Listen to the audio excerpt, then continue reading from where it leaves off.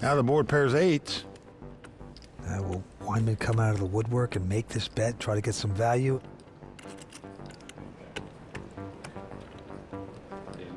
Straight. What? Oh my Straight God. is good. Didn't get the most out of it. Not all trappers wear fur hats. Some of them wear baseball hats. We're playing high-low hold'em. Can't be careful. Now I don't have tricks. Each season, we like to honour the player who excels above the rest. And I am so very pleased to announce that the season 15 Hublot WPT Player of the Year is Benjamin Zamani. Congratulations. Well, thank you very much. Now, when you took the early point lead, did you think that you would actually finish out the season as Player of the Year? Well, I thought I'd have to win a tournament somewhere along the way, but, you know, the WPT puts on great events and great tournaments, and to win one of their bonus prizes is pretty cool. Sure is. Now, along the way, you had some players nipping at your heels. You had Sam Panzica, our own Mike Sexton, very close. Were you sweating that leaderboard, hoping to hold? I was keeping an eye on it, but I was trying not to think about it too much when playing. Spoken like a true professional. Well, I have your custom one-of-a-kind Hublot watch. It even has the 15 marks there on the bezel. Wow, that is awesome. Thank you very much. It's pretty amazing. Well, congratulations again, Benjamin, our season 15 Hublot WPT Player of the Year. Mike and Vince, back to you. Yeah, congratulations to Ben Zamani. He started out fantastic in the season and held on. Rest of us just couldn't catch him, Vince. Mike, what an effort. Had a shot at it. Didn't quite get there, but... We'll go into the turn. Another 5. Well, this could spell doom for Michael the Grinder Mizrachi. He's got a full house here. 5's full of 8s. Unfortunately for him, his opponent has a bigger full house.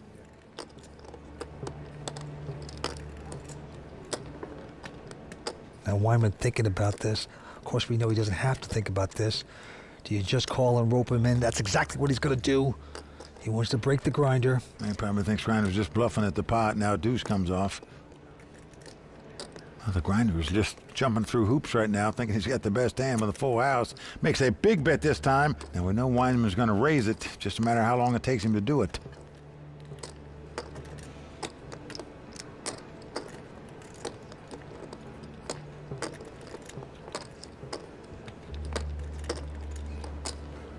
All in.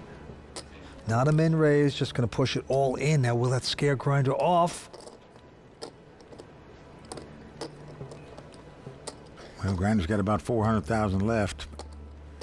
Do you want to put it all in here with 5's full? I mean, it's hard not to, but he's replaying this hand now.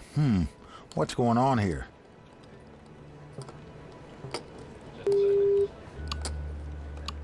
Clock going down, and Mizrachi wants more time, so he throws in his time button.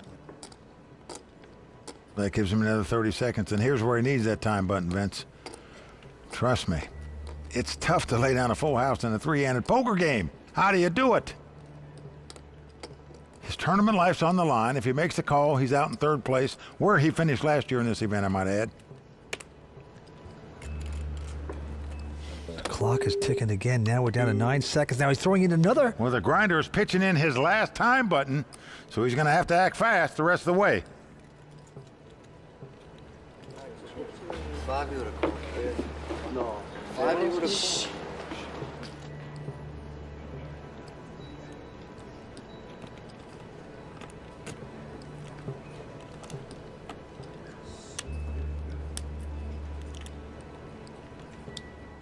Down to 10 seconds again. 9. Wow, the Grinder shows the full house that he's laying down here. So the guy everyone says plays so aggressive in so many pots has the discipline to lay down a full house. That's impressive. Oh boy, and there's his rail saying, what did he do? Good fold. Be epic if there wasn't. I'm stupid. I'm not that stupid. We're watching some excellent poker here on the World Poker Tour. Woo! It's the Tournament of Champions. Vince, real poker players are sick of the all-in fest on those other social poker sites, so they're switching to playwpt.com. No more waiting for pocket aces and praying for them to hold up. That's not poker. That's right. Play WPT Poker. Where skill matters. My name is Dietrich Fast. I won a WPT at LAPC I actually thought I would win. I have the chip lead, so I'm pretty confident to win this. The atmosphere was crazy. I'm all in. I call. It's an 8! Unbelievable. Now Dietrich must catch a jack or a 9 to win this pot. But the river changed the whole thing. A jack! Dietrich has done it! And I won. My friends from Germany and America went crazy, and that was awesome. Well, he's right about that, Vince. There's no feeling like that last card's over and you're crowned a WPT champion. And I was fortunate to win an event this season, and I'll be grateful for life for it. And I'll also be playing this monster WPT Tournament of Champions the rest of my life as well. Eligible now.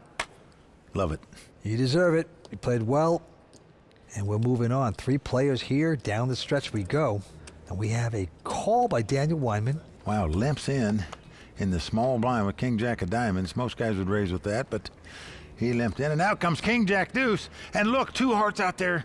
Wow, that gives Santoro a flush draw. We could see some fireworks here. Daniel's going to check the 2 pair, top 2 pair, and Santoro is getting the chips out with his flush draw. 35,000. With a possible straight and possible flush draw out there, I think you have to raise here if you're Weinman, and he does. He makes it 115,000 to go. Santoro.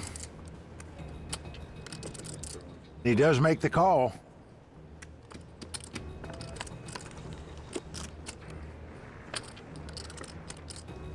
Well, a 10 comes off, so that does create a possible straight draw. But certainly, if you're Weinman with top 2 pair, you check raise on the flop, you're going to bet the turn. He does it 150,000. Santoro now also has a good shot straight draw to go along with his flush draw, and he's going to make the call.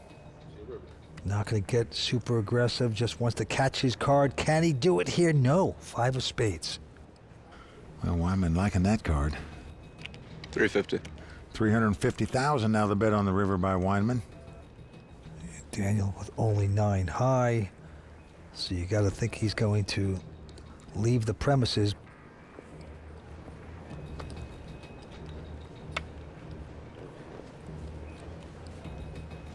He's going to lay that down. Weinman going to take it. Well, even with the pot that he did lose, Weinman regains the chip lead, as you can see, right there. Not by much, but by just a little bit. Michael the Grinder Mizrachi in the distant third right now. But Weinman came to the final table as chip leader. He has regained it. Grinder could be actually out of here if he would have called the 5s full of 8s, but he played great defense and he's still sticking around. And this time he has a Jack 10, and he'll make it 41,000 to go. Well, Daniel Weinman with the ace queen. There's the 3-bet, 102,000. Santoro goes out, and without hesitating, the Grinder puts in 61 more thousand when he's only got 320,000 in chips. Well, he is gambling here tonight. Can he get lucky with the first 3? And yes, he does. 8, 9, 10 on the flop. What a flop for the Grinder. All in. Call. All in and called. And Grinder out in front with the 2 10s, also has the open end straight draw. So a queen won't help Daniel Weinman because that'll give the Grinder a straight.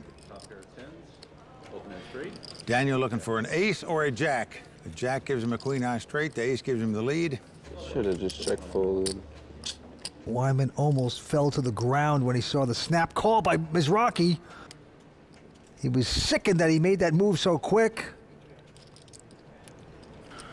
Well, the Grinder can get right back in this thing by doubling up here, I'll tell you that. Comes the turn. It's a 7. That's a straight for the Grinder. Well, now Weinman needs a jack to win the pot. Nothing else will do. And it's going to happen. Queen of spades on the river. And don't count the Grinder out, Vince. He's doubled up yet again. 1 year ago, he was at this final with 3 players left. He had the big chip lead, went out in 3rd place. Now he was a short stack with 3 left. Can he come back and take down this title? It's time for us to say goodnight from the Seminole Hard Rock Casino and the Monster WPT Tournament of Champions. For Mike Sexton, Vince Van Patten, Tony Dunst, Matt Savage, and everyone at the World Poker Tour, I'm Lynn Gilmartin. See you next time on the WPT.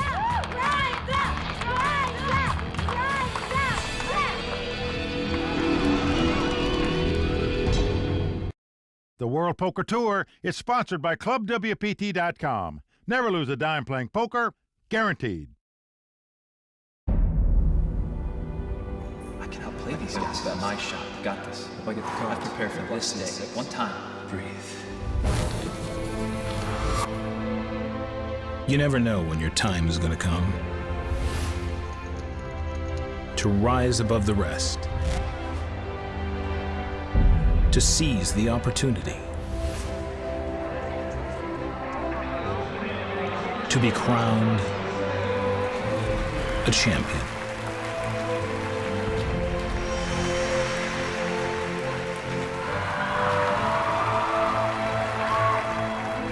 Is it time for your story to be told?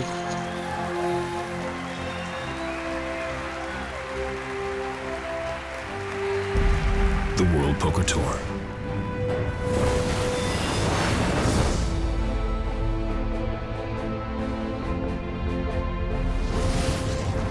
A goal is just an aspiration. It's a mark you set that you attempt to reach. A goal is something you strive to achieve, and in poker, that can be a title, amount of money to win. It can be a lot of things. In general, my goals are to constantly be improving. To be happy in life, happy with me and happy with my friends. I set my goals really high. Sometimes they're too high to where they're almost unachievable, but I like to push myself. My number one goal in life is to leave a legacy, to just be remembered for something. I think that's kind of, at the end, when it's all said and done, that's really all you have. At the Seminole Hard Rock Hotel and Casino, season 15 of the World Poker Tour ends with a bang. Hi everyone, welcome to the Monster WPT Tournament of Champions. I'm Lynn Gilmartin. This is the event that everyone wants to win, and there is so much at stake tonight for these remaining players. Right now, I'm joined by my illustrious colleagues Mike Sexton and Vince Van Patten. Well, Len, it's been an exciting final table so far, no doubt about that. Our current chip leader is Daniel Santoro. What's unique is that he came to this final table in last chip position. Now he's the chip leader with 3 left, but the other 2 guys he's up against, very, very tough. We've got Daniel Weinman, a high-stakes cash game player, and Michael, the grinder Mizrachi, is back trying to win this tournament for the 2nd year in a row. It is great to see the grinder back at a final table. I mean, the man plays about 80% of all the hands. He earns every pot. So talented. This is going to be really fun down the stretch. Well, gentlemen, I think we are in for a fantastic finish, so let's get down to the table. Well, there you see the ClubWPT.com chip count. Daniel Santoro out in front with 1.4 million. Started this final table in 6th place. Now the chip leader, Michael the Grinder Mizrachi with 962,000, and Daniel Weinman 922,000. The winner's going to take home 381,000. Also get the beautiful Monster headphones, the Hublot watch that every player wants, a seat in Tiger's Poker Night, the custom BBO poker table that I love, and a week stay with Wyndham Extra Holidays, and the 2018 Audi S5 Coupe. And Vince, don't forget about lifelong bragging rights as being a WPT Tournament of Champions winner. Santoro folded on the button here. Blinds are 10 and 20 with the 3,000 ante, and Michael the Grinder Mizrachi with King Queen makes it 41,000 to go. Take a look at Weinman's cards. Wow! Daniel Weinman's picked up 2 aces in the big blind. It's what you dream about. You've been raised, you look down and find 2 aces. Whew. He will re-raise to 120. And we covered. 9 maybe to start. Well, the grinder going to make the call with King Queen, and he needs a lot of help to win this pot. Let's see if he can get it. Look out. Here we go. And it's a flop. Is it ace 10, 9, 3 of a kind for Daniel Weinman. Grinder with the gut shot, straight draw checks.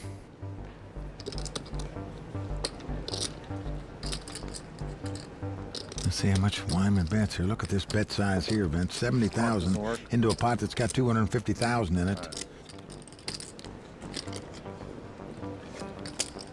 But the grinder with the gut shot, straight draw, makes the call.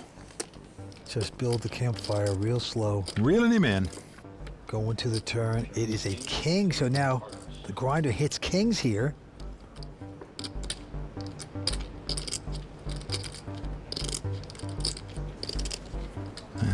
Cards on the grinder. He's going to check. See what Wyman does here. Wow, he checks too. Gives his opponent a free draw at that straight. Doesn't hit it as the 4 comes off. And the way the betting's going, Vince, Grinders probably thinks he's got the best hand with 2 kings and a queen kicker. I would. Looks like his opponent's got queens or jacks to me. But Grinder pits for value here, 120,000.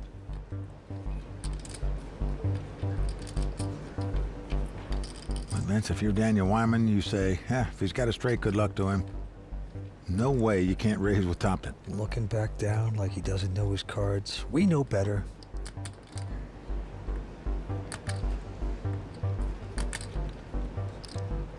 All in. There you go. Wow, he's gone all in. He wants it all. That's another 600,000 to the grinder. That's a lot. Virtually all his chips.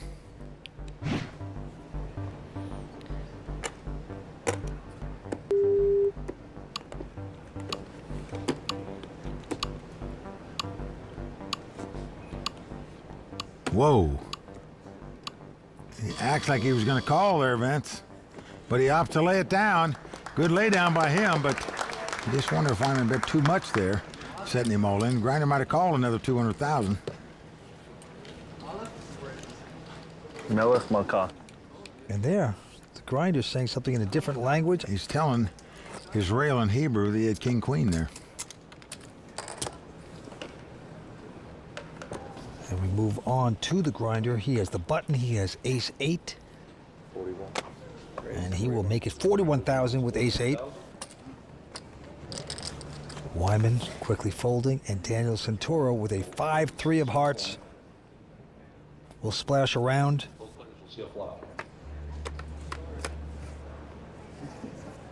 Oh, and what an action-oriented flop. Santoro's flop bottom pair with a flush draw.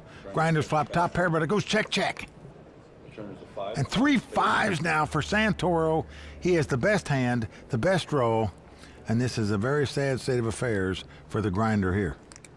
Yeah, Santoro coming out with a bet, 65.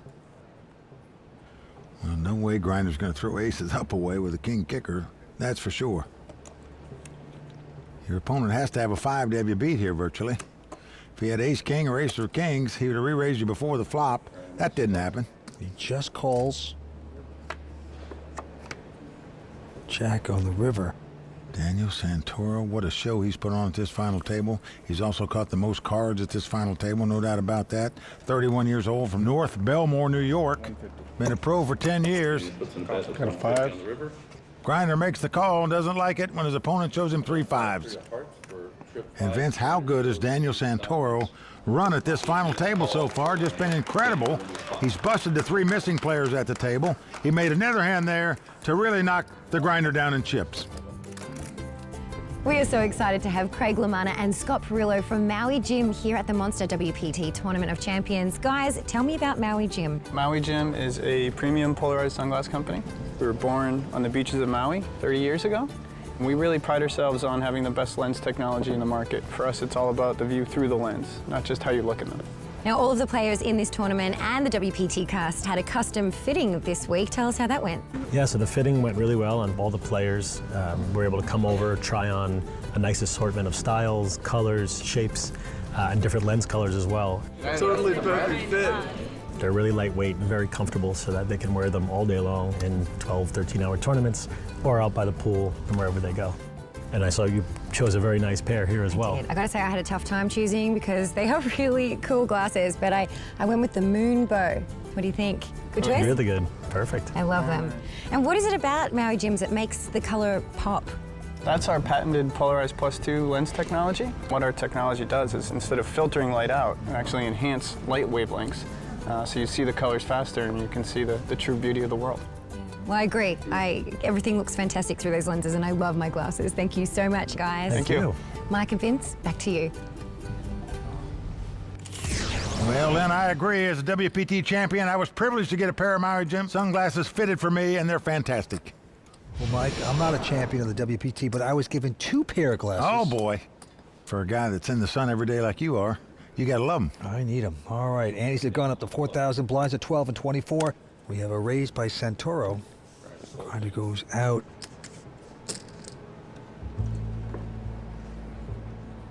Well, Daniel Wyman going to defend out of the big blind here. And when I say defend, he's defending with a 3-bet. Makes it 175,000 to go. It's another 120,000 to Santoro.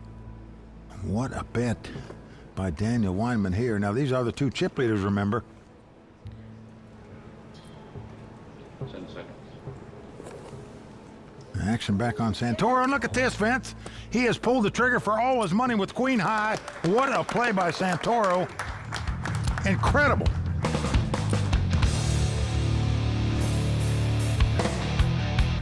If you're a fan of the WPT, then you may have joined us for a game of poker on Play WPT.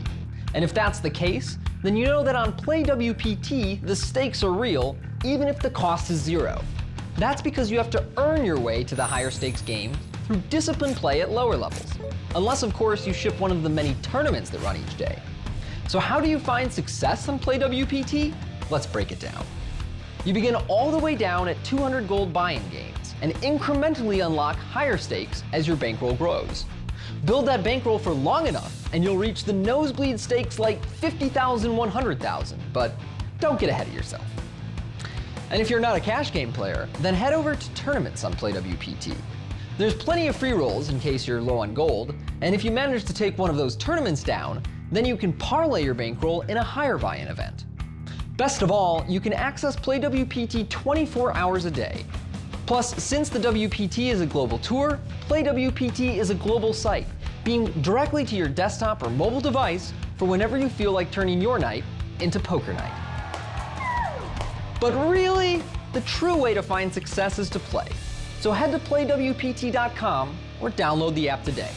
Going into my final table, I had a chip lead, so I felt pretty good about it. Probably more confident than I should have been. Jonathan is going to lead out and bet here with nothing. So the aggressiveness paying off there. That's my boy. And I happen to run really well. So even though I tried to slip up heads up, Poker God saved me. Well, Jonathan Jaffe just has to dodge an 8 or a 10 on the river to become champion. Can he do it? Queen of Hearts! It's going to work out for Jonathan! Winning the WPT was just an awesome moment. Well, Jonathan Jaffe, terrific player, in fact made this final table a year ago in the WPT's first ever Tournament of Champions. Right now, the three-handed battle is being won by Daniel Wyman with 1.7 million in chips. The grinder down to 382. Takes a look at an 8-7, and he will take a rest. Wyman with a solid queen jack of clubs, just calling. Gonna play it sneaky, and Santoro fine with that. We'll see a flop. The flop comes queen 5 deuce. Great flop for Wyman as he's flopped top pair with a jack kicker. His opponent's flopped top pair with a 6 kicker. Wyman betting 24. Santoro with queens as well, making the call. Turn card is a 9. So Daniel Wyman, I think you have to bet this. Your opponent could have a flush draw, a small pair, gut shot straight draw. 130,000. And I don't see Santoro giving up top pair that easily, and he's not. He's made the call here. Going to the river. It's a deuce pairing the board. So Wyman's kicker gonna play. He's in good shape. He knows it. He's getting those betting chips out once again. Yeah, 240 he wants. The question is, can Santoro get away from top pair here? That's hard to do.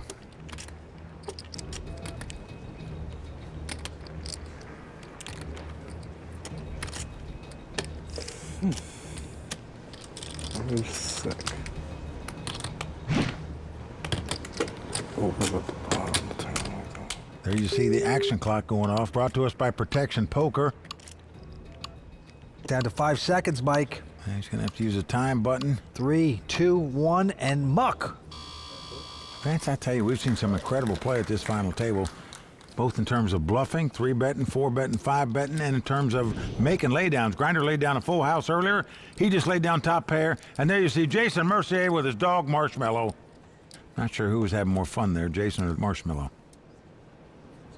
Go right back to it. Santoro this time with a solid ace-jack.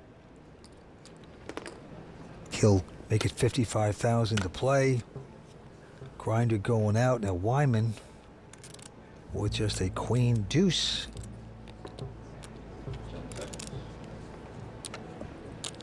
He's going to 3-bet here with just a queen deuce offsuit. Makes it 185. Now these are the chip leaders clashing. How far does Santoro want to go with ace jack here? All in. Whoa. How much? A 4-bet all in by Santoro, and the jig is up. Mr. Weinman, you tried. I thought. Just didn't work. So Weinman gives it up. Daniel Santoro came into this event as the short stack. He is now in second chip position. Expensive misclick. What are you trying to do? About 50,000 less. Your stacks are over 100, right? Yeah. It should be about 3.3 million. All right.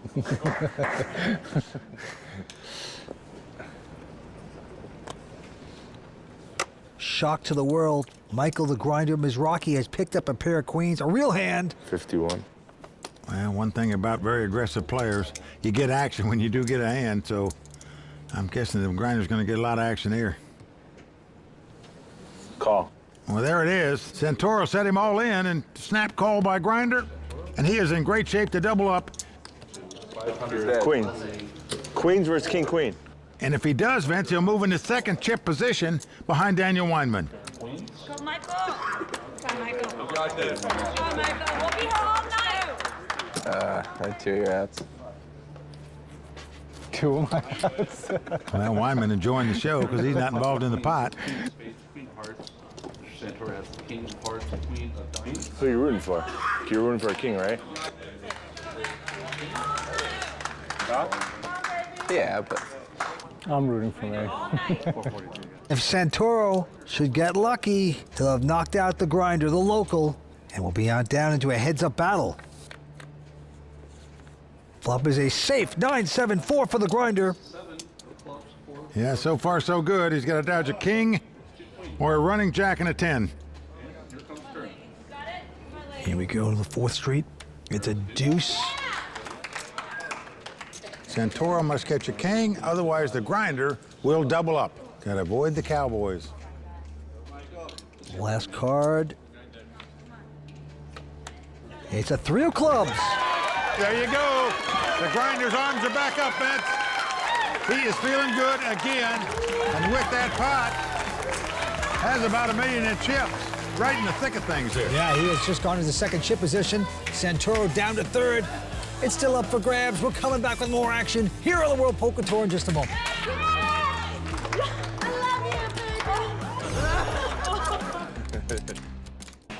You can play against us and other real players in Play WPT game on Facebook. There are games running around the clock, and you need to earn your chips at Play WPT, so think twice before going all in with that junk hand. Play WPT Poker, where skill matters. Season 15 has been filled with philanthropy thanks to the work of the WPT Foundation. And we're finishing off strong with the always exciting Tigers Poker Night, presented by the World Poker Tour.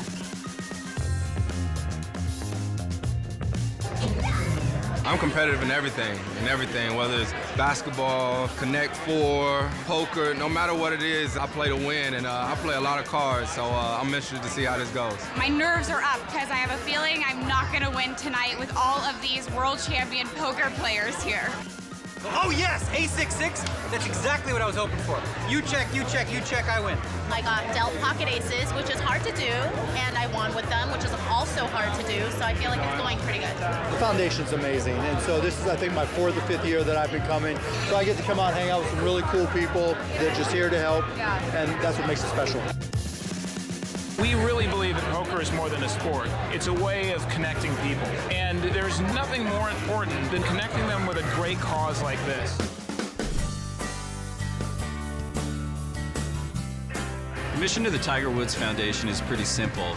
We believe kids should have the opportunity and the inspiration to seek a better future. I think it's so important to be there as a mentor and help them succeed in the future. So they always have goals and they always want to strive to be their best. We just eclipsed 20 years with the Tiger Woods Foundation, so our future is really bright. We've launched tgreduexplore.org, which is a digital website where teachers can go on and download our lessons and our curriculum. And the big thing now that we're really looking at is how do we take some of this material and take it internationally. So that's a really exciting part of our future going forward. I couldn't have imagined any other support system designed better for me than the Tiger Woods Foundation. They have truly led me to where I am today, and for that I will be forever grateful. Monetary gifts are always valuable, but the most thing that we can give as people is our time. So giving these kids your time and showing them that you really do truly care about them is just as important as anything else. So much fun. To learn more about the Tiger Woods Foundation and other WPT charitable events, head to WPTfoundation.org. Now play is ready to resume, so I'll send it over to Mike and Vince to check the chip counts and get back to the action. Tigers Poker Night, just a great event for a great cause, Vince. Year after year, raising so many great funds. But right now, we have a great battle down the stretch here at the Tournament of Champions. Blinds are going up to 15 and 30,000 with a 5,000 ante. Let's go to the felt.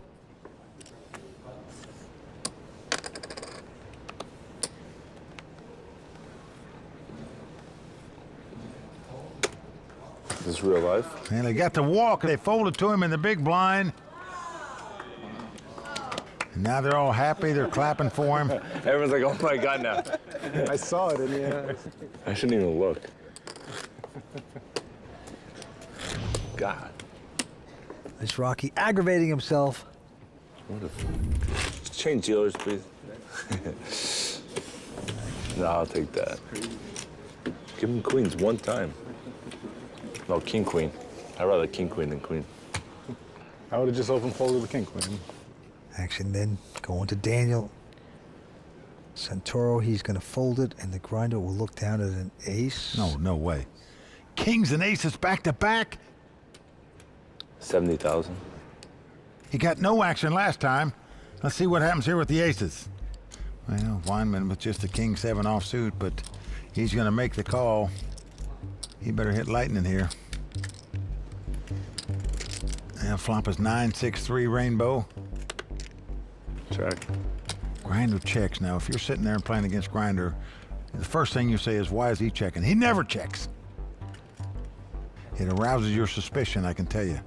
Well, he checks again, and now Wyman has got a two-way straight draw here. And he is going to bet it. All in.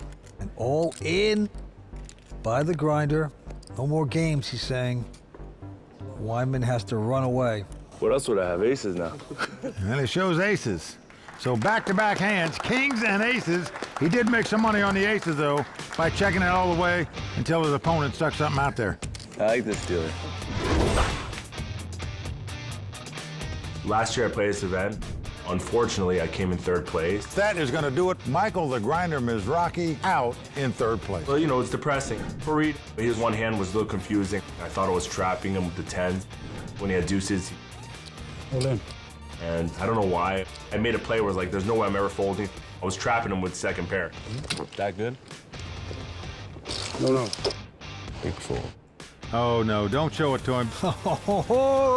I had a read on him, overthought it and just folded. You learn from your mistake. No one plays perfect, but it's nothing to do, it's just another tournament. I do this for the last 20 years, so just another day in my life.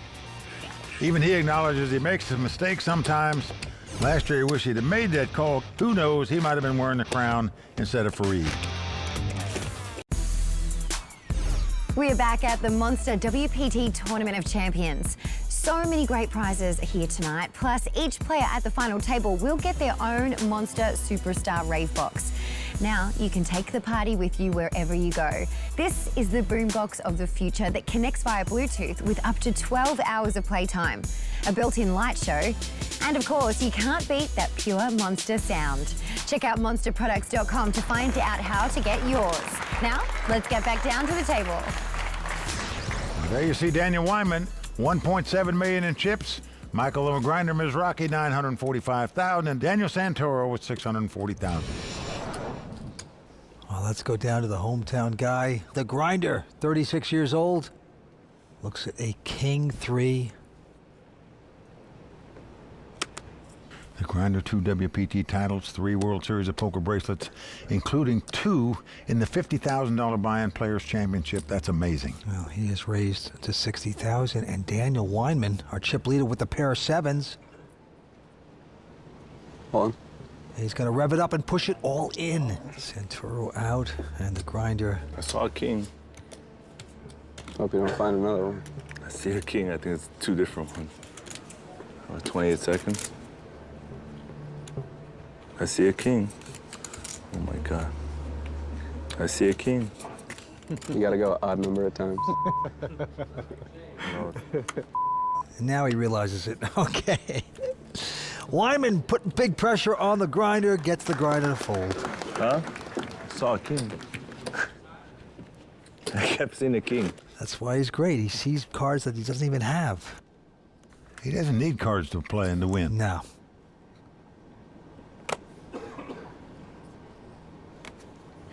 Santoro's going out. He's on the short stack, and the Grinder now calling with Jack-9. That's ungrinder-like right there. So Weinman going to raise it here. Just can't imagine the Grinder limping in. Yeah, he makes it 90,000 to go. Grinder's going to call. We're going to see a flop. And flop is Queen 4-3. No help to either player. Look at that. Santoro would have flopped queens and 4s. He's sickened by that. Well, Wyman's going to bet 60. And the Grinder hitting none of that.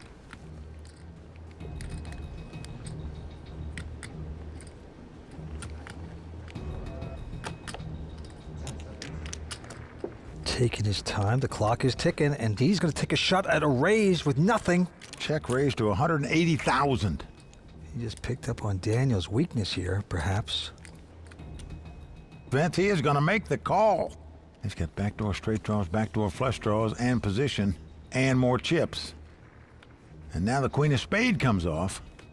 So it does give Daniel Weinman a flush draw.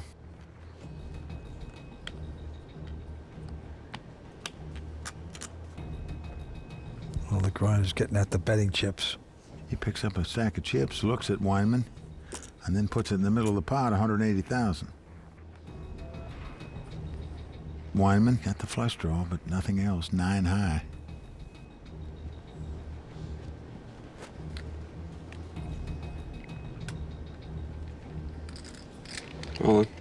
Wow, all in with 9 high here.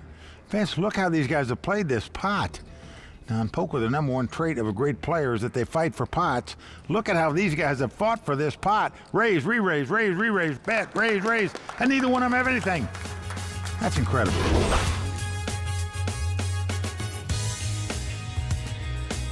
I went to college at Georgia Tech in Atlanta. Got into poker there, but before that, I was kind of set on trying to be a tennis pro. Tennis was something I did growing up forever. I was, 6 years old, out there 6 days a week, traveling all over the U.S. to play tournaments. At one point, I was top 20 in the nation. But kind of realized that I was burning out too quick and there wasn't really a future in it. It was tough being competitive at an early age, but it definitely got me into this super competitive mindset, which I think is kind of continued throughout my poker career. Well, Vinny, he started tennis at 6. I don't think you were that young. Can you take him now, though? Oh, no, he is way too good for me. Oh, no. Benny's setting the guy up right now, folks. I can tell you that. There's no poker player on tour can beat Vince Van Patten at tennis. I said it. He looked awfully good in those pictures. Everything going right for Daniel Weinman. Grinder goes out, and right now, Daniel Weinman with an ace-4. Home. He's just going to push all in with the ace-4. Santoro, he's going to make the call with king-queen. King-queen?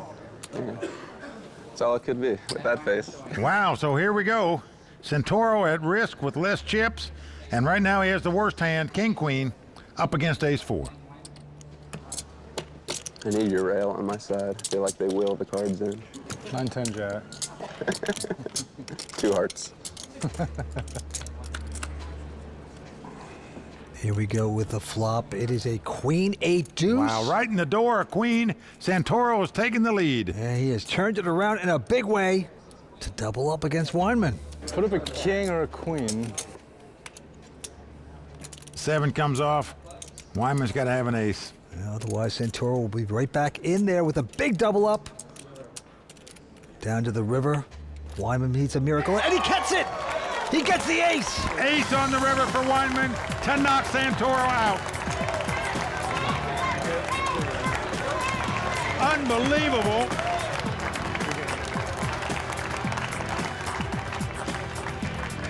The great Santoro out of here. In third place will take home $133,000. We are so close to seeing who will win the Monster WPT Tournament of Champions. Heads-up action between Daniel Weinman and Michael Mizrachi starts right after this. That was cool, what you just did. Well, Mike, thousands of dollars worth of VIP packages have been awarded to Club WPT members. You too can win your travel and entry to an upcoming WPT main event by playing on ClubWPT.com.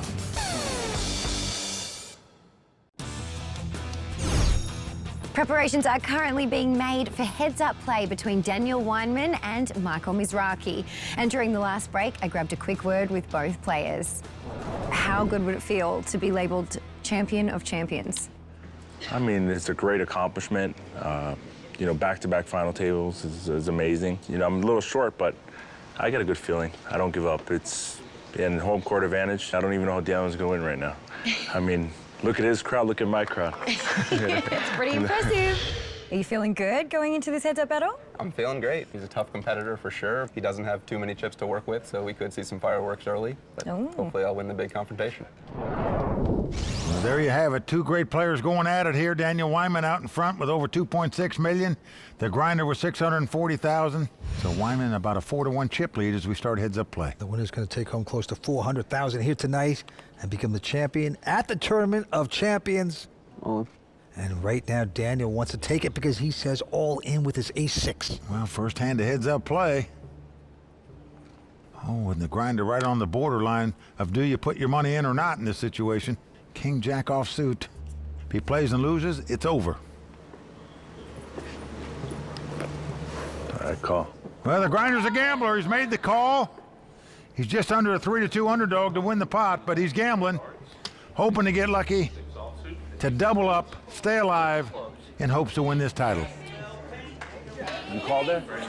Dude, I've won every tournament in my life with ace-X off. I don't know, I think it's cool. I wouldn't have thought so long. You wouldn't have? I'd have put it in 5 seconds faster than you. Now there's Chino Ream, 3-time WPT champion, smiling here. 5 cards to come. Here's the first 3. Well, 9-6 deuce, great flop for Weinman. You see Mizrachi shaking his head. Daniel, you want the ace of hearts? No. You won't take the ace of hearts? No. Right now? You go up to 8 outs. Grinder's got a backdoor flush draw, backdoor straight draw, but he's looking for some paint right now. Going to the turn. It's a safe 7 for Daniel Weinman. 1 card away from the championship. Michael Mizrachi must catch a king or a jack, or the Monster WPT Tournament of Champions for season 15 will be history. Can Daniel do it? King is hit! Yes! A king has hit in Miami! The long shot has come in! Wow! A king on the river. Incredible. Well, high fives all around for everybody. Smiles for Grinder and his fans. And his crowd erupts. Wow. Not in my house. I don't know how you can smile on that spot. You were 1 card away from being the WPT Tournament of Champions winner. And Grinder hit a king. Now you have to go back to work. It just shows you what great composure and what a great attitude Daniel Weinman has at the poker table. I think it's phenomenal. He's always seemingly in a happy-go-lucky mood. Daniel's going to raise to $60,000 with just a 7-4. Grinder's going to call with 9-6, and the flop is a Jack 8-5. All spades. So the grinder with a gut shot straight draw and a flush draw. Weinman also with a gut shot straight draw. And Daniel's going to continue. That's 60,000.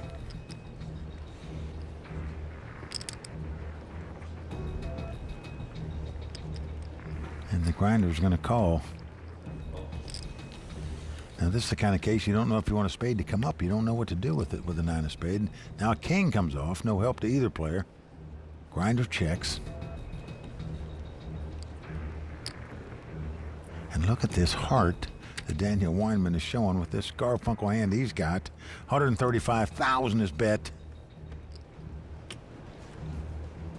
Instead of folding, like most everybody would do in this spot, the grinder is getting out raising chips.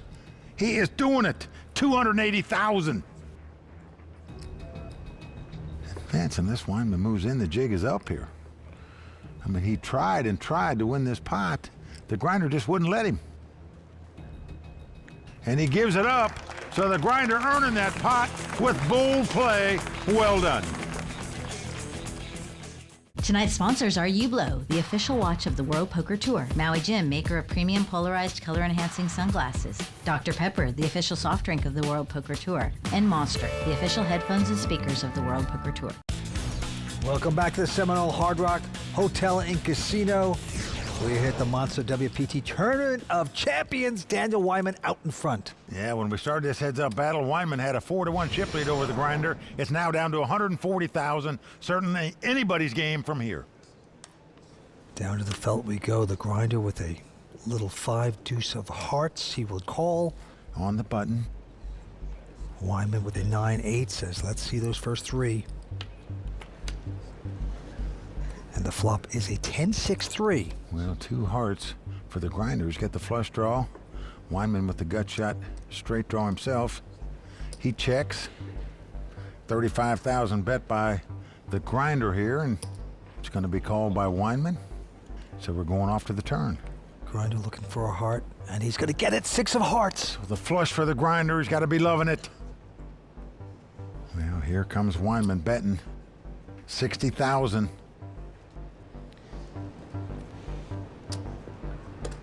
Well, the grinder just calls, doesn't raise here with the flush. River card is an 8. Well, this gives Weinman 2 8s. Now he's got check down value, and he does check. How much you playing? About $1 million? When you're playing heads up for the title, you know your number of chips, and therefore you should know his number of chips. He's the grinder. He just likes to talk a little bit. 400. But in the meantime, 400,000 is the bet into a pot that's got 260,000 in it. So an overbet by the grinder to make it look like he's bluffing. But look at this. Weinman's going all in over the top. Vince, if the grinder makes this call, he'll have 3.3 million in chips. Daniel Weinman will be down to 140,000. Well, the grinder is out of time buttons. So he's going to have to make a decision within 10 seconds or his hand's going to be folded.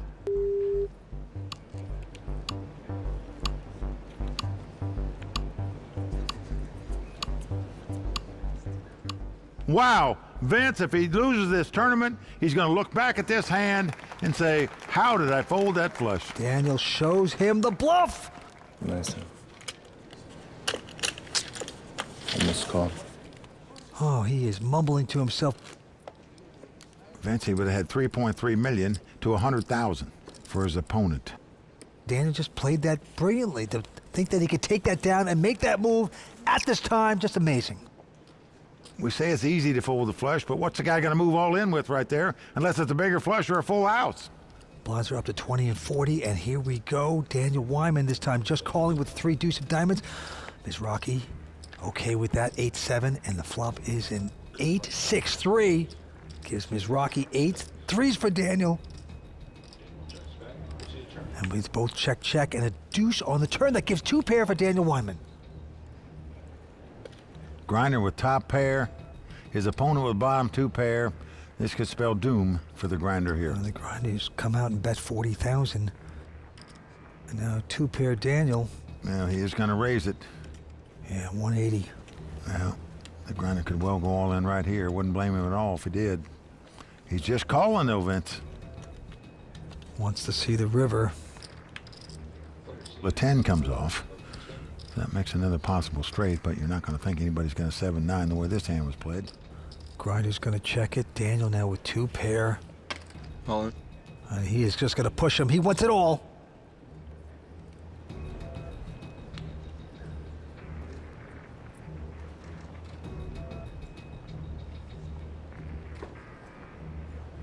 Well, Vince, how do you get away from top pair here? We just saw Grinder throw a flush away, threw a full house away earlier. Is it possible he could throw top pair away?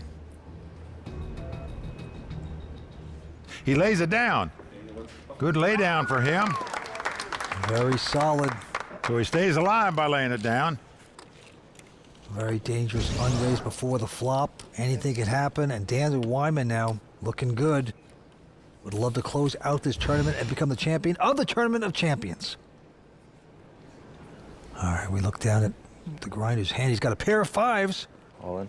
He says all in. Daniel with ace-8. Call.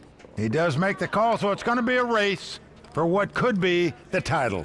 Weinman wins the race. He's our champion. If the Grinder wins it, we're going to be just about tied in chip count. Both players on their feet, everybody on their feet, waiting for the flop. They recognize this hand could end it all. What drama we are seeing. Ace-8 versus a pair of 5s. The race will begin. And here we go. Queen, Jack 3. Well, if Grinder's hand holds up, he's going to be our chip leader. Right now, he's in front with 2 5s. Queen of clubs. No aces, no eights. Deuce of hearts. So much willpower away from the ace and 8. Let's take a look at the turn. He hits an 8. Daniel's hit an 8. He's out in front now. The Grinder has 2 outs, must catch a 5 on the river. Otherwise, Daniel Weinman will be our season 15 champion of champions. Well, Daniel all smiles. He can't help himself. He knows he just got to dodge a 2-outer. And he does it. Daniel's going to take this title down. Michael the Grinder Mizrachi put up a great fight this week. Finished 3rd in this tournament last year, 2nd this year, Vance. Pretty impressive. Daniel Weinman is our champion. Oh, brother. We're going to go talk to him. Mike, I've seen you in a lot of tournaments over the years, a lot of deep runs, a lot of wins, but you really seem to want this one tonight. Yeah, I mean, it's tough, you know. Actually, I needed a car. My tire blew out on the way here, so I could have used an Audi and I would have traded my Mercedes. 3rd last year, 2nd this year. What do you think? You know what happens next year. Next year? All right, Mike. Congratulations Thanks once again on another deep run. Thanks, Matt. And now, let's talk to the winner of the season 15 Monster WPT Tournament of Champions from Atlanta, Georgia, Daniel Weinman. Daniel, congratulations to you. Tell us what it feels like to beat a field of this quality and win this title. It's absolutely incredible, Mike. This was the toughest poker tournament I've ever played in my life. Just 66 incredible competitors, and to come out on top is really special. And in addition to nearly $400,000 in cash, you get a number of other prizes, including a beautiful set of Monster headphones, a Hublot watch, an Audi S5 automobile.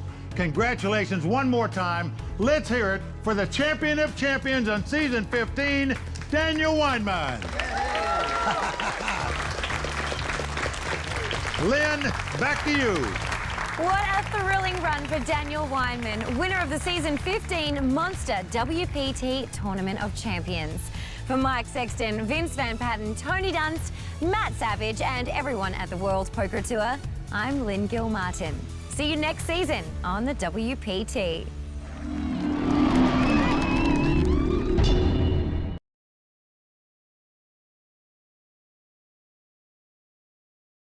The World Poker Tour is sponsored by ClubWPT. Play poker for real cash and prizes today at ClubWPT.com. I can help play these guys. That's my shot. Got this. If I get the card, I prepare for this day. One time. Breathe. You never know when your time is going to come. To rise above the rest. To seize the opportunity. To be crowned a champion.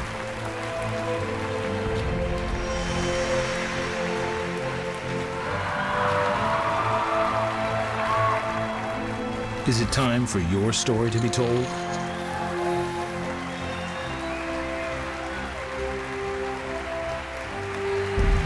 The World Poker Tour.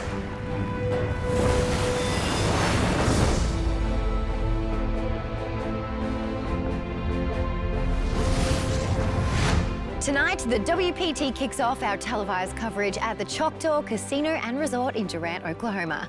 Good evening, everyone, and welcome to the premiere episode of Season 16 on the World Poker Tour. I'm Lynn Gilmartin.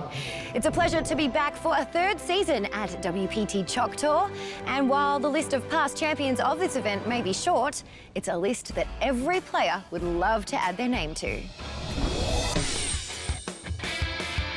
Set in the beautiful southern plains of Durant, Oklahoma, Choctaw Casino and Resort has established itself as a poker destination where players have come from near and far to play in the first WPT televised tournament of Season 16. World Poker Tour.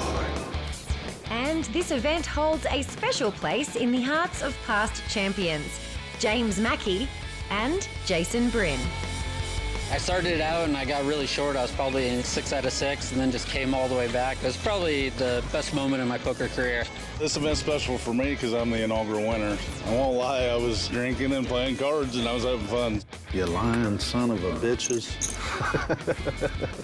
The turkey and the provolone's ready. Okay. Turkey better? What's provolone? Cheese? That's the one catchphrase that everybody gets me on. I love provolone cheese, man. I order it all the time now. This season, the field swelled to 924 entrants over 2 starting days. And WPT champion Lane Flack liked his chances. I think I have an edge based on just pure experience. There's so many players in Oklahoma that aren't traveling poker players. They are just local players, and there's a lot of them. While recreational poker player Brock Walden, who raises performance horses for a living, thinks he has as good a shot as Lane. Well, there's gambles and long shots and horses just like there are in poker tournaments. The beauty about poker is everybody has a chance, you know, male or female, and I enjoy that and also enjoy winning. I'm here to win, I like to win, so that makes it a lot of fun. But the fun would end for some as the field continued to thin. Oh, this is so bad. This is so bad. That's gonna be on TV. And Oklahoma poker power couple Eric and Lauren Bunch still had high hopes. It's still really early, but the event is going well. I'm hoping to final table it with my husband. He got 4th last week in the Millie Guaranteed, so I'm hoping this week to run pretty deep. There was a lot at stake as players contended to get a piece of the over $3.1 million prize pool. 99 of them would make the money, with a first place prize over $600,000. This season, the WPT is instituting the action clock in all main events, from one table out of the money until a winner is crowned. And 3-time WPT champ Darren Elias was up for the challenge. I think it's going to be good for the game. They're going to put the clock in place, so 30 seconds to make decisions, which can be pretty tough when you're playing for big money. And 8-handed is great. You get to play more hands. I think all tournaments should be 8-handed, so it's exciting. And congratulations all main event players who are in the money. And once everyone was in the money, including Lauren and Eric Bunch, Houston businessman and poker pro DJ Alexander adjusted his goal for the day. If I can find the bag, I'll be happy. If I can put 20 big blinds in the bag, I'll take that. Not greedy. Just move on to the next day. You keep fighting. The field continued to narrow and play became serious as only one more day stood in the way of a WPT final table. I'm gonna smash him with this can. I'm gonna smash him. It was a beautiful day in Durant, Oklahoma. The serene setting made way for some intense poker action as it was the final day of playdown at WPT Choctaw. Congratulations on making this far. 24 players left. Guys, good luck. Only 24 players remained, all fighting for one of the 6 seats at the WPT final table. 20-year-old Michael Stashen was dominating the leaderboard with over 5.5 million in chips. Pressure's definitely on, especially now the pay jumps are big, but I'm just keep playing my game, not really switching anything up. I think I've played solid so far, so I don't really feel the need to change anything yet. When play got underway, short stacks were looking for early double-ups. Food delivery guy Jay Lee and local restaurant owner Andrew Wynn found theirs. Then Choctaw regular Jeff Kester found himself on the wrong side of a race, but was still proud of his play. Hell yeah, it represented well. With players continuing to fight over every pot, there were bound to be more casualties. Poker pro Blair Hinkle started to find his run good, and a little luck over his shoulder, reigning WPT Choctaw champion and his best friend, James Mackey. Oklahoma native Eric Bunch was building his stack and caught up with Ivy Tevez from the Royal Flush crew. What would it mean for you to actually get a World Poker Tour title? I mean, everything to me. I mean, anybody that watches the poker shows, they want a World Poker Tour title. So that's what I'm looking for today. With everyone trying to get a hold of chips, WPT champion Jordan Christos looked primed to double through fellow pro Josh Kay when disaster struck on the river. Jordan would have to settle for 20th place, and Josh sat back down relieved. Good luck, bro. You understand? Yeah. Sucks to not win $600,000 today or tomorrow, but it's poker. It's the price to play. Sometimes you just get it shoved in your face. So, I mean, yeah, it stings, you know. I'd be lying if, said it didn't sting. Josh Kay continued to find the cards he needed when his ace-jack outflopped Blair Hinkle's ace-king, sending Blair home in 16th place. I just couldn't get another boost. I got it in bad and doubled up, and then just now I got it in really good and lost. So, the way poker goes. Josh's good fortune did not stop with Blair, as he busted 5 of the next 6 players. I think I did pretty well for not grinding as much as these sickos over here. I had 8 bigs, but he had a lot of chips, and he woke up with an ace, and the rest is history. Got kind of too aggressive, and that hurt me. But I bought in for a $100 satellite, so I capitalized on my $100 buy-in. With the field dwindling, Paul Fisher, a recreational player from Chicago, assessed the situation. We're down to 9 players and we're combining to 1 table. Everything's good. I'm happy to still be here. I started the day as the shortest stack out of the 24, so I'm thrilled. The pressure continued to build with the WPT final table in sight. Kevin Colenso, a regular on the World Poker Tour, had his run cut short at the hands of Eric Bunch. Then Daniel Nakic became the latest victim of a red-hot Josh Kay. With 1 more elimination to go, WPT champion Zachary Smiley applied pressure to the youngster Michael Stashen when he shoved on the river holding only ace high. Michael, holding second pair, went into the tank, used one of his time chips, and finally came to the correct decision to call. Both hands have to be shown, guys. Zachary would finish 1 spot short of another WPT final table. And the final 6 would get ready to compete for their first WPT title. While the players are settling in their seats, I'll turn it over to Tony Dunst and Vince Van Patten. Lynn, it is great to be here. Start of season 16, and I'm with my new great partner, Tony Dunst, the Raw Deal. Tony, we're gonna have some fun this season, right? We really are, Vince. It's amazing to be here. I feel so lucky and privileged to be offered this position, and I'm just super excited to watch a full season of final tables. Okay, well, listen. Great final table we're going to see. But before that happens, we got to make a little bet. I know you're a great player. Are you a handicapper as well? Well, I do love to bet on things. Okay, I've divided the 6 into halves. You can take the long shots or you can take the favorites. Okay. Here are the long shots. Explain. All right, well, our long shots tonight are Jeb Hutton, Paul Fisher, and Eric Bunch. Now, Jeb and Paul haven't made a major final table on the WPT before, and neither is Eric. However, Eric's having a fantastic week here at Choctaw. He got 3rd in their Millionaire Maker event. He won the PLO event. I don't want to to undersell our underdogs here just because they're low on chips. Well, low on chips, you get 5-to-1 odds. On the other hand, the favorites, Jay Lee, Michael Stashin, and Josh K. So you get the honors. What are you going to take? You want to take the favorites at 1-2, or the long shots at 5-to-1, Tony? What's it going to be? Well, I think you've set a good line here, Vince, because I'm oscillating between which side of the bet I want to take, but I've decided I'm going to go with the favorites today. Not only do they have 20 million in chips against the underdogs 4 million, but Josh K is a very experienced player. He's played under the lights before. He has a great seat here today, and I just kind of feel like he's the man to beat. You're still oscillating. Nope, I'm taking the favorites. Okay, he's taking the favorites. I got the dogs. We'll see what happens. Let's go to the felt. All right, guys, I got to get in on this action. But before we do, let's head down to WPT Executive Tour Director Matt Savage, who has grabbed a quick word with our chip leader, Josh K. Amazing rush coming into tonight's final table. How are you going to keep the momentum? Just going to play the way I played yesterday. You know, hopefully everything works out like it did. How's your experience going to help you tonight? I think just being through similar situations before, maybe a little bit more often than the rest, I might have a little bit of an advantage there. But, you know, you never know what happened. All right. Good luck tonight. Thanks. All right, well, it looks like action is about ready to start up. There is a lot of money at stake, plus a spot on the WPT Champions Cup.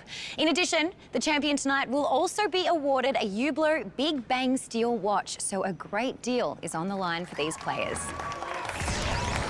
All right, well, Josh K out in front with 11 million, followed by Mike Stashin at 7.6. After that, the rest of the field much shorter. Jay Lee, 3.4. Eric Bunch, 2 million. The winner's going to take home $608,000 here at WPT Choctaw. The antes are $10,000. Blinds are 40 and 80, and here we go. First to play is Jeb Hutton. He's got a pair of fives. Jeb with just 20 blinds here in kind of an awkward position, decides to just make the fold. And now Paul Fisher, the senior at the table on a short stack. He's got ace-9.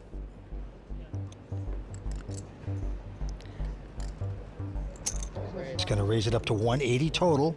Eric Bunch goes out. The young Mike Stashin, only 20 years old, also folding. Now over to Josh, who I expect to be really loose in the big blind, but I'm not sure he's going to be 9-2 offsuit level of loose, and he does let it go there to Paul, so he will take down the first pot of this final table. Paul Fisher, his wife on the rail, rooting him on. How come your wife's on my rail? She's loud enough.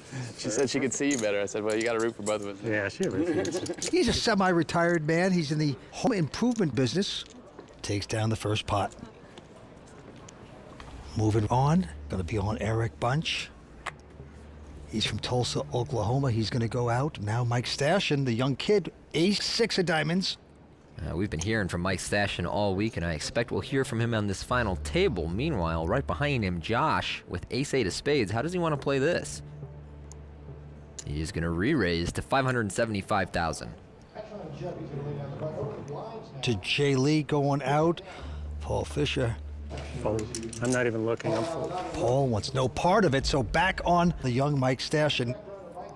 Now Mike Stashin giving us the first stare down of the day, but he is going away in this hand, and we're going away too, but we'll be back with more from Choctaw in a minute.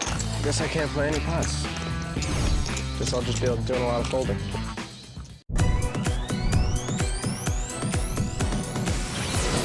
I love poker because it keeps you on your feet. You know, the game is constantly evolving, and it opens your eyes to new ways of thinking. I'd really just like to think about how I'm gonna approach the tournament. Maybe take like a cold shower, just get my mind clear, and then go and play my game. I'm just totally self-taught. I've never had any coaching or really read books. So I watch a lot of it on TV, but I'm as ready as I can be. A WPT title has been on my list of goals that I want to achieve. Being down to 6 people, I feel like this might be my chance. Wow, I hadn't played a tournament probably in a year and a half. And so I drove up here on a whim and just stuck to ABC Poker. My strategy is just to see how long I can survive. I have 11 million out of like 27 million. I'm in great shape. Now it's like I kind of have to win. If I play well, I should win. And there's a little bit of pressure with that. Well, there are the future stars here on the World Poker Tour. And right now, Josh K running away with it with 11.3 million. And action goes to him. Let's take a look at Josh's hand. Wow, Tony, a big ace-king for Josh. He's got all the chips. You hear him speak to the pressure of entering the final table with a chip lead, because at that point you're telling yourself, don't blow it. Don't blow this great opportunity. Well, he has raised it to 235, but around the horn to Paul. He's got ace-queen of diamonds. And this could spell serious trouble for Paul. He's got under 20 blinds with ace-queen suited. Most players would just be going all in. Let's see how Paul wants to play it. Call. He's just going to call, so perhaps this more conservative decision will pay off for Paul, and he'll avoid getting stacked here by Josh's ace-king. Perhaps Eric and Mike Stashin going out, so 2 huge hands going to the flop. Here we go. And the flop is a 10-5 deuce, so no one improving. Action on the chip leader, and he's going to stick in a continuation bet. Little does Paul know, that's actually a great flop for him, because it will prevent him from losing a significant amount of his chips to Josh. You see, he gets away there. Coming after my big blinds?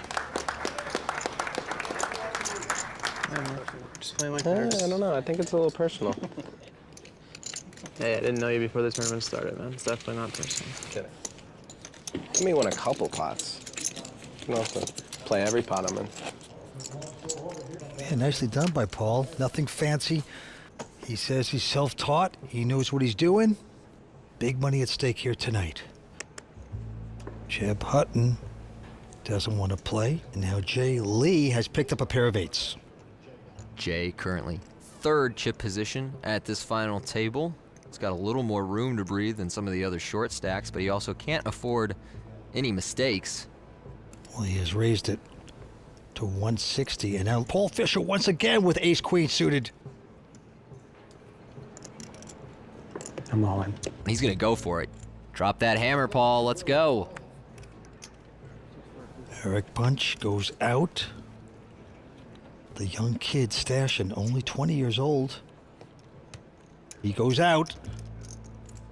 Back onto the man with the real hand, pair of 8s. It's about a 16 blind shove. He knows that Paul is on the tighter side. He's got a medium strength hand. He could afford to call and lose, but like we said earlier, he doesn't have that much breathing room, so how's he want to play this? Oh wow, he lets it go. Paul Fisher now, the home improvement man, taking that pot. Had to sweat it out a little bit. He did.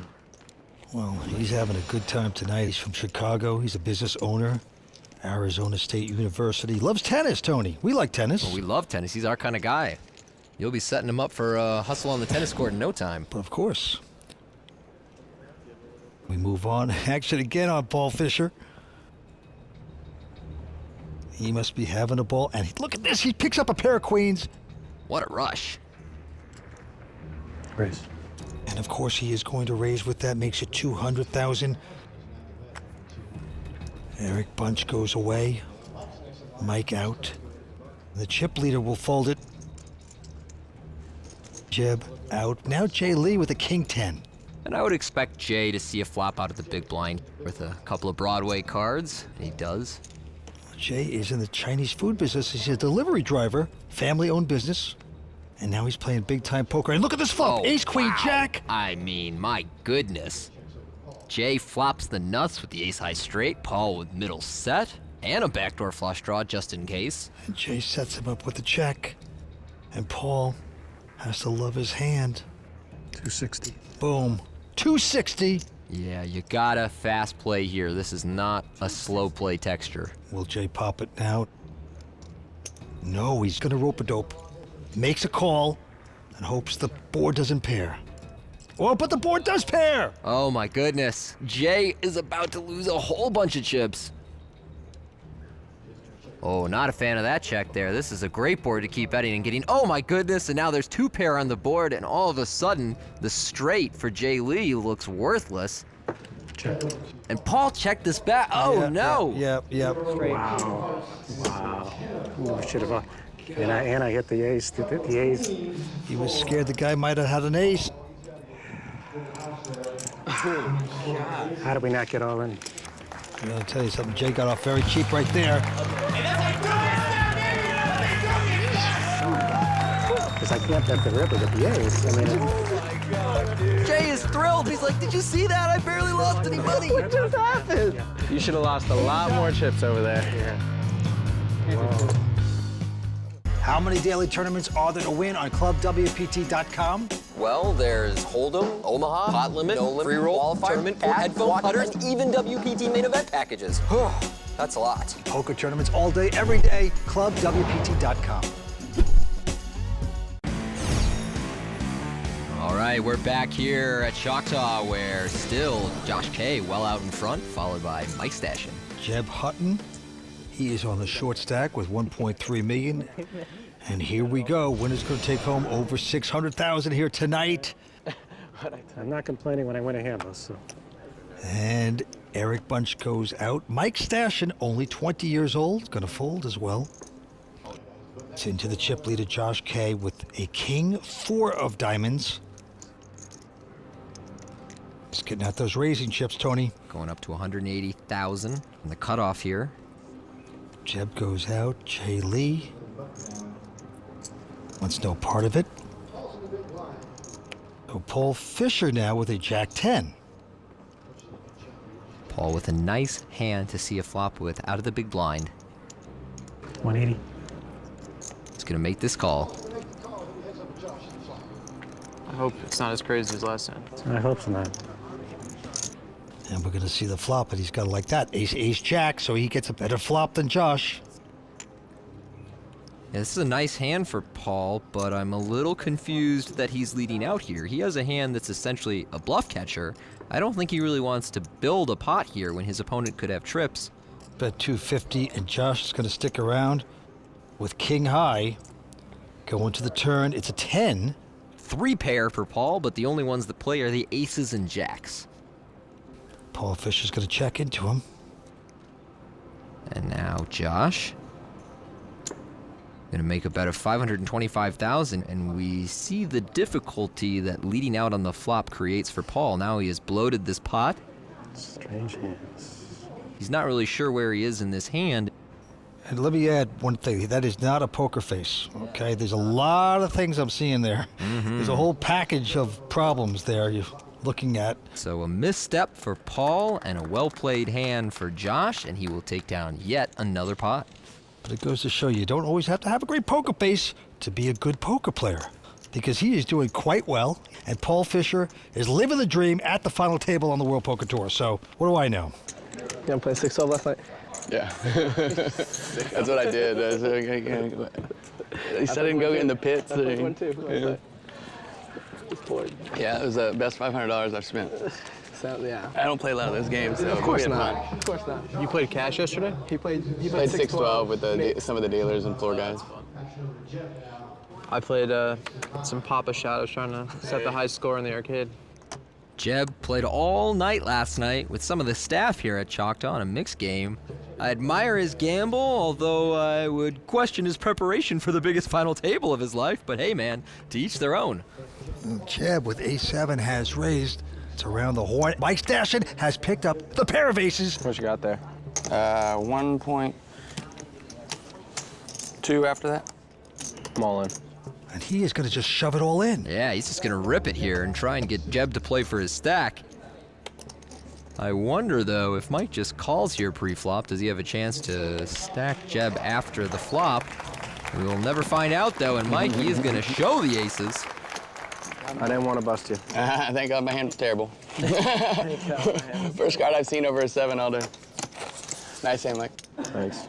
Never believe a man that says, I didn't want to bust you. Cannot believe that statement. Of course you want to bust him. But right now, Josh K has 12.2 million in chips, and Mike Stashin, only 20 years old, is in second chip position. Yeah, it's very cool, and we visit some properties that allow 18-year-olds and up to play in our WPT events. That allows some of the young and up-and-coming talent in the poker world to make our final tables like Mike Stashin. And Mike has put in a raise to 175 with a pair of sixes. But right behind him, Josh with ace-7 coming over the top to make it 600. And Josh relentless with his aggression in position against Mike. And you see him taking advantage of the fact that he is the chip leader and Mike is in second. And so Mike is very much disincentivized from playing big pots out of position against Josh. Don't like your big 3 bets. They're not fun. And you hear him talking about exactly that. Yeah, but sometimes it's tough to push a 20-year-old around. But I can't call. But he is going to get pushed around. He was on the clock. Josh K going to take this one. Can someone just jam on him when he 3-bets me so I can see his hand, please? Really curious. I'll do anything for you. Thank you. You want them to be the guinea pig? Yeah, I don't want to be the guinea pig. Josh K showing his understanding of tournament situations there and the fact that Mike should not be playing big pots against the only stack on the table that has an opportunity to bust him. And Mike, a little bit unlucky to draw specifically that seat with the chip leader on his left. Jay Lee, the ace-jack has moved it to 160 to go. Paul Fisher going to take a breather, goes out. Eric Bunch from Oklahoma not going to play, and now it's Mike Stashin with a very seductive Jack-10 of spades. This is one of the best hands to see a flop with, but you can also sense Mike's mounting frustration. And yeah, he's going to re-raise here, and he's turned a calling hand into a raising hand, and I think that's a result of him just trying to take down a pot after getting bullied by Josh in the previous hands. He makes it 400,000.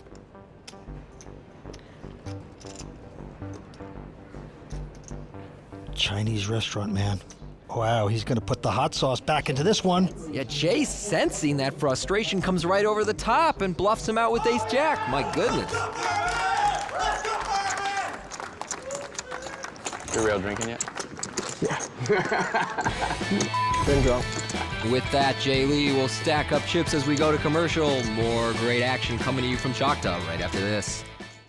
This episode is sponsored by Dr. Pepper, the official soft drink of the World Poker Tour. Hublot, the official watch of the World Poker Tour. And Rockstar Energy, the official energy drink of the World Poker Tour. Playing at Choctaw is great. The locals are great. Everyone that is involved to the tournament is great. It's been a great atmosphere, and I've had a lot of fun. I love playing here. This is pretty much a can't-miss tournament. This is my first time here at Choctaw. I really enjoyed it. It's a very nice property. I love playing here in Choctaw. You can't beat the action here. When you have a $2 million prize pool guaranteed and they crush it by $1 million plus, it's hard to beat that. Well, Vince, it was also my first time playing here at Choctaw, and I was so impressed with the quantity of players they get to this event here, and over 900 entries, building a prize pool above $3 million. Great poker action, but also a great spa, excellent food, just a great, great facility out here at Choctaw. And we move on. We have a couple folds around to Jeb. Jeb goes out, and now Jay Lee.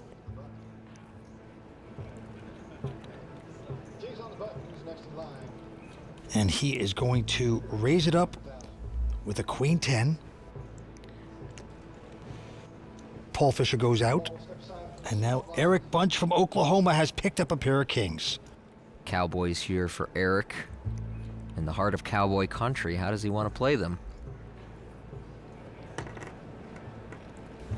Well, he's going to play it aggressively. Makes it 580 to go. Back on Jay. Now, Eric Bunch is from Oklahoma. Believe it or not, he says he was almost a professional juggler. In fact, he used to juggle fire, Tony. Oh, really? Well, he wants Jay to fire his chips into the middle right now because he recently saw him make a 4-bet pre-flop. He says, do it again, do it again. Yeah, boy, the clock is ticking down, so Jay is going to let it down.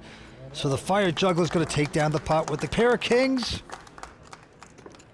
There's Lauren Bunch over at our Dr. Pepper bar. She cashed 99th in this event, hanging out watching her husband. They met across the table. Oh, young love, Vince. Well, that's where romance should be happening, I think, Tony.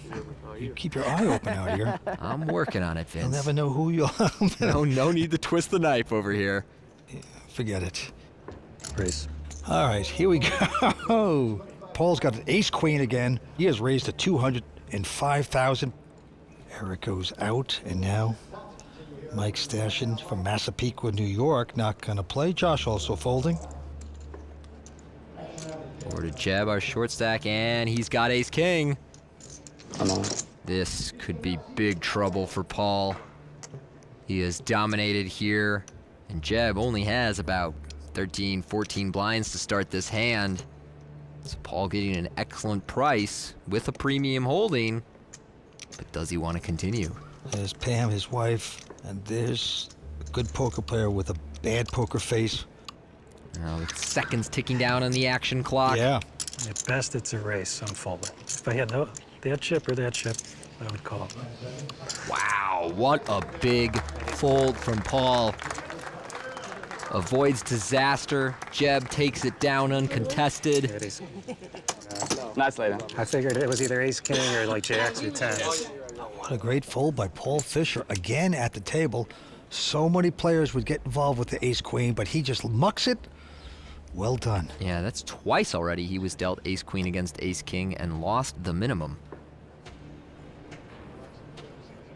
And now our chip leader, Josh K, with king-queen. Wants to get aggressive with it, and yes, he makes it 190 to go. On to Jay. He's got queen 7 of clubs. He can't do it. Paul Fisher with an ace 10. Doesn't even think about it. Goes out. Eric with a king-queen of his own in the big blind. Yeah, the fire juggler considering this. It's always interesting when two players are dealt the same hand and we get to see them face off. Well, he is going to call. He's sticking around, so two same hands, and the flop is a 9-9 jack. And that's a pretty interesting flop for king-queen, because both players have two overcards and a gut shot straight draw, but on a paired board where they can't feel super confident about the strength of the draw. Eric checked Josh's bet, and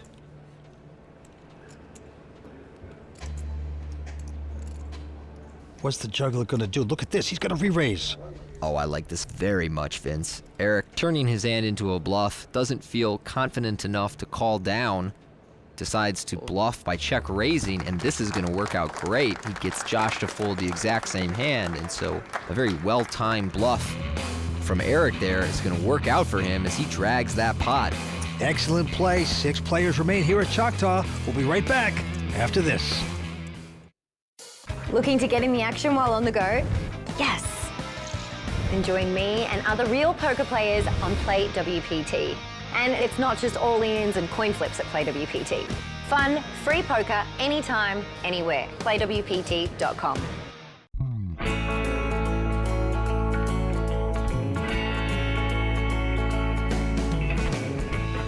I'm Mac Lambert, and I won my way into the WPT Choctaw Tournament. Good to be at your table. Congratulations. Thank you. This tournament has been worth a lifetime of membership fees. I had such a great time. It was great to play with a 2-time WPT champion. Wilson really congratulated me on playing as long as I did. I can hardly wait to get home to get back playing on ClubWPT online. Keeps your mind active. I play at least once a day, and if my wife's not watching, I'll play more. Yeah, sign up and play for a share of $100,000 in cash and prizes every month, including seats to live WPT events, multiple tournaments, all day, every day on ClubWPT.com. All right, we're back here at WPT Choctaw, where Josh K is running away with the final table, 12.6 million. Mike Stashin slipping a little bit at 6.2 million. Yeah, Tony, the antes are going up to 15,000. Blinds are 50 and 100. 6 players battling for this championship. We got a couple quick folds around to Jeb on the short stack now. He goes out. Jay Lee, the restaurant delivery driver, has a pair of queens. And he'll raise with it. Paul going out here. Now Eric in the big with King 4 suited.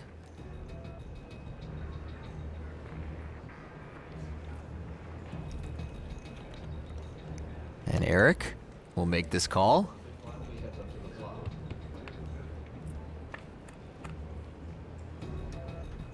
And the flop is a 6-deuce-4. Pretty good flop for Eric's King 4 of spades, and a very nice flop for Jay's pocket queens. Both players probably like where they are right now. 250,000 from Jay over to Eric. He will make this call. Going to the turn, it pairs the board with a deuce. The deuce of spades, another good card for both players. Eric picks up a spade flush draw. Jay now with 2 pair queens and twos, likely not very concerned about his opponent holding a deuce here. He is going to fire a second barrel for $480,000. Now Eric with the 4 flush as well is going to make this call. We're going to the river. Wants to hit the spade. Can he get it? No. 6 pairs the board again. So 2 pair on the board. One more check from Eric. And I wonder if that card will get Jay to slow down, or if he'll go for a third street of value here. A lot of players would check back out of concern. Jay going for it, $550,000. So Jay very confident that his hand is good. And Eric in a precarious situation here. Well, Eric's invested pretty deeply so far. He's going to make this call and be disappointed.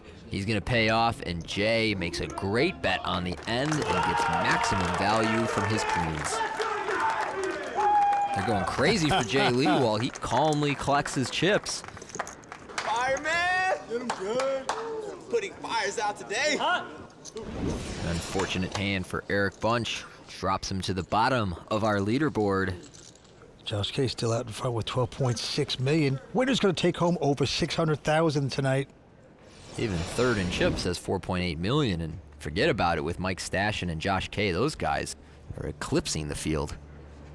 Jeb hunting on this hand, and he is. Oh, wow. He's got the pair of aces. I'm on. And he's going to shove it all in. Jay's going out. Now, Paul has picked up a pair of 8s. Thus far at this final table, Paul has been on the conservative side, not calling off his chips, and he gets away yet again. So very nice fold. And now around the horns of the chip leader, that is Josh, and he's got a pair of 7s. He's got well over $12.6 million in chips, so he can afford this call and speculate. Okay. He's going to do that. And so Jeb, all in and at risk, but in an excellent position to double up. 2 aces. Just needs to dodge an improbable diamond flush. Josh has been running good all tournament long. And Jeb gets the nice rub down by his girlfriend. One of the perks of poker. And he has to sweat out 5 cards to come. Well, the flop is safe there for Jeb. 9-4 deuce. Going right to the turn. It's a nice solid queen, so another good card there for Jeb. I folded 7 deuce, I had a 7. He's getting rub downs from everyone. The last card's a jack of diamonds. It's gonna work out for Jeb. The aces hold up. Josh is paying off. 6 players remain here at WPT Choctaw, Durant, Oklahoma. Stay with us. One thing you might not know about the World Poker Tour is that all of the music you hear is custom made for the TV show. This season, we are featuring new theme music and invite you to take a peek behind the scenes at its creation as part of the WPT Legacy Through Art series. Hi, my name is Adam Pliska, the CEO of the World Poker Tour. You know, many people are surprised when they hear that we compose our own music on the World Poker Tour. But we're committed to bringing the drama and emotions that happened at the table to the screen. So today we've composed our own score for the show open, and, well, we hope you like it. Hit it, guys.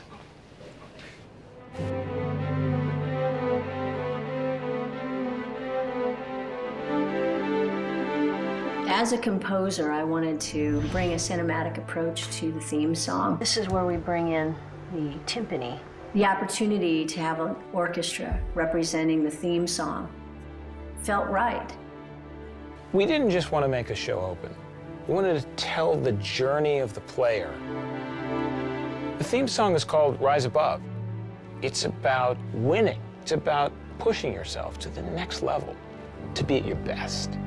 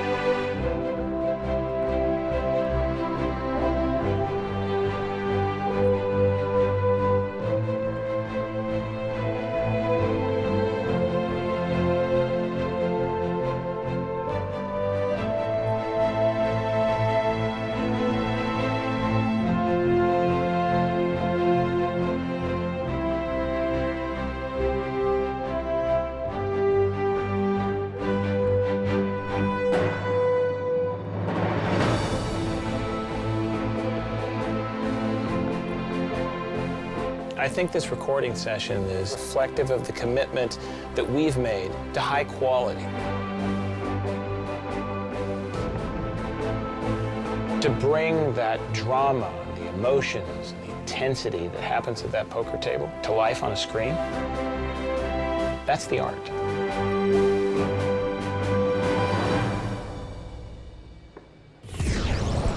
Well, we got to be proud of that. That was beautifully done. And Tony, you were so good playing the kazoo in the back of that orchestra. Thank you, Vince. Years of practice, but I really, the credit goes to the composer. It's pretty amazing. But right now we have 6 players battling for this title. Josh K out in front with over 12 million. And action's going to be on Jeb.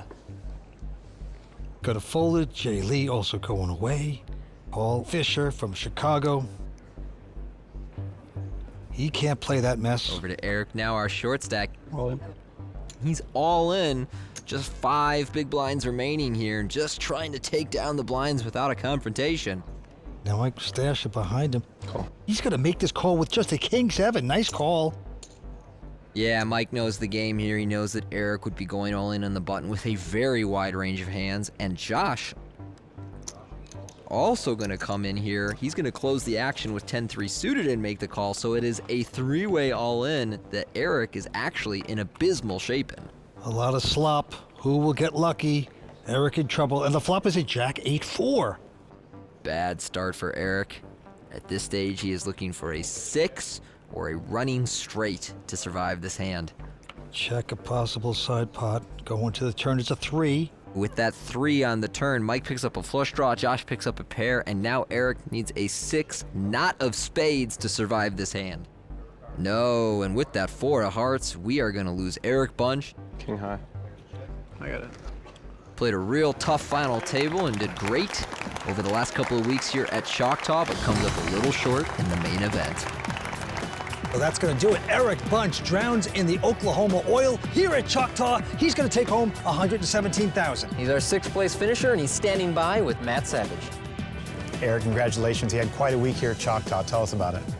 Well, I ran deep in 3 of the tournaments this week. The million guarantee, I got 4th in that. Then I got 1st in the Omaha tournament, and then I ran deep in this one. Obviously, I was looking for a better result, but I'll be happy with it. Does this give you title of best player in the family now? Not quite. She still got me by a little bit, but I'll be there pretty soon, I think. All right, well, congratulations. Man, thanks a lot. All right. Thank you. Well, that hand marks the end of tonight's coverage from the Choctaw Casino and Resort in Durant, Oklahoma. Thank you so much for joining us, and we'll see you next time on the WPT.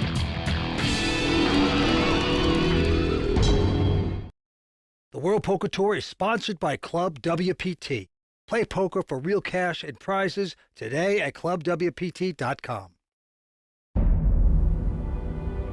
I can outplay these guys. Got my shot. Got this. If I get the card, I prepare for this day. One time. Breathe. You never know when your time is going to come. To rise above the rest. To seize the opportunity. To be crowned a champion.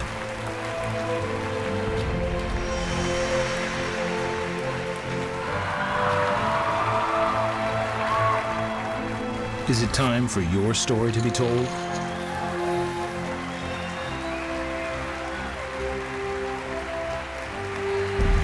The World Poker Tour.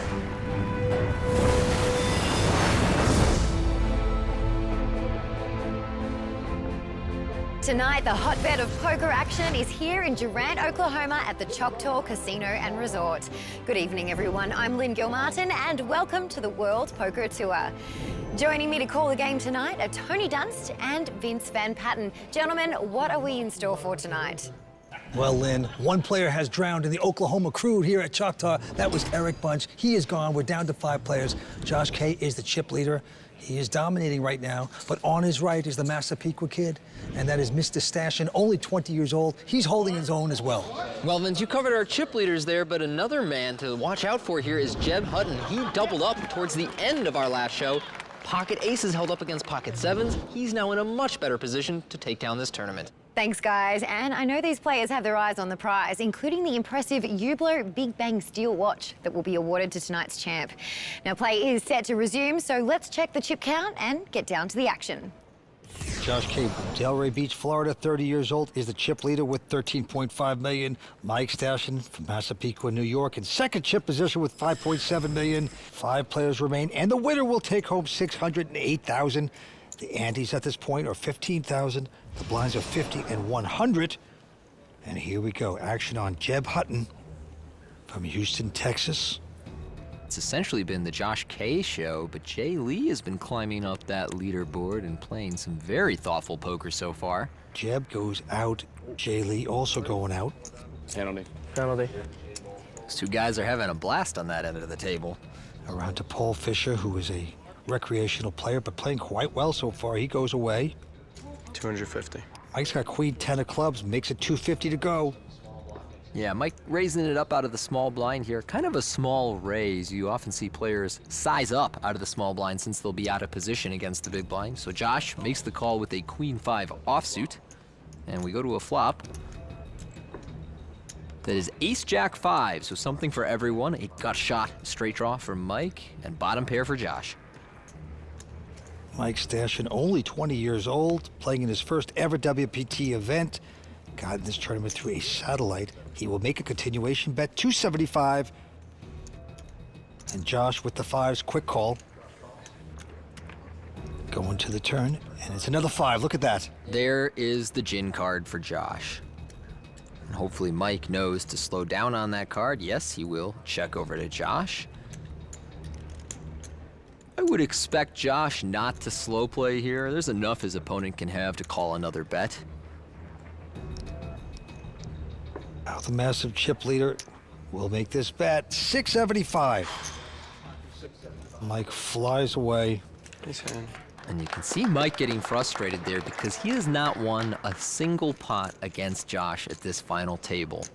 And he came in second in chips and has been losing those chips over to Josh.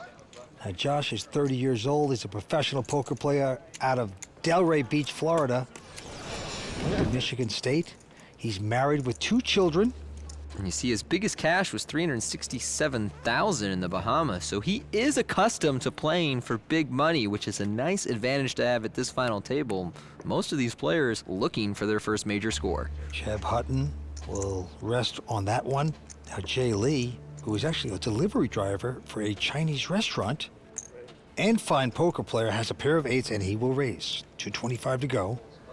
Paul's out, but Stashen's going to call with a queen 10.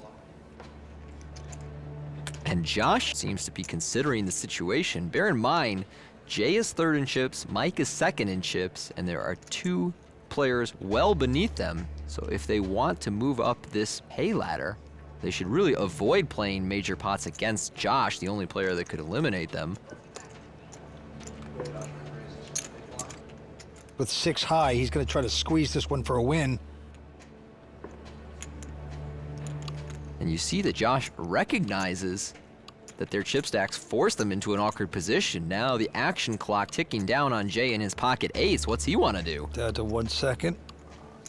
Time chip comes into play. He'll get an additional 30 seconds.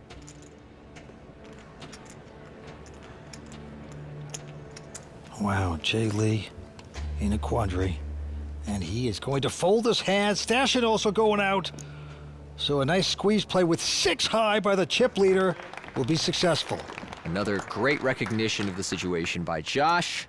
Another frustrating fold for Mike Stashen, who gets increasingly annoyed with having to let go of every pot to Josh. And Jay Lee just kind of doing his thing, avoids the confrontation there and does fold the best hand, but so far has played some very smart poker at this final table. Blinds and antes are going up. We are playing 60,000, 120,000 with a 20,000 ante. And a quick fold by Stashen. And now Josh again likes to play a lot of hands, makes it 250 to go. And Josh is at a great table to play a lot of hands, not only because of the way the chips are distributed, but because his opponents are playing for their first major score. I'm sure they would very much like to ladder up our payouts and try and get some more money here, whereas Josh is thinking about the title. Paul Fisher here I'm all in. He's going to shove it all with the same hand, ace-7. Wow, this is surprising. I mean, Paul has been very conservative. We saw him not go all in with ace-queen suited in a couple of similar spots. Now with ace-7 offsuit, he apparently just does not believe Josh anymore. Yeah, Josh doesn't like being pushed around. That's an additional 1.3 million. The action clock is ticking. All right, I'm out. And it's going to work. Paul gets away with that one. There's Paul's wife, Pam, in the audience. Just enough. Just enough. I was glad you didn't snap call. It wasn't that good. Well, thus far, Paul Fischer's timing has been impeccable. I'm a confident person.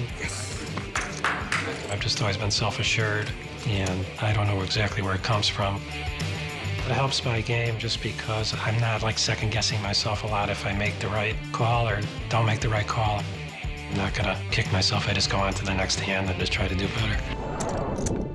And Paul clearly enjoying his time here in Oklahoma and at Choctaw. He's a big fan of poker. Getting an opportunity to play at a WPT final table is the thrill of a lifetime. Even more exciting if he becomes our champion. Jeb Hutton with a quick fold. Jay Lee also going out. Paul again. He also elects to fold. And Mike stashing from Massapequa, New York, picks up Cowboys. Pair of kings. And he even has them against his nemesis, Josh K. 275. And now he says, please re-raise me before the flop. Please make that 3-bet. Mike's made it 275 to go. And Josh with just a king 6 of hearts. Will he get out of line here? Call. Nope, he just calls it.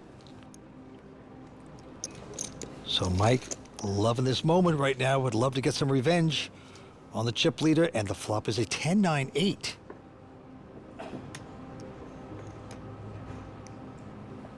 Mike bets out.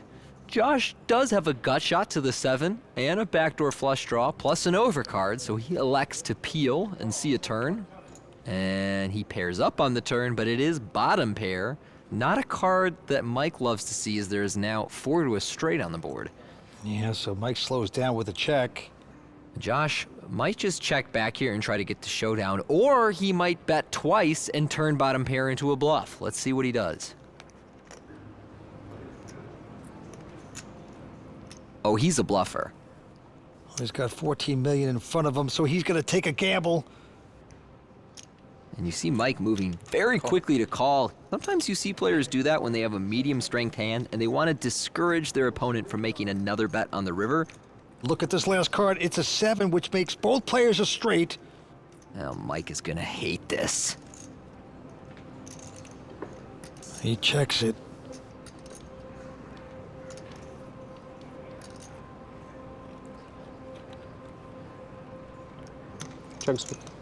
This is so sick, man. This is sick. And Mike is livid. I mean, he didn't even lose chips in this pot. He is livid. I can't win. I can't win. So sick, man. Mike's got a little bit of Helmuth in him. The demeanor, his look, the constant frustration whenever he doesn't win a pot. Yeah. Every time, man. Every time. It's your time to win this tournament, I guess. I mean, the way this is going. So sick. Surprised it's taken that long for everybody to figure that out. Now the 20-year-old is steaming here. I haven't lost a hand in 2 days. Must be nice. Must be nice.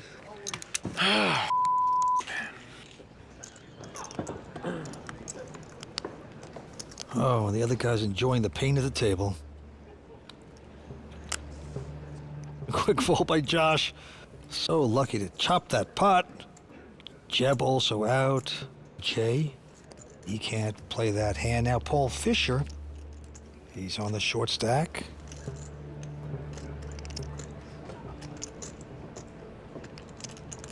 Raise. Paul is going to raise to 260. Call. And Mike is going to quickly call. And Mike didn't technically lose that last pot, but he's still steaming as though he did. Another small raise out of the small blind, and oh wow, look at this flop. Top pair for Paul, 2 pair for Mike. Paul is in a world of hurt right now. He's gonna bet 375. He really just does not have enough chips to get away from this hand. All in.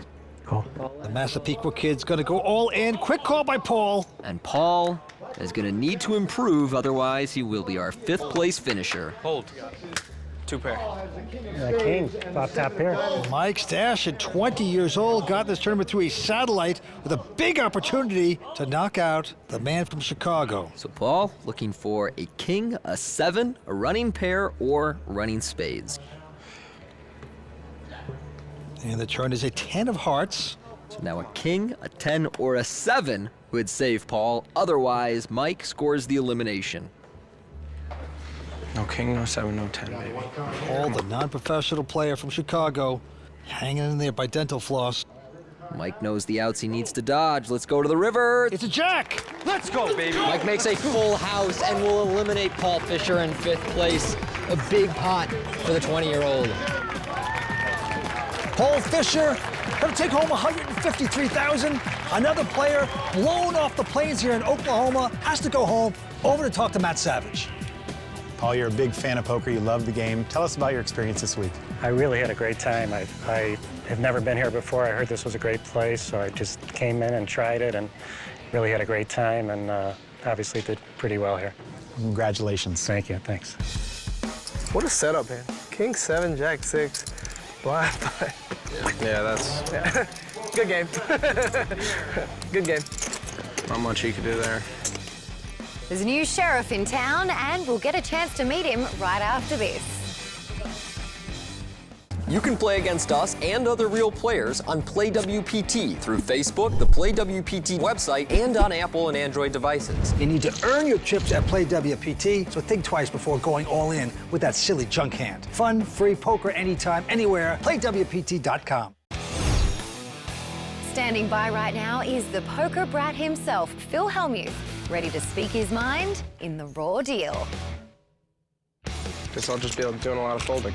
Can someone just jam on him when he 3-bets me so I can see his hand, please? Mike's got a little bit of Hellmuth in him. The demeanor, his look, the constant frustration whenever he doesn't win a pot. That seems oddly familiar to me. Oh, no.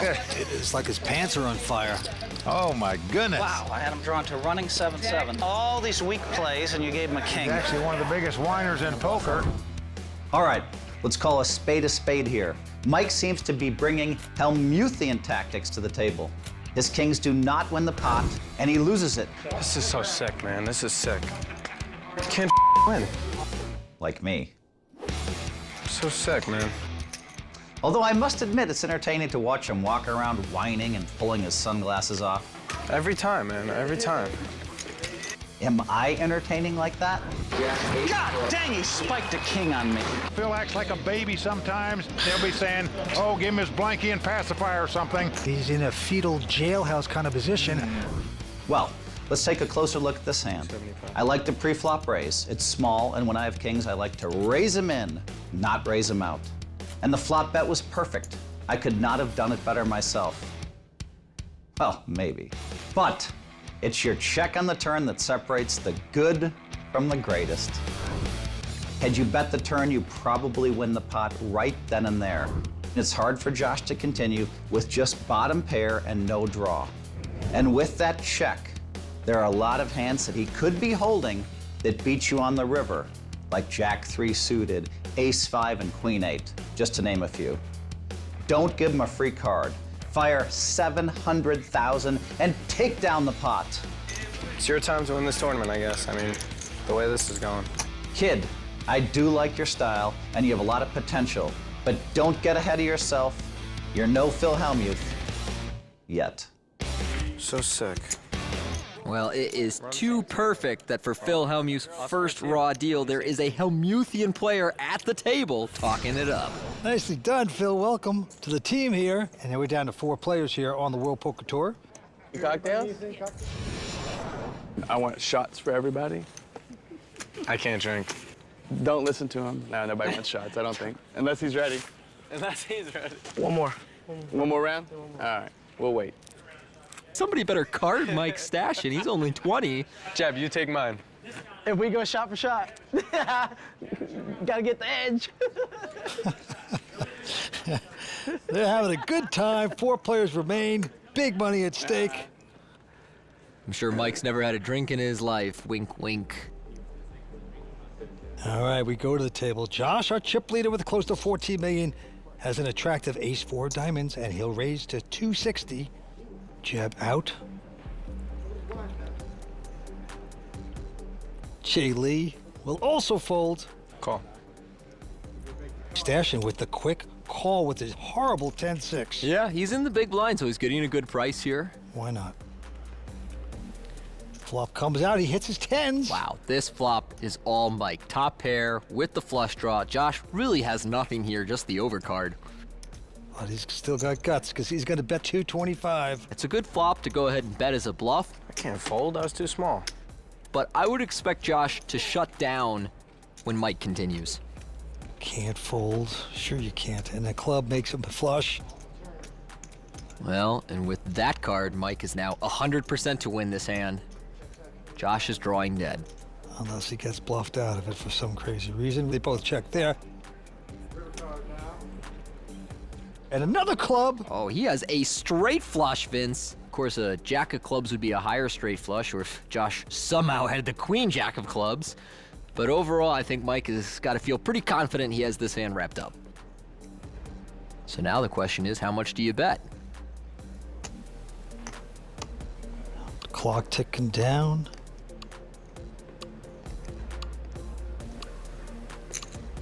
It's going to be a 650 bet. Now we know Josh has nothing. And he finally quietly goes away into the night. So Mike stashing, taking that pot. He's had some frustration, but starting to look good. When you see someone playing poker, you can't see what's going on in somebody's head. But sometimes you can see like the facial expressions they make. And if you get good cues, you could really make a big decision. Like the last hand going into day 6, I had a read on the other opponent. And I saw him like look down, look up. And I just thought he was weak. All in. You are tricky, sir. You are tricky. And I threw in my time chip to take an extra 30 seconds just because I thought I was good. And I eventually called, and I was right. I think I'm in tune to tells because I'm always very observant. I see everything that's going on, and nothing really gets past me. Just a street smart Massapequa kid from Long Island. And he does have good awareness at the poker table, and he should be proud when you make that kind of call. That's what poker is all about. Yeah, you can see him intently watching his opponents, especially when he gets tangled up in hands against them. We'll be hearing more from him. I promise you that. And we get a couple folds into Jay Lee. Jay has gradually become our short stack. So with pocket 7s here in the small blind, he's only got about 20 blinds. And Mike, with a big suited ace here, ace-9 suited, I would expect the money to go in pre-flop here. Mike is gonna re-raise. All in. All in. Count. Jay will shove it in. Stashing wants a count. Takes the glasses off. Call. Oh boy, he's gonna call it. Not afraid to get his money in with pocket 7s. Mike makes the call with the ace-9 suited, and yet again, it is a classic coin flip. Let's flip. I got ace-9 of clubs, ace-7s. Come on, baby. So Jay out in front, about a 55% favorite here with his pocket 7s, hoping to hold up against Mike's ace-9 suited. It's my tournament. Mike confident? I'm not worried at all. I'm a little worried. Less confident.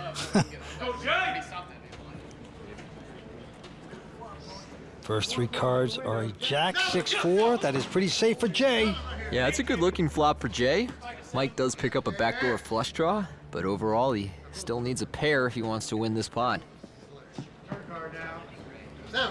Going to the turn, it's an 8 of spades. Yes, we have a spade.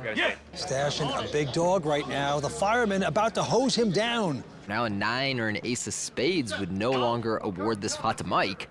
And the river card. Another 8. The crowd goes wild. And Stashing taking this with a lot of composition.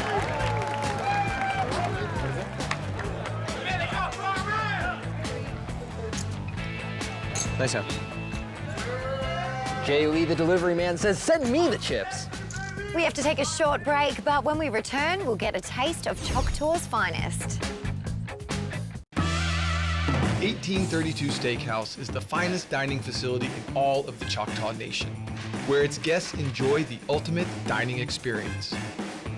Most of its bill of fare items are steaks, but they also offer great seafood and foods from all over the country. The beef is certified Angus beef, locally grown on the Choctaw ranches. Today, the dining trend is farm to table because it shows freshness, wholesomeness, and the best food that the customer can get. Yeah, we had a couple steaks here this week. Phenomenal. And right now we're down to four-handed poker here at Choctaw. The championship on the line. Get your name inscribed on that beautiful Champions Cup and get over $600,000. That's what the winner will get here tonight. As we go back down to the felt, Mike now with the king-queen. Mike reaching for raising chips first to act, going up to $325,000. Blinds went up to 75-150 with a 25 ante. Josh is going to re-raise with just 4 high. Josh loves to get involved when Mike is the open raiser. Jeb goes out, and Jay picked a pair of aces. Yeah, I was wondering when this would happen to Josh. Thus far, when he has re-raised Mike, nobody has found a hand behind him. This time, Jay wakes up with the aces.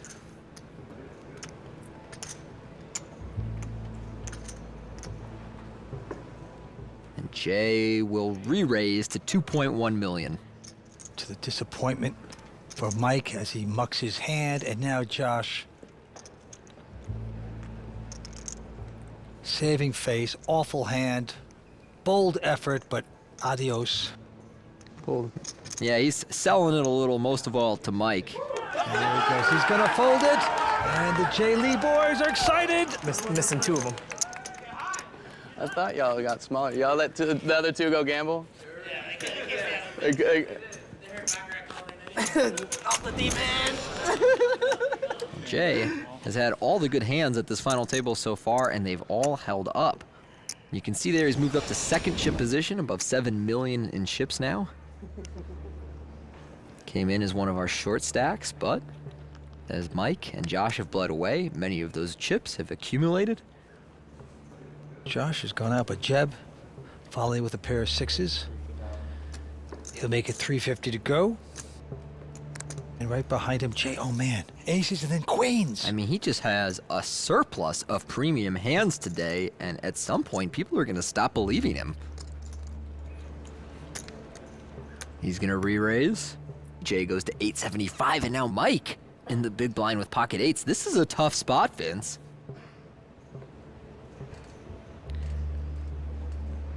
I'm all in. He goes all in for $5 million. Oh, disaster. Jeb folds the 6s. How much is that? Jay, I would be stunned if he gets away from queens here.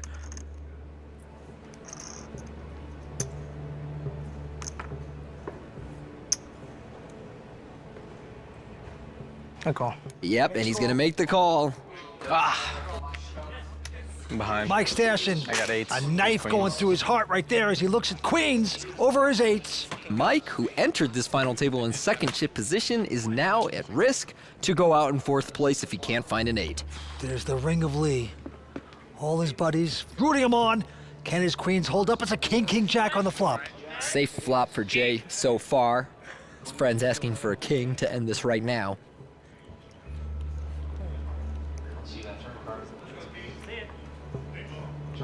And the turn card is a 10.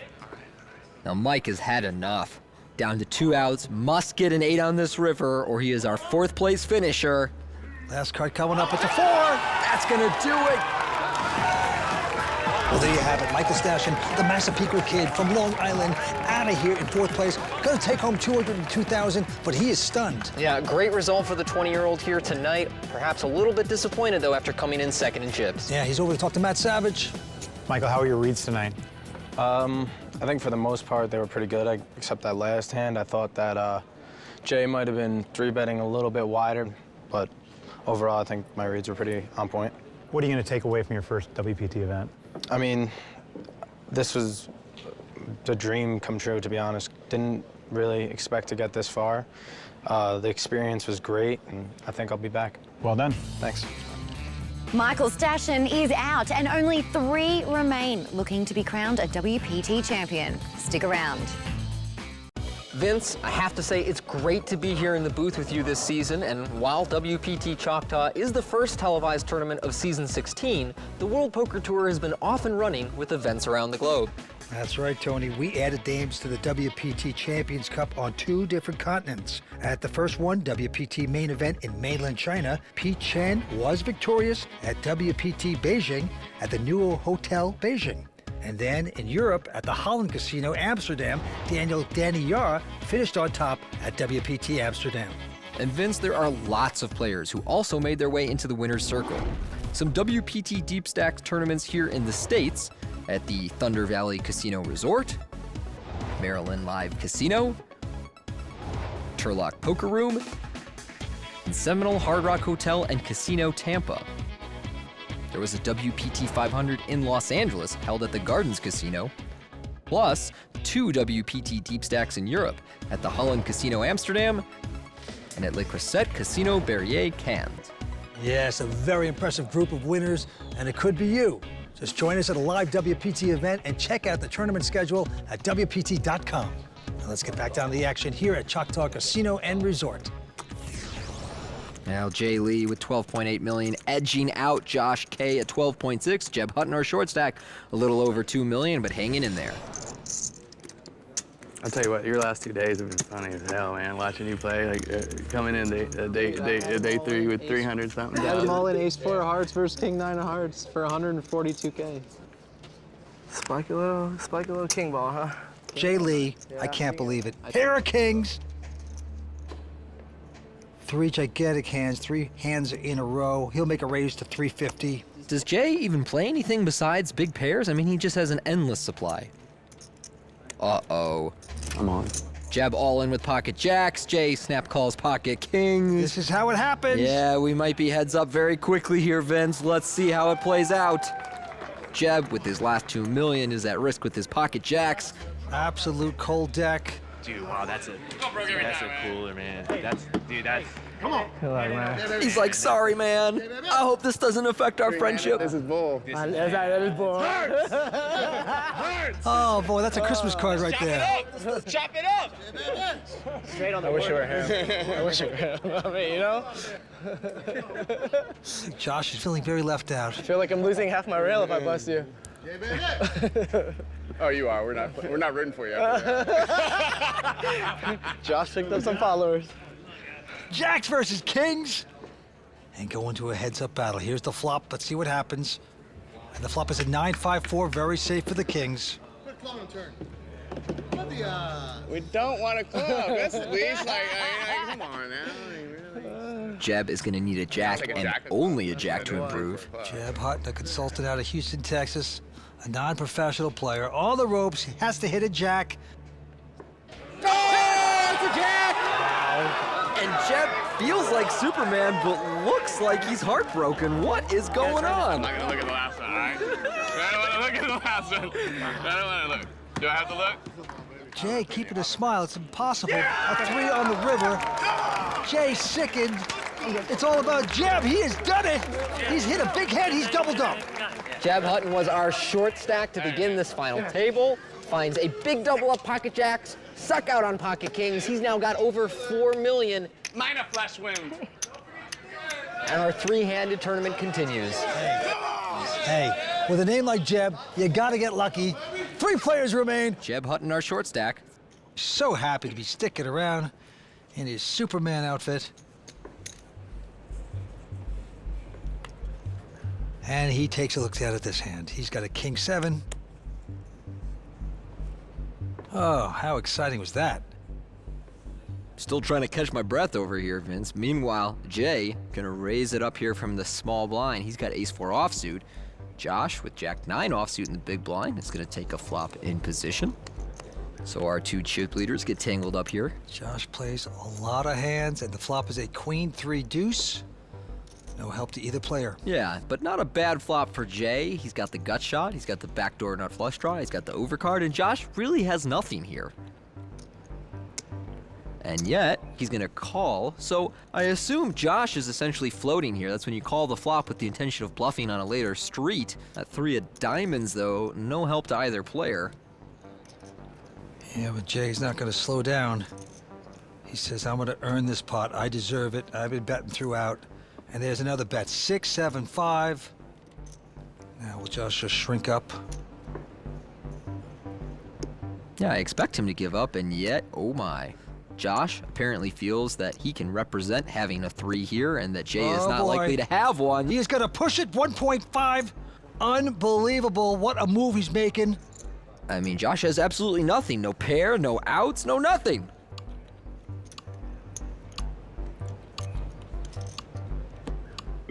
He's asked for more time. Jay wants to think this one over, but man, it would be difficult to proceed in this hand. He just has the gut shot and an overcard.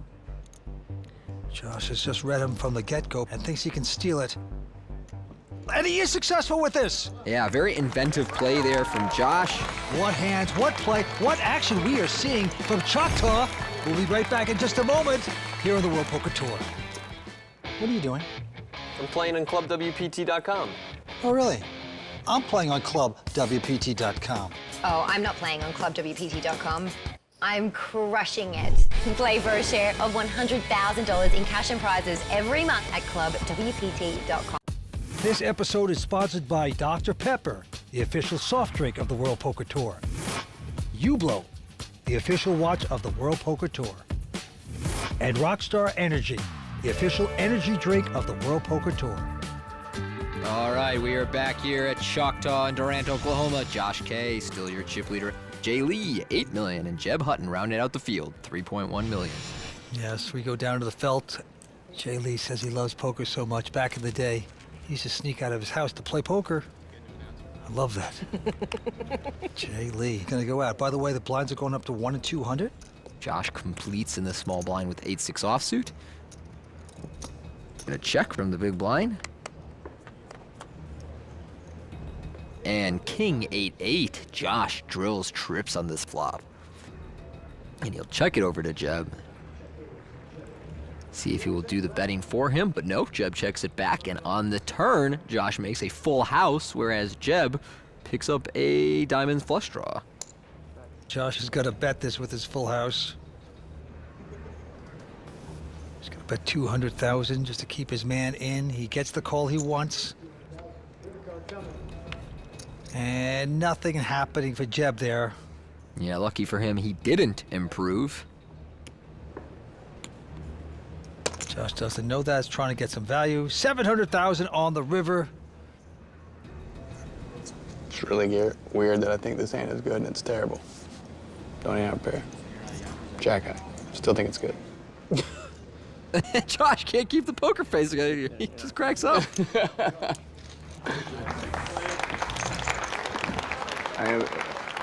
If you call Jack high, that hand makes TV, I think. Right or wrong? Right or wrong, it definitely is. Well, about 608,000 to the winner here tonight. We just had an amazing outcome here. 924 total entries at Choctaw this week. But we're down to these 3. And action's right back on Josh, our chip leader. With just a Jack-9, we'll make it 450 to go. Jeb, very short here now. He's gonna go all in. He's got less than 2 million. That's under 10 big blinds. Jay Lee going out. Josh, receiving an excellent price here, is going to make this call. He figures it out. He was priced in. He's going to call it and hope to get lucky. I ace-8. Jeb a slight favorite. Ace-8 up against Jack-9. Jeb goes to the rail. His tournament life is on the line. Needs his ace-8 to hold up. What? Josh goes to his lovely wife. Okay. You're gonna be on TV a lot. Oh, there's the Jack of Hearts, but all 3 cards are hearts. I have Jack. I have the pair, but he has a flush draw. So no ace or no heart. So Josh out in front with the jacks. And we're gonna go to the turn. 4th Street. 8 of spades on the turn, so an 8 would also award him this pot. Jeb going to the river looking for a heart, ace, or 8. Let's go, John. Don't look. Let's go, Johnny. You got me. He's staying happy-go-lucky. Can he get lucky? Oh, he does! 4 hearts on the river. He is sucked out again. He has doubled up against the chip leader. You didn't even root for me right there. That's kind of rude. The money is not okay. All right. Jeb Hutton's gonna stick around. These guys are having a ball out here. So that is a big double up for Jeb Hutton. We have 3 players remaining at Choctaw. We're coming back with more action in just a moment here on the World Poker Tour. I'm already way ahead right now. I mean, like y'all won't even give him a shot. Ooh, yeah. That would be bad. Oh, well, these two are having a riot. Josh, not so much. Options for social poker sites used to be quite limited. Nobody played like it mattered. It was all in every hand. It was predictable. It was bunk. Then came along Play WPT. With Play WPT, every hand counts. Every hand captivates. Every win is more and more satisfying. Finally, pure poker for real players. Available around the clock, 24/7, even on the go. Head to playwpt.com or download the app today.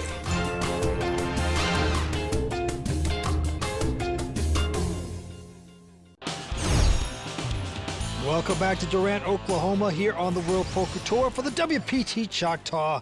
3 players remain, and Josh K is our chip leader with close to 15 million in chips. Yeah, Josh has been the chip leader for most of this final table. Now finds himself 3-handed with an excellent opportunity to get his name on that WPT Champions Cup. Jeb Hutton just doubled up in a big way. Now he's got a nice ace, queen of diamonds. Gotta love that. He makes it 450 to go. Jay Lee goes out. Josh wants to take a flop here in the big blind with 5-4 offsuit. Josh likes to be in every pot, loves to gamble. Very deceptive, but look at this flop for Jeb. Ace, queen, 3. Top 2 pair for Jeb. Yeah, Josh does have a gut shot to the deuce, but really not working with much here. And Jeb's gonna bet 575 and hope he gets called, but oh, he loses his man. All right, let's go get it. I hadn't had this many chips. I didn't know where to put them. I mean, well, there's... I'm messing. I know. Nice comeback for Jeb from Houston, Texas. He's looking around for something. What could that be? Where'd our cocktail waitress go? Oh, there it is. That's what it is. Jeb, clearly from the Scotty Wynn School of Poker. Well, those Texans love to play poker and drink at the same time. Loosen you up, and he's having a good time tonight. But on this hand, it's up to Josh with a jack, deuce of spades, and he'll raise it. 450 to go. Jeb with a pretty good hand here. He's got ace-9 offsuit. Yeah, but he's just thinking about the cocktail. Yeah, he's too caught up in his cocktail. He doesn't even want to play. Jay with a king, 9 of spades will call this. Jeb gets up from the table. He says, you don't have a waitress? I'll get my own drink.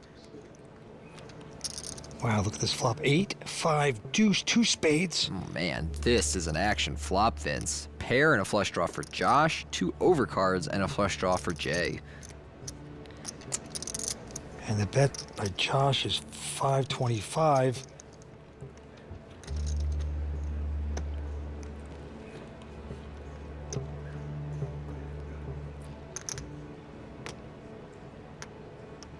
Jay with the 4 flush, he's gonna bump it. Total of 1.4 million. Jay does have a very strong hand, but I'm not sure he actually wants to play a big pot with Josh when Jeb is so much beneath him in chips. I'll go on.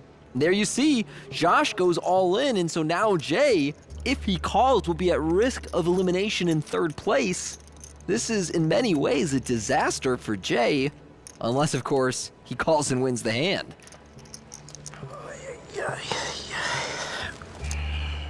And Jay is starting to squirm in his seat.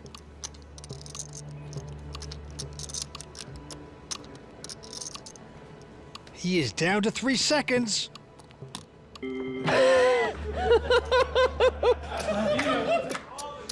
Well, Jay has put all his time bank chips in. I guess he thinks this will be the last time he needs them.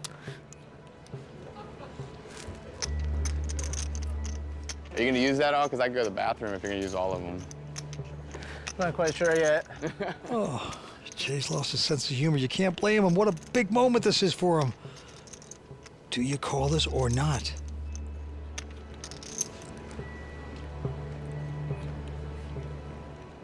If Jay could use a lifeline to phone a friend, I'm pretty sure he calls Jeb.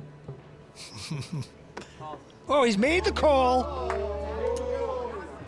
So it is Jay who wants to see a spade, but he'd be happy with a king or a 9. Josh wants the board to run out safe. Huh? Hit a 9 one time. Not a diamond. Come on, bitch. Time. Time, booty. It's a spade! He got the spade!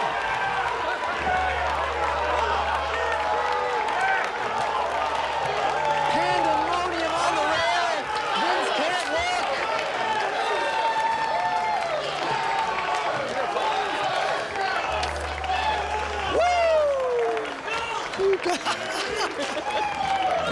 Come on. Jay Lee gambles, takes down the pot, and now he's the big chip leader.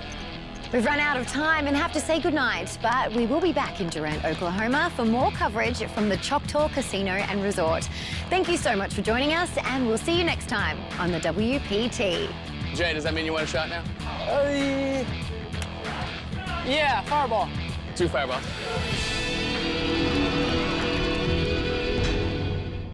The World Poker Tour is sponsored by ClubWPT. Play poker for real cash and prizes today at ClubWPT.com. I can outplay these guys. That's my shot. I got this. If I get the card, I prepare for this day. One time. Breathe. You never know when your time is going to come. To rise above the rest. To seize the opportunity. To be crowned a champion.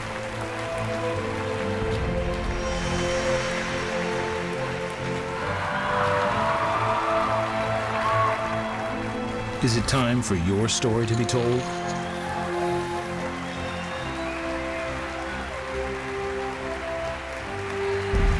The World Poker Tour.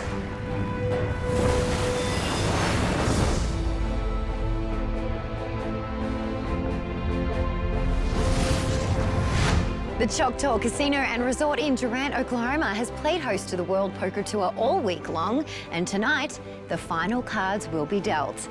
Good evening, everyone. I'm Lynn Gilmartin, and welcome to the World Poker Tour. We are very close to seeing who will emerge victorious here at WPT Choctaw, and here to give us more insight are Tony Dunst and Vince Van Patten. Well, Lynn, very exciting. We are down to 3 players, and right now, the man they call the fireman, that is Jay Lee. He is out in front. He's got a lot of momentum. The fireman is definitely hosing these guys down. Yeah, but Josh K was the chip leader for most of our final table. Now, behind Jay Lee, A bro cousin. Very interesting so far. Thanks, guys. We are so close to seeing who will have their name added to the WPT Champions Cup, plus be awarded a Hublot Big Bang Steel watch. Action's ready to start back up, so let's check the standings and get down to the table. All right, as you see on our leaderboard, Jay Lee out in front with 17 million, Josh K in second at 6.6 million, and Jeb Hutton rounding out the field, 3.9 million. The winner's going to take home $608,000, get his name on the Champions Cup. Now the antes are 25,000, blinds are 1 and 200. Here we go. Action on Josh K. He's got the button and he's got a big hand, ace king. And he will make it 450 to go. Jeb goes out. Jay with the queen 3 offsuit, gonna make this call in the big blind. And it is king jack 5 on the flop. Nice for Josh, top pair, big kicker. Jay getting none of that, he's gonna check. Wow, Josh's gonna check it, disguise his strength. 4 of diamonds on the turn. And that check behind on the flop is going to work out for Josh here. He induces Jay into betting the turn with nothing. 350 bet. And Josh going to string along. Okie dokie call going to the river. It's a 7, no luck for Jay. And he is going to check it, giving up on the pot.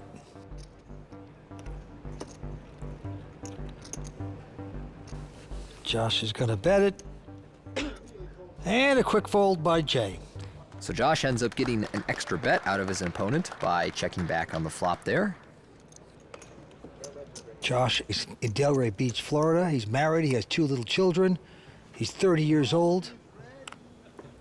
And he's made a lot of money in poker. Done very well. Yeah, about to make a lot more. Josh here completes in the small blind with the 7-6. Jeb will check ace 5 in the big blind.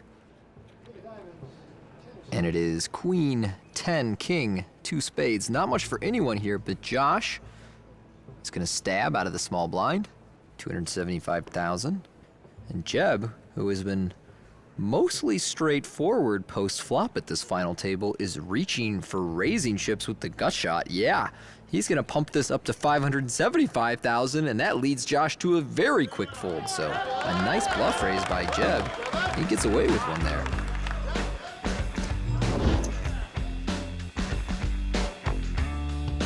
For me, playing poker is fun. I know a lot of these people do it as a job. And don't get me wrong, if I'm making a lot of money in this tournament. So I'm taking that seriously, but it's also, it's fun to me. It's what I love to do. I love to play cards, and so why not have fun doing it? And I want shots for everybody. If it becomes something you don't enjoy doing, it's not worth playing. Well, he used to say, money won is 10 times better than money earned. And with poker, I have to agree with that. There's nothing like it when it's going good, having a good time, and you're doing what you love. You're a regular Paul Newman over there, Vince. That's right. What movie was that, Tony? Color of Money. That's it. I'm all in. All in. Jeb with ace-jack has just shoved all in. Back on Josh, and he can't call, so Jeb going to take it down with the ace-jack. Jeb on a little roll here. Came in among our short stacks and has been the short stacker close to it for most of this final table, but now putting a run together, climbing towards second position, currently held by Josh and his 7.3 million in chips. Jeb would like to get his name on that Champions Cup. This is his first time ever at a WPT main event. So impressive tonight. Now Josh has picked up ace-jack and he has raised. Makes it 450 to go. Jeb with a jack-7 will fold it. And Jay Lee, the chip leader, will call it with a 10-3 of clubs. And here we go with the first 3 cards. It's a queen 4-5. Not much for either player, but Jay gonna lead out. This is curious. Well, he's got 10 high, so why not? And Josh says, I don't believe you. I think I might still be in front. I'll outplay you. Here we go with the turn. It's a 5. Pairs the board. And that does give a flush draw to Jay, and so we see him lining up chips for a second barrel here, and it might work this time. He's taking it a bet, a hefty one, over $1 million. Call. And a quick call by Josh with ace high. Yeah, Josh very undeterred, does not believe that his opponent leading out twice signals strength, calls it down with ace high. River card hits it. Ace for Josh. Oh, man. Well, if Jay fires for a third time, it's gonna go very wrong. Good things happen when you're playing well, and that's what just happened to Josh. And Jay has got a big bet of 2.4 million. And it looks like I was gonna say insta-call, but can I still say insta-call, Tony? No, I can't. Yeah, no more instant, but I would be shocked if this is not a call. Action clock ticking down. He is gonna use a time bank chip. It's a little funny to me that he snap called the turn, but tanks the river. He loses this pot. He's thinking, I'll be down to my last couple million. This clock is ticking down again. 3 seconds left. He's gonna use another time chip, Tony. I'm a little surprised that he wants to think this went over for so long, but I guess at this stage he really believes that Jay either has a 5 or something like deuce 3 for a straight. His wife on the side rail.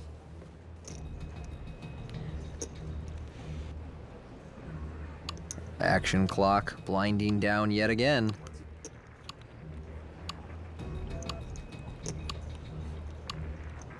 He's gonna use another one. Call. Good call. Good solid call.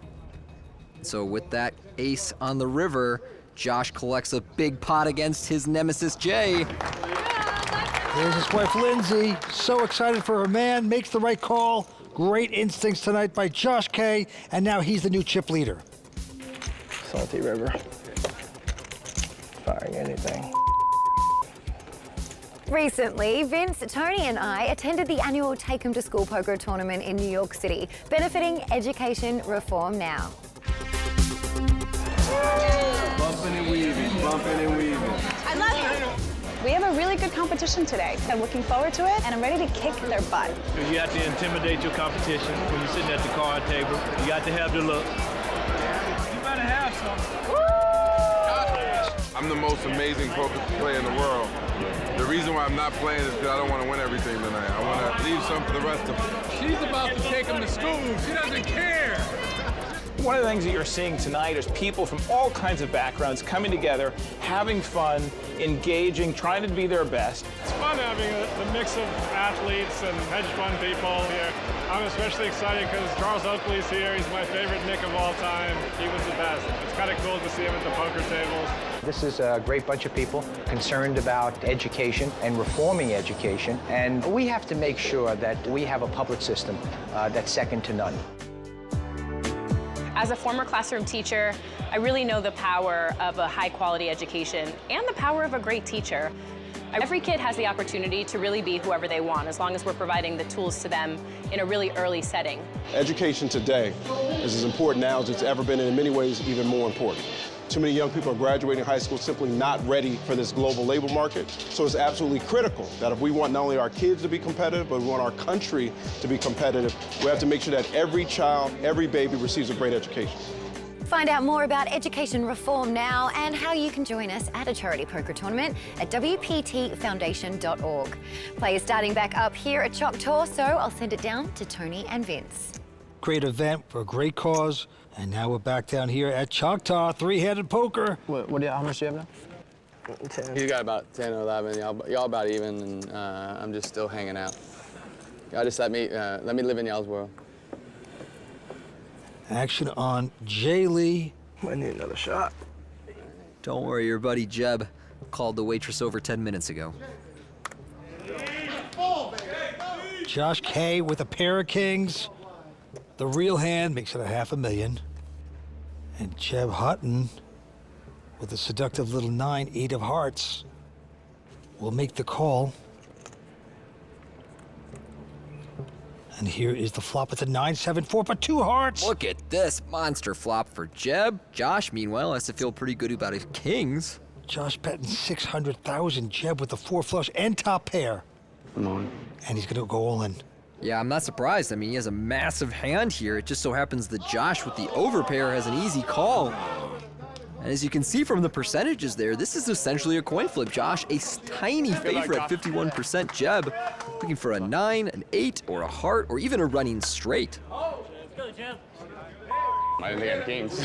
From having been in a position like Josh's before, you might be a favorite, but you are disgusted to see your opponent having that many outs when you're holding the overpair.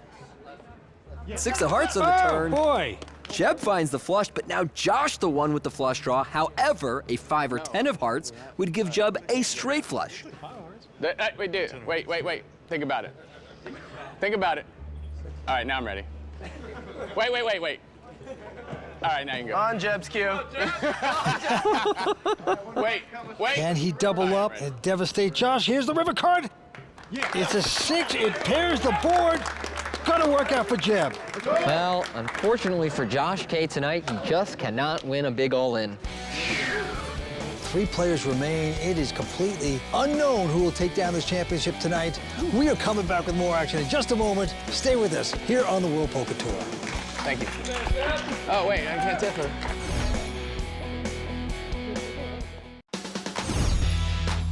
Three-handed action. We are seeing it all here tonight at Choctaw, Tony. Well, for most of the evening, either Jay or Josh had a clear chip lead, but now Jay with 10.5, just out in front of Jeb with 8.9, and Josh at 8.1. Truly anyone's game. Yeah, it's wide open. Let's go back down to the felt and see what happens next.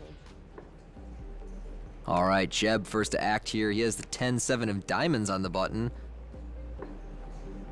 And, oh, wow, he makes kind of a tight fold there. Jay now in the small blind. He is gonna call.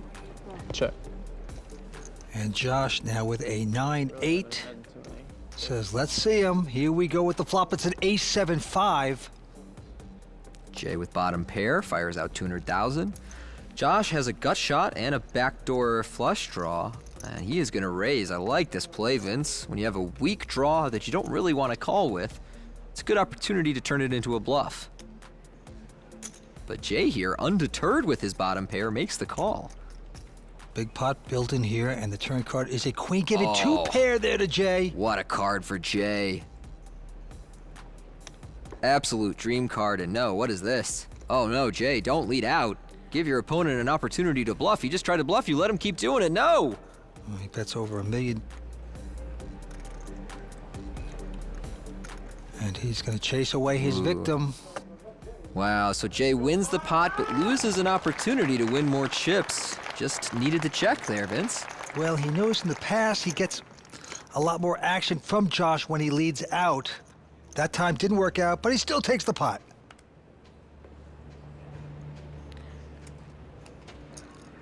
Jeb, this time with a king-8 of hearts.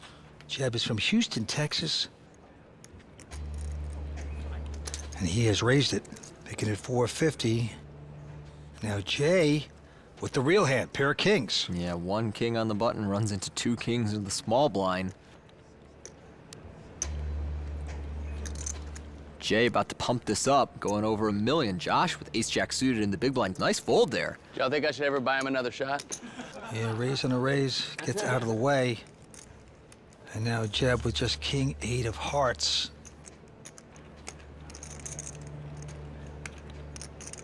And he lets it go. I had one of those. A lot of love at the table here tonight. I was born and raised in Austin, Texas. I love it as a city. Growing up in high school, I played football. What I really enjoyed about it was the team, the family. You build relationships. Just like football and poker, I've developed a good group of friends. They'll definitely walk me through some stuff, give me pointers, what I could do better, what I did bad, what I did poorly, what I did good. And it's become very helpful. It's Stuff Rider, or Bones, Mush, or Slum, Boots, Lukey Al, MSG, all these guys. They all have their strengths and weaknesses. And as like a big group, we're able to discuss and just get better and improve ourselves. Austin, Texas, baby! Let's go, Fireman! He's got a whole crew of nicknames. He just needs a Goose, Maverick, and Iceman. You want a shot, bro? I figured we'd go to break and then come back with one. That is the man of the moment, Jay Lee, the chip leader. from beautiful Austin, Texas. He's got his buddies with him on the rail. He wins this, they're gonna have some party, I can imagine. I think Jeb's gonna get an invite too. That's for sure. 450. We have a raise by Jeb here. Jeb's got a little pair of threes. Jay with the king 7 of spades has called, and we will see the flop. And the flop is a 9-3 jack, 3 of a kind there for Jeb. Beautiful flop for Jeb. Not only does he have a set, but it's a pretty coordinated flop. Unfortunately for him, Jay really has nothing with king high, no draw. Jeb bets 650, hoping against hope to get a call, but no! Cannot get the call by Jay. That's a sick one. Come on, Threes. Set. 2 threes. It's 2 threes. It's a sick one. That's what happens when you defend king suited. Like, please flop something. Suited kings. Man, it is hot, these lights. You know you're wearing a black hoodie, right? They call you the fireman, you're hot? Now the blinds are going up to 125, 250.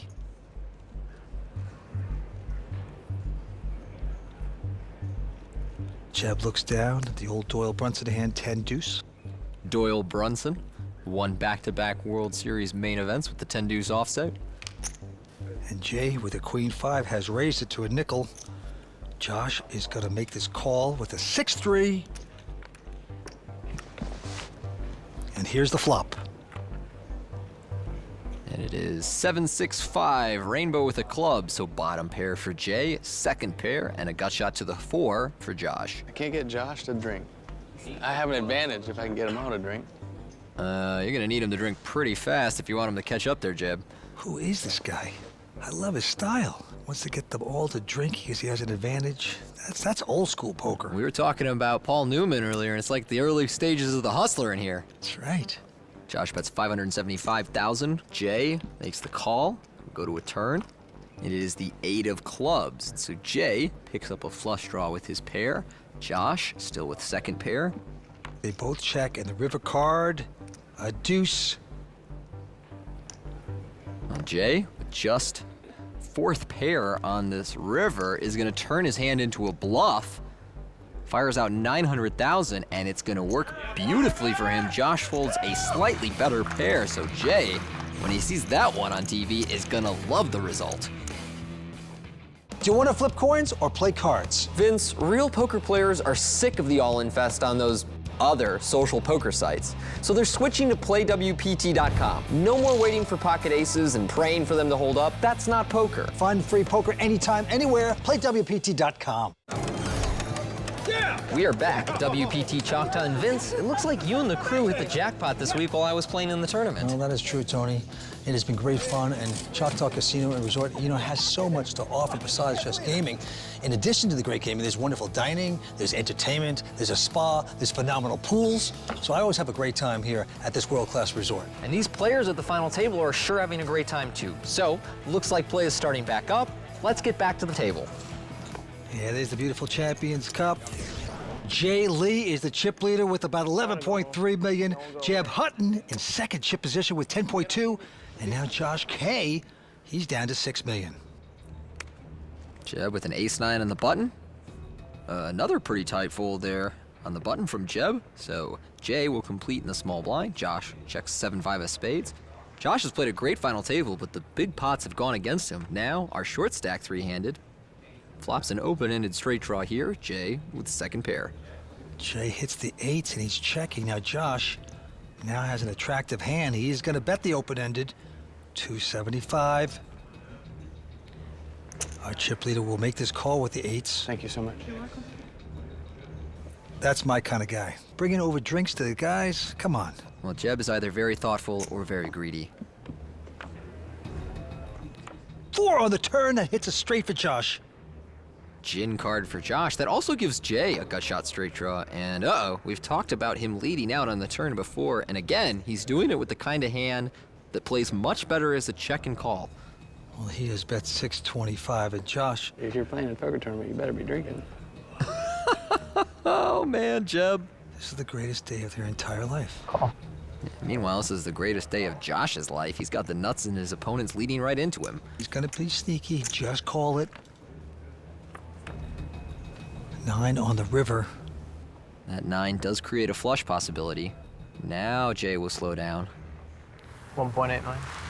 And Josh gonna bet out 1.8 million. A big bet, trying to make it look like a bluff bet to get the action he wants. Will Jay be too smart and get away, or will he pay him off? Oh, he's gonna lay it down, nicely done. Jay Lee, not gonna lose too much. Josh taking that one. I would say a lot of the players think I'm a little crazy. Back when I was younger, I was a little nervous. I don't think I've played my best, but through the years, I think I've grown and I'm ready for the big stage. I have probably more experience playing poker than, the rest of the final table. But I'd say this is my tournament to win, and I'd also say it's my tournament to lose.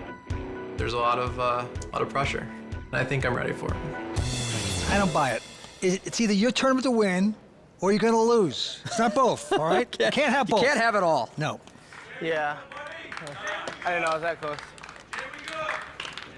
Meanwhile, Josh is the one attempting to break up the love fest between Jay and Jeb.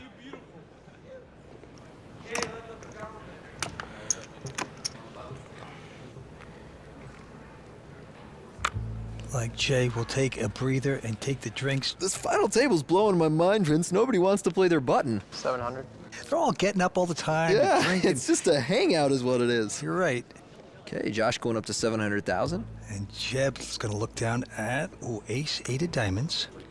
I'm all in. And he's going for it, all in. Wow. We wondered how Jeb would play once he had some chips. Turns out he's very aggressive. Well, he's been drinking. Focus. Get a clear head. I got a headache. What's up? I got a headache. You want some water? I'm drinking water. No, it's like the lights. I know. It's not nothing crazy. This is getting very personal over there. It's like NASCAR, and he's got his pit crew behind him.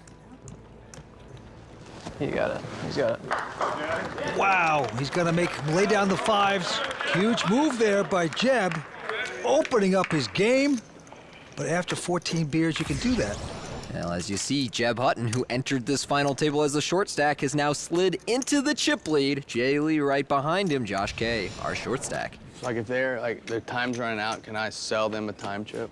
Yes. Jeb, the only one with time chips remaining. Oh, we need to write that in. We need to write that in. That'd be awesome. Because I definitely need some time on that one. You might remember, Vince, that he used them all in a big hand against Josh earlier at this final table. Are you going to use that all? Because I can go to the bathroom if you're going to use all of them. Not quite sure yet. We should get some more chips some more time chips three-handed. Y'all shouldn't have used them all at once. You didn't even use the whole clock, did you? I piled my time chips. Players never stop complaining, Tony. No, they really don't. You always want to tweak the rules. Whatever you do, don't check poker Twitter. All right, Jay here with an ace-jack. Just limps into the small blind, laying a little trap for Josh. And Josh gonna take this bait, raising up a jack-deuce offsuit. All in. And the trap snap shut. Josh forced to fold the jack-deuce offsuit. Oh, is that an angle? Come on. And Jeb slurs out something he's thrilled about. He's turned into Dean Martin all of a sudden. I love the guy.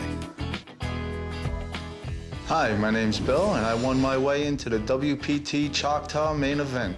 For a living, I run heavy equipment, dig for gas mains and electric lines, but working as much as I do, I don't get a whole lot of time off. So this was a very special occasion for me because it's an opportunity that I wouldn't have afforded myself. By winning this event, I found out what they meant by VIP, and I truly got treated VIP. I like playing on ClubWPT because I get to play for big packages, and that's the exciting part of it.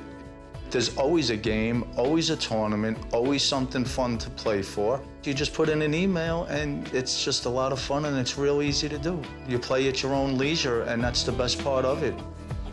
Find out how you can play for a seat at a live WPT main tour event. Real cash, real prizes, ClubWPT.com.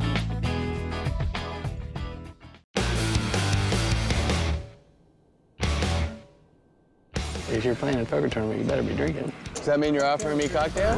I stopped drinking at the tables on July 17th, 1994. Before then, I had a streak going on for 7 months. It went like this. I would be the big loser in a game, order a couple of shots and a mixed drink, and then win my money back.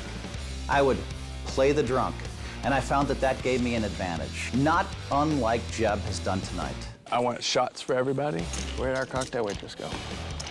I would intentionally slur my words a bit. Y'all just let me live in y'all's world. Is that an angle? Come on. Hey, come on now. And then it seemed everyone gave me too much action. Oh, what's the game? What are we playing? Raise it up. And I would always have it, and they just kept calling. They didn't notice how patient I was. My acting and alleged drinking threw them off the scent. I have an advantage if I can get them all to drink. Why stop using this winning tactic? Well, there are several reasons. One, we all know that it's easy to make bad decisions when you're drinking. Oh boy. And the key to success in poker is making the right decisions. When you don't, you lose your cash. Two, focus is key, especially when you're playing for hundreds of thousands of dollars and World Poker Tour titles. This isn't your nickel and dime home game. One misstep and you're gone. Don't get me wrong, poker is fun and a lot of people have a good time when they drink at the table.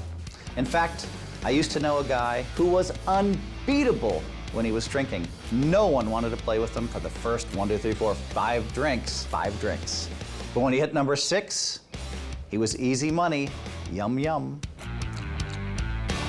Oh, you're such a know-it-all, goody-goody. Meanwhile, Jeb Hutton, the man who never met a cup he didn't want to see the bottom of, our chip leader, 11.4 million, Jay Lee, 11. Josh, still our short stack. Cocktails!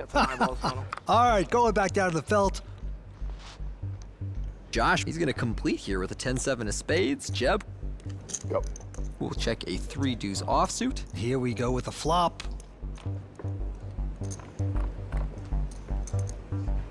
Flop is a king, queen, jack. So Josh open-ended here. Nothing ball for Jeb. Check, check. And a big ace makes Josh a straight. Well, Josh checked over to his opponent on the flop. Will he do it again? Yes. Laying a little trap for Jeb here. Jeb fires out for 325,000. With 3 high, taking a stab. Quick call by Josh. Now he knows. He gets the message. And the river, a 10 of diamond. They both have the same hand. Look at this. Disappointing for Josh. All in. Josh, smart to move all in here. Oh. Just in case Jeb has blurred vision and ends up folding. There you go. So he has a laugh about it, but they will chop this one up. Y'all didn't like 3 high? Was that not good there when I bet it?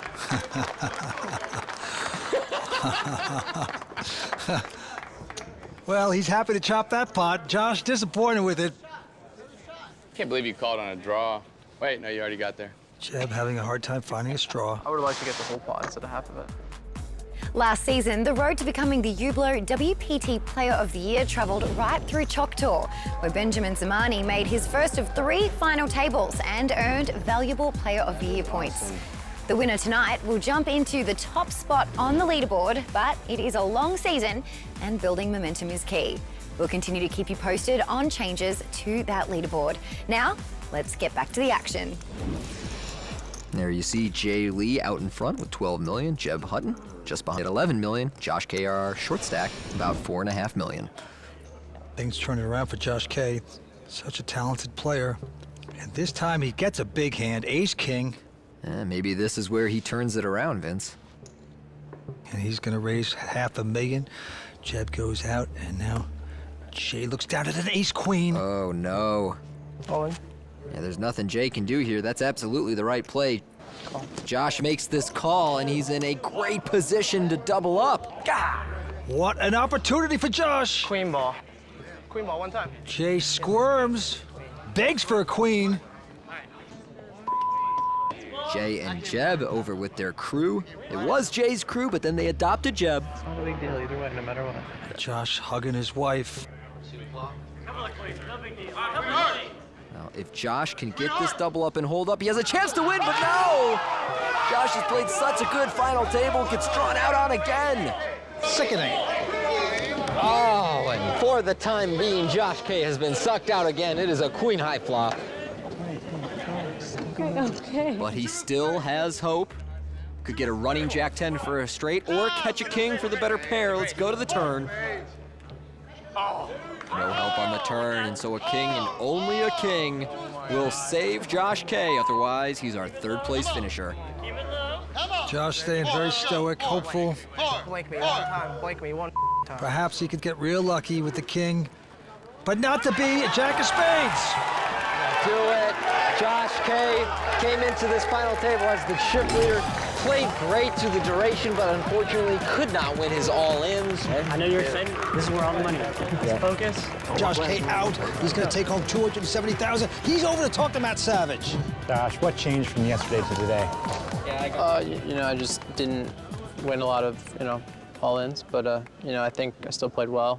They played well also. Sometimes one person has to win, one person has to lose. Was it really tough to defend against their rush of cards there at the end? Yeah, I think I held my own pretty good. There were 3 big all-ins that, didn't go my way, and that's pretty much what decided it. Well, nice score for you. Congratulations. All right, thanks. Josh K is our third place finisher here at Choctaw. When we return, Jay Lee and Jeb Hutton will be playing heads up for the WPT title. Vince, people ask me, can you really win on Club WPT? Well, Tony, the tournament's running all day, every day, and $100,000 worth of cash and prizes available every month. The answer is yes. Sign up at clubwpt.com.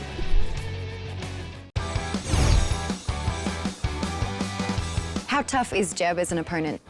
Very, very tough. He's good, he mixes it up, and he plays solid. Have you given him a nickname like the rest of your buddies? Supergirl or Jebediah? All right, there you go. Now, Jeb, how much fun are you having tonight?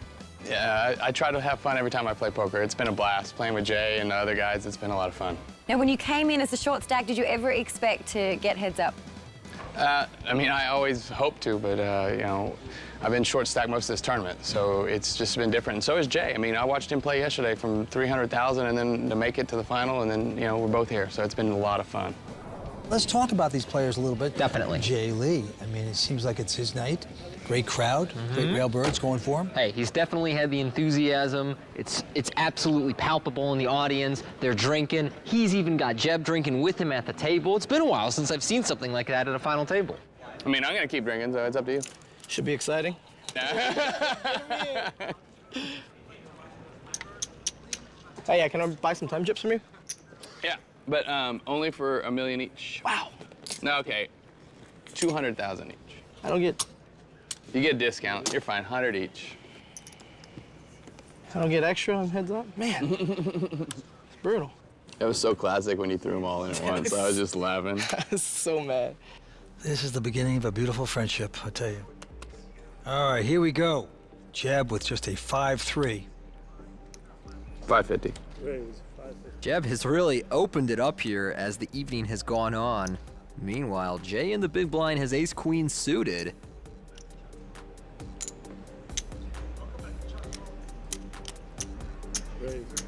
He's going to raise it, make this imposter pay. 1350.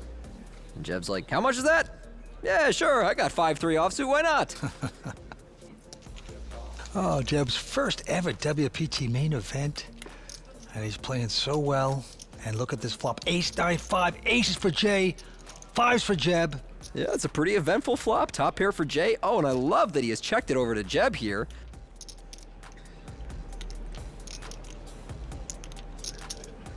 And he is going to fire out with this bottom pair. 875,000. 2 million. Ooh, and Jay raising it up to 2 million. Well, I love his flop check, but I think a check call would be better against someone apt to bluff their stack off. Now you're kind of taking the opportunity away from Jeb, but he does get an extra bet out of his opponent. So Jay starts off our heads up portion of the tournament by taking down the first major pot. No more best friends. Jay Lee looking real serious now. Yeah, looking serious all of a sudden. He knows this is the opportunity of a lifetime playing in his first ever WPT and might just be a winner. This time he's got just an 8-7, but he will raise it. 550 total. Jeb with an 8-6. Jeb makes the call.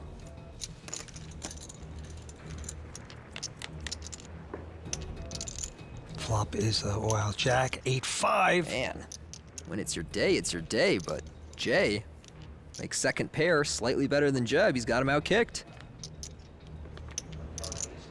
Ace on the turn, it's a spade. Ace of spades actually improves Jeb's hand, gives him a spade flush draw going to the river. Jay, after checking back the flop, now gonna bet out 550,000. He wants to get a little value from worse hands, plus protect against those spade draws. Jeb will make this call. Down to the river we go. What's it gonna be?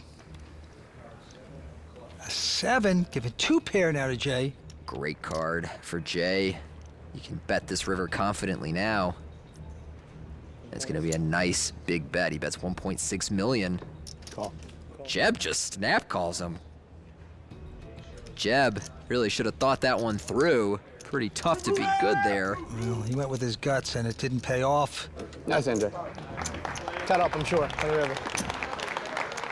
I think we're talking about when Helmuth, you said he had that 6th drink. That's right, yeah. I think that Jeb has gone from a guy who was loosened up to a guy who is spewing it up. There's a chopping for that. There's a chopping for that? This episode is sponsored by Dr. Pepper, the official soft drink of the World Poker Tour. Hublot, the official watch of the World Poker Tour. And Rockstar Energy, the official energy drink of the World Poker Tour. Welcome back to Choctaw in Durant, Oklahoma. We are having a good time. They're playing for big stakes. And Jay Lee from Austin, Texas, out in front with 21 million.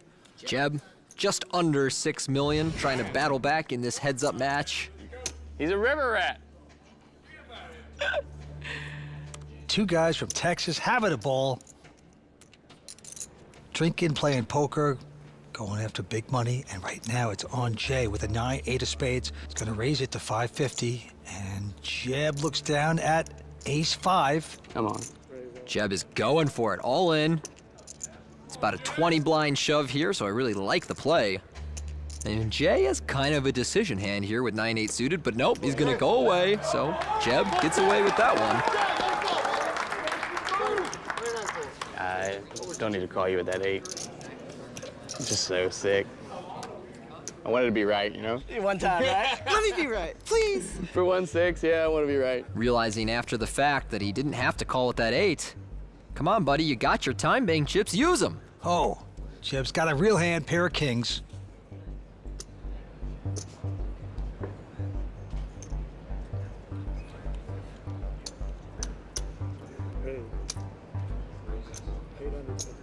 Gonna move it to 850.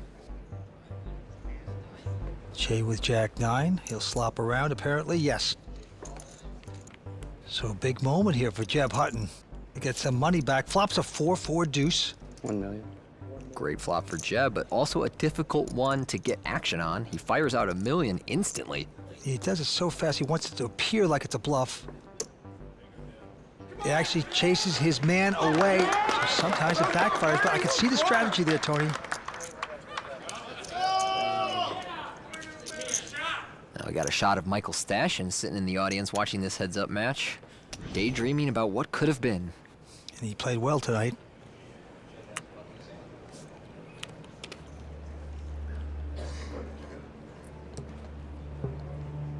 Jeb is gonna make it 550 with queen deuce of diamonds. Jay makes the call with the jack 4 of hearts. And it is jack 4-4. Is this real life? And 2 diamonds for Jeb. No! Jay has just had all the hands when he's needed them tonight. Both players check. 7 on the turn. Another check from Jay. Look at him slow play this full house. All right, Jeb. Wow, another check. Oh, wow, no. a diamond, which gives Jeb a flush. No. This is gonna be a disaster for Jeb. I don't see how he doesn't lose most, if not all of his chips at this stage. Well, Jay is gonna bet 750 now.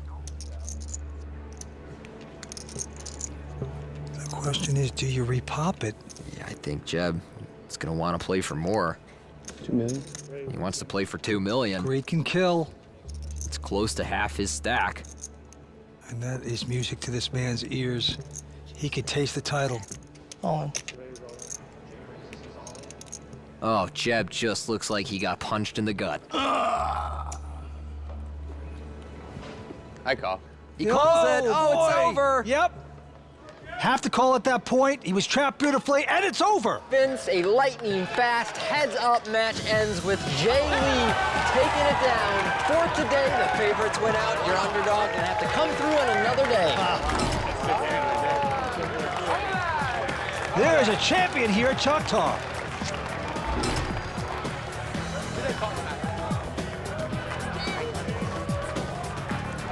Jeb, you started as a short stack, but you came in second place. Tell us about your experience tonight.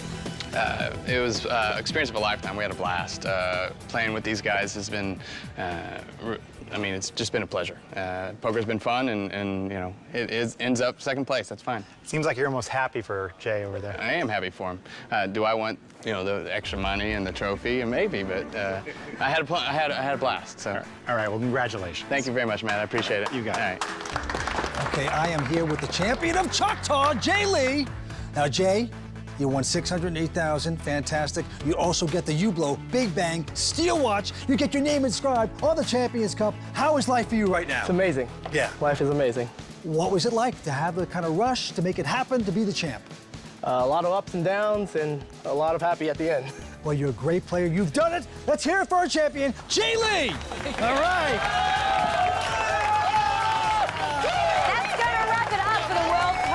Coverage from the Choctaw Casino and Resort in Durant, Oklahoma. Thank you so much for joining us, and we'll see you next time on the WPT.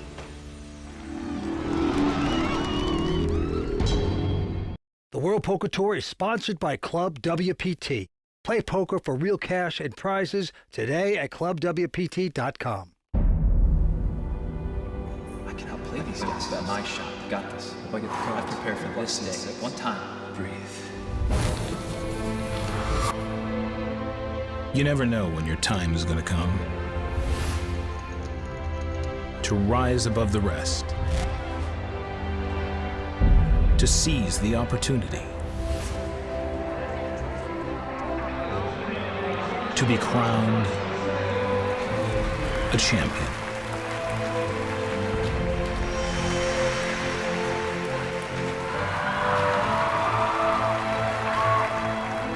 Is it time for your story to be told?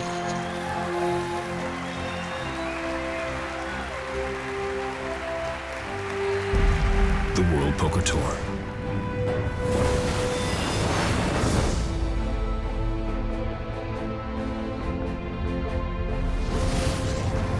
The Bicycle Hotel and Casino in Los Angeles, California plays host to the latest stop on the World Poker Tour. Good evening, I'm Lynn Gilmartin. Since season 1, the Legends of Poker tournament has lived up to its name. It's where Hall of Famers Doyle Brunson and Dan Harrington became WPT champions. It's also where Andy Frankenberger and Mike Sherriardi built off their title wins on the way to becoming a WPT Player of the Year. Earlier this week, hundreds of hopefuls joined the action, looking to score a sweet Season 16 title.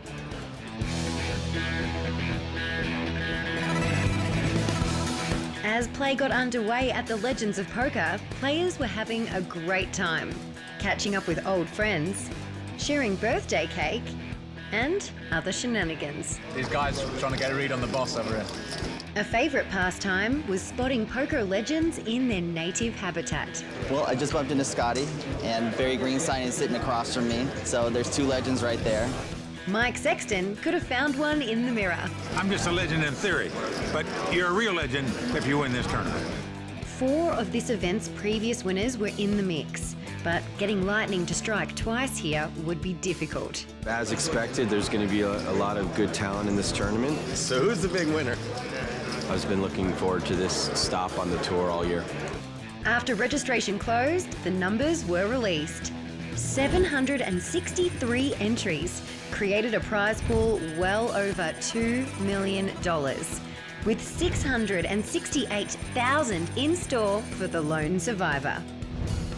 With so much at stake, the mood got decidedly more serious. Guys, 6 bets me all in with 10. Are you kidding me? As players were determined to advance. During day 3, the introduction of the action clock kept play moving. 20 more seconds to Hollywood. Polarizing pro William Kassouf playfully taunted reigning Legends champ Pat Lyons. Pat, they're not focusing on you. The camera's on me right now. Before long, deuces cracked aces, and the money bubble was popped. Congratulations, you're all the money. Cashes were secured for the remaining 81 players, who started making their way to the payout desk. I'm all in. The biggest moment of the day was when local player TJ Shepard busted in 47th place and was celebrated as the winner of the billionth WPT prize dollar awarded in the 16-season history of the tour. While TJ celebrated his finish, DJ Alexander, who recently placed 13th at WPT Choctaw, was hoping to stay longer. Today has been really bad. I've lost 2 flips and 3 out on the river and another big pot. But still have about 50 bigs, so I'm still in there. Worthy contenders were falling like dominoes. That's it. And as the night drew to a close, fearless local pro O.D. Darden bet Phil Hellmuth off trip 9s. Wow. Everyone wanted to know who got the raw deal this time. Is it fair to show? You're not going to take it the wrong way. Come on, show it. I was just bluffing. I was just bluffing. The King High bluff prompted a warning from Phil. I promise you, when you bluff me, it's like a potato chip. It tastes so good, you're going to do it again. No. That was the last one. I'm done.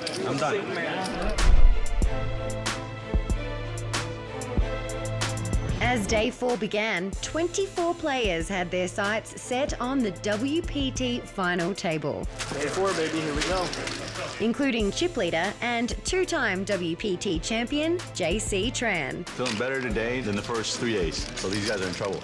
And pro David Baker assessed the field. The biggest problem you can make in poker is underestimating your opponents, and I'm not going to do that today. I mean, most of the people left are names you know, and the few that you don't, they've all got chopped. Early action saw stacks grow, while others disappeared. Tables were rebalanced, and O.D. Darden was once again seated with Phil Hellmuth. Ole. Before long, O.D. shoved into Phil on a board with paired kings. After running out his last 3 time chips, Phil's hand was dead. He showed trip kings. Out of respect, I'm going to show you something, okay? So, good fold, Phil. You want to just play games? Is that what it is? All around the room, play was intense as payouts were growing and the WPT final table was closer in sight. I'm dangerous with the chips, just letting you guys know. With JC Tran's elimination of Alex Greenblatt, the final 9 gathered at one table. DJ Alexander shoved ace-10 well behind Jared Griner's pocket aces until he paired the flop. And rivered trips to survive. Oh my God.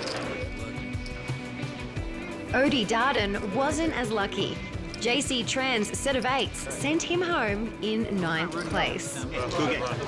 I just had the second best hand every time, every confrontation I had, so that was it. All she wrote. Later, Art Papazian took up O.D.'s mission of messing with the poker brat. After Art shoved on a 4-bet, Phil folded queens face up. We have set you guys up so well on these spots. And Art gleefully showed a 4 of diamonds. What the is he doing? You gave me all the money. Why would you do that? If he knew I had queens, he would never have tried that. Jared Griner went out in 8th, the 3rd elimination in a row by JC Tran, leaving them 1 away from the TV table. DJ Alexander had it all on the line once again, behind Adam Swan's pocket kings. He tried to stay hopeful. We need to do it again. Adam scored trips on the flop.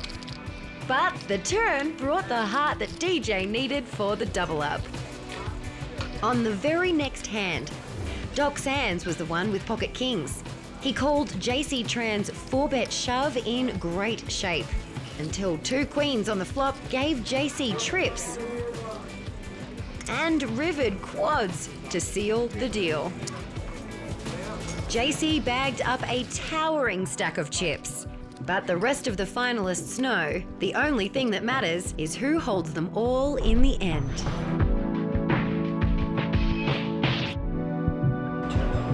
What a legendary final table. And while everyone's settling in for battle, I'll turn it over to Vince Van Patten and Tony Dunst. Well, Lynn, the legends of poker are becoming legendary once again, because at this final table, tough players. 2 players are going after the 3rd WPT title, and that is the great J.C. Tran. He is the chip leader at this point, and Marvin Rettmeyer from Germany. But of course, the headline tonight, the newest member of the WPT family, Phil Hellmuth. He's at his 5th WPT final table, but going for that first win tonight. But hey, let's also shout out DJ Alexander, a very talented player from Houston. He's had a ton of deep runs lately. Let's see if he gets it done tonight. Yeah, there's great players at the table. Should be a lot of fun. Now, we are going to have fun because we make bets now. You can take at 4 to 5 JC Tran for our seasonal bet, or Art Papazian at 6 to 5. Who are you taking, Tony? Well, you know JC Tran, he's the consummate pro, 2-time WPT champion, and he's the chip leader. I gotta take him. Okay, and I got the local guy. I got Art. Lynn, back to you.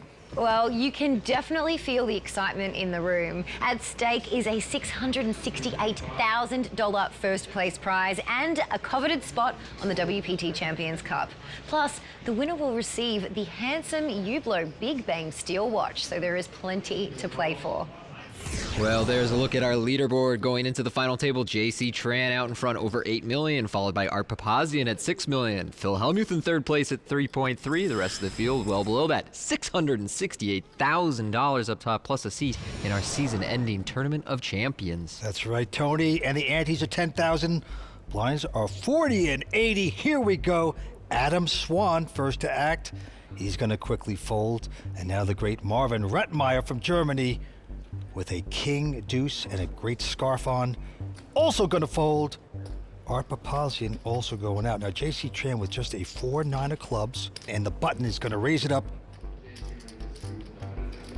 Fold. Phil Hellmuth going to release his hand. And now DJ Alexander with an ace-jack. DJ on a very hot run over the last 6 months, and especially leading up to this final table where he sucked out twice when he was all in at risk. Now with the best hand. Looks like DJ wants to play for more, choosing a number that's going to be 440,000. Yeah, he's going to try to push around the Tran man, and it's going to work. Yeah, JC, a long time, incredibly accomplished professional, not here to waste time, doesn't posture, just gets rid of his hand. DJ's made of 1.7 in poker earnings, a fine player. And now we move on to the next hand. Marvin Rettmeyer, 2-time WPT champion, looks down at an ace-3. He won't play that junk. Art Papazian, a local, folds his hand quickly, and J.C. Tran is going to raise it with a king-10. Phil Hellmuth going out, on to DJ. Going to release his queen-jack, and now Adam Swan from Santa Barbara, California. First time ever on a World Poker Tour event with a jack-9, and he's going to make this call. And he flops the best hand with second pair here on ace-jack-7. I checked. Yeah, Adam's going to check it, and now JC going to make a continuation bet. It looks like 175. And Adam has a pretty straightforward call here with his pair and backdoor draws, but perhaps the moment has got him second-guessing himself. He's asked for more time. Yeah, that's right. He just used one of the time bank chips. The action clock was ticking away. It's a pretty surreal feeling to be here. I'm pretty excited. If you would have told me I'd make the final table on day one, I wouldn't believe it. Phil's at the table, JC, all these famous guys I've seen on TV. It couldn't be a better experience. Well, he's got his parents, his brother in the audience, rooting him on. What to do? Second best pair. Oh, he's got to release it. That's too bad. So a missed opportunity for Adam there to try and build up his short stack against our chip leader, JC. Instead, the aggression of JC Tran pays off there, and he continues to stack chips. We move on. The local Art Papazian, quite a player, goes out. JC going to take a break. And now the great Phil Hellmuth wakes up with a pair of ladies, pair of queens, just like that.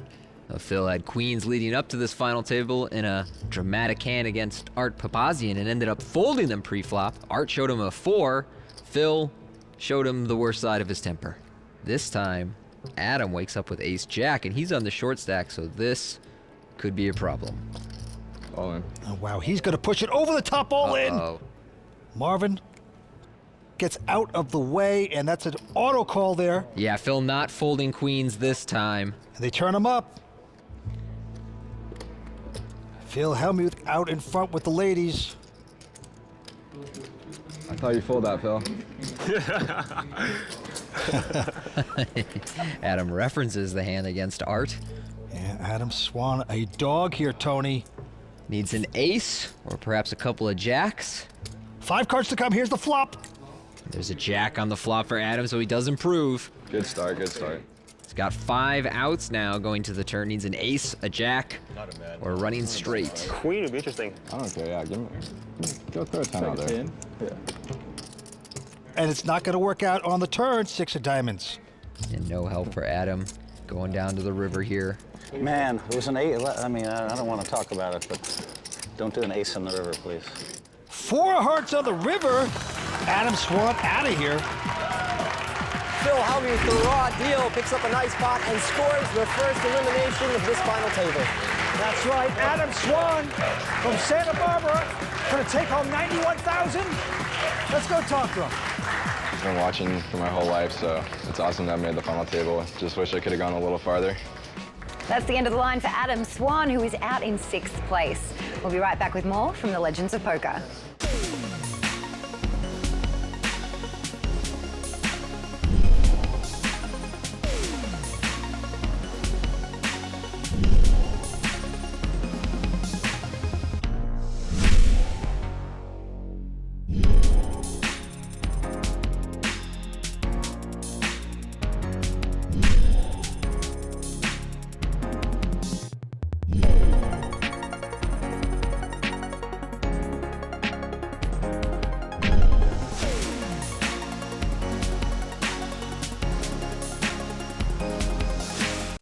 This episode is sponsored by Dr. Pepper, the official soft drink of the World Poker Tour.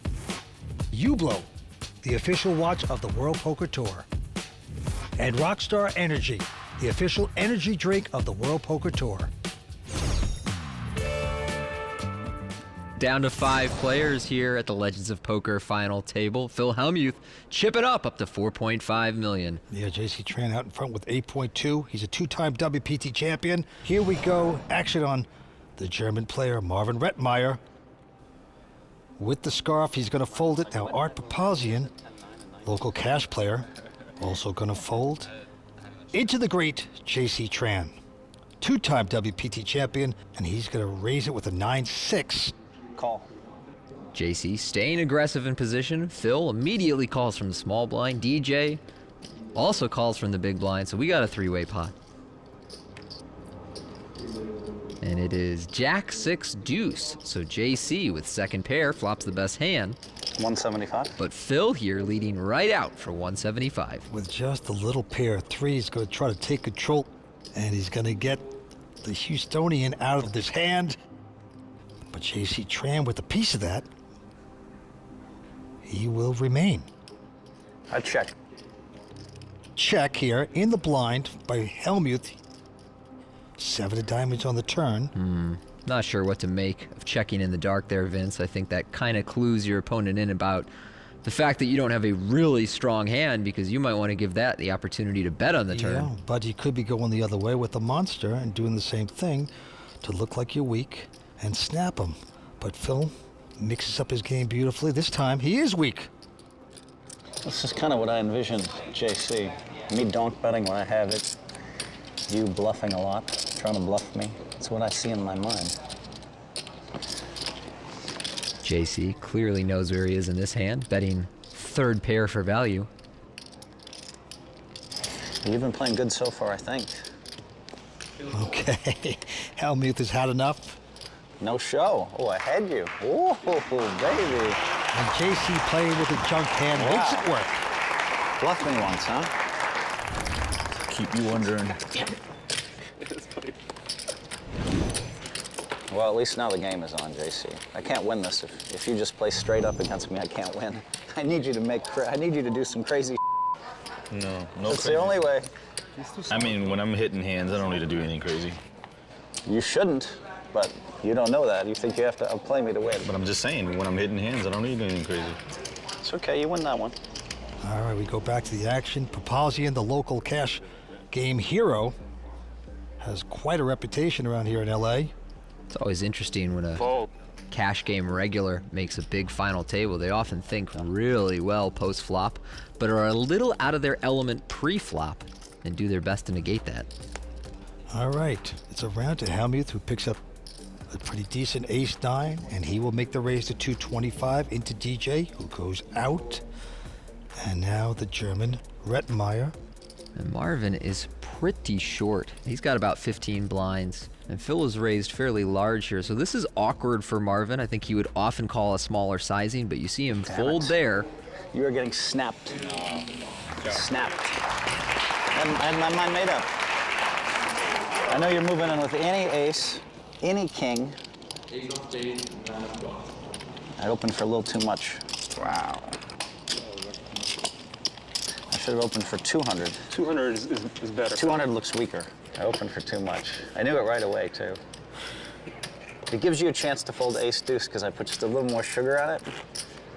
Whereas if I open the regular, you're just shoving ace-deuce 100. You're hurting my brain with too much strategy talk. I can't deal with this right now. I don't know what's going on. Try to keep up, son. We're just playing no limit hold'em. It's too tough for me. Try to keep up. 40. Small blind is 40. Yeah, Art not going to be pushed around on the table or above it. I'm not messing with you today, Phil. I'm telling You right can't now. help yourself. I'm going to I can. trap you. Phil, I'm a veteran, dude. Oh, 25. no. I'm a 25-year-old veteran, bro. How old are you? 25. I was right here at the Let's go to this hand, Art Papalzian. 29 years ago, I was right here. Quick fold by him. JC Tran with an ace-deuce of hearts will make a raise, 175 total. Into Helmuth, who has a nice ace-9 offsuit. And the button. Helmuth's aware of the fact that JC is opening a really wide range of hands here while he has the chip lead and control of the table. So he makes the call in position here with ace-9. Go to this flop heads up, and JC outflops him 6-3 deuce. JC getting a little piece of that. He's going to check, though. They both check. 6 on the turn, pairs the board. That's a very nice card for JC, and he recognizes it. Goes ahead and bets 200,000. Phil doesn't hesitate, quickly makes the call. He believes ace high is good. 8 of diamonds on the river, so Phil get nothing, but he may still think he's in front. Yeah, that's a pretty good card for JC all around, and he's going to come in with the value bet.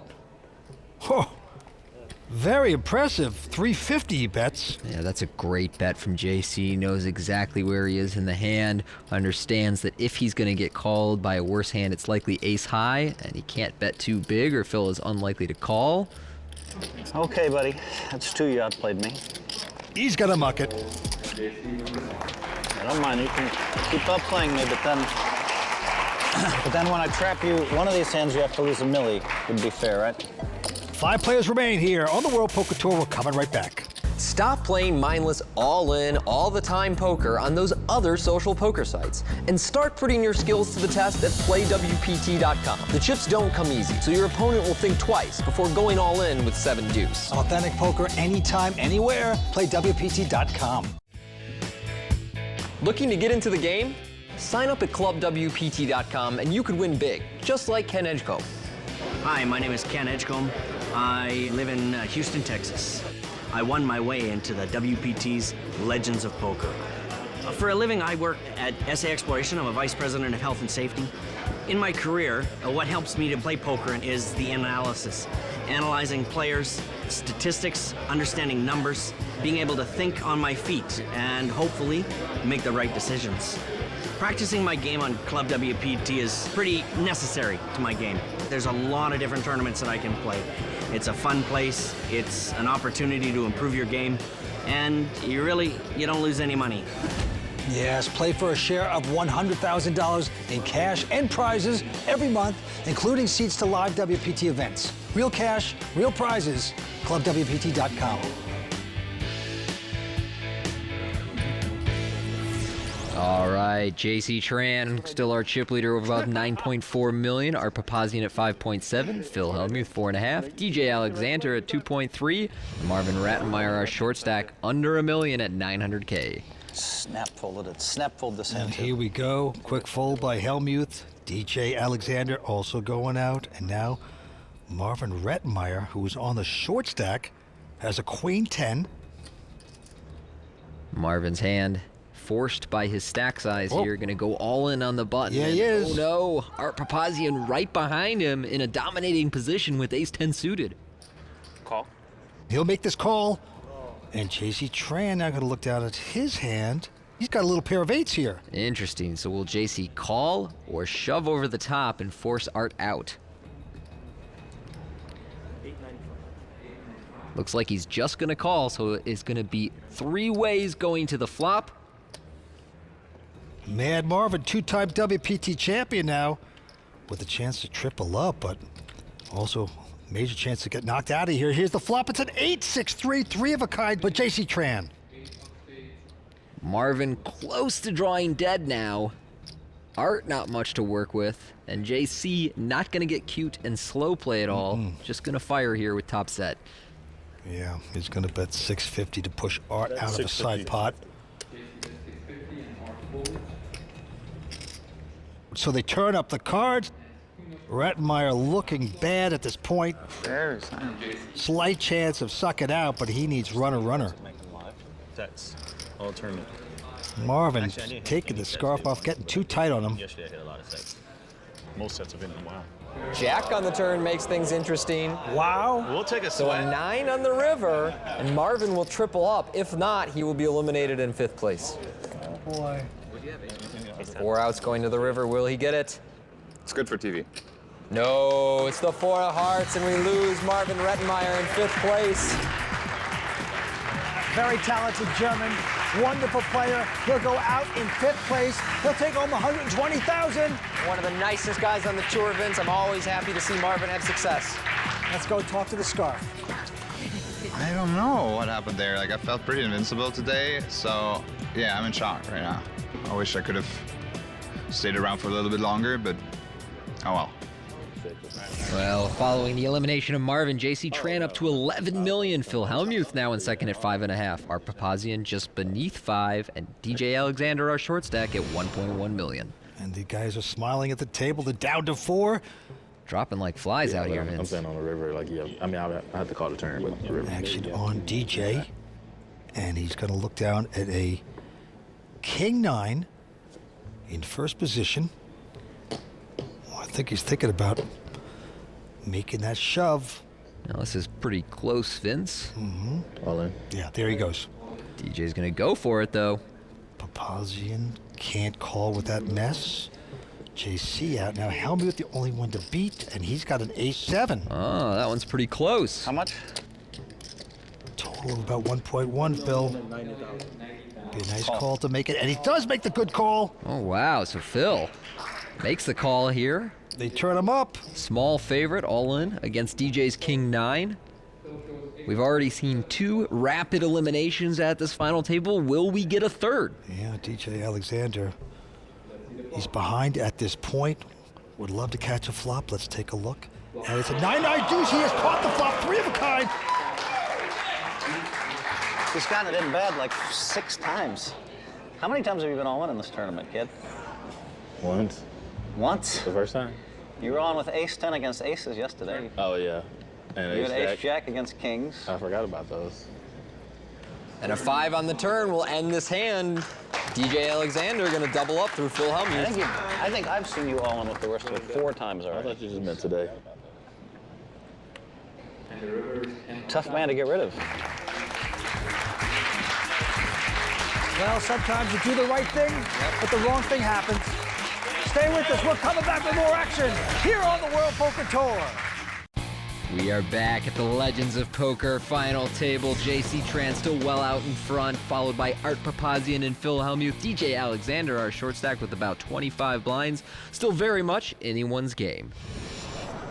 Yes, it is. The blind's going up to 50 and 100 here at the Legends of Poker Action. Going to J.C. Tran, a two-time WPT champ. Going after his third title. He's got ace 8 here, and he'll make it 235 to go. 235. Now Helmuth right behind him with the queen 10 of hearts, Tony. All right, well, Phil with a great hand to call in position with.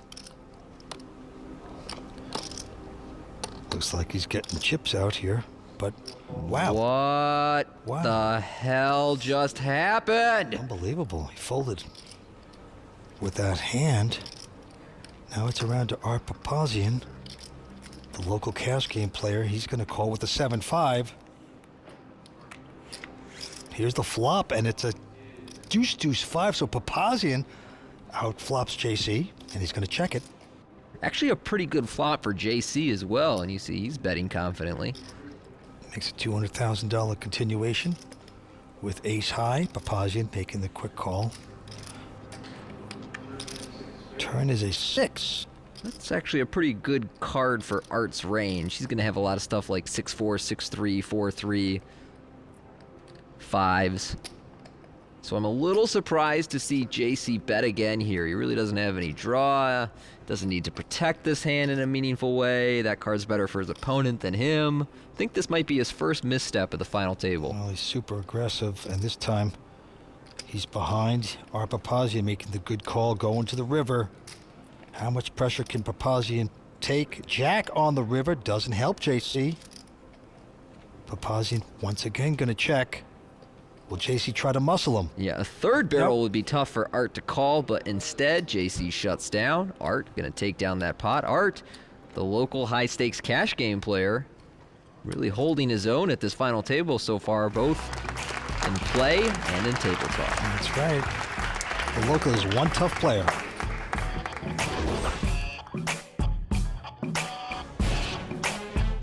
I'm hooked on poker. I feel like it's the most amazing thing. And I owe everything I have in my life to poker. So I'm very grateful for this opportunity to play poker at the highest stage. When I dropped out of school to play poker, I was an immense grinder. I played about 10 hours a day, every single day. Started at the lowest stakes and just grinded all day, every day. And now I play 10, 20, no limit and bigger, almost all the time. I'm so excited. Playing this tournament was a last-second decision for me. The WPT final table is a once-in-a-lifetime opportunity, and I think this is destiny for me. Yeah. Oh, that is Art Papazian, the local. And you know, Tony, I played a lot of poker with him locally. He's tough, but he's nice at the table. A lot of class. Playing good tonight. Yeah, Art really showing that he belongs at this final table. Wasn't really intending to play this tournament. It just kind of came together for him. And now it might come together for over $600,000. And we move on into J.C. Tran, the chip leader with $9 million. He's got a pretty strong ace-queen here.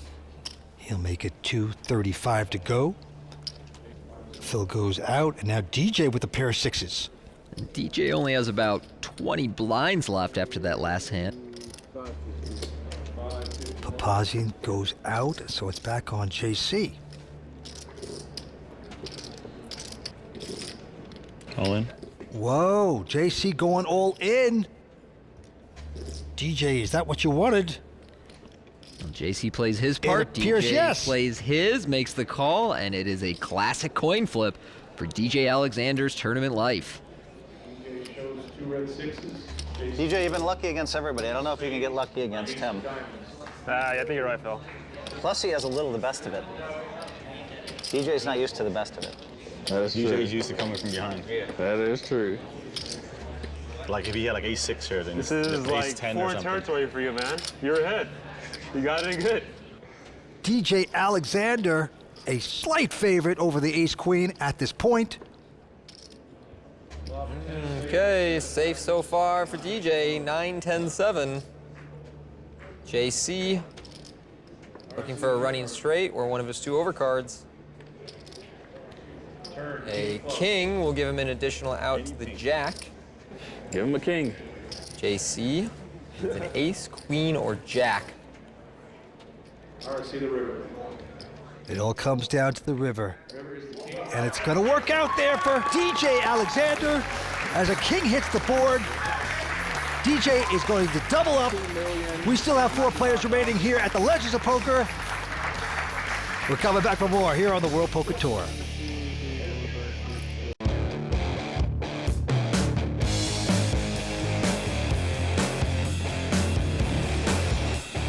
Phil Hellmuth, it is such an honor to have you on the WPT team. Welcome. Thank you. You know, when they asked me to be involved, I'm like, where do I sign? Oh. So what's your game plan for the raw deal?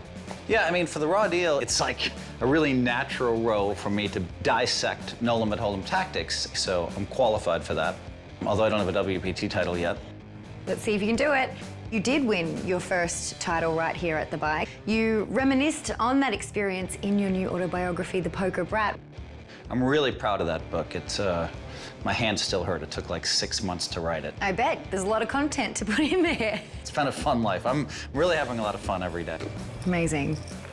How much has the bike changed since back in 1988 when you won that big title? Well, first of all, the bike has beautified itself quite a bit in the last 3-4 years.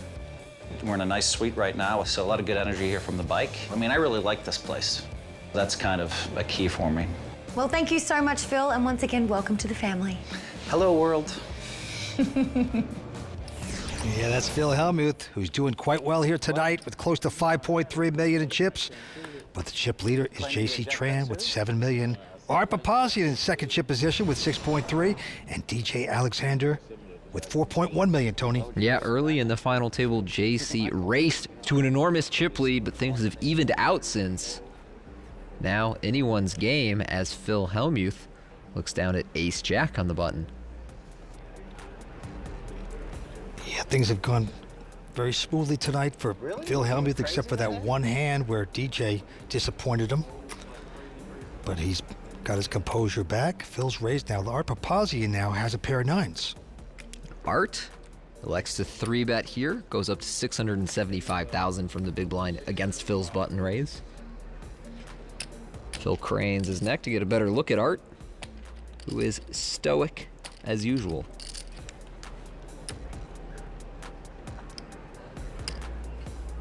Looks like Phil does want to make this call, so we'll go to the flop with just under 1.5 million in the pot. And it is 4 deuce deuce, 2 hearts, so a very nice flop for Art's 9s. I expect him to down bet from his pre-flop sizing on this safe, uncoordinated texture, and you see there a bet of 375,000.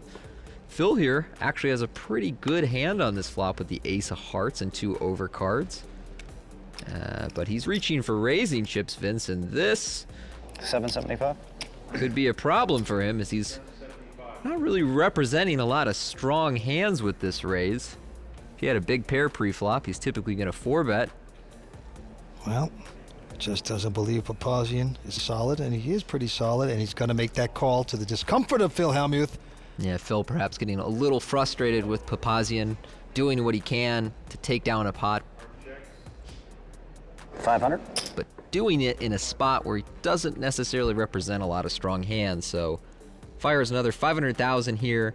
This deuce is not a card that's going to deter Art from calling down with his 9s. Yeah, Phil needs to hit the ace of the jack, not to be, as a 6 appears. Ace-Jack? Papazian going to check, and Phil has had enough with the bluffing. Uh-oh. Guy was going to go nuts. Uh-oh, he's starting to steam. Come on. I thought he was going to go nuts on me. Phil lost more than was necessary there, but perhaps getting a little frustrated with Art trying to push him out of the pot, trying to find a way to win. Dang it all. Unlucky, Phil. Unlucky. Well, it was a flip. I got all 5 cards. Unlucky.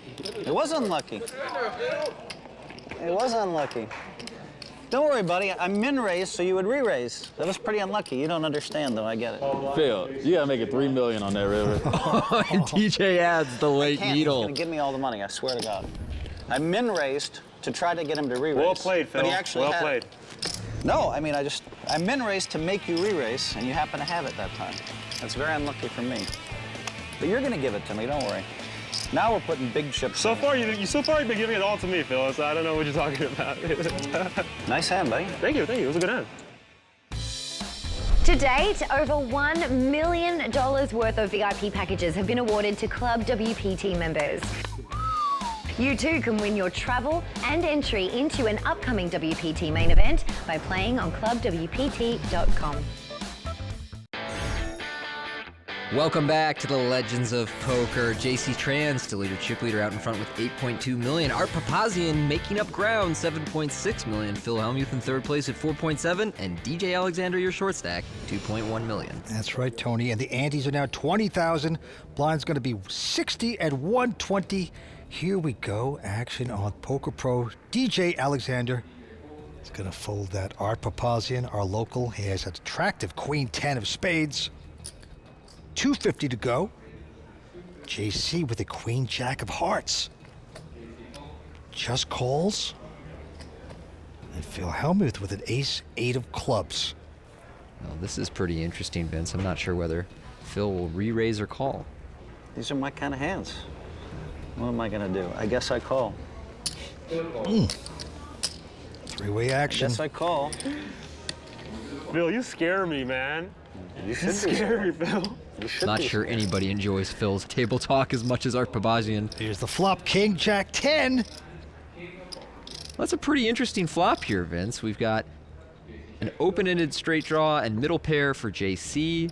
We've got an open-ended straight draw and bottom pair for Art. They all check. King on the turn, Tony. JC still in the lead here. Now he's gonna bet. Hellmuth has had enough, goes out. And Art Papazian, open-ended with a pair of 10s, making the call. To the river we go. Art can only get a 10 to win, but a 9 or an ace would chop the pot. 7 on the river. JC with the jacks in this hand out in front, coming in for a value bet. Yes, 760 he wants. JC so far playing beautifully post-flop at this final table.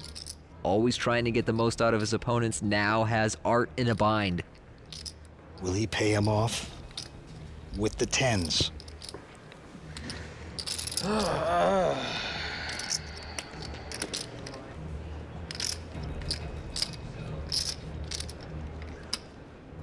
Art makes this call, and it's another beautiful value bet by JC Tran. Gets paid off. Art Papazian second guessing himself on that one. 40 change. 40 change.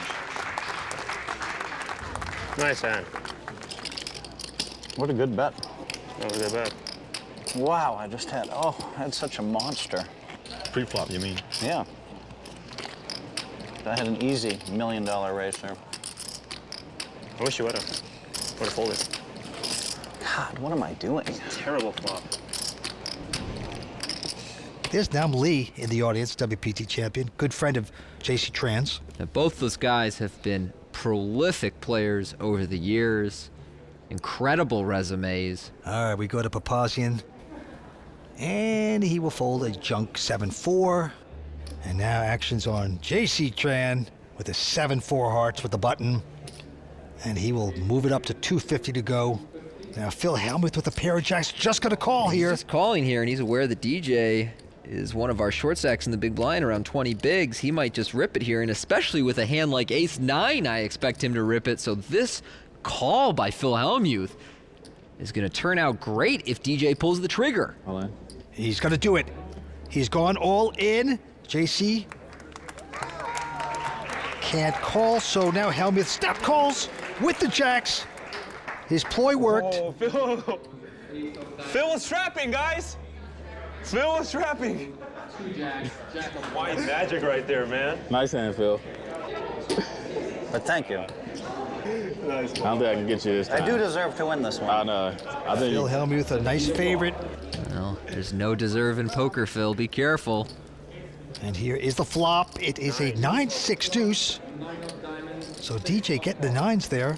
Yeah, picks up 2 outs. Now has 5 going to the turn. DJ, if you win this one, man. If you win this one, it's good. It's not fair if you win this one. Here we go with the turn. Can DJ get lucky? Yes, he does. He hits the ace. Goodness. Oh no, that's 2 pair. Donkey player. Oh no. moving him with boy. ace-9. Well. Like, what is he doing? How bad are these players? The beats I take on the World Poker Tour are so sick. I mean, I just trap him like he's dead every hand we play. Why? Oh, my heaven. It's so unfair. Oh, my. This is so unfair. How can this just keep happening to me? They have no comprehension of how to play Hold'em right, just none. It's just unbelievable. Every ace-9 offsuit, what? I called this race 3 times, what, you think I was never gonna have a hand? I put you on ace-8. That's dead honest truth. I know you did. I fooled you, don't worry, it doesn't matter. Ace-8? Well, that marks the end of tonight's coverage from the Legends of Poker. Thanks for joining us, and we'll see you next time on the WPT. I guess I'll just never win a WPT. It's just so brutal. Phil, don't give up. I'm not giving up. Don't give up, Phil. Like, really? It's just so brutal to watch. The World Poker Tour is sponsored by ClubWPT. Play poker for real cash and prizes today at ClubWPT.com. I can outplay these guys. That's my shot. Got this. If I get the card, I prepare for this day. One time. Breathe. You never know when your time is going to come. To rise above the rest. To seize the opportunity. To be crowned a champion.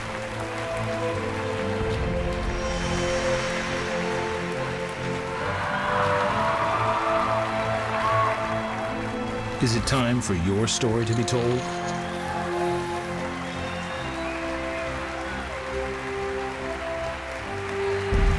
The World Poker Tour.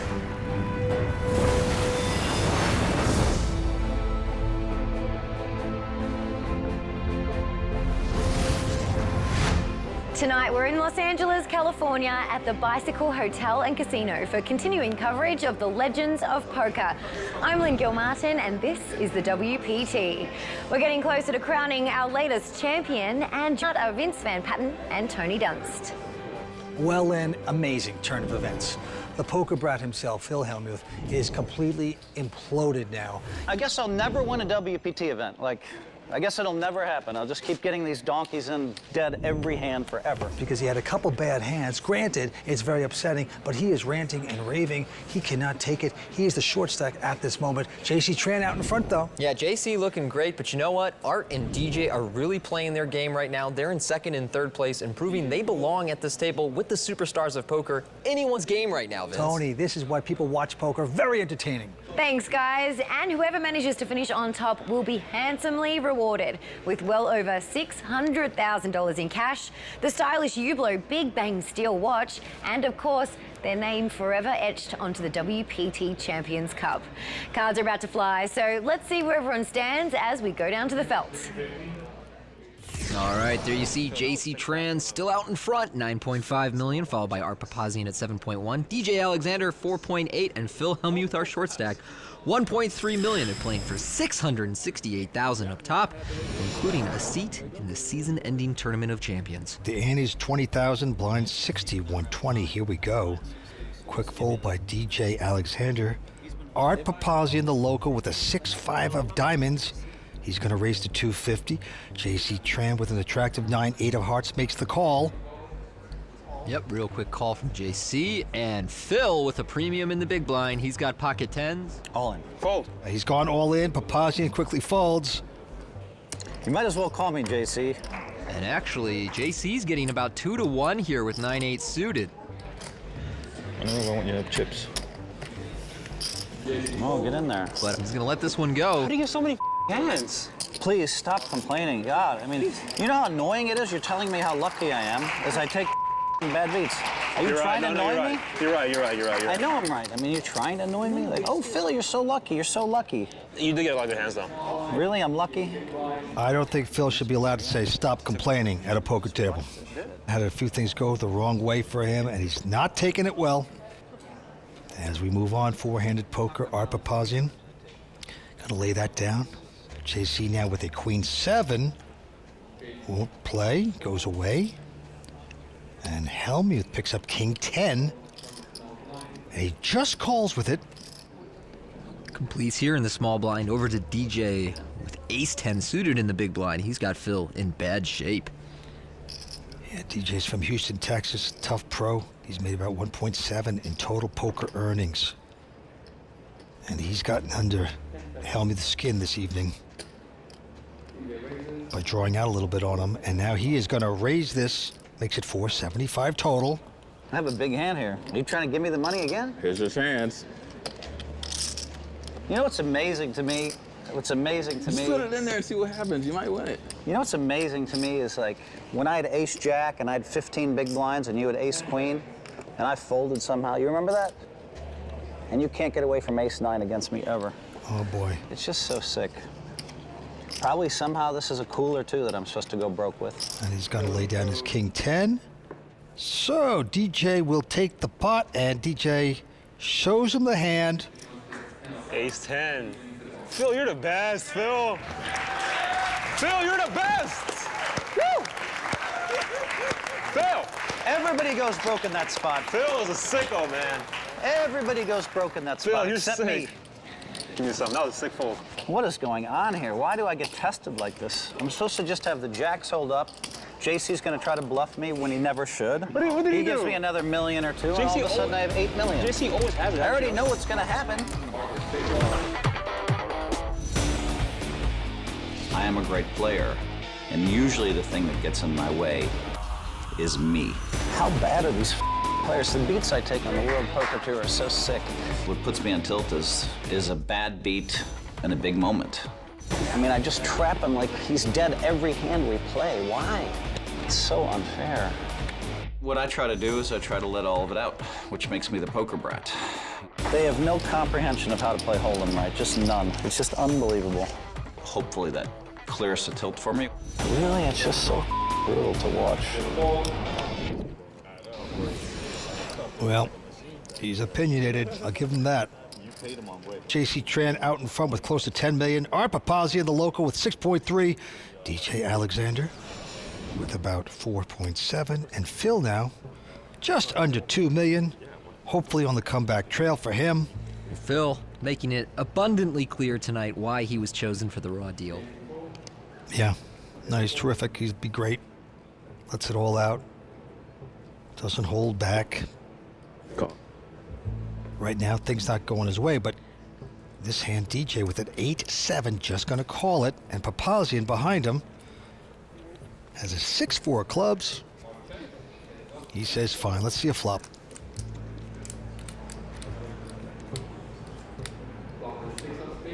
And an ace, 8-6 flop. Something for everyone here, middle pair. DJ, Art, bottom pair, backdoor flush draw. And he is going to bet now after DJ checked over to him. Looks like 125 gets the call. DJ out in front with 8s. Going to the turn. It's another 6 for Papazian. Yeah, disaster for DJ here. DJ wisely checks it. And Art Papazian going to continue. 350. 3 of a kind now. Uh-oh. Wow. DJ escapes. An immediate fold from DJ there. Didn't even consider making that call. A little surprised to see him fold that easily, but it works out great. Now or never, boys. I'm gonna need to step it up a little bit here. Phil in desperate mode, talking up his players, trying to get action. Action's on JC Tran, though. He's got a jack 7. I'm with the DJ. He goes out, and now Helmuth with a 6-2. Won't play that mess. Lucky for him, because DJ has a pair of queens.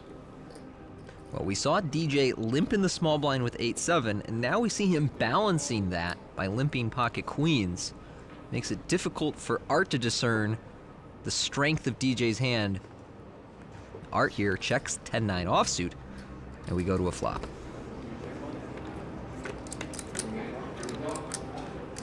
And it is 7-5-3, so queens still well out in front. A little surprised to see DJ check that flop.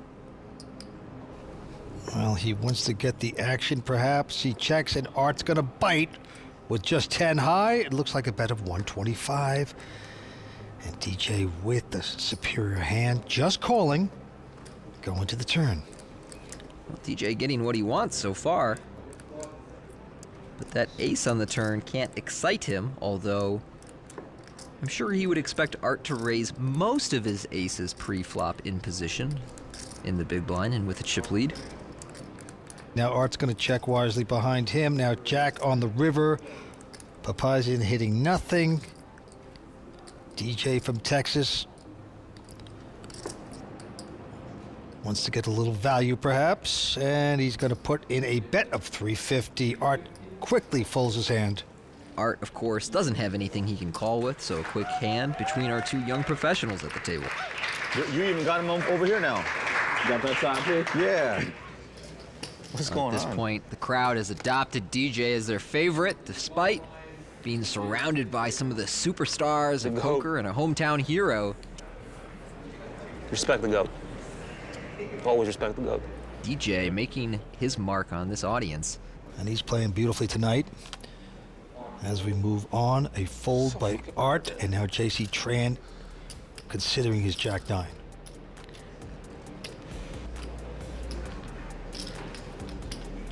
Doesn't feel right. All in. Well, Phil's going all in with a pair of fours, Tony. Pretty good hand on the button. Okay, well, Phil is all in. Now over to DJ. Wake up, DJ. Oh, he's got a 9, and what else? He's going to play this hand like baccarat. Let's see, what do I need? Is that a good back? I need a king, ace, or a king, ace, or a 9. Yep, and you'll get action, Phil. Oh, man. Oh, it's a 3. Helmuth coming back. Way Let those more pair of fours work. dramatic that way than if he had peaked at a 3 first. How did you fold? You were just getting ready to raise? I was just getting ready to zip it. Yeah, of course. Phil gets away with one with pocket fours, starting to chip back up a little bit. Blinds are going up to 8160, and Phil Helmuth now with an ace-deuce says all in again. Okay, here we back go. to back hands. 9. See if we get action this time, not from DJ. Art with a nothing. 5 and 10. Woolworths goes out. But look, JC with a decent queen. 8 of spades, Tony. Makes the call. He knows it's a hand that's not likely to be in front, but also almost always has solid equity. It's gonna be a disaster if he loses. Get ready for this. Get ready, JC. What? Don't be mean. And let's see the flop. It's a king 9-3, so good there for Phil Helmuth. Really no help to JC whatsoever. Phil sitting pretty. Deuce on the turn, so that gives deuces there for Phil. Change anything. He's a favorite, but I think I'm gonna win this one. down to the river. It's a 6. Salvation for Phil Helmuth. His ace-deuce holds up. He's going to double up against JC Tran. Now it's a new Phil Helmuth, turning over a new leaf, looking composed and happy and at peace with himself, Tony. Welcome back to the Bicycle Hotel and Casino in Los Angeles, where we will be crowning the Season 16 Legends of Poker champion. Action is starting back up, so let's get down to the felt. All right, Vince, there is a look at our updated chip counts. JC Tran just under 10 million, Art Papazian at 6.3, DJ Alexander 4.1, and Phil Helmuth chipping up 2.5 million. That's right, Tony. Let's go down to the felt. Art Papazian, cash game savant here in Los Angeles. Rarely plays tournaments. First to act, he will fold it. And now JC Tran with the queen, 8 of hearts, our chip leader. And he likes his hand, makes it 350 to go. Now Phil wakes up with ace-king in the small blind. All in. He knows just what to do. DJ Alexander gonna squeeze a king 10 of diamonds.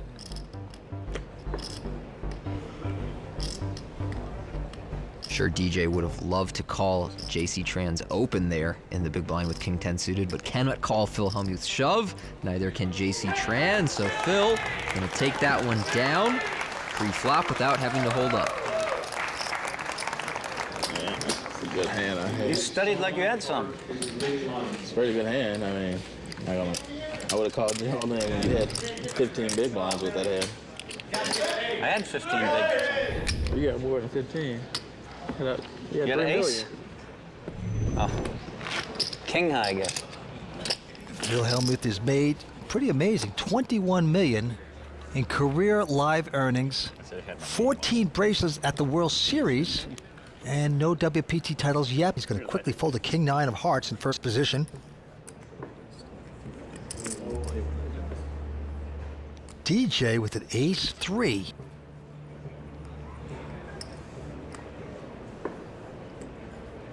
And he will raise it up to 350 total. Papazian with no hand. You start the hand with like 3 point. JC with an off-suited 6-7. JC gonna assess DJ's stack here before getting involved. But looks like he wants to make this call. He wants to splash around and get lucky.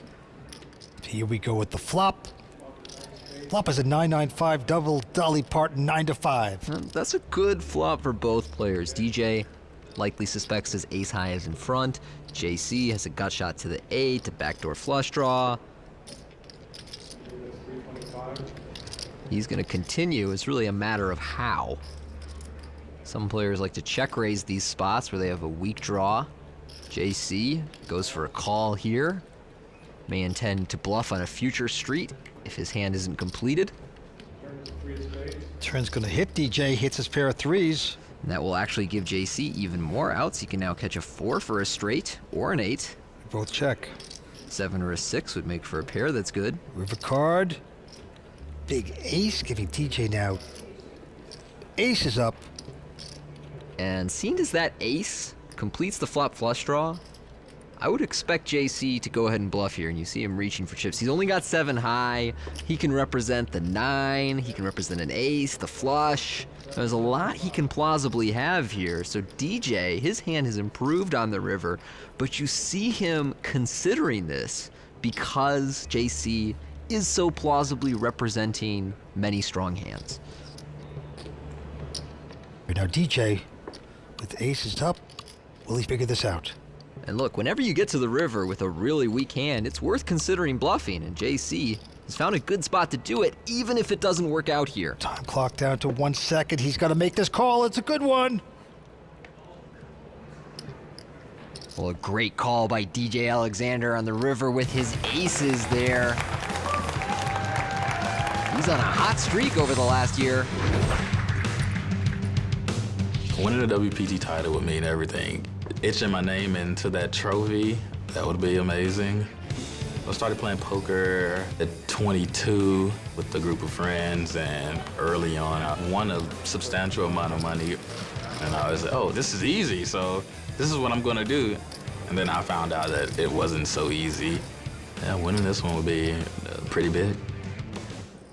Well, he's quite a character.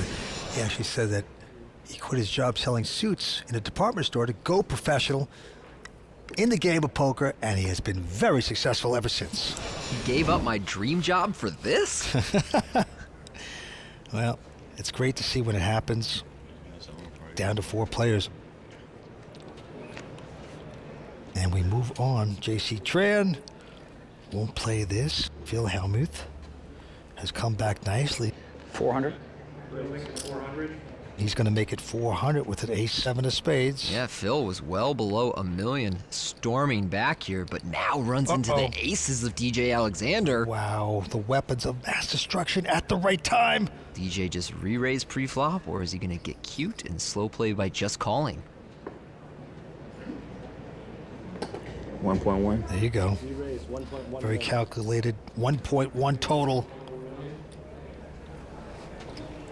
Let's see what Art has. He has a pair of 5s. Got a muck. All right, show me one time. You owe me one. And Hellmuth, no interest in calling. Says show me because I'm such a nice guy. Aces? Show? Aces. You showed aces. Aces there, bro. 4 players remain here on the World Poker Tour. We're coming back from the Legends of Poker in just a moment. You can play against me and other real players on PlayWPT through Facebook, the PlayWPT.com website, and on Apple and Android devices. Games are running around the clock, fun, free poker, anytime, anywhere. PlayWPT.com.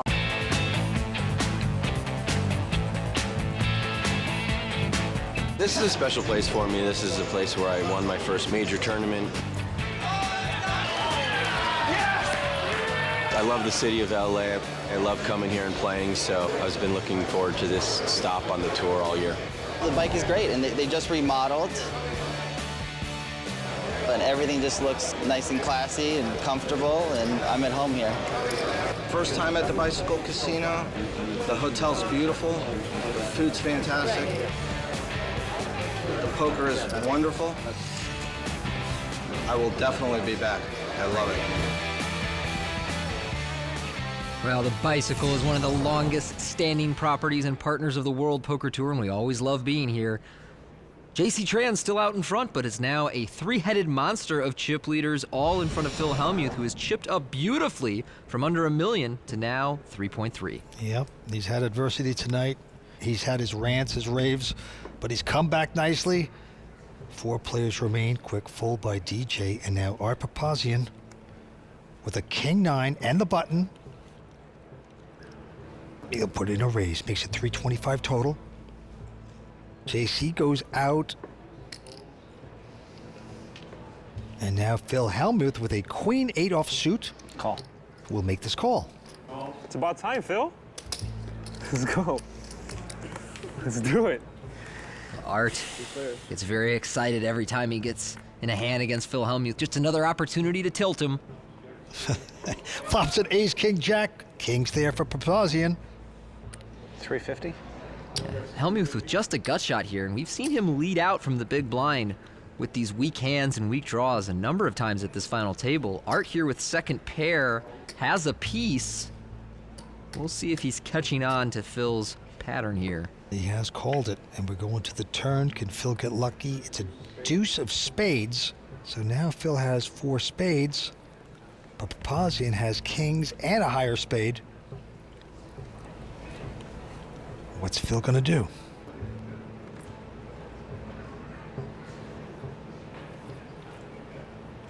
I bet $1 million. Wow. Wow. He's going for it. He's betting $1 million. Way behind. This is a difficult bet for Art to call. Art Papazian with kings and a higher spade will have to let it go. Nice muscling by Phil Hellmuth. Taking down the pot with the inferior hand. Good sense there. Yeah, great double barrel by Phil there. Gets away with one. Over the years, the Legends of Poker has been pivotal in determining the WPT Player of the Year, and this season will be no different.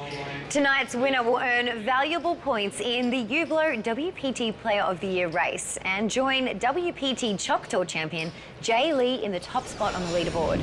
We will update the standings as the season progresses. Now, let's head back down to the table. That's right, where the antes are now 30,000. Blinds are 1 in 200, Tony. And right now, our chip leader, JC Tran, 2-time WPT champion with 8.5 million in chips. And you can see in terms of big blinds, the stacks are shrinking over time. JC Tran entered this final table with tons and tons of chips, has pretty much the same amount now, but just 40 blinds. All right, we got a couple folds into Phil Hellmuth, the poker brat. He's got a 4-3 of hearts. Call. We'll just call.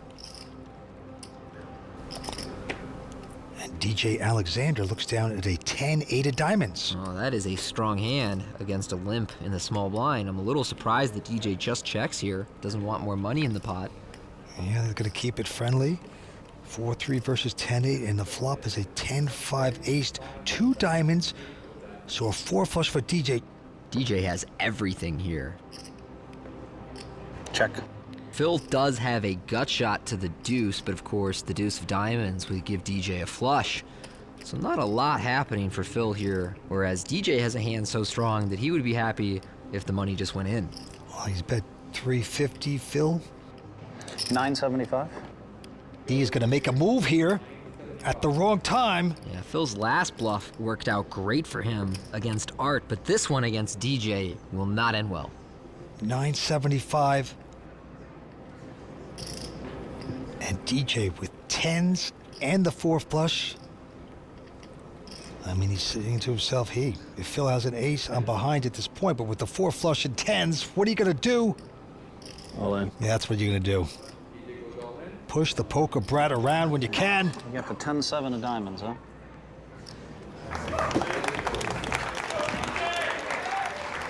Phil does his best to call DJ's exact hand, gets pretty close, but forced to fold with about 1/3 of his stack in the middle. When's it my turn? Have I beat you one big pie yet in like 3 days? I trap you like trap. You've been fairly unfortunate against me. He's gonna, I mean, what do you think? He's just gonna run like this forever? I mean, maybe the rest of the day, I don't know. Maybe just for a week or two, I don't know. I see guys come and go. They run really hot, and then they can't beat me for 10 years. Because they just, hey man, I'm still they get here. in bad all the time. I'm one of the few, right? Yeah, you had your hot phase against me, and then things didn't go so well for a while. No, we didn't play. We didn't clash for years. Very colorful player. Phil Hellmuth, talented, opinionated. Now you can see from this final table that he will be a natural fit for the raw deal. Meanwhile, mixes up his play here and limps the button with Queen 7. I'm a believer in some button limping, but not with hands like Queen 7 off. DJ with King 9. DJ has been punishing Phil Hellmuth all afternoon. Wants to do it again, makes the call. You guys want to use my card? Art has made the call, so 3-way action. Here we go. Flops a jack deuce. Really not much here for anyone, which leads me to believe that whoever is the aggressor is going to take down this pot. 340? Well, Hellmuth sees an opportunity. With his nothing hand, he's going to bet 340. And they both have to go away. So Phil Hellmuth, never giving up, takes that one down when he didn't quite deserve it. That is a poker professional at work. Will he come back and win his first WPT title? We will see. Coming back for more here on the World Poker Tour. All right, coming back from the Legends of Poker, JC Tran still out in front at 8.4 million, DJ Alexander 6.8, Art Papazian at 4.4, and Phil Hellmuth, the raw deal, just below 3.2 million. Yeah, the masters of the game going at it. Four-handed poker. Blinds are 1 in 200. Here we go. Quick fold by Hellmuth. Let you boys duke it out. DJ Alexander also folding. And now Papazian with a pair of 9s. Art out of position here against JC, gonna raise it up from the small blind to 500,000. Into JC Tran, who has a King 7. And he can invest in this and will. Makes the call. And JC is in position here with a decent hand, getting a pretty good price, so he goes to a flop and doesn't find much on Queen 8 deuce. Art, well out in front, will check over to JC and try and induce some bluffs. Yeah, JC is going to fall for it. With nothing, he is going to bet. It looks like 450. JC opening the hand ends right here. But Art, clearly not going anywhere with his 9s, makes the call. All right, going to the turn. Can JC get lucky? No, 4 clubs. Papazian again going to check.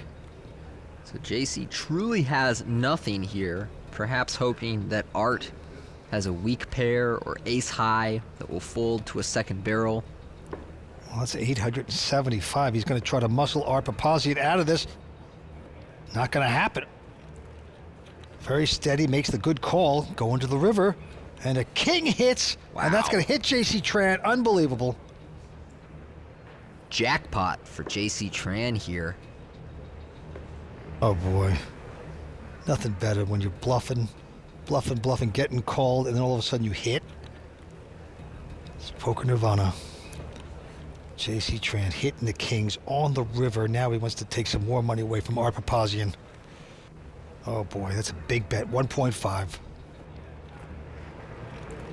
Well, we spoke before about how comfortable Art is hand reading after the flop, and I think he recognizes here there's not that many combinations that JC can be bluffing with. Oh, See, boy. there he gets away. So a nice fold from Art Papazian.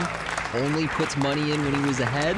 Well played hand, but a bad result. Yes, it is. Bluff and hit, and then take the chips. That's the way J.C. Tran's going to play tonight. J.C. Tran, he's an extremely tough player, zoned in and focused, going for his third WPT. J.C. Tran can finally have done it. If ever a guy deserved to win a World Poker Tour title, you're looking at him right now, J.C. Tran. JC has a ton of chips, and he's on my left, which is not fun for me. But I'll hopefully make some good hands versus him. J.C. Tran and I played a lot in the past together. For a long time, he considered me a rival of his. And so I think he has a lot of respect for me, but I think that he's a great player. I have a lot of respect for him. When he's in pretty good position, but he does have to deal with me. Well, J.C. Tran has made over $12.5 million in poker earnings, a couple bracelets to his name, 2 WPT titles, going after his third here. It's 100 for you. And he's out in front with $10.3 million in chips. JC is really unanimously respected around the poker community. He's been doing this for 20 years and has been successful for all 20 of them. It's very impressive to see that kind of longevity. All right, on to this hand. Art Papazian now with a pair of 8s. And, you know, he's short-stacked at this point. All in? He's going to fire it. He's going to fire it all. Yeah, Art under 13 blinds here on the button. That's a pretty straightforward decision. J.C. Tran, meanwhile, with ace-8 offsuit in the small blind, actually has a difficult decision. I'm curious to see what he does here. He might gamble with this. Try to bust Papazian out of here. Call. And he is going to gamble. He's going to call it. Now, Hellmuth still hasn't looked at his hand. Let's take a peek. He's got a king. And... Oh, man, I thought I had kings. oh, no. He's scared himself there a little bit. He had king, queen. He's going to muck it. So they turn up the cards. Art, a nice favorite. Got it in good. We got it in good. I feel an ace coming, bro. You feel ace coming? Yeah, I really do. I won't be mad if it comes. I won't be mad if it comes. Ace is not coming. I feel it coming. He didn't have an ace. You had the king, queen, so you guys are rooting for an ace.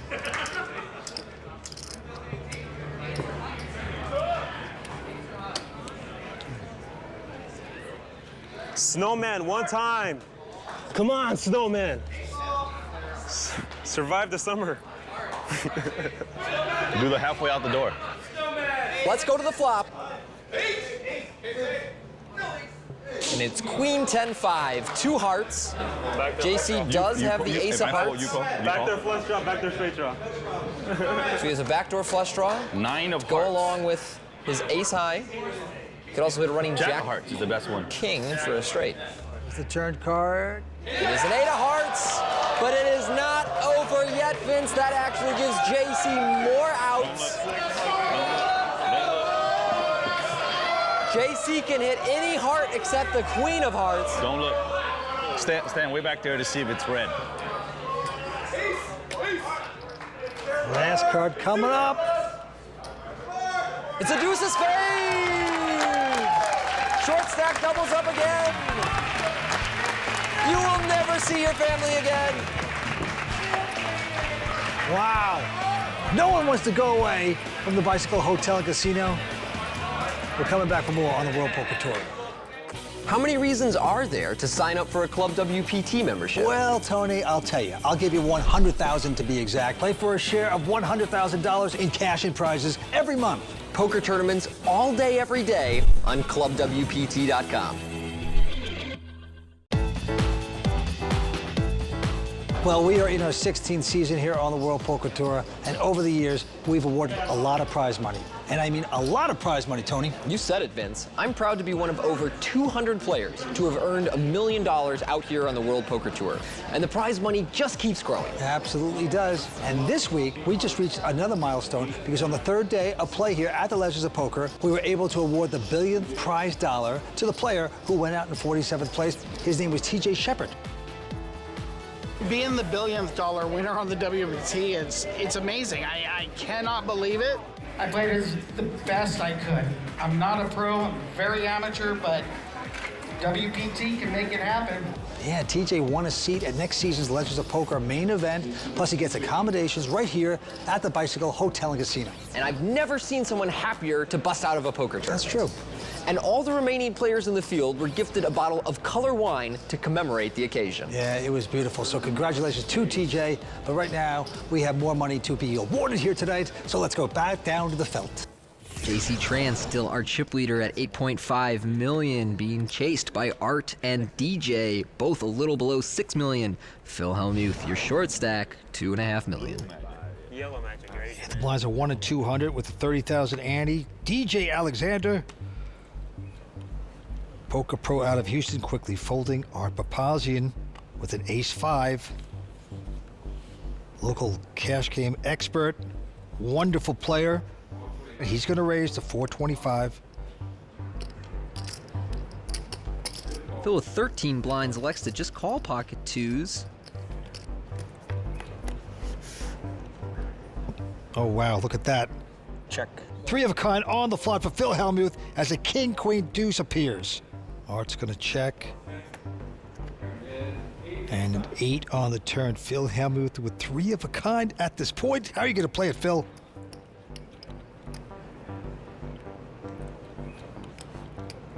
Seven. So there's the bet. 700. Why can't you have king, queen?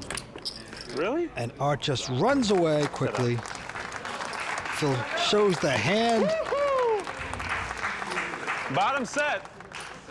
I checked back the flop. Yeah, bottom set. Owned. Got owned, Phil. Yeah, You got really been owning me. You got owned, buddy. Jeez, you're kind of mean, aren't you? Yeah, sort of. Does it serve you well to be mean? He's a jerk. I win a lot of money being nice to people.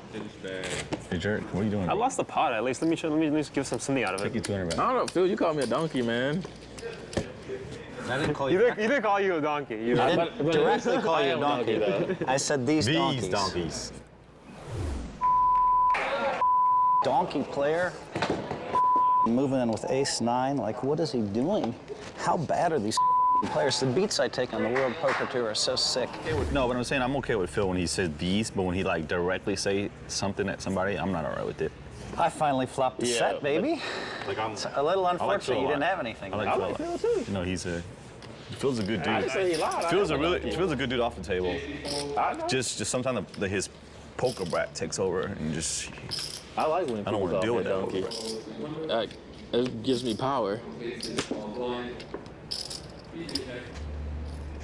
Now, meanwhile, the poker brat completes in the small blind with Jack-8 offsuit, and DJ checks in the big blind with King-7. Something for everyone on this flop. Middle pair for DJ, gut shot and an overcard for Phil, and both players check. Yeah, they do. A 9 on the turn, so DJ 7s and 9s. Yeah, it's a nice looking card for DJ. Hellmuth, who's bet a $500,000, trying to steal it, but DJ gonna stick around, going to the river. Let's see what happens. Oh my goodness, a 10 giving Phil Hellmuth a straight. Yeah, gin for Phil.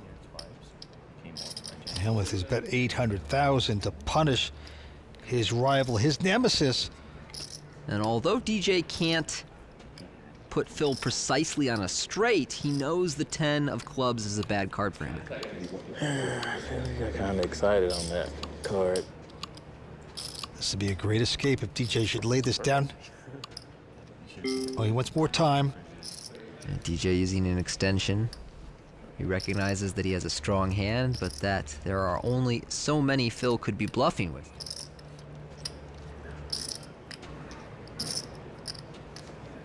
That's the one you showed me to bluff, Phil?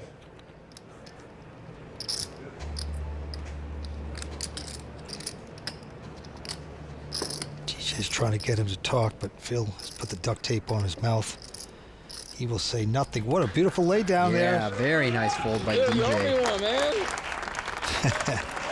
I owe you one? Yeah. Okay. I saw you 2 aces. You remember the story? I had a straight. Good fold. You get the jack 8? Yeah, jack 8. Phil Hellmuth being honest there. I'm gonna find out later, Phil. You better not be. I told you the truth. All right. Hey, we just finished the premiere, dude.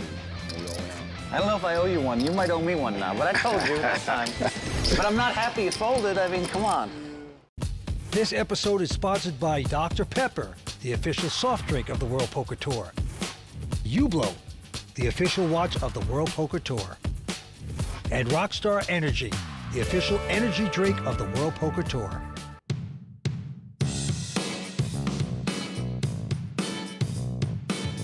We've had an eventful week on the World Poker Tour, and I am joined by Parker Theo from Color Wine. Parker, what has it meant to you and Color Wine to be a part of WPT's $1 billion celebration? For Color Wine, we're all about celebration. What better celebration than the WPT's $1 billion? Can't beat that. It's marvelous. So. Now, you've introduced your wine here this week to the poker players. Has there been much of a response? From what I've seen, they love it. It's a wine that can be enjoyed in any situation. That's what we shoot for, is we're not a fancy wine. This is, I think, a perfect atmosphere for everybody to be able to enjoy it.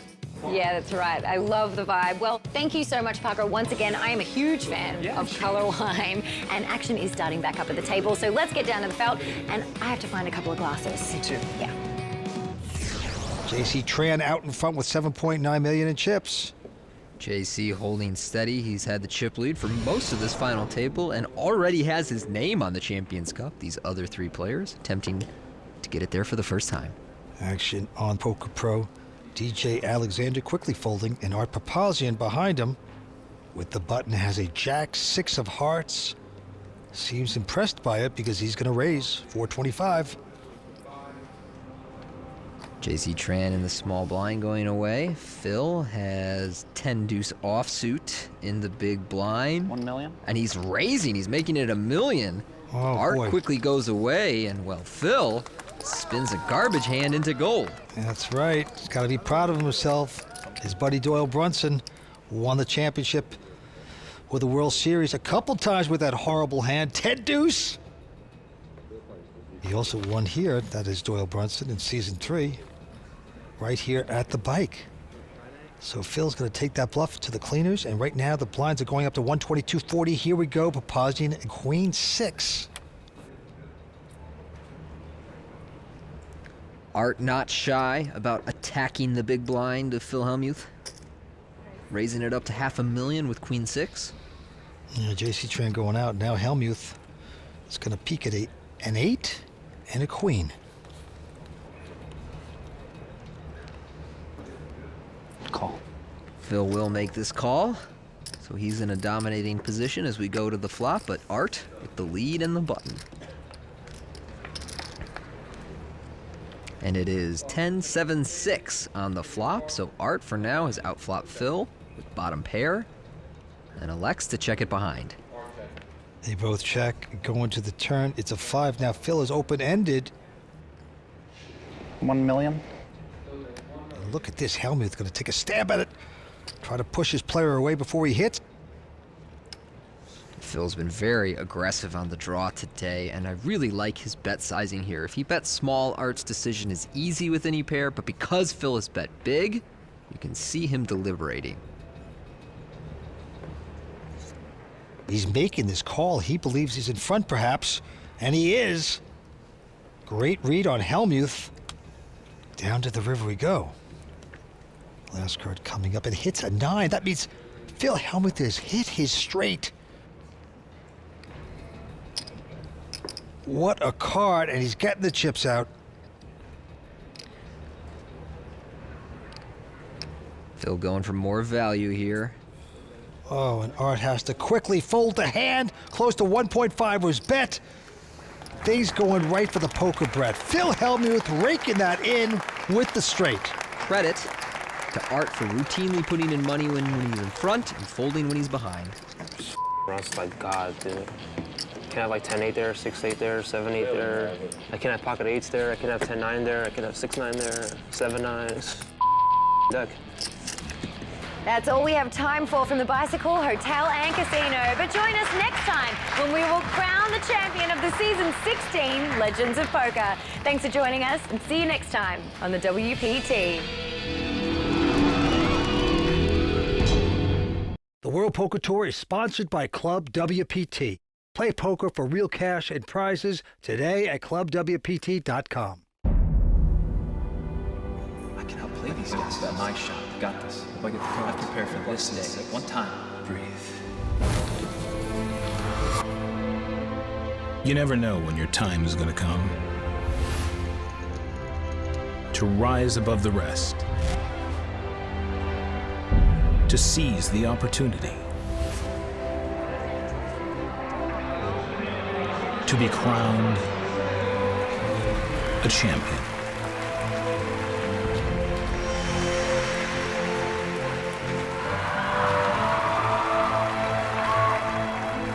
Is it time for your story to be told?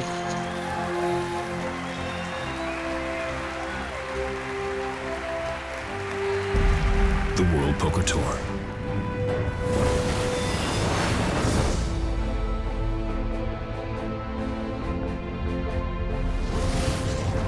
It's going to be a legendary night tonight at the Bicycle Hotel and Casino in Los Angeles, California. Good evening, I'm Lynn Gilmartin, and this is the WPT. This final table has been stellar to say the least. And here to get us caught up on where we stand are Tony Dunst and Vince Van Patten. Well, Lynn, we have seen it all here tonight. We're down to 4 players. J.C. Tran is the chip leader. He came out as the chip leader originally, and he's a great player. He's going after his 3rd WPT title. But now, in 2nd chip position, is the poker brat himself, Phil Hellmuth. Now, don't forget, he went down to a very low stack. How bad are these players? The beats I take on the World Poker Tour are so sick. He was ranting and raving. He was going berserk, but he's back in 2nd chip position, Tony. Yeah, Phil was really on the ropes. He was below 10 big blinds, but his patience has paid off here. The big names have all the chips right now, but don't count out DJ out of Houston, who's a tournament pro, who's had a lot of success recently on the tour. And Art is a cash game regular here in Los Angeles, and he's shown that he belongs at this final table tonight. Either of them still very much a threat to take down this title. Lynn, they're all fighters. They're all great players. Let's see what happens. Thanks, guys. Whoever takes the title tonight will rake in a $668,000 payday and the impressive Hublot Big Bang Steel watch.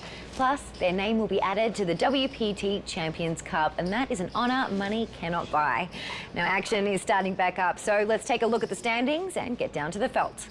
All right, thank you, Lynn. As you see, J.C. Tran still our chip leader with $10.5 million. Phil Hellmuth now in 2nd at $5.5. Art Papazian at $3.8. And DJ Alexander, your short stack, a little above $2 million. $668,000 up top, including a seat in the season-ending Tournament of Champions. Action with DJ Alexander. He's got 6-4 diamonds. Andy's now 40,000. Blinds are 122.40. DJ goes out. Art goes out. Wow, I thought my first walk. No, not with this hand. JC with a pair of deuces, and he's just going to call. Raise 6. The poker brat himself, Phil Hellmuth, with a queen 4. He's going to try to push around JC with a raise. Total of 840. JC going nowhere, makes this call. We're building a pot. It's a big one. And deuces play a little awkward out of position, but flopping a set can negate that pretty quickly. Awesome flop for JC here, but not much for Phil to work with. Oh, check, check. 9 on the turn. Well, 3 hearts on the board now. Can't imagine that JC wants to give Phil another free card. Come on. They just try to give me their money. Got limped in 8 million times. I finally raised him, and he called with like a king 4. They're so bad. God, he'd have all the chips. If he could just be patient, he'd have all the chips. And just try to give them to me. I almost re-raised you, pretty. Yeah, I know, JC. I know. You got a line for all of it. Don't worry. All right. My turn against you, okay? I almost re-raised you, pretty. I'm serious. But then I realized you had more chips than I thought. My turn, JC. Hey, I limped. No, you raised every button. I let you get away with all this. You know what? And then you came after me with your trash burger. Fine. All right. Let's play poker. If you had a million less, I'm putting you all in. Should have gotten away from all these hands, but no, you just let you run us over, and I'm going to start 3-betting. If you had a million less, I'm putting you all in pre-flop. I'm just telling you, it's not the king four. Be nice. Let's play poker. If you had a million less. No more talking. No more showing. I'm not showing any more hands. Let's play. Come on, man. It's no fun when you don't win a pot for 16 hands or whatever it's been. What about me, Phil? Fold, fold, fold, fold, fold. Yeah, but you tried to steal a few. Fold. I'm just waiting for them. I'm just waiting for you guys to make mistakes. That's what I'm doing. We all make mistakes. Just gotta be a win when the opponent capitalizes. All right, a lot of banter by Helmuth. JC just trying to play his game, but right now Helmuth with a jack deuce. 600. With the button, he's going to try to push this. Makes it 600 to go. DJ from Houston, Texas, tough pro. Been playing professionally for 7 years. Going to think this over with the king 5 of spades. Well, he's going to fold that and let Helmuth take that pot. Well, if you ever thought that Phil's emotions were just an act, you only need him see him make a 4x raise with Jack-2 offsuit once following a giant rant to know that's not true. Oh boy, what would it be like to be Phil Helmuth? Inside that mind. I figured after 30 years in the game you would become very zen about the beats and the swings, but it's almost like the frustration and agitation of poker has just built up in Phil over the years. All in. DJ with a queen 4 spades has to shove it all in. Yeah, DJ under 10 big blinds here. Got one out. Now look at JC Tran can't play his suited connector. So DJ will take that pot down. We see a shot of Gacht and Tuba, our Royal Flush Crew member at the Dr. Pepper bar hanging out. Gacht, singer and celebrity in Japan, and a lover of poker. Spooky. Not too bad of a guess. But now action is on Phil Helmuth in this particular hand, and he looks down at a queen 6 of diamonds. I call. Just gonna call with it. So we're raising Jack Deuce and limping Queen 6 suited. Well, if you're gonna limp one of them, I guess you'd rather limp the Queen 6 suited. And now DJ with an ace deuce of diamonds. Call. Yeah, he'll make this call. And the local Papazian has an ace 6 of hearts. Art's kind of short here. I think he's gonna go for it. All in? Yes, he is. Well, I just love the way that Art has played this final table. He has recognized spots so well for a guy who's not a tournament player. I'm gonna pick him off. I guess not yet. I fold. Phil Helmuth has to run away and back on DJ with his ace 2 of diamonds. And I'm a little surprised that DJ didn't make this move himself. I think that was a minor mistake from him in the small blind. I'm not sure whether Art would have been able to come along if he had done that. It would have been very close, and now the decision back on DJ. DJ is short enough here, around 10-11 blinds, that he very well might call this. Action clock ticking down. Extension comes into play. Our action clock ticks away, gives each player 30 seconds on their decision.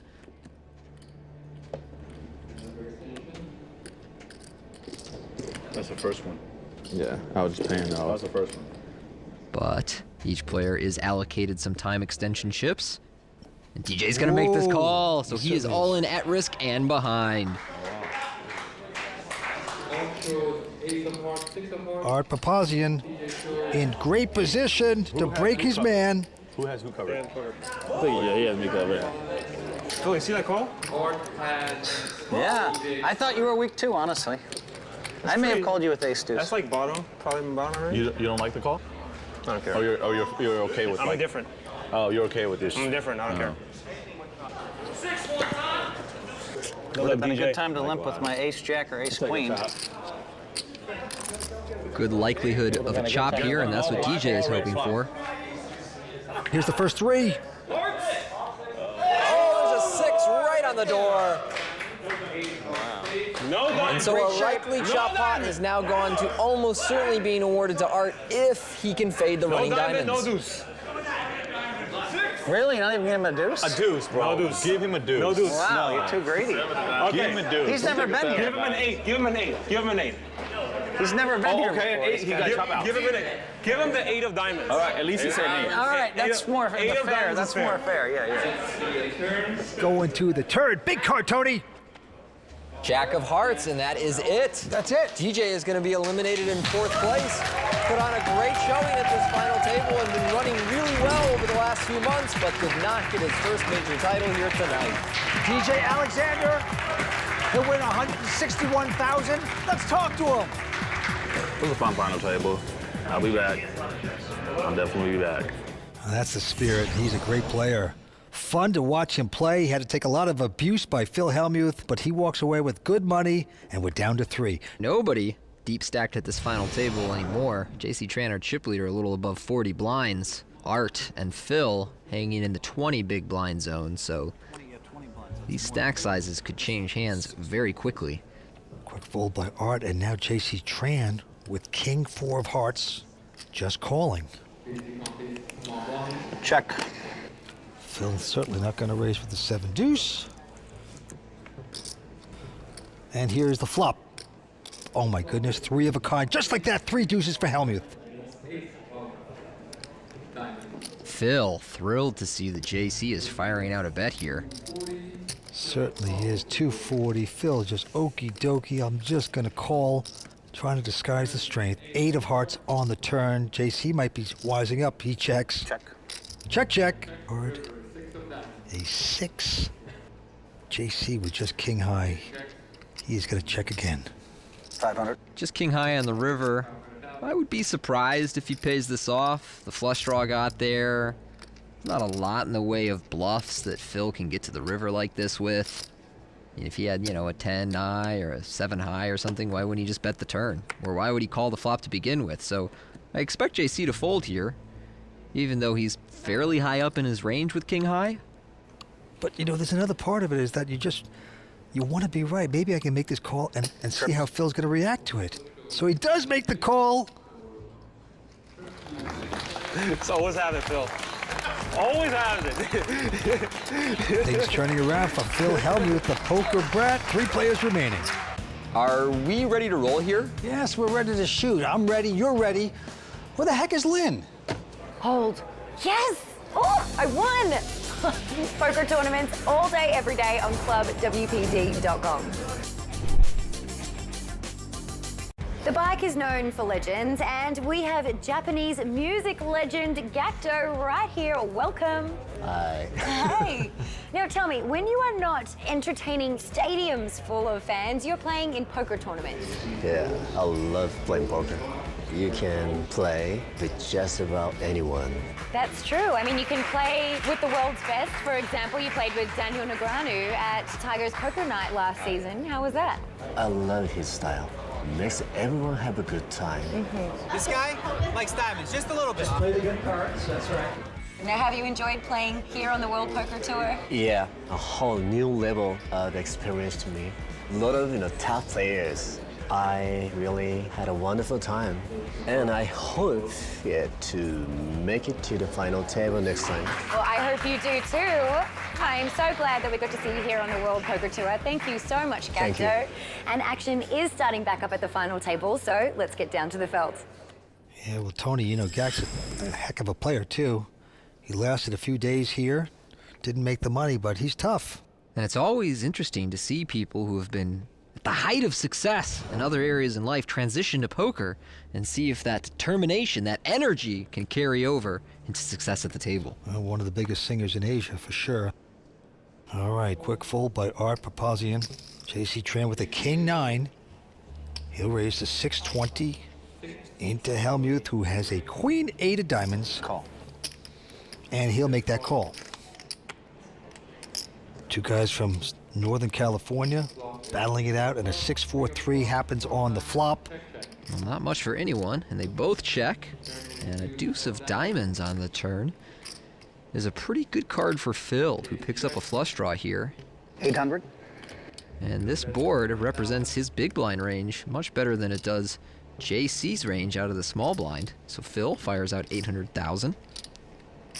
And JC really doesn't have much of a hand here, but we also don't see him waste time on decisions, so I'm not sure what he's considering, but there he goes.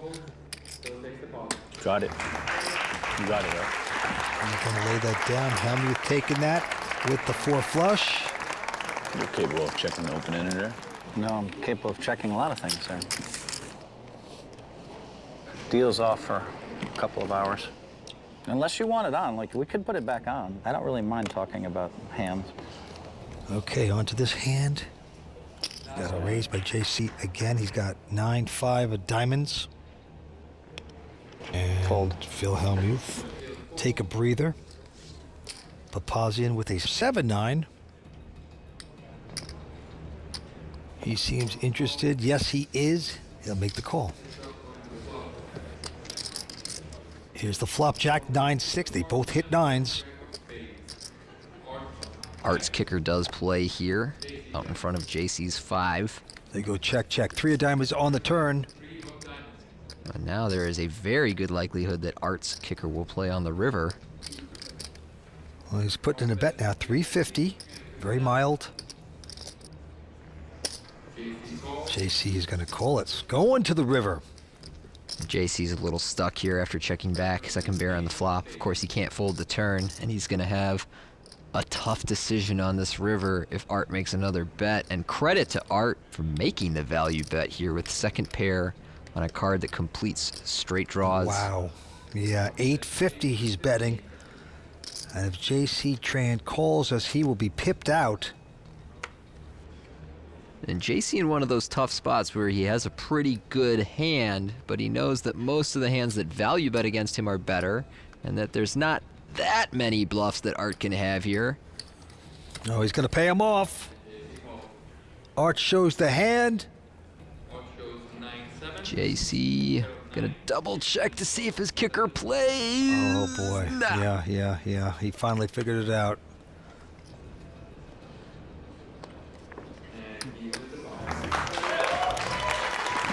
All right, Papazian looking good. He's a local, he's a cash player, and he's taking it to these tournament players here tonight. Yeah, Art is a guy I expected to have some difficulty with these short stack tournament-oriented situations, and yet he has maneuvered them so well through the duration of this final table that I think we are really seeing the emergence of an excellent poker player. On to the next hand, Phil Hellmuth with an ace-7. 700,000. Hefty raise, gonna make it 700,000 to go. Papazian can't play an 8-5, and JC Tran, will he play? He's 6-4 diamonds, nope. A quick take by the poker brat Phil Hellmuth. Can't say. I mean, you can say you got it, you can't just say you have it. I mean, what you have. You said deal's off. Action going to Art. Papazian. He's 25 years old. Only been a poker pro for 2 years. And he's raised it up to $500,000. JC goes out.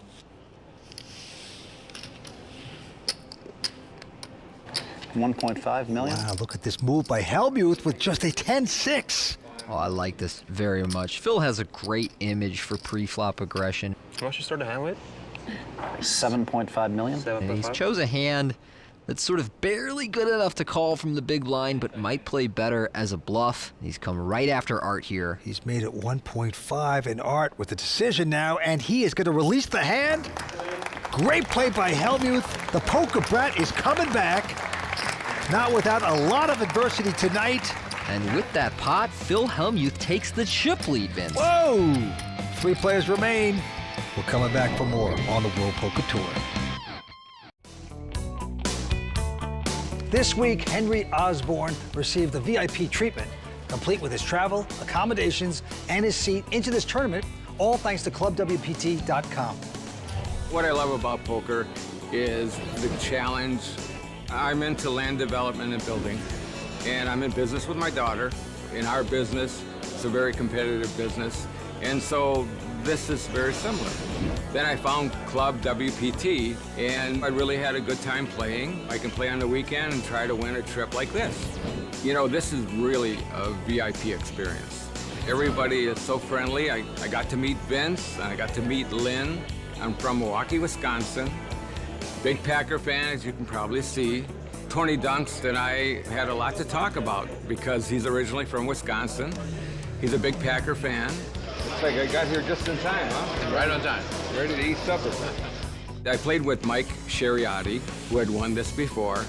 Very friendly guy. I'm here to have fun, joke around, and play my best poker. Play for a seat into a live WPT main tour event. Multiple tournaments, all day, every day, on ClubWPT.com.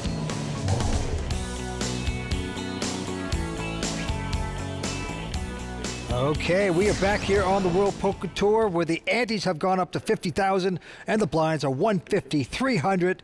Who knew? The poker brat Phil Hellmuth is our chip leader with 8.5. They all have chips though, Tony. Yeah, Phil was so short not long ago at this final table.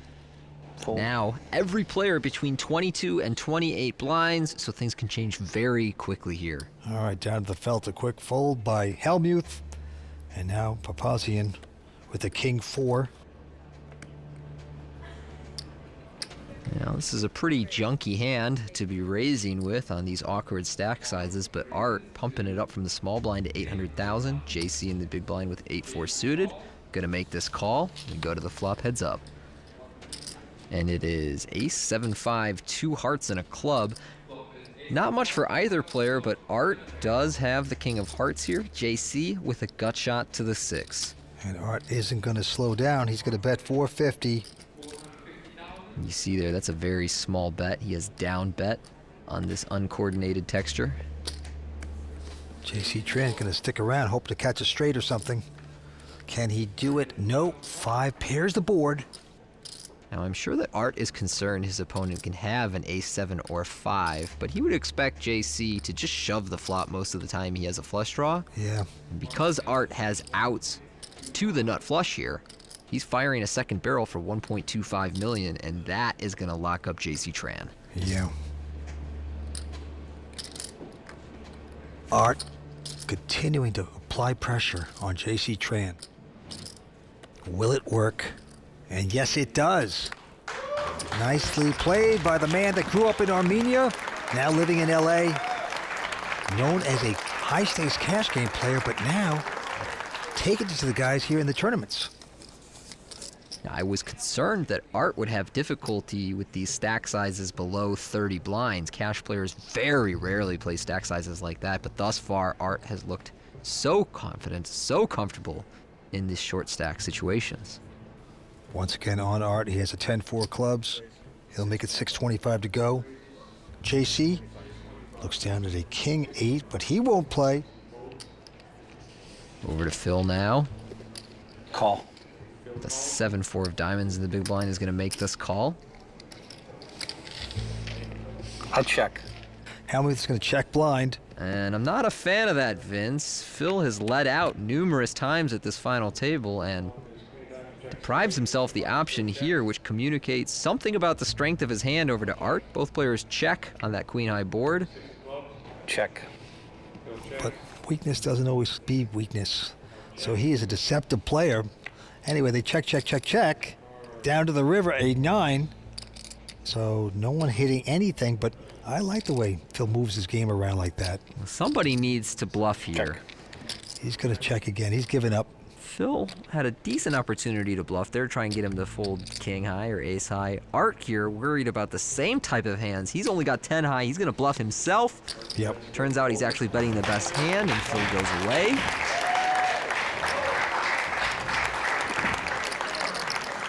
I don't know, you felt a little weak that time, buddy.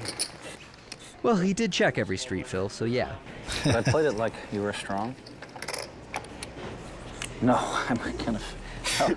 if I'm going to win this tournament, it's because I figure it out right, which I had you pegged yesterday pretty much. I would imagine I'm pretty hard to read. Yeah, I agree with that, Vince. I think that Art has been very difficult to read at this final table. He's played a really balanced strategy, both in the way he's playing his hands and acting during them. All right, here we go. JC Tran with the button, ace 8 makes it 750 to go. Hellmuth goes out, and Art picks up a monster hand, ace king. Going up to 2.3 million, so the action back to JC. It's worth noting that these medium offsuit aces, ace-6 through ace-9 offsuit, really don't play that well in all-in situations. And I'm sure that JC is aware of that.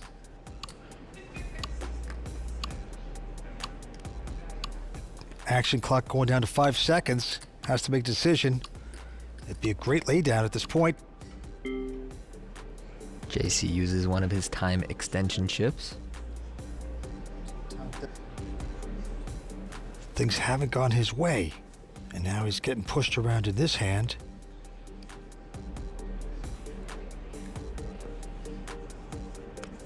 Two-time WPT champion finally makes the right move, lays it down. And Art taking this down. He's making this look simple. Who's going to take down this title, Legends of Poker, at the bike? We will see. We are coming back for more action in a moment on the World Poker Tour. Okay, ho, ho, ho. I got you where I want you, Tony. Not if I have my river card. Right. Oh, no. No! No! Needling your opponents on Play WPT is not only allowed, it's encouraged. Download the Play WPT Poker app today. This episode is sponsored by Dr. Pepper, the official soft drink of the World Poker Tour. Ublo, the official watch of the World Poker Tour. And Rockstar Energy, the official energy drink of the World Poker Tour. Hey Vince, I've been doing my WPT homework, and I noticed that the Bicycle Hotel and Casino is one of the few places that's been around for all 16 seasons of the World Poker Tour. Doyle Brunson has done it. Andy Frankenberger, he's our champion. No. Mike Cheriotti has done it. Right you are, Tony. And some things sure have changed over the years, though. Now there's a fantastic new hotel, outstanding dining options, plus a cool modern look here. But the one thing that has been a constant is the tremendous poker action you find around the clock here at the bike. I know I've enjoyed playing here, and it sure looks like the players at the final table do too. Let's take a look at the chip counts and see where they stand. All right, and you double up now, guys. It's only fair. Not for me. It's not. You and I haven't played any pots yet. Wait a minute. I double you up. Yeah, one time, that's true. Here we go, action on Tran. He's hit a dry spell, and now he has picked up the pair of aces just when he needs it most. Yeah, he's only got about 10 blinds left, so his decision here is moving all in or making a small raise and trying to induce somebody to come over the top. JC opts for the latter option. 700,000, and now Helmuth folds, and Art also folding, so JC can't get action with that beautiful hand. Wow. That's like an all-in to me when you do that. I'm like, what would I do if he was all-in? I would just fold. Right, Phil? Aces. I'm not a tournament player, but I know these things. JC Tran has 7 brothers and sisters. He's the youngest of 8 kids. Born in Vietnam. Action's on him. He'll throw that 8-5 away. Now Helmuth, 7-4. Call. And he has just called with it. Art with an 8 deuce of clubs. No raise, let's go to the flop. Well, this Jack 6-3-2 club flop, a lot better for Art than Phil, but Phil does have a gut shot to the 5. 375? And that's enough to lead him to fire out here for 375. Art's certainly not going anywhere. It's really a matter of calling or raising. And he will call. Helmuth splashing around, leading out. Check. 10 on the turn helps neither player, and Phil will check it. Art elects to just check back here. Wow, look at this river card. Gets there. Art Papazian hitting the flush. Helmuth with nothing, though. 450. Oh, he's going to take a stab at it, though. Phil takes a stab, and obviously it's not going to work. But I like this bet here. He really can't win by checking. You got it. Missed a straight. His opponent can have some weak high card hands that just want to get to showdown that will fold to a small bet. So that's one of those spots where Phil reached the river with just about the worst hand he can possibly have and gave himself a chance to win. He just so happened to run into a flush. I can't beat 8 high. Art Papazian extends the chip lead. Blinds are 150-300 at this point. Action on JC, who has a ace and a 10. All in. And he is just going to shove it all in. Again, JC with about 10 blinds here has just run out of room. Look at this. Helmuth has a solid king, queen of hearts. Call. You got to think he's going to call it, and he does. Art folds the hand. They turn him up. Go behind. Yeah. Well, Phil, a small underdog here, but essentially in a coin flip. There's been a lot of dry flops. JC Tran feeling decent about the ace-10. He's a little bit out in front over Helmuth. Either way. Pair the board low. Bill. I think it's gonna come 7-7 deuce. I'm fine with that.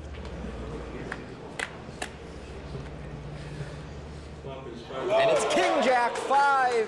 Phil makes top pair. He's in great shape to knock out JC Tran. Oh, you see JC there knows what outs he's looking for. If it has to be an ace, ace of hearts, give me a few outs, you know? Ace of hearts is fine. Yeah, JC Tran came in as the major chip leader, two-time WPT champion, in trouble right now. As we go to the turn. It's a 4 of hearts.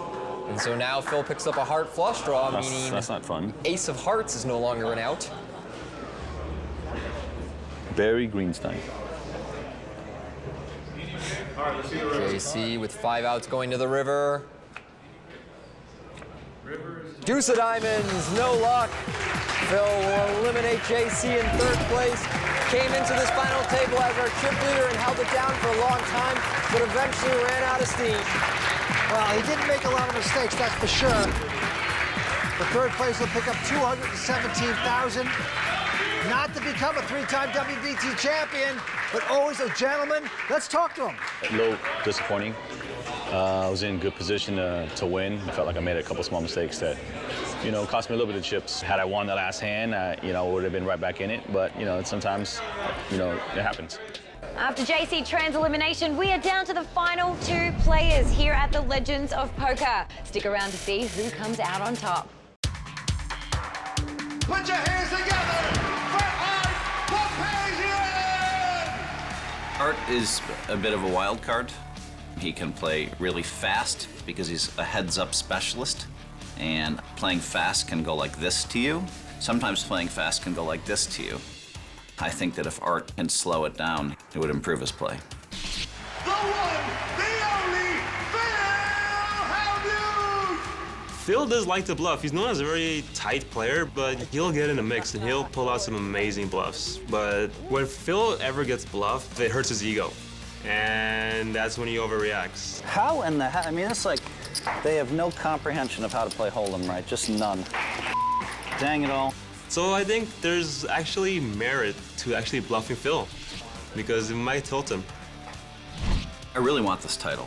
And, you know, I have the best record in history in Hold'em everywhere else on the planet, except in WPTs. I guess I'll just never win a WPT. I guess it'll never happen.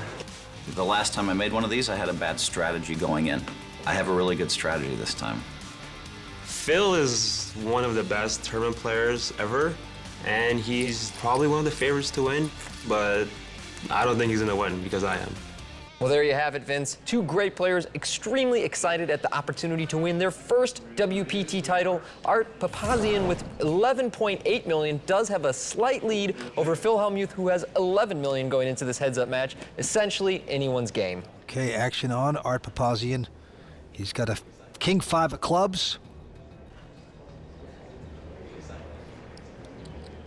Blinds are 153, and he will make it 600. Call. Helmuth looking down at a pair of deuces, just calling, Tony. Yeah, Phil, a little deep to be re-raising here pre-flop, and that's not really his style to begin with. Makes the call, and we see a 8-7-7 flop. Yeah, Phil's gonna check it.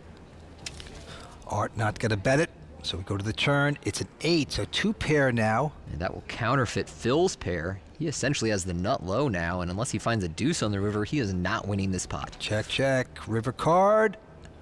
Big queen. Well, thought about taking a steal for that, but he's checking. Art Now considering whether he wants to value bet, clearly doesn't believe that Phil has an 8 or a 7. Might think that Phil will call for a chop pot and fires out the min bet of 400,000 here. Boy. Phil, just gonna give this up. Yeah, disappointed. Nothing materializing. And Art Papazian, there's his buddies on the rail, playing the cash games with Art, rooting him on. Well, it could have been over on that hand, buddy. How? Your generation just jams with pocket pairs, right? I don't know, Phil. That's what I had. I'm not my generation. I beat my generation. I'm different. That's what I had, pocket pair. Okay, Art's going to take that in. Phil would like to come back. They both have a lot of chips. Blinds are 153. And Helmuth looking down, 6-7 offsuit. And I didn't raise hardly any, like now. And he will just call. Art says that he has transcended his generation. You're in his generation, aren't you, Tony? I am a little old for Art's generation. All right, the flop's a king, 10-4. So Art hitting 10s. But I do my best to hide it, Vince. You know, I get exercise, I wear sunscreen. Art will make this call with second pair. Phil with nothing here. But he turns a 7, so third pair for Phil. 9. He may even think that this is the best hand. He was bluffing on the flop, and now I believe he's value betting, trying to protect against draws, get some extra value from a 4 or maybe ace high.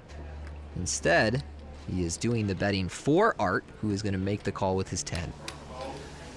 Yeah, nice pot. Here we go to the river. What to be? It king pairs the board. Well, that card gets both players to check. 10. Art's going to show the hand. Take this one down. Send it! Art twisting the knife on the river there. Can the cash game player take down a WPT title? Are you gonna shout send it every time you win a pot? No. We are coming back with more Heads Up Action in just a moment. Coming back to you from the Legends of Poker here in Los Angeles. Art Papazian out in front at 13 million, and Phil Hellmuth about 10 million in chips as we play 150,000, 300,000 with a 50K ante. Action with the raw deal, Phil Hellmuth. Yeah, and this time he picks up a real hand. Pair of jacks. 6. And he'll make it 600. Min raise. Papazian with a queen deuce will make the call. So a big opportunity here perhaps for Phil, and the flop is a jack 7-7, just jacks full for Phil Hellmuth. 3. Art just runs away. If you had ace 7, the match was over, that's for sure. That's it? That's the game? Game over. Full house! Full house! Why did I bet that? I mean, if you have a 7, we're getting it in anyway. Just let me catch up. Yeah, what am I doing? Let me catch up, Oh Phil. my God, I should have just checked that. Maybe you have queen 9 offsuit and hit a queen. I had a queen. Oh. What could have been, Phil? What could have been? I mean, it's unlikely a queen comes, but if it does, oh baby. Yeah, you get a couple bets out of me. Yeah, Sure. couple straights. All right, we move on. Art now with a little suited connector, 4-5 of clubs. And he will raise that. Min raise to 600,000. Phil with a pair of 5s behind him. Now, Phil mentioned that Art's generation plays the small pairs a little different. I can tell you that most of them would just go all in here. Pocket 5s under 30 blinds heads up. Phil elects to call. He does, and he checks before the flop. And look at this, ace 2-3 gives the nuts to Papazian at this point. What a flop. 950. And what just happened? Phil check raised here. And I don't know what he's hoping for. Certainly if Art is just bluffing, he'll get him to fold something that has 6 outs. But if he has an ace, he's never folding. And as it happens, he has a big hand, and Phil is bluffing into a spot where he is basically drawing dead. Yeah, but Phil doesn't know it yet. Jack on the turn. 1.2. And, oh boy, he's going to continue. Oh, he thinks, boy. I can make this guy believe something if you have nothing. But we know better. Huge flop there for Papazian. Flopped the straight, and now he's reeling his man in. I mean, at this stage, Phil is hoping his opponent floated the flop with No pair, no draw, and now it's just going to fold the turn. I don't really know what this is. 7 on the river, and Phil is finally giving up, perhaps. He is checking it. Okay, disaster averted. At least he didn't put more money in. It's true. And Arts wants to get a little value, and it's 2.6. That should end the hand, because at this stage, it's essentially impossible for Art to be bluffing. I mean, what hand could he call a flop check raise and turn bet with that doesn't have anything by the river? Basically hoping for something like 6-5, and you've got 2 of the 5s in your hand, so how likely is that? Is Phil really gonna, considering this, paying him off after everything? Uh-oh. He's not a believer. Apparently he's gonna make this call. Oh no. Oh no, Vince, I can't watch. Just a complete misstep by Phil Hellmuth, paying him off. Oh boy. Are you kidding me? I feel like I should unretire from the raw deal for that one. Well, Art taking down a big pot. Got every nickel out of that one. Wow, I just knew before the flop you had nothing, so I didn't even re-raise you with 5s. Wow, what a lucky flop for you. That was a lucky flop for sure, yeah. Well, Phil lost about half his stack in that hand, but likely even more of his mental fortitude. And this time he picks up a gigantic ace-king. He could use some revenge. 6. Moving it up to 600,000, and Art has king-queen. Phil is pretty short here. I think Art's gonna go for it. King-queen's very strong heads up. All in. And he does so.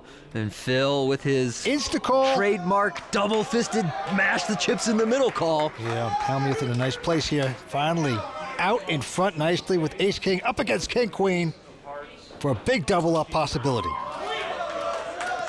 Art Papazzi, the local, his first ever WPT main event with an opportunity to win this. It's coming, boss. It's coming. One time? One time. One time. One time. One time. One time. All right, Art Papazian officially using his one time. I would like to use my one time. Wait, you just took 5-4 against 2 5s. But I used it one time. It wasn't used. All right. Phil clearly knows the rules. Okay, all right, you got your one time, fair enough. One time. Big drama. Let's flop. Queen! Queen 10-8, but Vince, don't get too excited yet. Phil still with the gut shot to the jack. He can catch an ace, he can catch running hearts. This is by no means over. Here we go. 5 of hearts makes this very interesting. Any heart, any jack, any ace, and Phil is going to win this pot, but if he doesn't catch it, it is over. Papazian, one card away from the championship. Are they chanting art or heart? I don't know. Here it is. 3 of spades, it's over, Vince.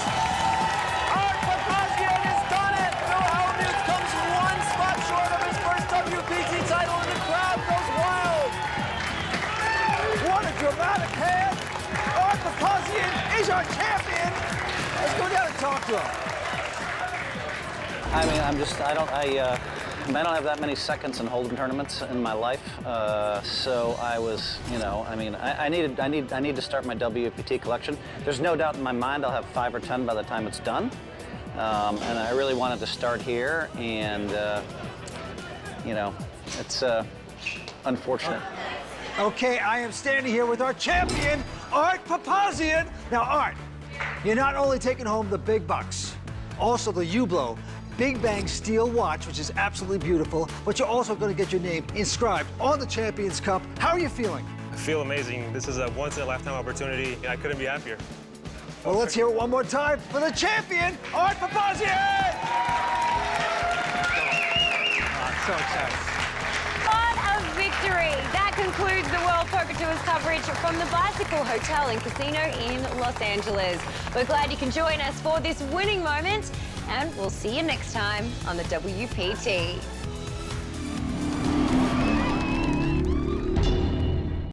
The World Poker Tour is sponsored by ClubWPT. Play poker for real cash and prizes today at ClubWPT.com.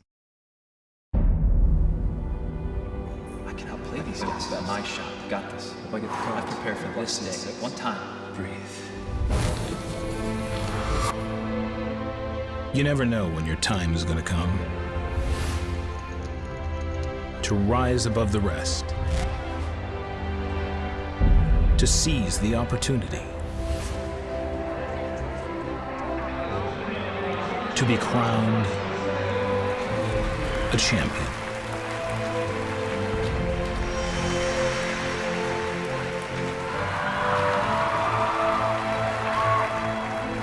Is it time for your story to be told?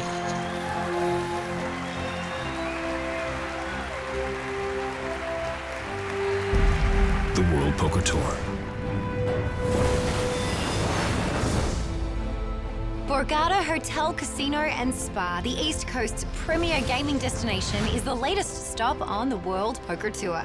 Good evening, I'm Lynn Gill-Martin. For 15 seasons, the Borgata Poker Open is where the young wizards of the game have challenged the felt's big, brash personalities. Earlier this week, players hit the tables hoping to become the next WPT champion.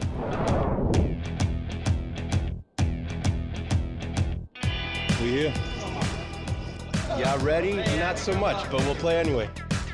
We're definitely ready. Let's go. Let's shuffle up a deal! With players taking their seats in the massive Borgata Event Centre, everyone was ready for some action. I don't have to hurt you now.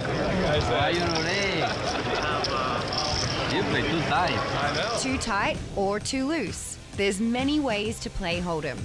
And here at Borgata, a solid strategy combined with strong determination has earned many great players a spot on the WPT Champions Cup. Ultimately, my main goal is to win the tournament. Winning a WPT championship would be huge. It would mean a lot to me to win. This is so exciting. This is so exciting. On the tournament floor, excitement is exactly what this season's remaining players were feeling with the announcement of a prize pool worth $3.6 million. Yeah, there's vultures. You can feel them. The cameras, the vultures, everybody's circling. But as the days wore on, the competition became more heated. We're not playing bingo, we playing poker. And enthusiastic amateur? How many lives do you? You have 7 lives. Mike Kika started to get under players' skin. Yes! The toughest player, final 10. And Mike had no problem criticising the play of established pro, Sean Deeb. That's how good of a player you are. Calling for a chop. Should be laid down, but I'm better than you, so I didn't pull. Never. You don't think I'm better than you? Million years. Then you're an idiot. I don't call you an idiot, but be nice. I think we can take a vote of this room, and I don't think anyone will pick you. You want to pull the room? You're not going to fit in the picture. You're too big. After hours of play and many bust-outs, we were down to 8. Pro Will Gibbons shoved with ace-king. Borgata regular Gia Lu called with pocket sixes. Gia flopped a full house. An ace on the turn gave Will some outs, but a brick on the river sent Will to the rail. Today was rocky. Today was not the day I wanted. Leaving an eclectic mix of 7 players, all feeling the pressure of wanting to make it to the televised WPT final table. All right, buckle up. He's going to be roughy right. Mike soon found himself slow-playing pocket kings against New Jersey firefighter Greg Weber. After a pre-flop raise, Mike checks the hand down to the river, and Greg bets. You block too many hands. Greg made a full house on the river with his pocket nines, sinking Mike's kings and sending chips Greg's way. Then it was Gia Lu's turn to face Mike. On a flop of 9 Jack 5, Mike checks. Gia bets 600,000. Mike moves all in. Gia burns one of his time chips. You know me. I know play bananas and strawberries. And eventually folds. The greatest player I've ever lived. It's me. And the pay the man is money. And I'm gonna win the tournament. Laugh. I show you the exit in a little bit. But it was respected pro Matt Perry who was hoping to show Mike the exit. Matt woke up with ace-king suited against Mike's 7-6 offsuit pre-flop shove. All in. Players all in. Ooh, all right. The board was favourable to Matt, and the loudest player at the table was no more. Good luck, everybody. The final table for season 16 of the Borgata Poker Open was set, with 3 respected pros and 3 fearless, solid recreational players, all hoping to become the next WPT champion. What a great competition. Now, while our final 6 are getting settled, let's get over to Vince Van Patten and Tony Dunst. Very interesting final table, a diverse bunch of poker savants we are seeing, Tony. First of all, Matt Parry is the chip leader. He's only 26 years old. He's very accomplished in poker, but he's never taken down a major title. Will he do it tonight? And Thomas Paul, who's a very tough player, a retired fund manager, a firefighter playing big-time poker, and that is Greg Weber. He is an amazing player. I hear he's going to try to spray these guys down with the old water hose. You got to think. That's right, Vince. Right behind them, we have Jia Liu, who's had a lot of success on the WPT already. He's won a Deep Stacks event, plus he made the final table last season here at the Borgata, looking for his first major title tonight. Gul Chen is playing in his very first WPT and yet has made it to the final table, so he'll be something of a wild card. And rounding out the field is the local legend, Cliff Johnny Backs Josephy. He's made the final table of the main event. He has a bracelet. He has excellent cashes here on the WPT. Well, he's on the short stack, so it is going to be tough. So a great bunch about to get started. But before we do that, we have our little bet. You take 3 players, I get 3 players. We have a big bet for the end of the season. You can take Matt Parry, Gu Chen, and Cliff Josephy. Or, Tony, you could take Greg Weber, Thomas Paul, and Jia Liu. Which way you going? I got to take that first group. You got the chip leader, the wild card, and the man with the most experience. I'm taking the first group. Okay, a lot of explanation, but that's who you're taking. I'm going the other way. We are about to get this started, Lynn. It's going to be good. Oh, it sure will. All right, now just before the players took their seats, WPT Executive Tour Director Matt Savage grabbed a word with Cliff Josephy. I've been teasing you all week about being an old man in a perceived young man's game. What's the key to your longevity and success? Just work hard. I think that no matter what you do in life, you get out of it what you put in. And if you don't put in the time and the effort, you don't deserve to be the best or to be one of the best in your field or be as successful as you can be. So in anything that you do in life, you have to work hard. At stake tonight, a $789,000 first place prize, a $5,000 JetSmarter membership, and a coveted spot on the WPT Champions Cup. Plus, the winner will receive the handsome Hublot Big Bang Steel Watch, so there's plenty to play for. All right, about to get started. Matt Parry, a poker pro out of Rochester, New York, is the chip leader with 9.1 million.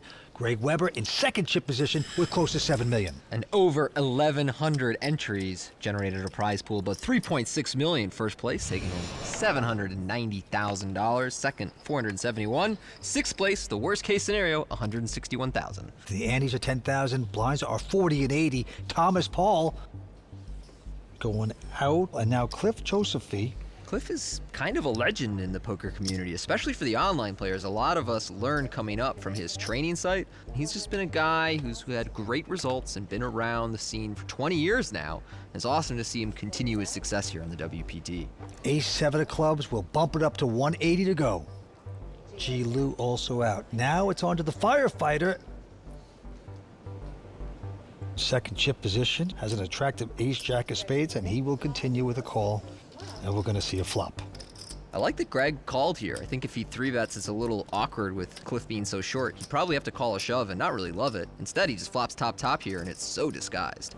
Jack 6 deuce, he has jacks, he checks it, but Josephy smart, checks behind him. Turn card's a 7 that hits Josephy. Yeah, that's a rough card for Cliff there. It's essentially impossible to fold on the turn if Greg bets.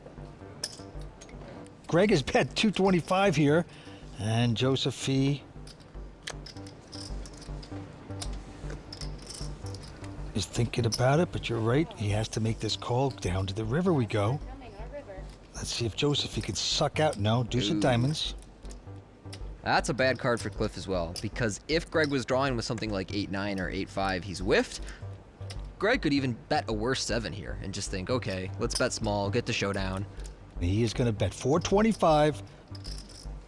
Josephine with an insta-call. So, there you go, Greg Weber starting out in a nice position. There's his mother and father. He's 27 years old. And he's not a full-time player, so this is really exciting for him and his family, getting them to watch him play for so much money. Matt Perry, he's a chess player, top juvenile chess player, well respected in the poker world. He quickly folds. And now Gia Liu with ace-3 of diamonds will raise. Greg out. Thomas Paul picking up kings. Thomas Paul, I expect to be a thoughtful player. I mean, he's an ex-hedge fund manager. He was part of the MIT Blackjack team. He's not a full-time poker pro, but I expect him to play well and think about the game. 480,000. Who needs to think? You got a pair of kings. You pop it up. You notice his hand shook a little bit there as he put the money out. And if you watch a lot of live poker, you realize that typically happens when people are strong. 1,050,000. But over the top, Gia doesn't believe him. He's going to raise it to over $1 million. I gotta say, Vince, I like the play. We know staring at Thomas's kings, this is not gonna work out for Gia. But if you're gonna make a move like this, using one of the weak suited aces is an ideal hand. He obviously didn't see the shaking hand, and now I'm all in. Right over the top, Thomas says, I wasn't kidding around. Gia, tail between his legs here, going, what the heck did I just do? He's trying to make it seem like he had a little bit of a decision, but we know he had a 3 in his hand. Bye-bye, Gia. Good attempt, but Thomas Paul taking a big one down with a quality hand. He's 46 years old. Now, he's a retired fund manager, a former bond trader for Goldman Sachs. Yeah, and I know it didn't work, Vince, but I like where Gia's head was at. And that tells me that he came to play today and is comfortable taking risks, because it's early in the final table and you see him making light 4 bets. And that is not something that a casual but passive player would do early in a final table. Greg Weber now looking down at a little pair of 9s. Well, he is going to raise this with the 9s, makes it 180, but Thomas Paul with ace-king right behind him. Just going to call the ace-king. I like this. I think that he and Greg are both really deep. Greg's not likely to get out of line, but oh my goodness. Cliff Josephine, what a time to get the pair of aces. You got 2 suckers in there on your right. Yeah, well, either Greg or Thomas is about to lose a bunch of chips because they both have really strong hands, and I would be so shocked if they both found a fold when Cliff pops it. Action clock ticking down there on Cliff as he decides his action.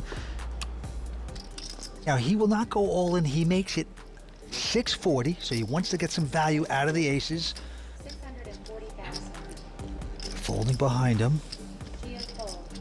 A little over $2 million. Back to Greg Weber with the 9s. This is a tough one for Greg. One thing for sure, he could take the heat. You get it? The heat, fireman. I was so focused on the hand, I just completely missed that gold. It's gonna be a long night. The action clock is ticking away on Greg. Action clock does allow 30 seconds for each decision, but if you need an additional 30 seconds, each player begins the final table with 8 time bank chips. Nice fold there, Greg. Thomas is stuck, though. I'm all in. I call.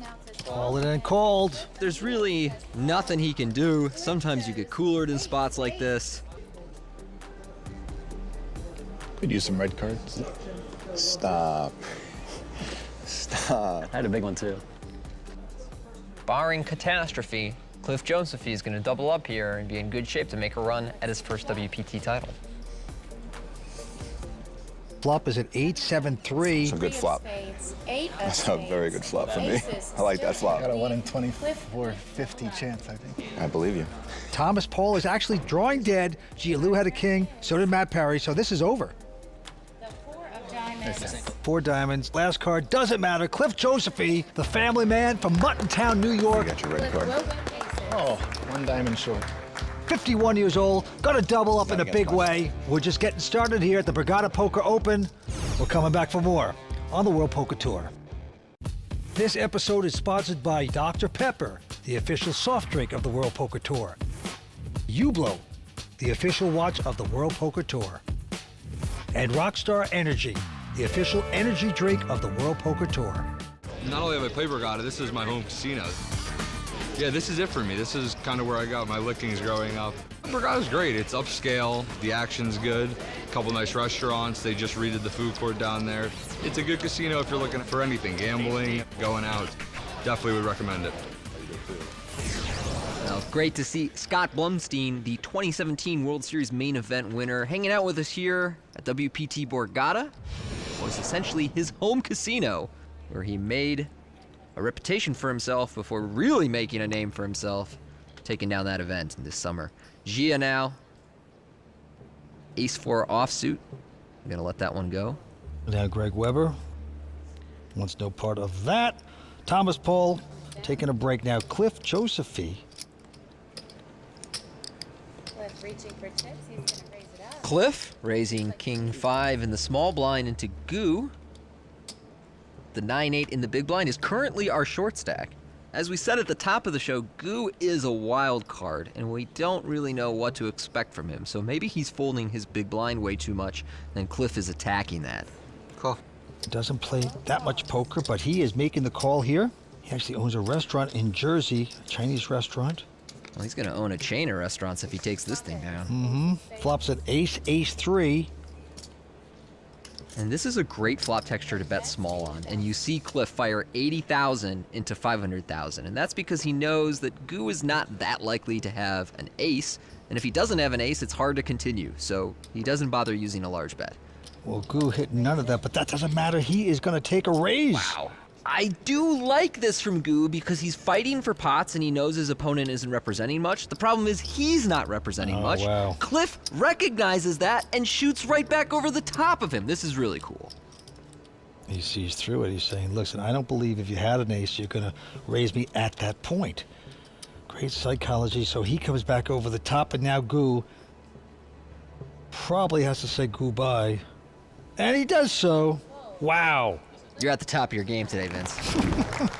I don't know. Cliff on the top of his game as well. 3-betting people with king high and right about it. Should have showed the Jack 10. Would have been good for the game. Greg Weber in second chip position.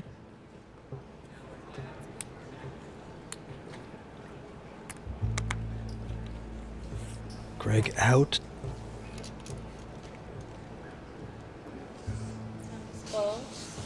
All right, a bunch of folds.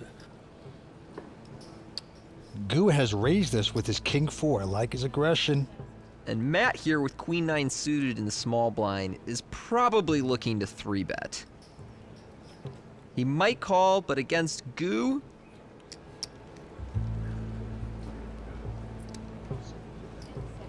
he's going to 480. 1.1. And Gia very quickly from the big with ace-jack suited 4-bets. And I love this play from Gia. I think this is great. Goo's out, and now Matt Perry saying, what did I do? I didn't see him. I have to go away too. Gia Lou gets them to fold the hands. Now in the audience is Simon Lamb, his buddy. And Simon, no stranger to final tables at the Borgata. Tonight, merely an observer instead of a player. Gia Lou playing some good poker here tonight. Yeah, he's playing some very solid poker tonight. I like that he cold 4-bet that ace-jack suited. A lot of players would cold call or just fold in that position. Gia thus far has been comfortable taking the more risky option available to him. Josephy has a very interesting 8-7 of diamonds. Likes it, makes it 180 with that hand. Into Goo. He's got ace-7. Goes out. Matt Perry. Professional player living in Vegas now. Goes away, and now Gia has the real hand. Pair of jacks. And he's just calling, which is surprising to me. I mean, he's really created an image with those 2 4-bets so far of an aggressive pre-flop player. Having jacks in the small blind here seems like a good opportunity to put more money in the pot with that image. I'm not really sure why he's calling.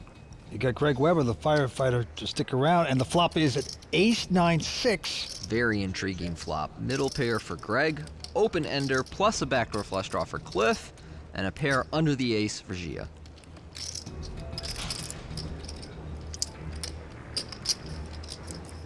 Cliff Josephy, raised before the flop, will make the continuation bet of 240.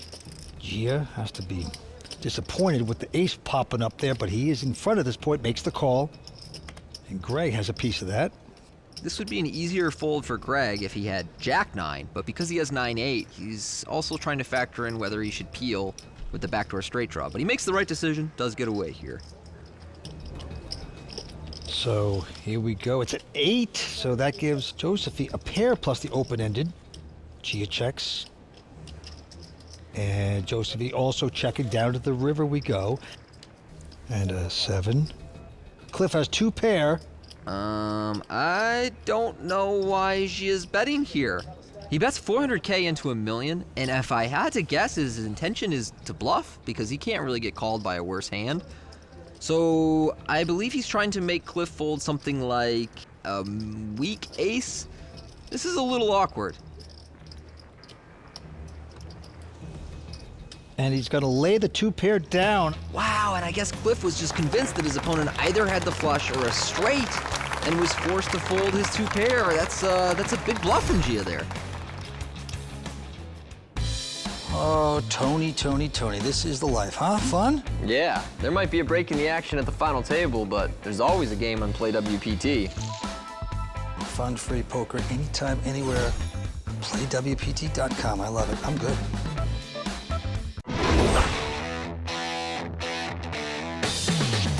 Gia's so solid, steady. Gia frightens me also. He has a great reputation. To hear that Gia considers himself a recreational player, he's not a recreational player. He knows what he's doing. Playing-wise, my skills, I wouldn't say I'm good. I'm decent. Picking my spots and just like stealing or get lucky. I'm in the cell phone business. I wholesale to repair shops. Throughout the year, I would play less than 5 mains, and the rest are just like prelims, which is small buy-ins. So would you consider that as a professional? You tell me. What a character. He's in the cell phone business. I should get to know him because I have so many troubles with my cell phone. He could probably help me with a lot of things, you know? Technology is frustrating. Ah, I hate modern technology. No one picks up a phone anymore. It's true. If somebody calls me, I'm like, what is this weirdo doing? So true. All right, we move on. Matt Parry, chip leader with a beautiful ace-king. He'll make it 180 to go into Gia, who has a pair of 10s here. I said earlier I was surprised that Gia just called with jacks in the small blind. I do like his call with 10s here. The positions are different, and he's in 3rd place while Matt is in 1st, so he's really disincentivized from playing a big pot unnecessarily against someone who could knock him out. Greg with a 9-10 suited calling, and now a couple folds behind him. Who's gonna call? Sloppy call, 4-way action. What the heck? And we're gonna see the flop. Queen 7-4. Not much for anyone here, so Gia in the lead. Matt, everybody checking into Gia. He decides to check, and I'm pretty good with that. There is an overcard out there. It's a 4-way pot. Again, he doesn't really want to play a big pot here with a marginal hand. 5 on the turn. Now that's good for Goo.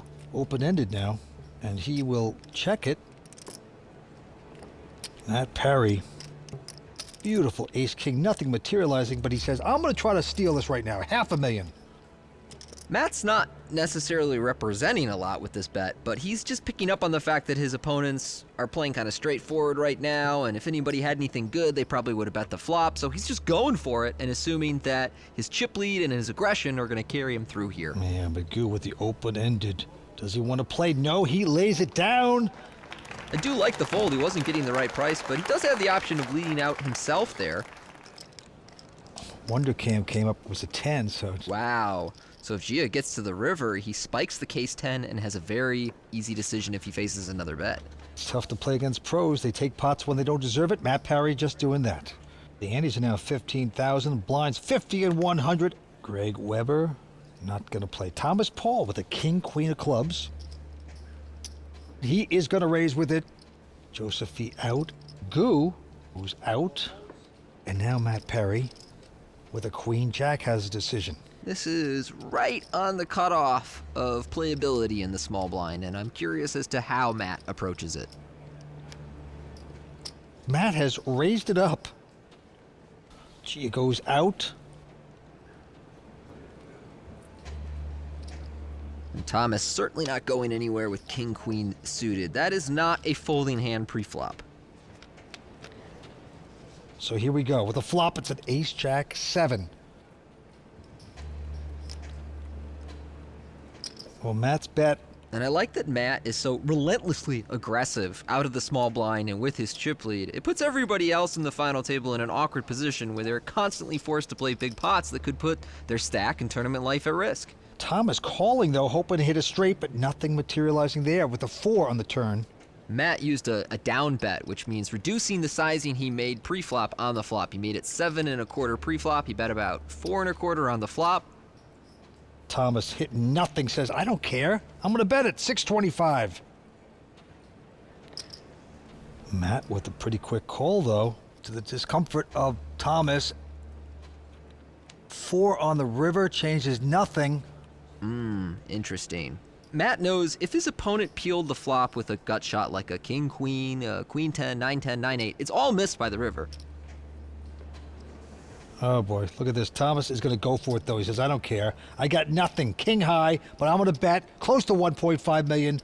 He's going to put the pressure on Matt. And look, Thomas knows he can't win by checking. So I really do like this bet because he's representing all of the strong hands. He can have any ace. He can have pocket 7s, pocket jacks. The only thing I would say he probably can't have is pocket aces, which is still possible. Some people slow play those pre-flop.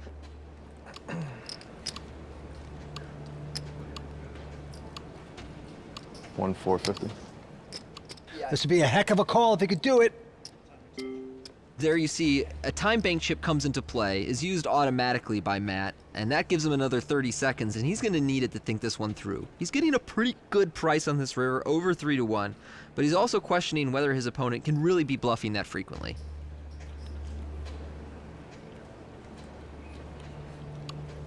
And look at the time clock ticking down again. And that's Thomas Paul's fiancee, Jen.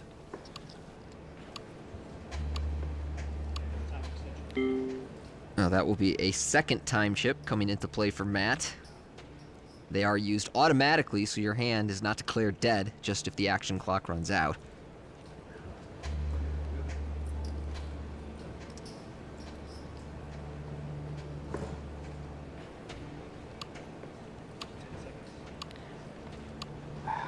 And the clock is ticking down once again. He's going to fold it. Yeah, can't blame him for that one.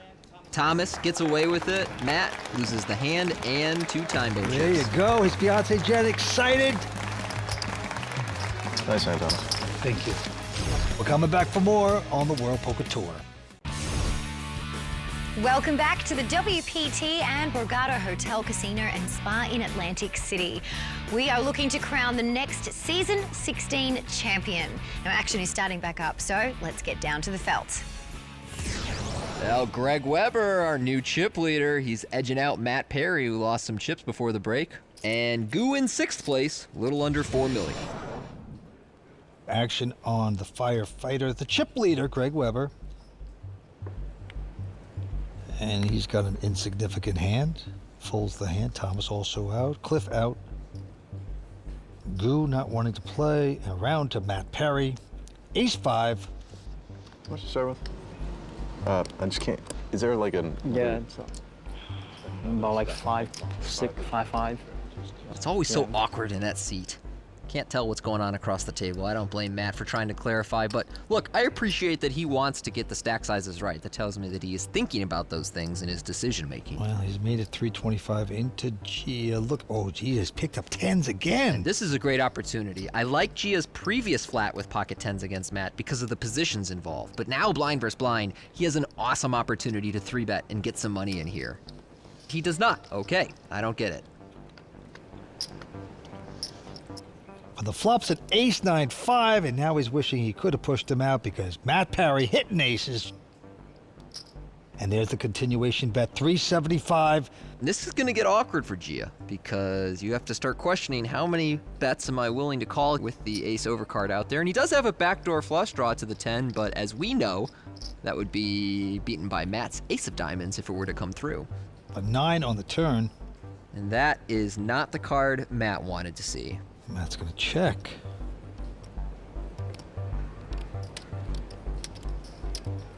It's not a bad card for Gia though, and you see him betting both to get value and to protect his hand from, random 3 and 6 outers. She's starting to think he's in front perhaps. And he makes a bet of 400. River card is a 6, doesn't help Gia. Matt's going to check to him again. Gia checks it back, and so Matt, who had lost the chip lead prior to this hand, is now going to regain it, taking some chips from Gia there. A bit of a missed opportunity by Gia to 3-bet pre-flop and create an aggressive dynamic with Matt. He was certainly making those kind of plays earlier. We saw him 4-bet ace-3 suited, but for whatever reason, he has changed his approach. Blinds are up to 60-120 with a 20,000 ante. And Gia now with a king-queen will raise to 260 to go. And behind him, Greg has an 8-7 suited, which in these situations you can play as a call or a 3-bet, as long as you don't fold.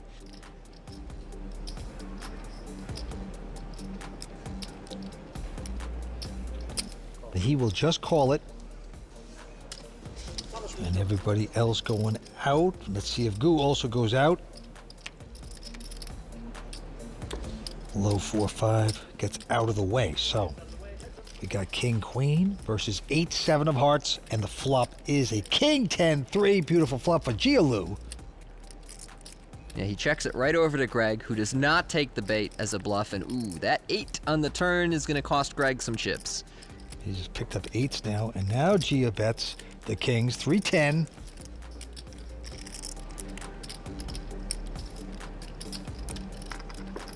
So Greg is not about to fold a pair here to 1-bet. As you see him continue, the real decision will be on the river. 5 of diamonds. Gia looking solid here. 800. That is a great card for Gia because now his opponent can tell himself, well, if Gia had any of the prominent draws, Jack-9, spades, 9-7, whatever, they've all missed on the 5 of diamonds. So if he was bluffing the turn, he's still bluffing this river. But if you think your opponent is likely to check a king or a 10 and then bet twice, you've got a very awkward decision here. Action clock ticking down to 7 seconds.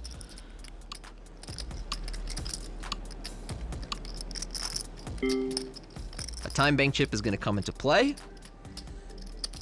And he's going to make this call. He is going to get burned. Listen.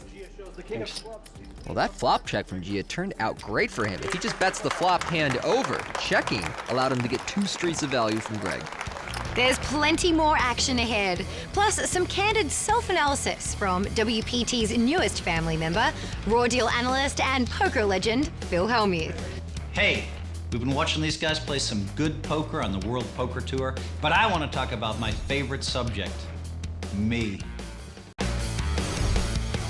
Recently, legendary poker pro Phil Hellmuth's dreams of winning his first WPT title were crushed when he finished as runner-up at the Legends of Poker. Now, what did Phil think of Phil's play? It's time for a little self-reflection in this edition of The Raw Deal. When I took this job, I was hoping to make a World Poker Tour final table and show the world I was worthy of hosting the Raw Deal. First tournament out of the box was the Legends of Poker at the Bicycle Casino, a main event that I had won in 1988. Dated myself. With 763 entries, it was a tall order, but somehow, some way, I fought all the way to the final table, and now I get to do what other poker players routinely do. Make fun of Phil Hellmuth. Ha ha ha ha ha ha ha ha. Wait, did I just say that? Well, I guess I deserve it this time.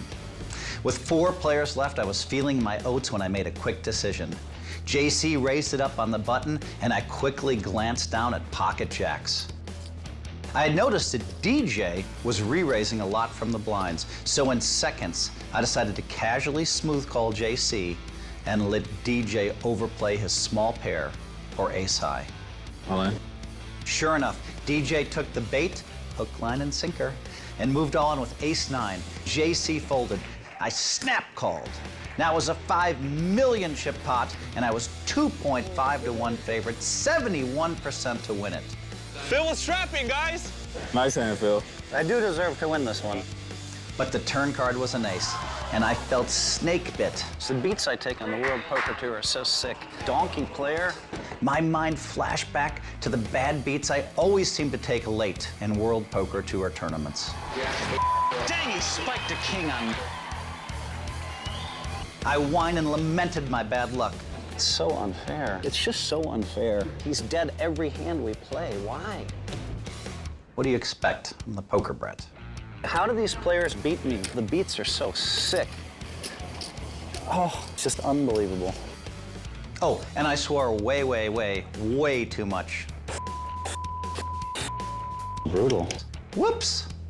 Would they fire me already? I'm telling you, that Helmuth guy needs to rein it in. He needs to clean his act up. Or does he? Oh, his shrink must be very rich.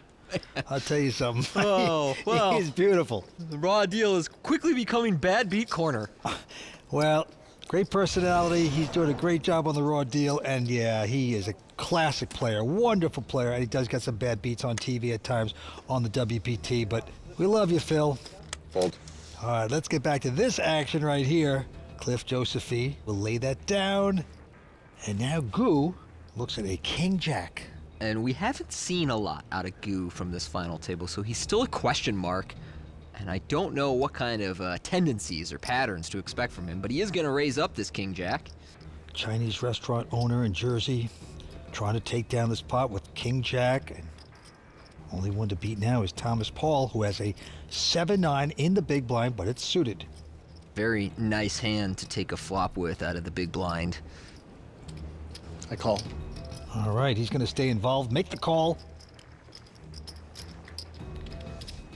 And the flop is an ace-7-3, so Thomas out flopping Goo. Gonna check. It's a nice flop for Thomas. It's a pretty easy call when your opponent bets on this kind of texture. Yeah, Goo will make the continuation bet. 275. The decision street on this hand, really for both players, is going to be the turn. I don't know whether Goo is the kind of guy who fires a double barrel, and here you see he's turned no equity. He doesn't have anything besides king high. So is he the kind of guy that keeps up a bluff here, or is he the kind of guy who, whenever he doesn't have a strong hand or a big draw, just checks it down and tries to get to a showdown? I don't know, and I doubt Thomas does either. And you see the action clock ticking away there. One tell you see from inexperienced players is they act quickly when they're certain of their decision, and they take longer when they're uncertain of their decision. So you see Goo here, not exactly sure whether he wants to bet, but he is gonna fire here, 650,000, and this time, it's probably gonna work for him. I mean, that is a tough bet for Thomas to continue with. Thomas wondering, does this guy really have an ace? That's a big bet, and Goo puts the hot sauce in his face. Gonna take down that pot, beautifully done, and shows it. Oh. Shows the hand. Only one hand. Oh, Goo opens up the fortune cookie, which says, I just bluffed you, sucker. What do you get as a Club WPT VIP member? You can save money on shopping with Saver's Guide. Save money on events with Score Big. Save big, win big at ClubWPT.com.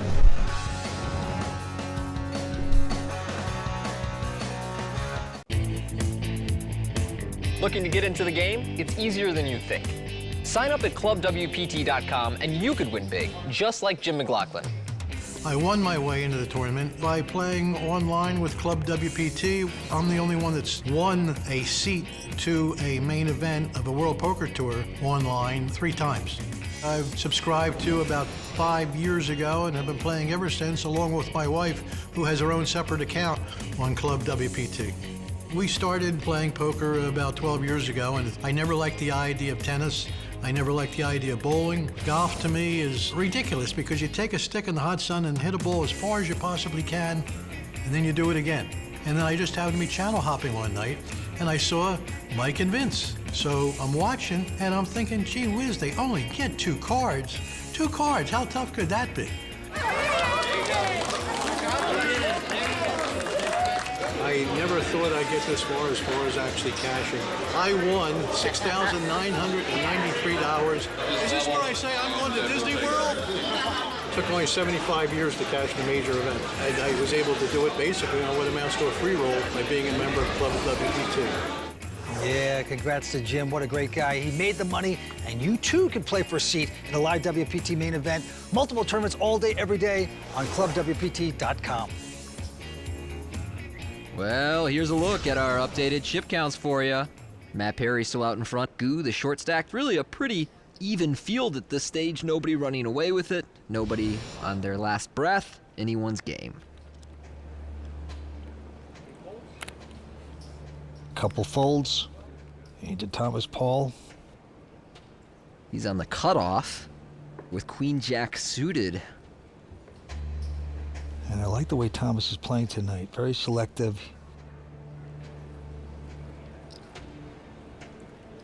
And he is going to raise to 275. Cliff goes out. Goo. Oh, wow. Look at that squeeze. Beautiful pair of kings. Let's go, Goo. Well, this is going to be trouble for Thomas because Queen Jack suited is not a hand you fold very often pre-flop, especially against one opponent. It plays very well post-flop. So Goo gonna 3-bet to 860,000. Matt goes out. And I would expect Thomas to call in position and take a flop. Oh no, Thomas has just put Goo all in. This is gonna be a disaster. I'm on it. And that's a quick call. Goo has been pretty snug pre-flop at this final table. He really seems like the wrong guy to make this move against. That's not good. It's the same hand in blackjack. Thomas remains smiling though, hopeful. Anything could happen. Right now, Goo has all his chips in. Thomas would be down to about a little bit over $1 million if he should lose this pot, but we will see. 5 cards to come. Here is the flop. It's an ace, 8, deuce, and that is not good for Thomas Paul. We got some serious sunglass on sunglass violence going on here. Oh, that is the card, Vince. The 10 of clubs. That creates a world of possibilities. Come on. Pay the ball. Come on, one time. Pay the ball. Any club, 9, king, and they will all be delivering this pot to Thomas. Goo, the owner of a Chinese restaurant. Pay the ball, come on. He's like, pair the board. 8 of clubs, no good for you, bro. Oh, it's a 3 of diamonds. Goo gonna take down a big one and double up, and that is gonna demolish Thomas Paul's stack. Oh, yeah. It's kind of really scary, man. Wow, 15 outs on the river.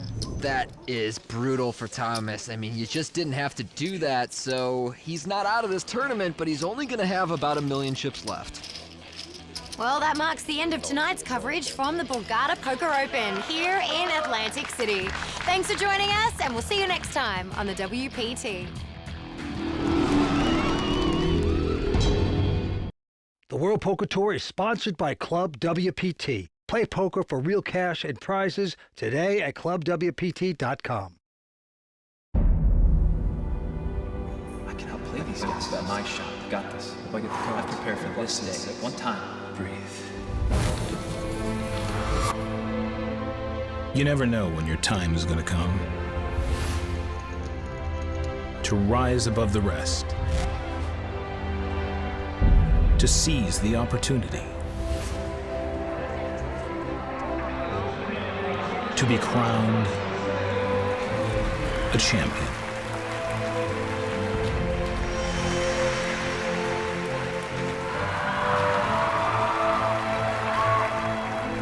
Is it time for your story to be told?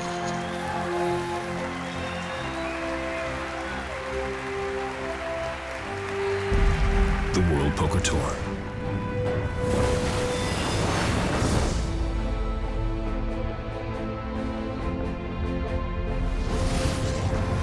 Tonight, we're in Atlantic City for continuing WPT coverage of the Borgata Poker Open. I'm Lynn Gilmartin.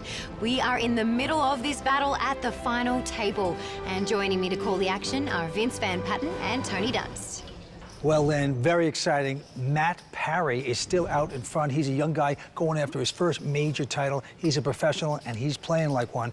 But the guy that's surprising is Greg Weber. He's a firefighter. He's not a professional player, but he is heating it up. He is spraying these guys with the hose. Very impressive, Tony. Yeah, that's right, Vince. But you know what? The story right now, for me, is that both our short stacks entering this final table, Gu Chen and Cliff Josephy, doubled up when they were all in and at risk. And so now they are very much in competition for their first WPT title, along with the rest of these guys. Yeah, I'm definitely the most established, but these guys can all play. There's no weak spots at this table. It's been a really smooth couple of days, and I don't really expect that to continue. I don't want to show off. I'm not here to brag. Just gotta do my thing. I try to just stay focused and keep a pretty positive outlook, but I can't say I would ever thought I would be at the final six of a WPT. I play poker with this specific intention of beating others. That turns out to be quite good in tournaments. Yeah, everybody wants to win. Everybody wants to play championship. Tonight's champion will win over $789,000, a $5,000 JetSmarter membership, the stylish Hublot Big Bang Steel watch, and of course, their name will be added to the WPT Champions Cup. Cards are ready to hit the air, so let's get down to the final table. All right, thank you, Lynn. Matt Parry out in front at 8.6 million. He's followed by Gu Chen at 7.2, and our short stack for the moment, Thomas Paul, a little over $1 million. All of them competing for $789,000 up top. Andy's a 20, blinds a 61-20 action on the firefighter, Greg Weber.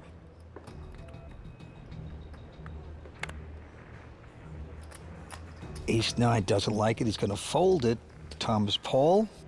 If you want to make God laugh, make a plan. Also folding.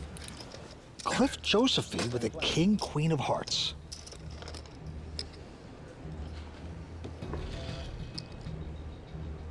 Cliff is going to assemble a raise here. 270 to go. Gu folds. Matt Parry, the chip leader, goes out, and now Gia with a pair of jacks. He does cover Cliff here, so although Thomas is really short and at risk of going out, Gia doesn't need to worry about getting eliminated by Cliff. So I'm a little surprised he just called pre-flop, but either way. Flop is a 9-8-3. Gia looking good, but he's going to check it. Cliff has a 4 flush here, though, on the flop. That's 300. You know, again, in Gia's shoes here, it's close between calling and raising. And he is just going to call it. 3 pairs the board. Awesome card for Gia, and one of those cards he should maybe lead out on because your opponent is going to check back in position so frequently. Well, he checks, hoping to hit it hard on the river. Not to be, a deuce of diamonds. So Gia's out in front. 600. Gia certainly value betting now. Cliff flopped huge, but got to the river with nothing besides king high. And he appears to be thinking about this. Wow. Jacks up. Cliff makes the call with king high, so I guess he felt Gia could have jack 10, 10-7, 7-6 often enough that he should call there, but that seems optimistic to me, Vince. Went for the hero call, it backfired. So Cliff Josephy pays off Gia in a big way. Gia looking good. There's the Dr. Pepper bar. Well, Jeannie and our friend Tom Wheaton hanging out there enjoying some Dr. Pepper and the view of the final table. Thomas Paul. Used to be in the finance business, now playing a lot of poker, goes out. Cliff gonna take a breather, licking his wounds after that last debacle. And now Gu, who has a Chinese restaurant in Jersey, is gonna raise to 250.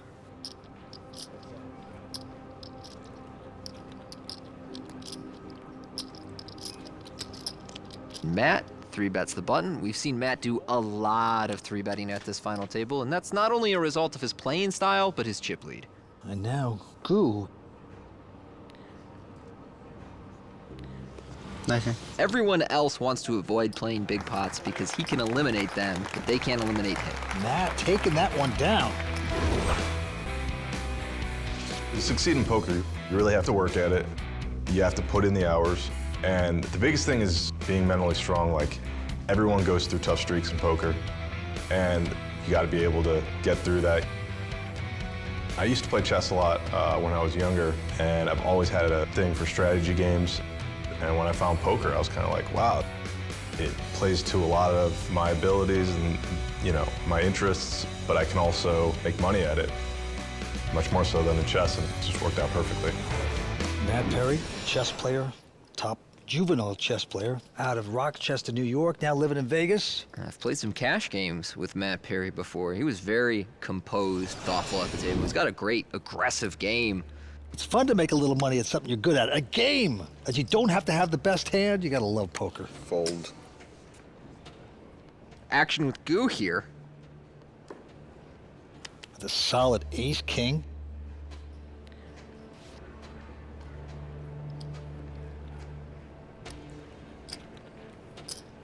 He will put in a raise, makes it 260 total. Matt going out. Gia gonna fold king 10. Firefighter going away, and now Thomas Paul. Trying to finish me off. Thomas, very much our short stack with about $1 million in chips to start this hand. So he is under 10 blinds. And typically when you're that short in the big blind, 260. You're calling a small raise with almost everything, looking to catch a piece and then get your money in. He's made the call, hoping to get lucky. Let's take a look at the flop. He does get lucky. 7-4 deuce on the flop. He's got sevens. Yeah, and that's as good as it gets for Thomas. How much behind? I have 7 of these time chips. Goo here. I'm on it. Yeah, he's just gonna put them all in. Thomas with the quick call. So this hand is essentially playing itself. Queen 7, huh? I say. Sevens out in front. Thomas Paul with a big opportunity to double up. Club's no good. I see it's coming. I feel coming. Thomas. That's not good. Looking at the okay. He's like, all right, well, if you say so, I'll just gather up my things, take my glasses off. Not gonna need this hat anymore. Jack of spades on the turn, didn't come then. Those male face cards, they're not what we want to see. Thomas looking good. Down to the river, can Thomas double up? Big favorite to do so. One more card to dodge. There's Jen, his fiancée, sweating it out. Oh Boom! no! A king! I told you I'm coming. It is gonna knock out Thomas. And just like that, we lose Thomas in 6th place in dramatic fashion. Nice playing, bud. Goo knocks out the first player of this final table and improves his position. Thomas Paul out of here in 6th place. The former fund manager has to say goodnight. And right now, our first casualty, over to talk to Matt Savage. Thomas, tough way to go out there on that river card, but tell us about your experience this week. Oh, I had a great week. I mean, 5 straight days of poker, it's a little grinding, but I came in a really good place today. I had what I thought was a pretty solid plan of waiting for one of the 2 guys on my left to 3-bet me light and shove on them, and that didn't work. Well, an amazing run this week, and yeah, great players. I mean, I don't know, I had a great time. So I had a great time. Well, thank you. Well done. Thomas Paul is the first player we have to say goodnight to. Stick around for more from the Borgata Poker Open. We needed a good suck out. Needed a good suck out. Looking to get in the action while on the go? Yes! Then join me and other real poker players on Play WPT. And it's not just all-ins and coin flips at Play WPT. Fun, free poker, anytime, anywhere. PlayWPT.com. We are back at the Borgata Poker Open, where one of these players, Tony, is going to take home over $780,000. Yeah, let's find out who and get back to the felt. There's a look at our updated leaderboard. Matt Perry still out in front at 9.3 million, chased by Gu Chen at 8.1. Greg and Gia both around 7 million, and Cliff Josephie, the short stack, 2.6. And we go down to the money pit. Matt Perry, the chip leader from Rochester, New York originally. Former chess player, has a strong ace-queen of hearts. And Matt has played great throughout this final table. He's really used his stack size well to apply pressure on his opponent's pre-flop. Now he has a premium hand, and Greg Weber in position here also has a premium king-jack suited. He does call. Cliff going out. Goo not interested. So, ace-queen versus king-jack. Here we go. And the flop is a queen 10-5. Beautiful for parry, but open-ended for Greg. Matt's bet 475. Greg open-ended, overcard, backdoor flush draw. Not going anywhere, of course. Firefighter makes the call. Going to the turn. Can he get there? No, not there. Deuce of clubs. It's a nice card for Matt. It's very safe for him, but also adds some draws to the board. So when he barrels here, now his opponent can tell himself, well, there are more bluffs that my opponent can have in his range, and that allows Matt to get value more frequently with top pair, top kicker. Yeah, well, he's going to make him pay.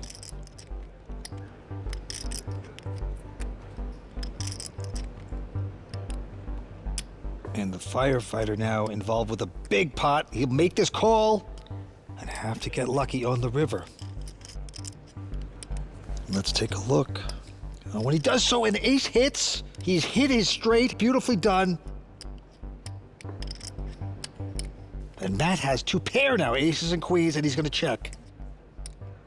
And that's an intriguing card because it completes the most obvious flop draw, king-jack, and it completes the backdoor flush draw. So Matt has checked over to Greg. I don't expect him to get away facing a bet, but I also know he won't be happy facing a bet, even though his hand is improved. God, I hate that river. That's a 2.4 million bet by the firefighter. And there you see Matt struggling with his trucker hat, knowing that something is very wrong here, despite the fact that he has rivered top two pair.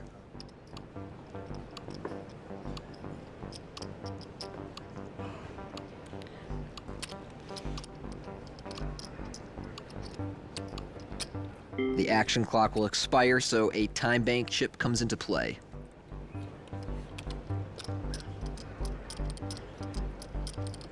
This should be a heck of a laydown.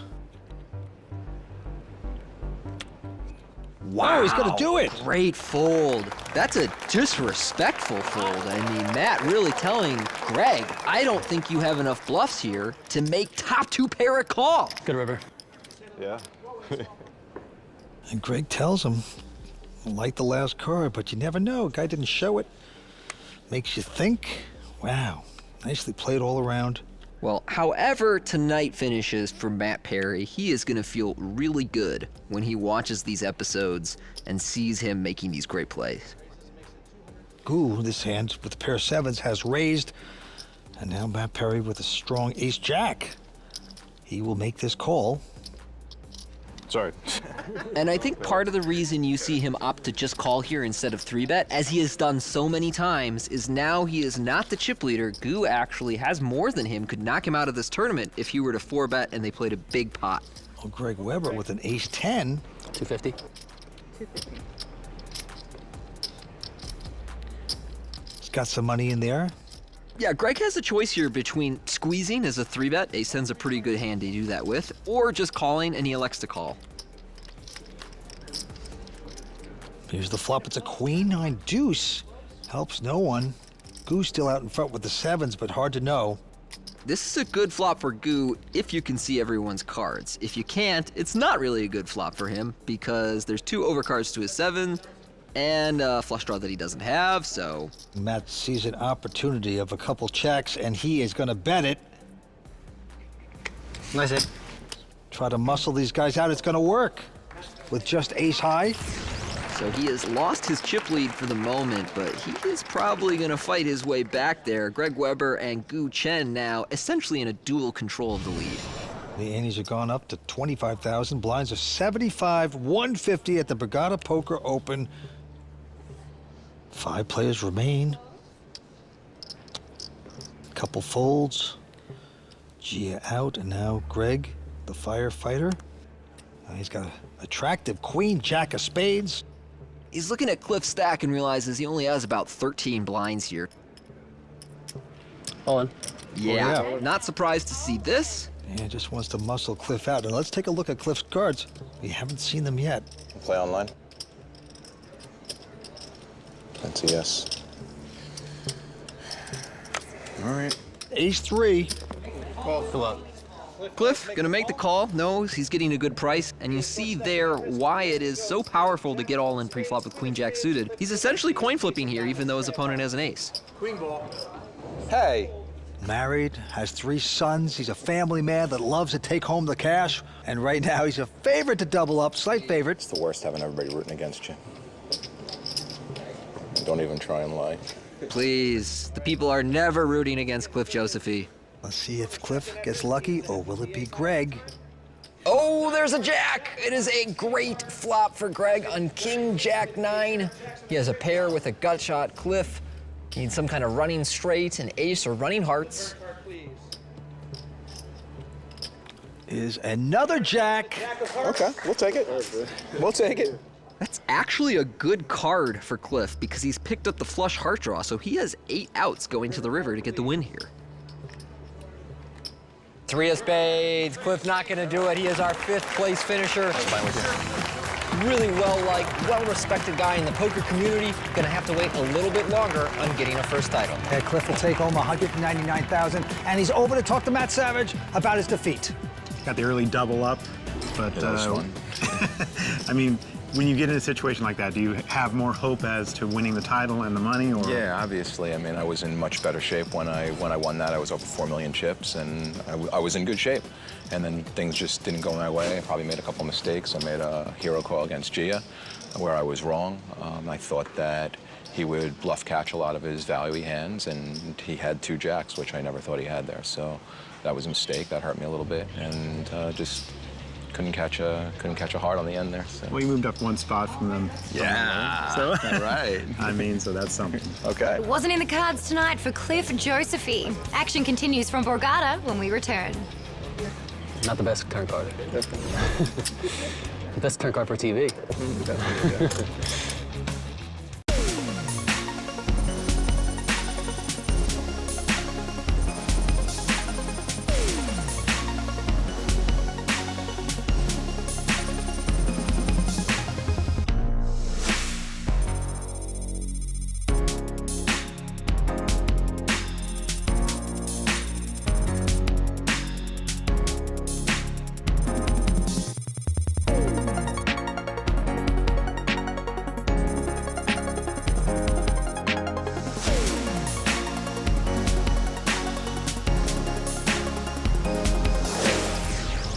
A field of over 1,100 entrants has been narrowed down to 4. Greg Weber out in front, 12 million. Our short stack Gia Lu at 6 million still has 40 blinds.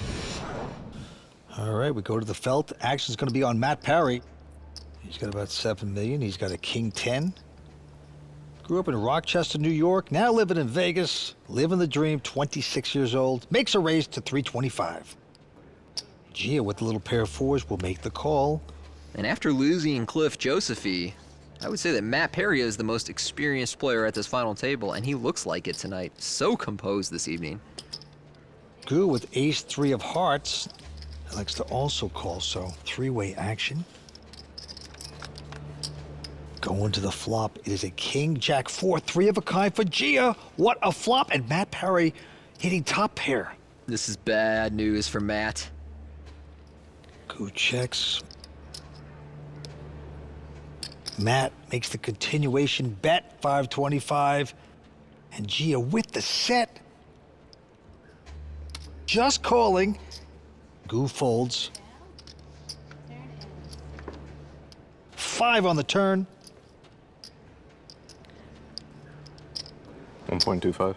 1,250,000 Matt bets. I like that Gia has opted to slow play here. There's really no reason to raise the flop, and if you do, it looks incredibly strong, and you're basically saying you either have a huge hand or, you know, Queen 10 of spades.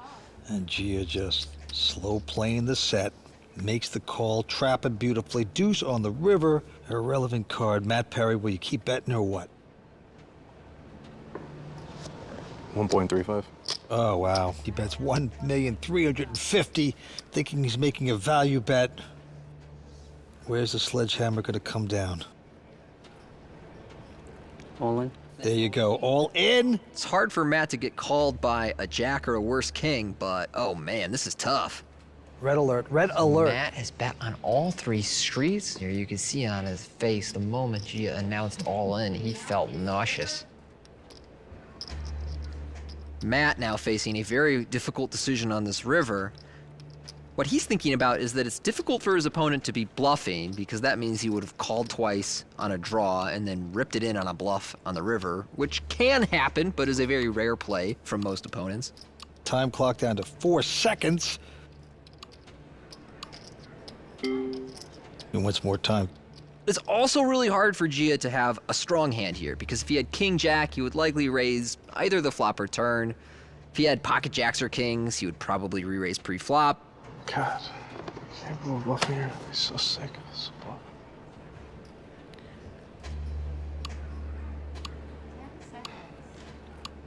You can see the action clock ticking away as he's contemplating his decision.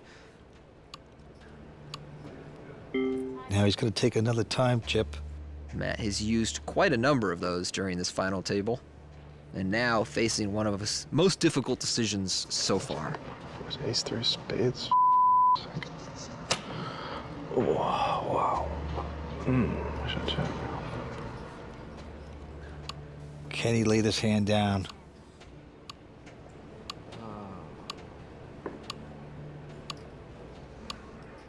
Yes, he's going to do it. Very nicely done.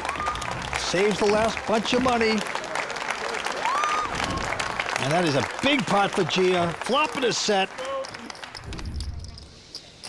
What a disgusting decision for Matt to have to make. Used up most of his time bank chips right there. At least he's making good laydowns, but the card's just not going his way. As we move on. The deck is not cooperating with Matt Perry this evening, but he's doing his best to stay in this tournament.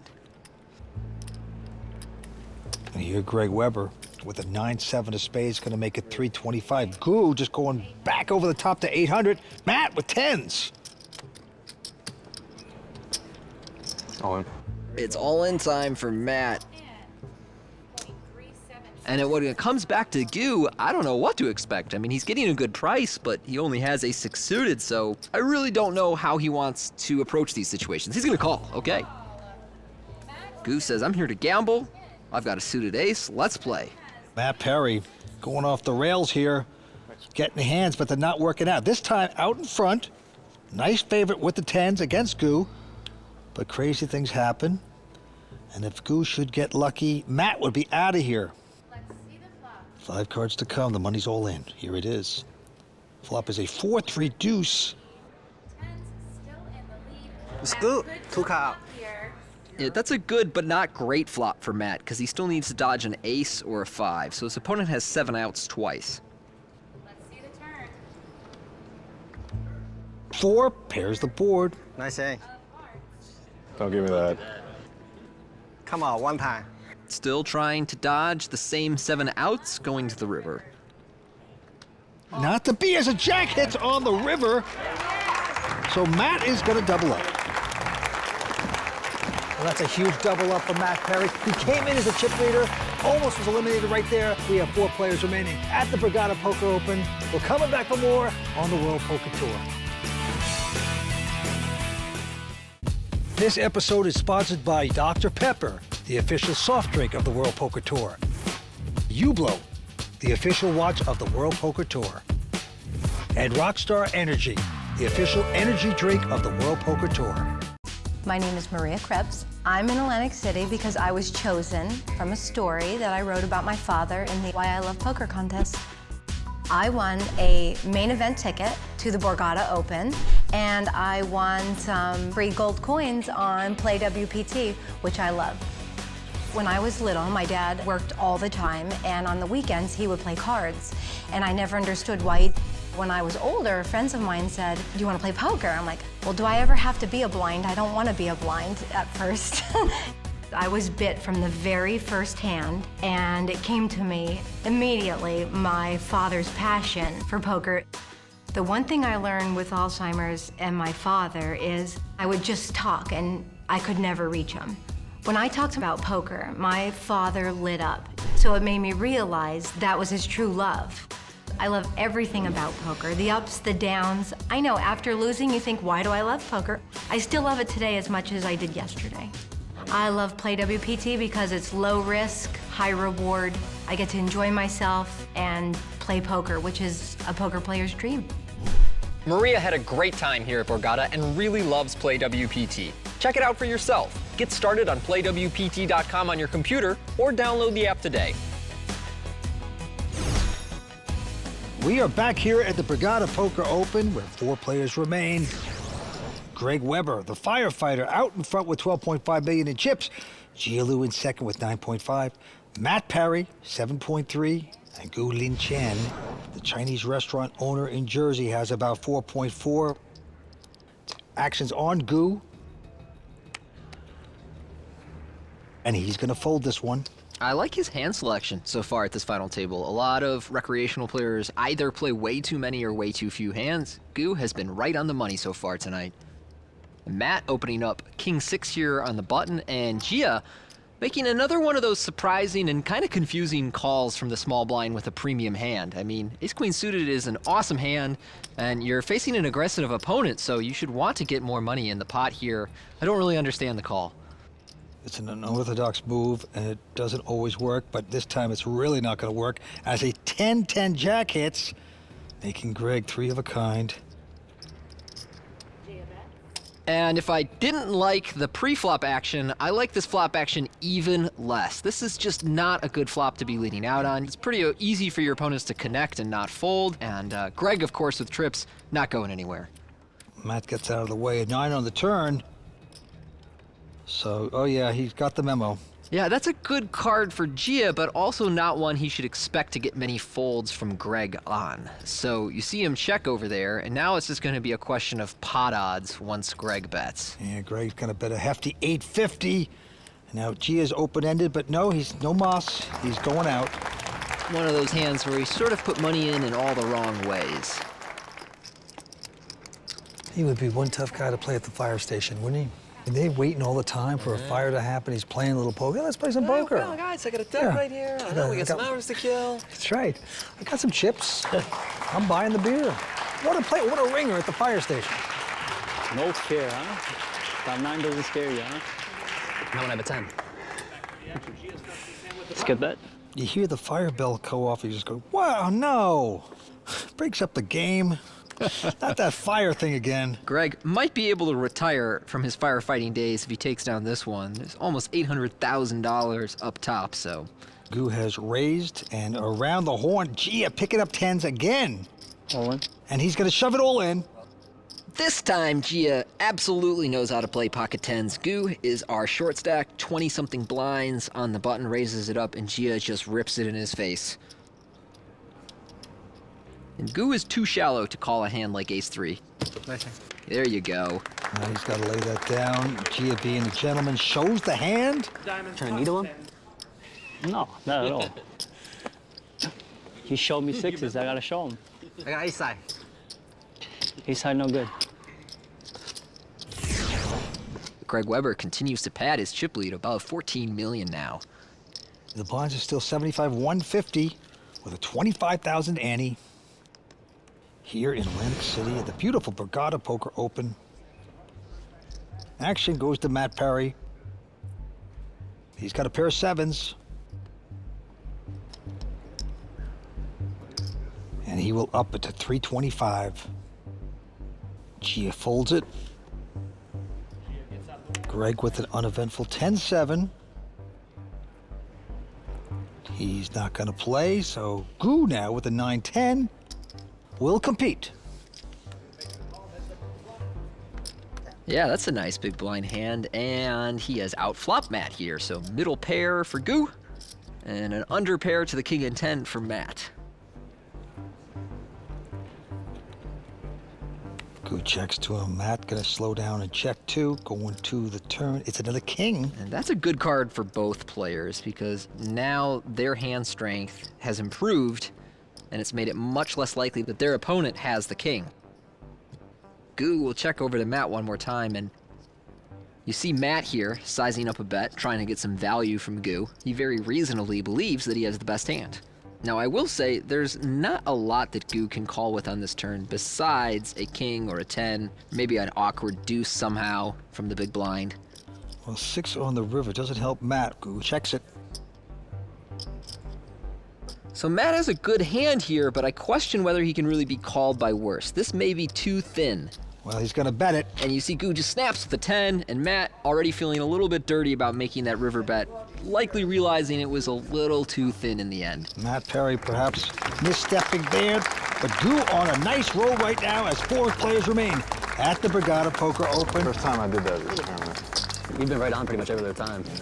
As soon as I was throwing it, like, saw his hand, it was like... You know, Club WPT VIP members not only enjoy unlimited poker, they also get access to hundreds of hours of great content, including past episodes of the World Poker Tour. Take your game to the next level. Watch and play at ClubWPT.com. Well, we have had the pleasure of spending the entire week here at Borgata, and it's easily one of the best resorts on the East Coast. No kidding, Vince. It's first-class gaming, a great poker room with awesome action, and the restaurants, bars, and nightclubs here are fantastic. No, they really are. The Borgata is the best. They have it all, and having all the chips is the goal for our remaining final table players, so let's check the chip count and see where everyone stands. Greg Weber, 14.8 million is your chip leader. Gia Lu at 8.8, Matt Perry 5.6, and Goo Chen just beneath 5 million as we play 75K, 150K. Action on Goo. He is going to peek down at an ace-6. And he's going to raise. 325 to go. Matt Perry not interested. Gia also folding. And the only one to beat is Greg. He's got some money in there with the 7-5. So he will make the call and see 3 cards. Flop is a 7-6 deuce, so Greg is out. Flop Goo. Great flop for Greg. Not only does he have top pair, but his opponent has the nut second pair. And Goo is going to continue his larceny. Makes the continuation bet of 325. Greg's not going anywhere, makes the call.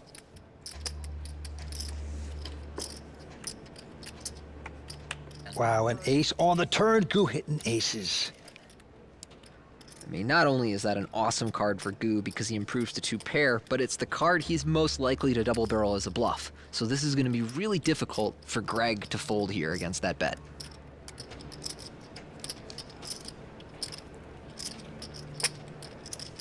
He is going to pay him off there on the turn.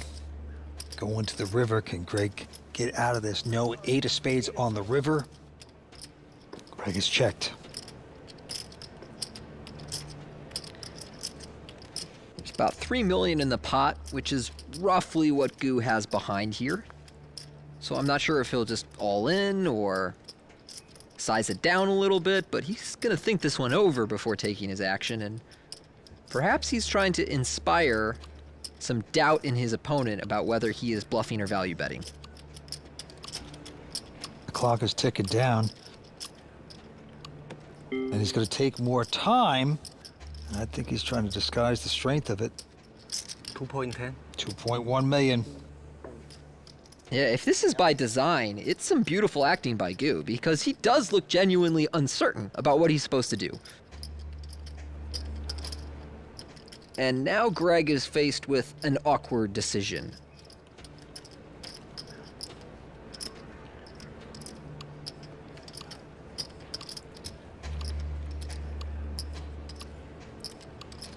Well, the time's ticking down for him now, too. He's down to 2 seconds. He's going to take more time. Just have king queen again? It's unfortunate for Greg that Goo has not really run a lot of multi-street bluffs. Is that ace king that big? No. Aces. 2.1. And it would be a major mistake. I mean, you got to give him some credit for something. He never stopped betting. And Goo can have any of the aces and still be Absolutely. value betting here, so it seems awful thin to make this call. Taking more time. You're a really big hero. I look like an idiot. Oh, no, Don't do it, Greg, Don't no! do it. No! And the firefighter getting a little smoke inhalation from that one.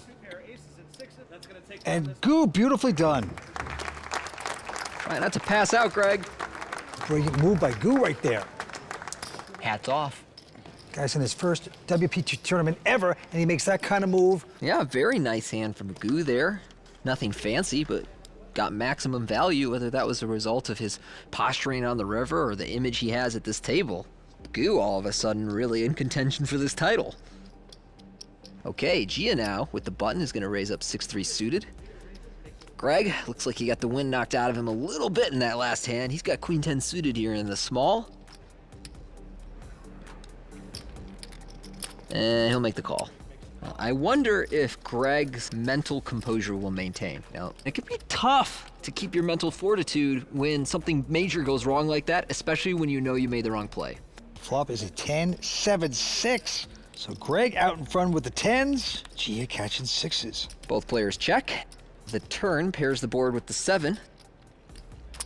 Now Greg with 10s and 7s is going to bet 425. And Gia will make a call. Doesn't believe Greg. And a 10 on the river, giving a full house to Greg Weber. Well, that counterfeit Gia's 6s. So this should be an easy fold for him on the river.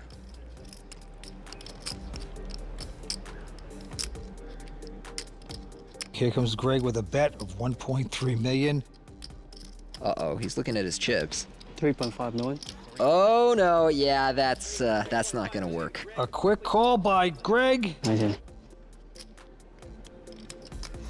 Wow. And he will take the hand down. You know, it's just one of those hands. You think your guy isn't that strong, you could take it away from him, but that time backfires for Gia Lu. It's time to really talk poker. Phil Hellmuth is ready to unleash his thoughts in tonight's Raw Deal. Welcome back to WPT's coverage of the Borgata Poker Open. So how does tonight's play stand up to the standards of poker legend Phil Hellmuth? Time to find out in this edition of the Raw Deal.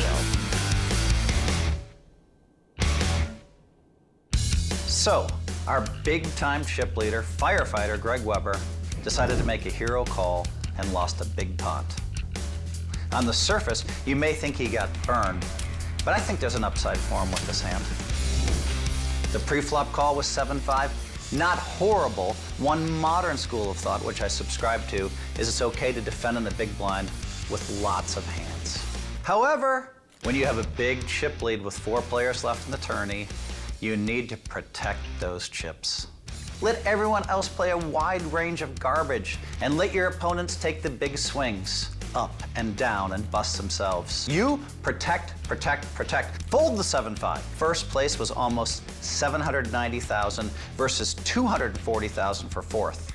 And oh, by the way, he pretty much had second place locked up. That's $470,000, almost double fourth place. And the only way he finishes fourth is by playing too many hands. Eventually, our firefighter friend says, "You're a really big hero. I look like an idiot." I say he's both a hero firefighter who did look like an idiot with this call. One big silver lining to this call is this. Once he made that call, no one was going to try to bluff him again. And that would truly help him the rest of the day. Listen.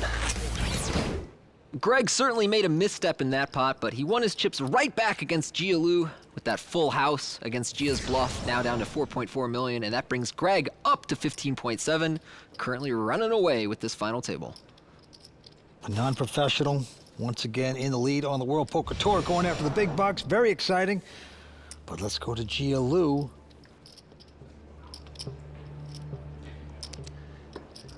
Smiles as he mucks a bad hand. And now Greg, our chip leader, with the king deuce of hearts. Raising it up here to 3 1/4. Goo is out. And Matt with 8-3 of spades here in the big blind. Now, you heard Phil Hellmuth talk about a lot of players these days defend their big blind with almost anything. Matt is definitely of that type of thinking. However, he will also balance his 3-bets from the big blind by using some very weak suited hands, and he's clearly selected 8-3 suited as one of them. So he uses that as a bluff and forces Greg on the button to fold his king-deuce suited, so a nice hand. And there's Matt's parents. Matt's only 26 years old, lives in Vegas, and he's a former chess protege. A lot of former chess proteges have converted to poker over the years. One of my best friends in poker is Dan Smith, and he was a chess protege in his teens. WPT champion now from our event at the Bellagio. At 200,000 blinds, Goo has a jack-9 of spades and is going to make it 425,000 over to Matt. And Matt is reaching for raising chips. Now, Vince, I've talked about how much I've liked Matt's strategy of 3-betting frequently pre-flop. This is the first time at the final table I really don't like it. He has picked a complete garbage hand to do it with, and he really doesn't need to use hands this bad on the button. And he's done it against Goo, who has been kind of sticky so far. Well, he's only got jack high.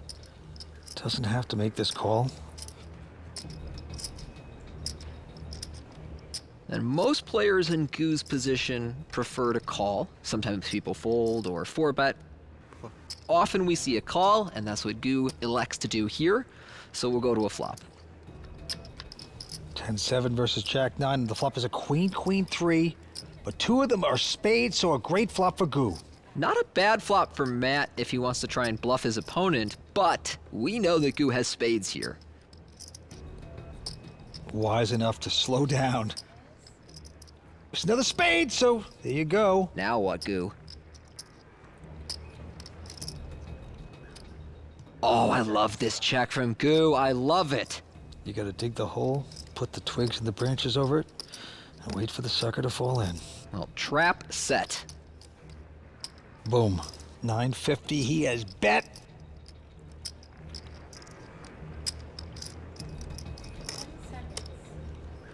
More. There you go. All in, and Matt sees the light, folds his hand. Goo looking good. The sunglassed assassin just takes it down. Who is this guy? I don't know what to tell you, Vince, but he is running away with this final table. That's all we have time for from Borgata Hotel, Casino and Spa in Atlantic City. Join us next time when we will crown the champion of the season 16 Borgata Poker Open.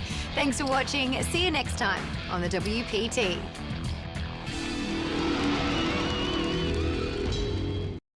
The World Poker Tour is sponsored by ClubWPT. Play poker for real cash and prizes today at ClubWPT.com.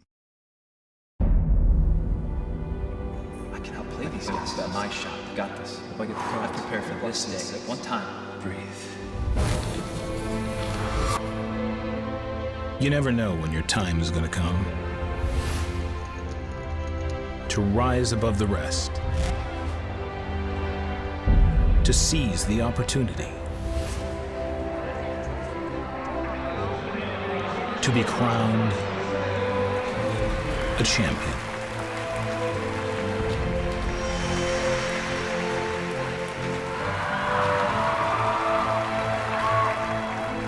Is it time for your story to be told?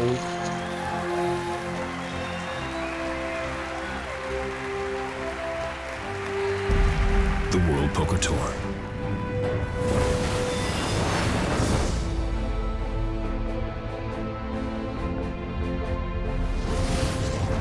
The time has come to name a champion here in Atlantic City. Good evening, I'm Lynn Gilmartin, and welcome to WPT's coverage of the Borgata Poker Open. I'm joined by Vince Van Patten and Tony Dunst, who have been keeping a close eye on the action. Well, Lynn, very interesting tournament. Matt Parry came in as the chip leader. He's the pro at the table, but no longer. There is a firefighter, that is Greg Weber. He is showing that it's all going up in smoke for these other guys. He has turned on the hose on these guys. He's the chip leader, and he has a lot of chips, Tony. He does indeed. Greg playing some fantastic poker tonight. Matt, essentially the lone professional against 3 non-professional players. Goo, in fact, playing in his very first WPT, still at this final table, making some interesting moves in contention. That's right. Big money at stake. Very fascinating tournament. Thanks, guys. Whoever wins this tournament will pocket a cool $789,000 and a $5,000 JetSmarter membership. They'll also take home the impressive Hublot Big Bang Steel watch. Plus, their name will be added to the WPT Champions Cup. Absolutely one of poker's biggest honours. Action is starting back up, so let's get down to the felt. All right, thank you, Lynn. As you can see, Greg Weber out in front at 13.7 million, Gu Chen at 12, Jia Liu at 4.4, and Matt Perry rounding out the field at 3.6. They're playing for 789,000, including a seat in our season-ending Tournament of Champions. The antes are 25,000. The blinds are 1 and 200 at this point. And Greg Weber, the firefighter, playing so gallantly here this evening. Gonna bump it up to 425 to go. Gu behind him with a pair of fives makes this call. Gu in position here. Definitely going to take a flop with his pair. Matt Perry out. Jia in the big blind also wants to come along with ace-8 offsuit, so we have a three-way flop of 10-6-3 rainbow. Actually a pretty good flop for Gu's fives. Jia checks.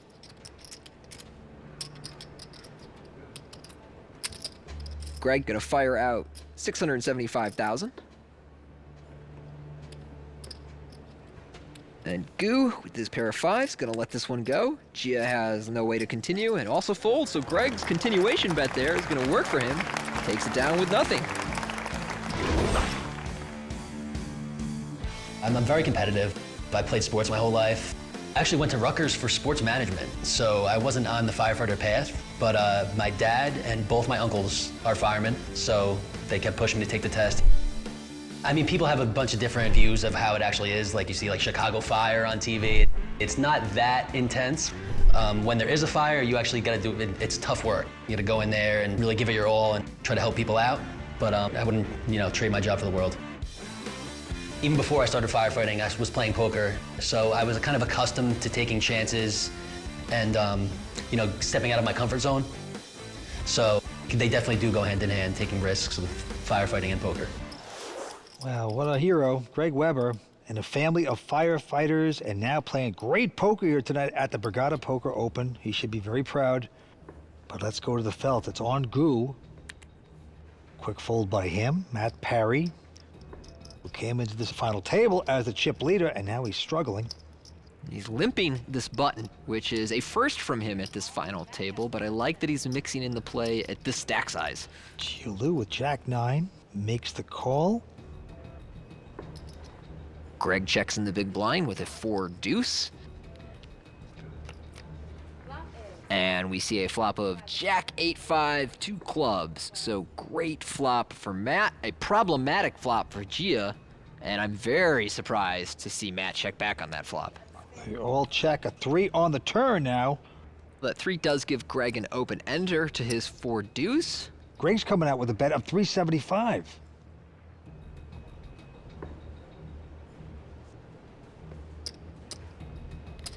Matt Perry quickly calling.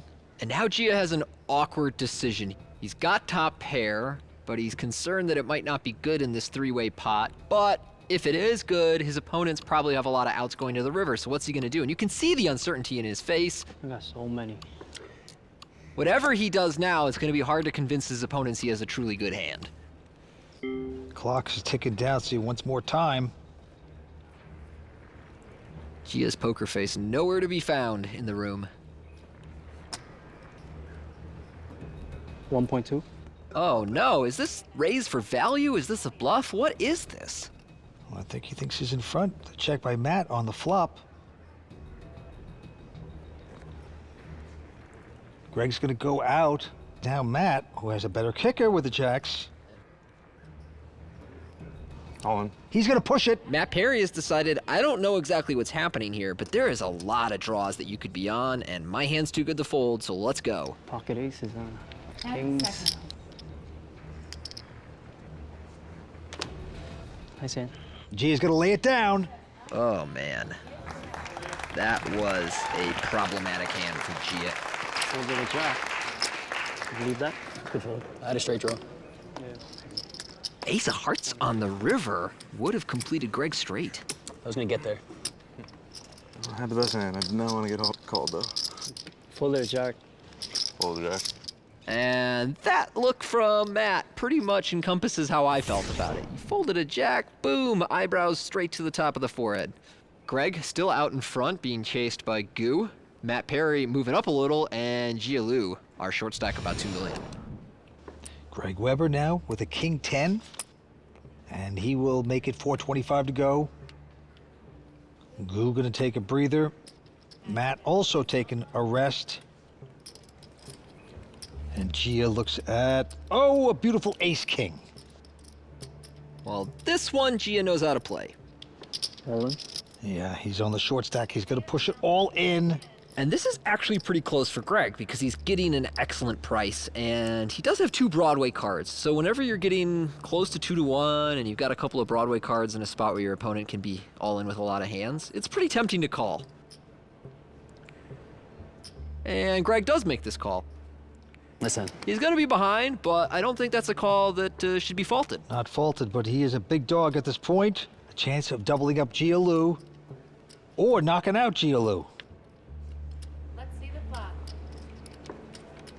Love to see a 10 on the flop, and here we go. It's a queen, 8-7, and there's 2 diamonds. Diamonds. Covered. That's a pretty safe flop for Gia. Doesn't need to worry about the backdoor flush draw, just running straight to the 9 and a 6. Ooh. 6, yeah, so now Greg has a shot at a straight here. Paint? No paint.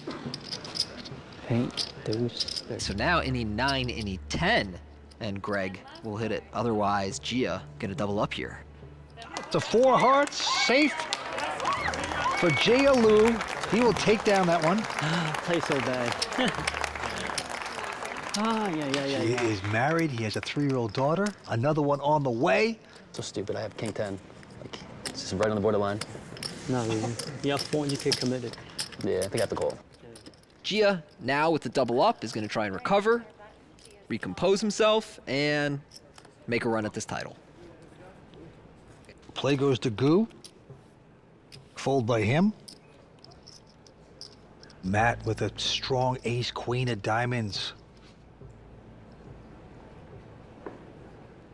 And Matt has started this hand with 26 blinds, so this is a really powerful hand in the button at that stack depth. Makes it 450 to go. Greg picks up ace king at the best time. Total disaster for Matt. A little over 5 to start the hand? Yeah, like 5.2. Because Greg is almost certainly going to pump it up here, and it's essentially unavoidable that Matt gets the money in. He's going to make it 1.2 total, and now Matt. It's a very good sizing by Greg as well. It leaves Matt room to believe he could get a fold. But nope, it's a shove and a call. Matt all in with 3 outs and a flush draw if he could make that happen, but Greg here, the big favorite to score the elimination. Matt Perry, a dog, 26 years old, grew up in Rochester, New York, now living in Vegas, in a lot of trouble. He'd like to hit a queen here, but no, a king hits on the flop. Kings hit Greg. That's as good as it gets for Greg. Matt way behind, and here comes the turn card. It's a 6 of spades, and that's gonna do it. Yeah, that's it. You're playing, man, really tough. Well, Matt Perry came into this final table as our chip leader and played an excellent game throughout. That was a big one. We needed that one. Really had some big pots go against him, and unfortunately finishes in 4th place. Yeah, the firefighter douses Matt Perry out of there. He'll take home $240,000. He's over to talk to Matt Savage. Matt, you came in as a chip leader tonight. What went wrong? I mean, at the end, that was basically a cooler. I can't get away from the ace-queen. I just couldn't get much going, didn't flop many pairs at all. Overall, I'm happy with my play. It was a blast, but yeah. Well, congratulations on your deep run. I'm sure you'll be back. Thanks. Pretty sick. That's a gross cooler, right? Yeah. With Matt Perry out in 4th, we are getting closer to naming a new WPT champion. We'll be right back with more WPT action from the Borgata Poker Open. Borgata's just the best. I've been playing tournaments here since I was 21. I just love coming here. You know, they have great restaurants, the Water Club, the regular Borgata, great places to stay. I can't say enough good things about Borgata. Borgata, it's pretty amazing. Besides playing poker, you have the nightlife, you have these bars, you can just hang out. Very nice place. I never got that. Very good. #1 casino. All right, well, look at our updated leaderboard. Greg Weber out in front at 17.6 million, Gu Chen at 12.1, and Jia Lu at 4 million, playing 100,000, 200,000. 3 non-professional players going after a major title. Yeah, I just love the attitude of Gu.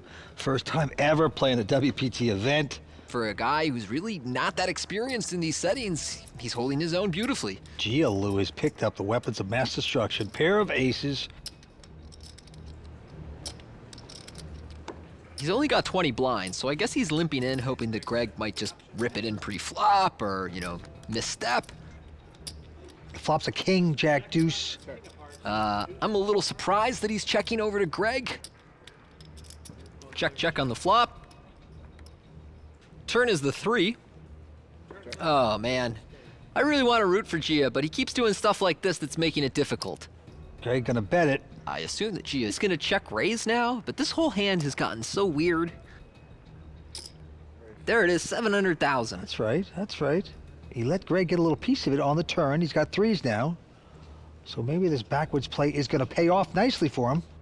Well, if he gets Greg to call a check raise with a pair of 3s, then I take back what I said. Well, there he goes. Yes, I eat my words. Jia is a genius.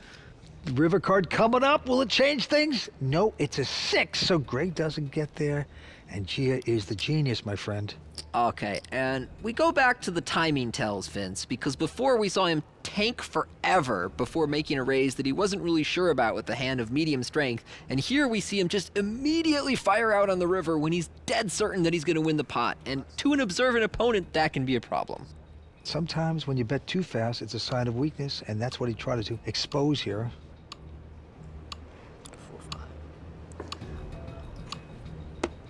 Well, he's going to take more time. Now, if he gets the call for this, you got to give it to him. Oh, it'd be such an impressive way to get paid off for 1.5 million. For whatever reason, Greg just does not believe people on rivers. He didn't raise before the flop. He's played it very unconventionally. He's getting paid off. Goodness. I take back all of my words times infinity, Vince. Now, listen. She is one of the greatest players I've ever seen. He just got paid off so much more than I ever would have with aces in that spot. Lucky, lucky.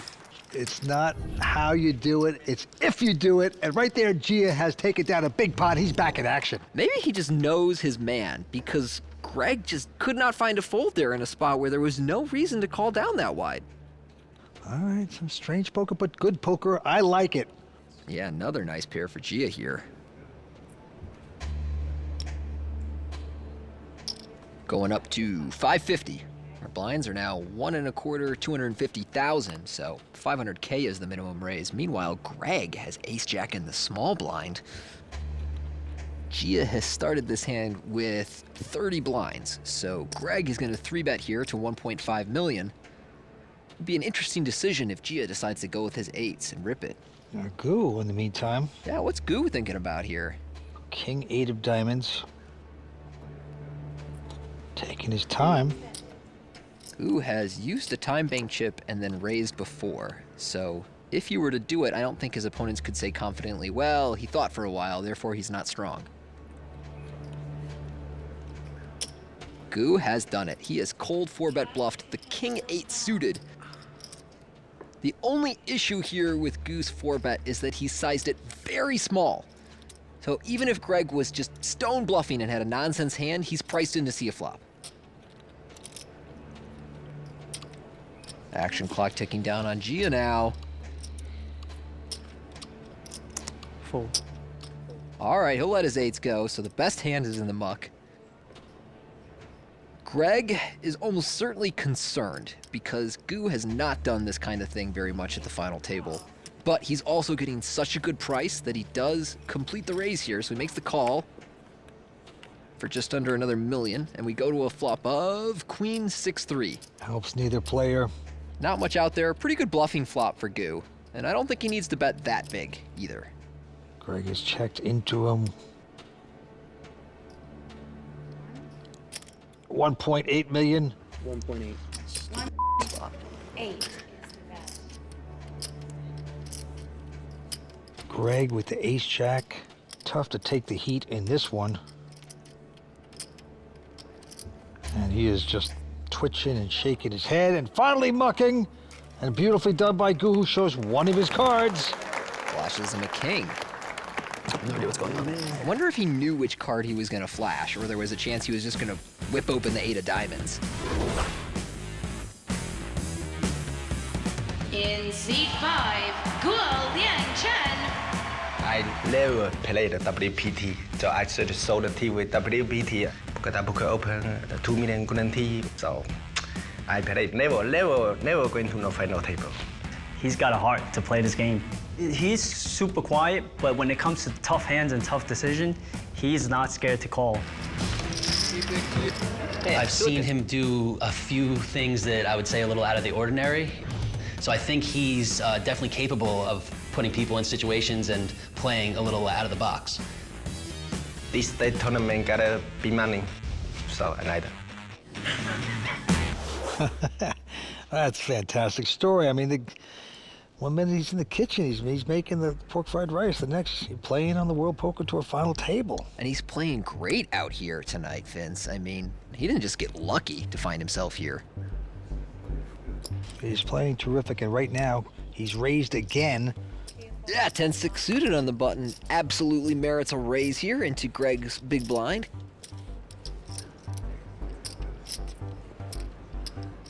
He's gonna make the call with a 9-7 offsuit, and we'll take a flop. Ace 4-7, so Greg's gonna check it. Gu gonna fire out here, and Greg with the second pair, not too likely to fold on this flop. He makes the call, and we see a 4 of clubs on the turn.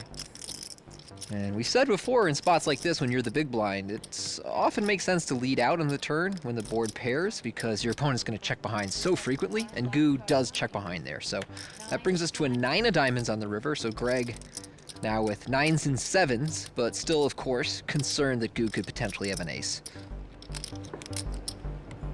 Greg gonna check again. And Gu is aware that he can only win by bluffing, so it looks like he's gonna size up a little bet here. And, you know, you're not gonna get many 7s to fold, you're not gonna get an ace to fold, obviously not a 4. But the merit to betting for Gu is that if your opponent had spades that whiffed, you can get that to fold, but you'd also need those spades to have whiffed and then checked you on the river, which means your opponent probably had, like, you know, king or queen high spades. So there's not a lot that your opponent can have that's folding this river. Nice solid call. You win, 10 high. And to be honest, Vince, I think that was a pretty reasonable spot for Gu to attempt a bluff. I mean, oh, you got 3 here. Nice side. Yeah, his opponent might call him down a lot, but hey, you're not gonna win by checking. Wonderful. Well, this week, Club WPT player John Burnham received the VIP treatment, complete with travel, accommodations, and his seat into this tournament, all thanks to ClubWPT.com. My name is Jonathan Burnham. I won the $3,500 buy-in, the main event, along with 6-night stay at the Borgata, travel and expense money, VIP treatment. Pretty awesome. There really isn't a secret to winning this, but for me, it was just taking it seriously. My mom, she's 81 years old, her name's Phyllis. She goes by the name of Guama on Club WPT. She plays all the time.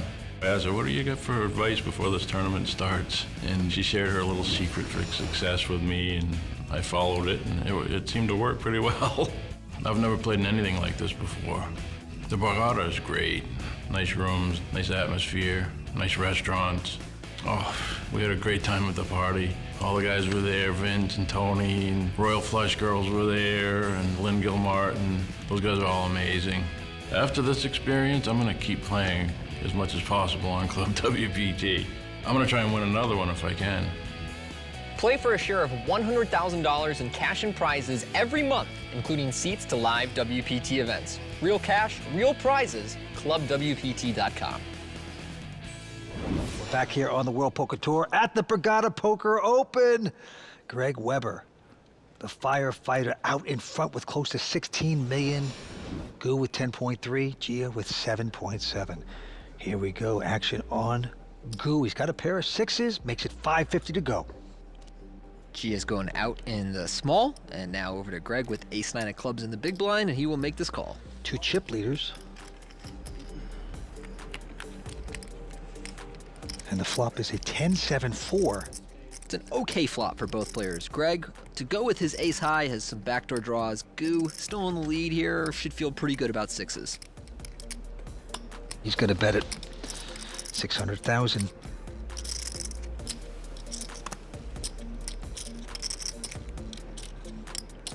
Greg says, I don't believe you yet. I'm calling, hoping to catch something. And yes, he does catch something. The big ace, well out in front now. Well, that is the right one to catch. They go check, check. And that'll slow Goo down. But a six of spades on the river will not slow him down. Goo makes a set. Unbelievable, what a card. Goo just so excited. Keep in mind that the river did complete the 8-9 flop straight draw and the backdoor spade flush draw. Well, Greg is getting the chips out. He is making a bet of 1.2 million. Well, Goo's not even gonna raise his set. No good. And look at this. Yeah, Greg's like, what? I'm no good? Goo shows pocket sixes, the six of clubs, six of hearts. He is going to take the spot down. I think a raise is in order on that river, but I imagine that Greg would have got away. Oh, so nice. Now, it's kind of surprising. At least you take your time and think about a raise. Yeah, Goo does tend to act very fast in some of these spots. This time, Greg with the button has a king 3. He's going up to 5 1/4. Goo with the ace 4. He's assembling a raise here, flicks out 1.2. Gio with queen 10 offsuit in the big blind is... he's gonna fold. Now look at this, look at Goo with the head. Yeah, He's Goo's doing some weird stuff over here, body language-wise, and I like the spot he's picked here. His sizing is a little too small out of position. Meanwhile, Greg, oh my goodness, Greg is cold 4-betting king 3 offsuit. Well, I think he saw something. I mean, Goo with the relaxed head. Sometimes you're trying to pretend like I have such a big hand, I'm very relaxed. You're not. And Goo proves it right there. Oh, and he showed him the 3. Ooh, that's a little dirty, but fun. Entertaining the crowd, huh? One time. Oh, he actually showed you a bluff too, right? He did. We'll play, okay? Only when it works.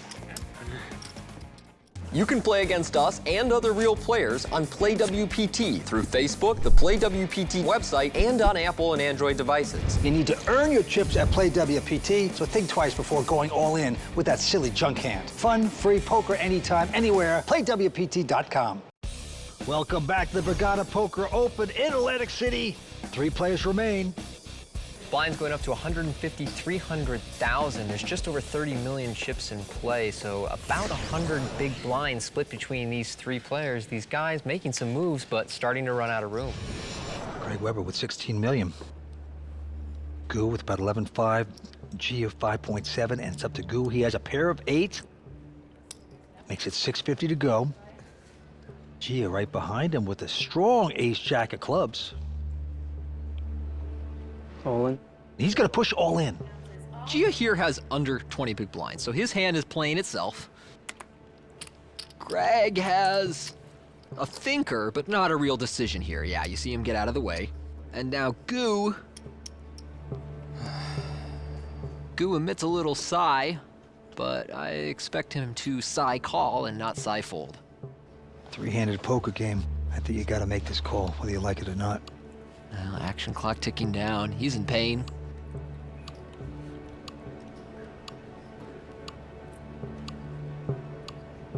Okay, he's used his last extension. If he runs out of time now, his hand will be killed, and that will be true for the remainder of the final table.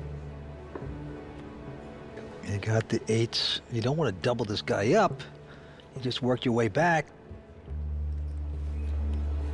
Yeah, I think you got to call this, and he does finally do it. Let's gamble. Let's get the money in there. I don't mind. I don't want him to call.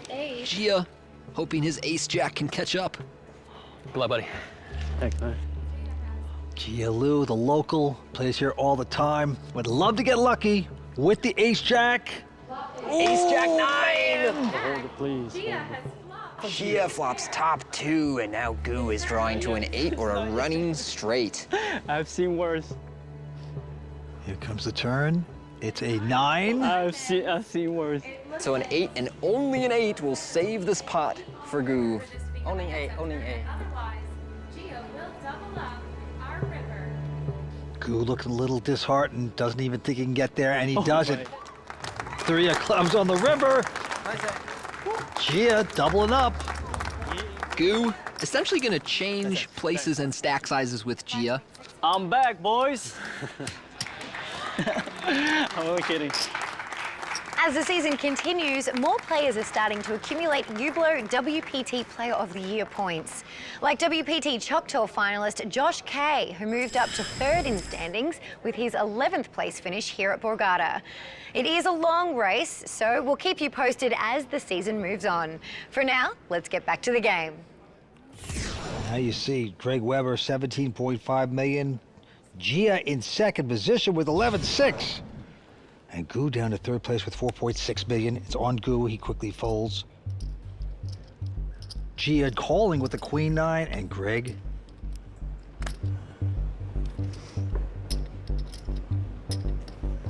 not gonna raise with an Ace 4. So there you go. We're gonna see a flop.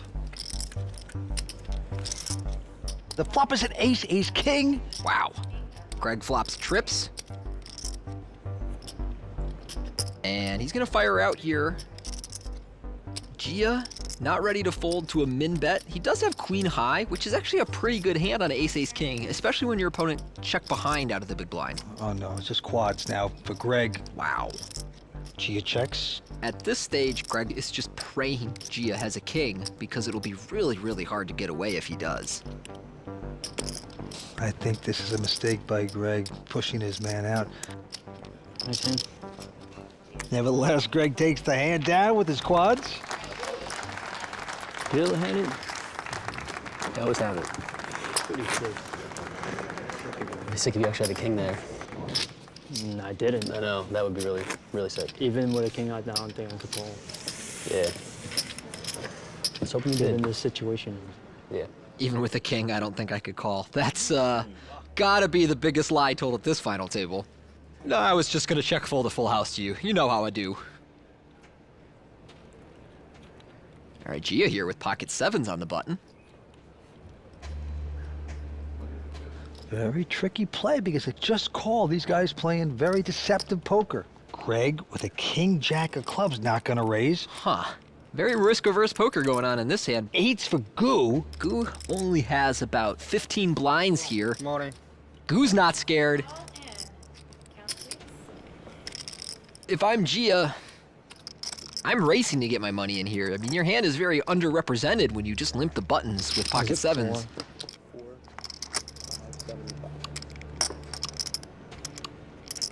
It would be an incredible fold if he were to lay it down, but he seems pretty stuck. Clock is ticking down to 2 seconds. What's he gonna do?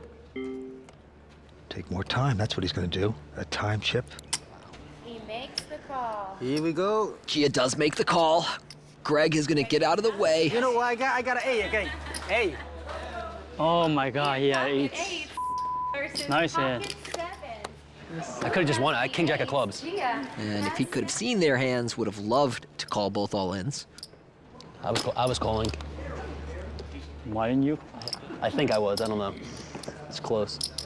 All right, let's see the flop. 7 from heaven. Flop has a queen. All right, flop is Queen 8 deuce. Nice hand. Goo has flopped a That's it, that's it. 8 of diamonds. Deuce. Greg has nothing at risk, and yet he is the most interested in this hand. Oh, boy. Oh no, Greg, no! So impossible, man. Come on. Goo twist the knife. I love this guy. Boom! Body. Why? Come on, man. That's unbelievable. Quads after quads, 2 hands in a row. Come on, man! Who's gonna take the pot down? I had king jack of clubs. Yeah, you can't call the 3 people. Not then. Yeah. I was probably gonna call and lose on the river. This episode is sponsored by Dr. Pepper, the official soft drink of the World Poker Tour.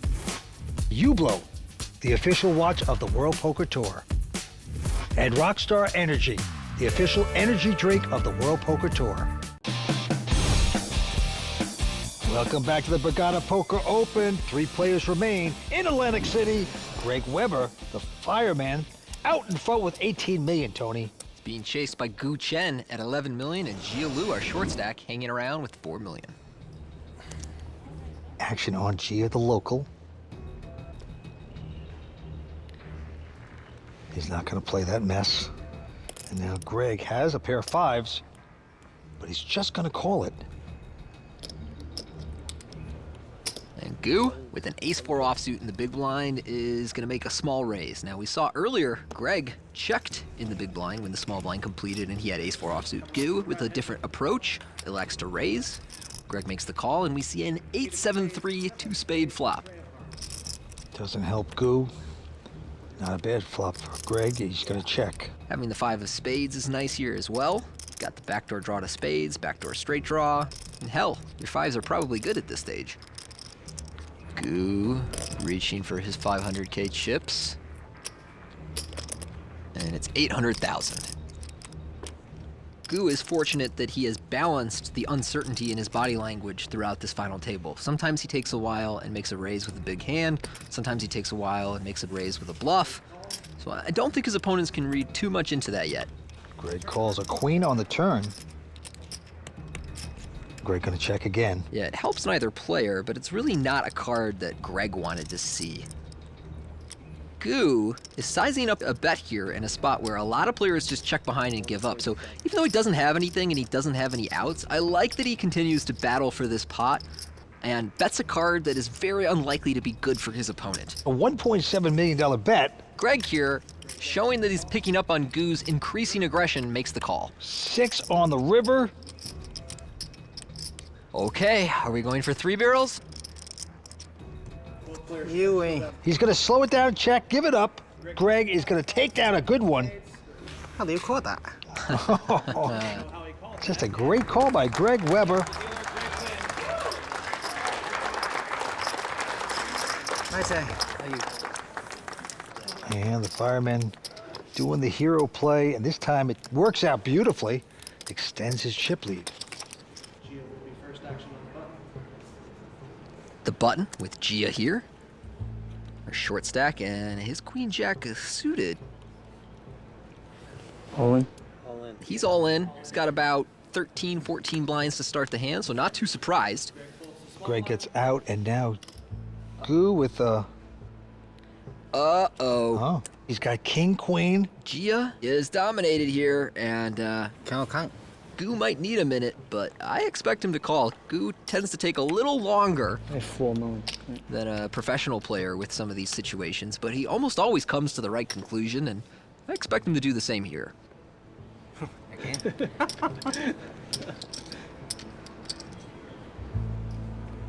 All right, call. He is going to call, and he's going to look good right now. Man, he got me crushed, man. Good luck, man. Queen of diamonds, king of hearts. 5 million you fall? Huh? 5 million you fall? Nah, you don't fall. So Jia Lu, the local, he's 31 years old. Come on, run good. Married with a 3-year-old daughter. Jack 7 deuce. See the flop, please. Can Jia hit a jack? No, 8-6-4 on the flop. That's great for Gu. Pretty good looking flop for Gu. No backdoor draws for Jia besides 9-10. Coming the turn, can he hit that jack? No, it's a 7. 5? Jia looking for a 5. Come on, fight coming. To score the chop or a jack for the win. Otherwise, he is walking out of here in 3rd place. Gu, a big favorite to knock out Jia. Can it happen? It's gonna happen, and 9 of diamonds on the river. And that will be all for Jia Lu. Great run tonight, comes up a little short.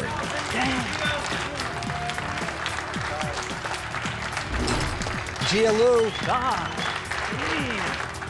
Many gears, gonna take home 288,000.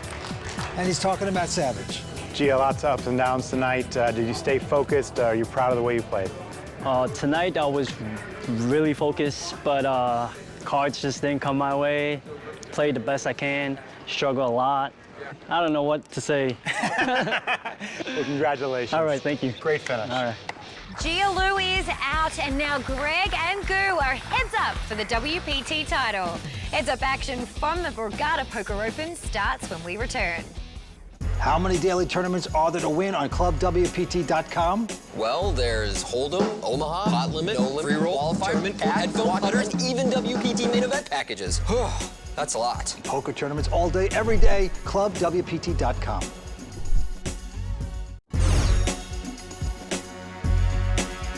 Greg, this is so exciting. You are heads up for a WPT title. What is going through your head right now?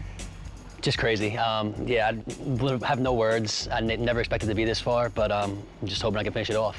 Goo is running pretty hot. What's it going to take to put that fire out? I have no idea. His style is pretty crazy. Hopefully I just have better hands. That's just my plan. Get better hands and hopefully they hold up. It has been so much fun watching you play. Some good hands, some bad hands. How are you feeling? So better feeling. How do I say good luck in Mandarin? 祝你好运。祝你好运。好运。祝你好运。谢谢。谢谢。Yeah. Very good. All right, we're back here at the heads-up action about to begin. Greg Weber, the firefighter, out in front with 24 million. Gu Chen with 9.3. Blinds are 2 and 4. Here we go. Action on Greg. He's got queen, 7 of diamonds. So this isn't a terribly deep stack heads-up match, but they're deep enough to play some real poker here. Well, Greg's raised made it $1 million, and Gu is going to stick around with 9-8 to see the flop. Here it comes, and it is a 9-8-3 two-pair for Gu. Now, Gu has checked the two-pair. And Greg doesn't have much here, but he's going to take a little stab at it. And Gu with the slow play. Just going to call. 3 of diamonds on the turn. We've talked a lot about leading out when the board pairs and you're calling in the big blind, and Gu chooses to follow my advice there, although this is a slightly unusual spot. And wow, Greg calls with just queen high on the turn, huh?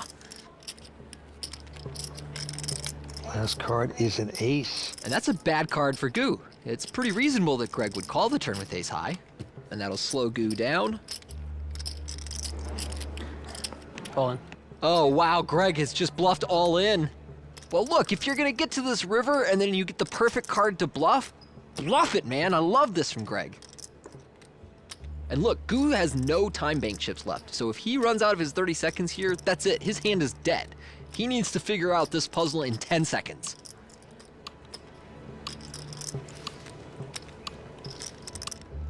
Oh, Gu, what are you gonna do? Call. Oh, he did it just in time. Call. He has made the call, and Greg is stunned. Greg was a second away from getting away with robbery, and instead, Gu is going to take over the chip lead. Good here. No loss. Good here. A9 Okay, so as you can see, Gu Chen, 23 million, Greg Weber, 10.6. These two have essentially flip-flopped in chip positions. On to Greg. He is still taken aback. Okay, this time he's got a little suited connector. 4-3 of hearts. And he will make it $1 million. Gu calls the jack 5 of clubs. And he gets the jack 5. Get out of here. Just 2 pair every board. I mean, this is a good flop for Greg, too. He's got bottom pair and backdoor flush draw, backdoor straight draw. Check, check. Going to the turn is 6 of diamonds. And a pretty good turn for Greg now. Open-ender to go with his bottom pair. And Gu bets big. I like this. Flop jacks and 5s, and now he's betting 1.6 million. Greg with just 3s, but open-ended. Will call.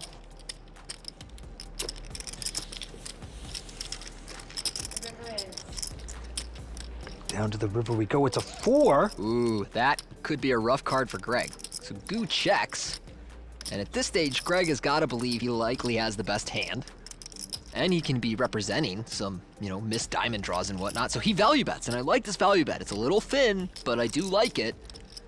And I think it's going to backfire. That's 2 million. And now Gu has to think, oh, did this guy get lucky with the straight? He doesn't care. He's going to see it. What's that? 2 pair? Me too. I told you got a straight. Oh, boy. Shock it all there by Greg. He can't believe it. He's saying, what's going on here?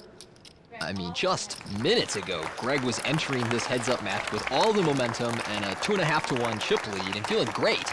And now, he's on the short stack in this heads-up match. He's gonna need some magic. Greg down to about 12 blinds. All in. Greg is going all in. Greg's running out of time here.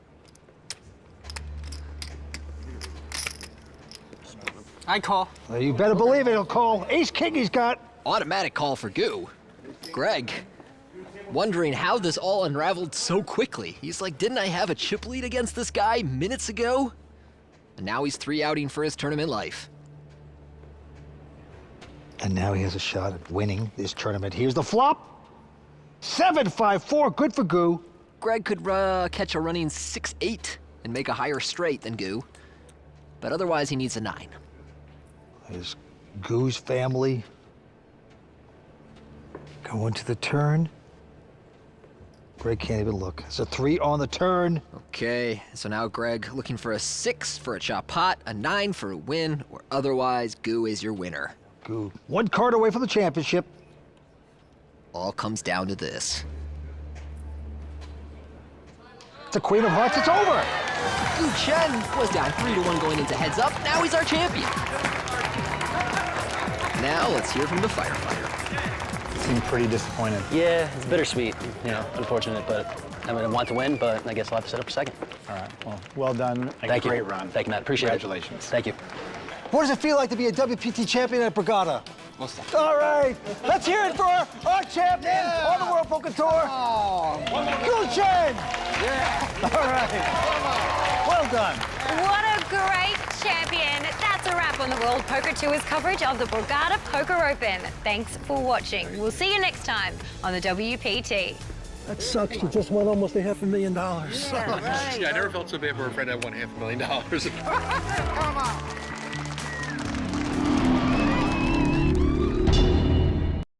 The World Poker Tour is sponsored by ClubWPT.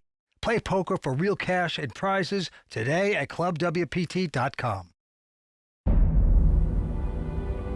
can outplay these guys. That's my shot. Got this. If I get the call, I prepare for this day. One time. Breathe. You never know when your time is going to come. To rise above the rest. To seize the opportunity. To be crowned a champion.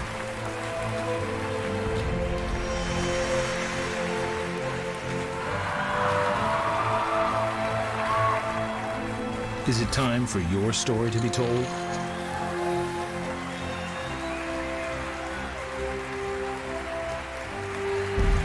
The World Poker Tour.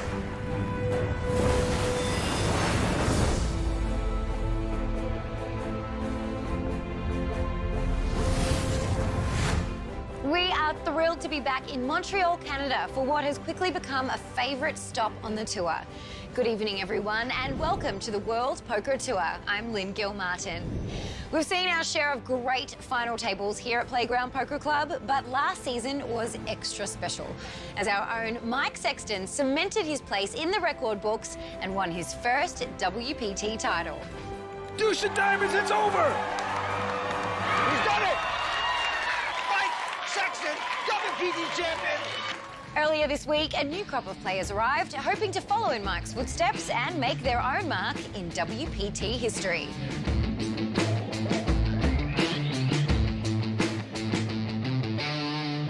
The room was buzzing with excitement as play began at the Playground Poker Club. And to no one's surprise, the Canadian contingency was out in full force, with a few WPT champs in their ranks. The number of Champions Club members in the field continued to grow, including WPT World Champion Asher Kniff and the grinder himself, Michael Mizraki, both enjoying their first time here. I love this city, great place to play poker. I heard a lot of good things, so I was like, why not give it a try? With a total of 606 entries, the prize pool soared to over $2 million Canadian dollars. 76 players will finish in the money, with first place taking home over $400,000. And the amazing WPT Montreal belt. There were plenty of worthy contenders ready to add their name to the WPT Champions Cup, including reigning champion Mike Sexton, who would flip if he took the top spot again. As we know, nobody in the history of the World Poker Tour has ever won the same event twice, so it's exciting to have that opportunity. Early action had its shares of ups and downs, leading to some unfortunate exits. Duff Charette from Ottawa welcomed the Money Bubbles approach. Like everybody knows, Money Bubble is awesome. It's a great time to gather chips. But for Jamie Sakira, holding red aces was no guarantee of making the money. What do you think I have? Huh? Aces. Aces? And you play me like that? Pre-flop? With 3 spades on the board, Jamie had a tough decision to make for his tournament life. Jamie protected his stack and discovered he'd been had. Good luck, buddy. Thanks, bro. Shortly after, Eric Dennis couldn't survive 3-way action. And the money bubble was burst. The 76 survivors hit the gas. Where's my money? Happy?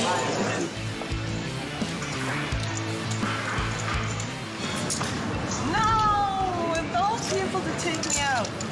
And despite valiant efforts, All in. the payout desk stayed busy. 16 players bagged up for the night, with Canadians dominating the top of the leaderboard, including local pro Maxine Hero. Started with about 550,000 and with 1.6 million. Did not need to win that many showdowns, so, you know, that's good.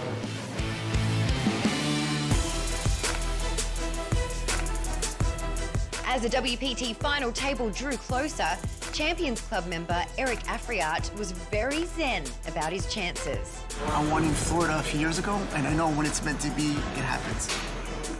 The unassuming powerhouse David Peters didn't intimidate the Psycho Ninja. I'm not scared of David Peters. DP is the man. And the short stacks remained hopeful. Just happy to be in the final 16 and hope I get lucky. Last place right now, but things can change pretty quickly. From the go, chips were flying at the 2 remaining tables. Brandon Baksh shoved pre-flop with ace-10 off. There's all in. A call from Eric Afriat left him dominated and facing elimination. But Brendan paired the flop and hit runner to double with a full house. The all-in marker kept hitting the felt as WPT finalists Alex Keating and then Ryan Rivers hit the rail. Kurt Kohlberg was thrown into a tailspin. I miscounted the stack. I miscounted. On the short end of a double up. I miscounted that fellow's stack by 700,000. It's very unfortunate. I only have myself to blame. Despite the growing payouts, getting a bad run this late was particularly painful. Duff Charette wasn't having any luck with the ladies. There's a couple spots where I picked up 2 red queens twice in 3 hands, and both times I lost huge pots with them. Or with the assertive Maxime Heyroux. Same guy twice, too, that got me with the 2 queens. Left with under 20 big blinds, Duff shoved holding pocket 10s. But David Peters' ace-king ran him down, sending Duff home in 12th place. All in. Quick to follow were a heartbroken Kurt Kohlberg and tenacious pro Justin Liberto. I had 10 to 12 big blinds for the last 3 hours, found a good spot, and took a pretty bad beat. Down to a single table, the field had reached a flashpoint. I had a good time. What is it? Brady Hinnigan and Eric Afriat were among the short stacks, with dueling pocket pairs. Brady was ahead, until he wasn't. Hurts a little more on the river. It just hurts. Sorry, The intense play continued. And there was one more elimination to go. Fellow Montrealers Eric Afriat and Maxime Heroux had built up a $1.7 million pot. After tanking on the river, Eric checked. Maxime bet. It's like a fly that doesn't want to leave. And Eric was aggravated. Oh, show me once. Just go over there. Just stay away from me. I'm telling you, this guy's like a bug that doesn't want to leave. Man, the guy thinks he's going to win the tournament today. Bradley Ellis shoved ace-9 from the small blind and was called by David Peters ace-10. After a board full of blanks, David's 10 kicker played, leaving Bradley out on the TV bubble. When the dust settled, 3 Canadians and 3 Americans remained, all with a single purpose: taking home the season 16 WPT Montreal title.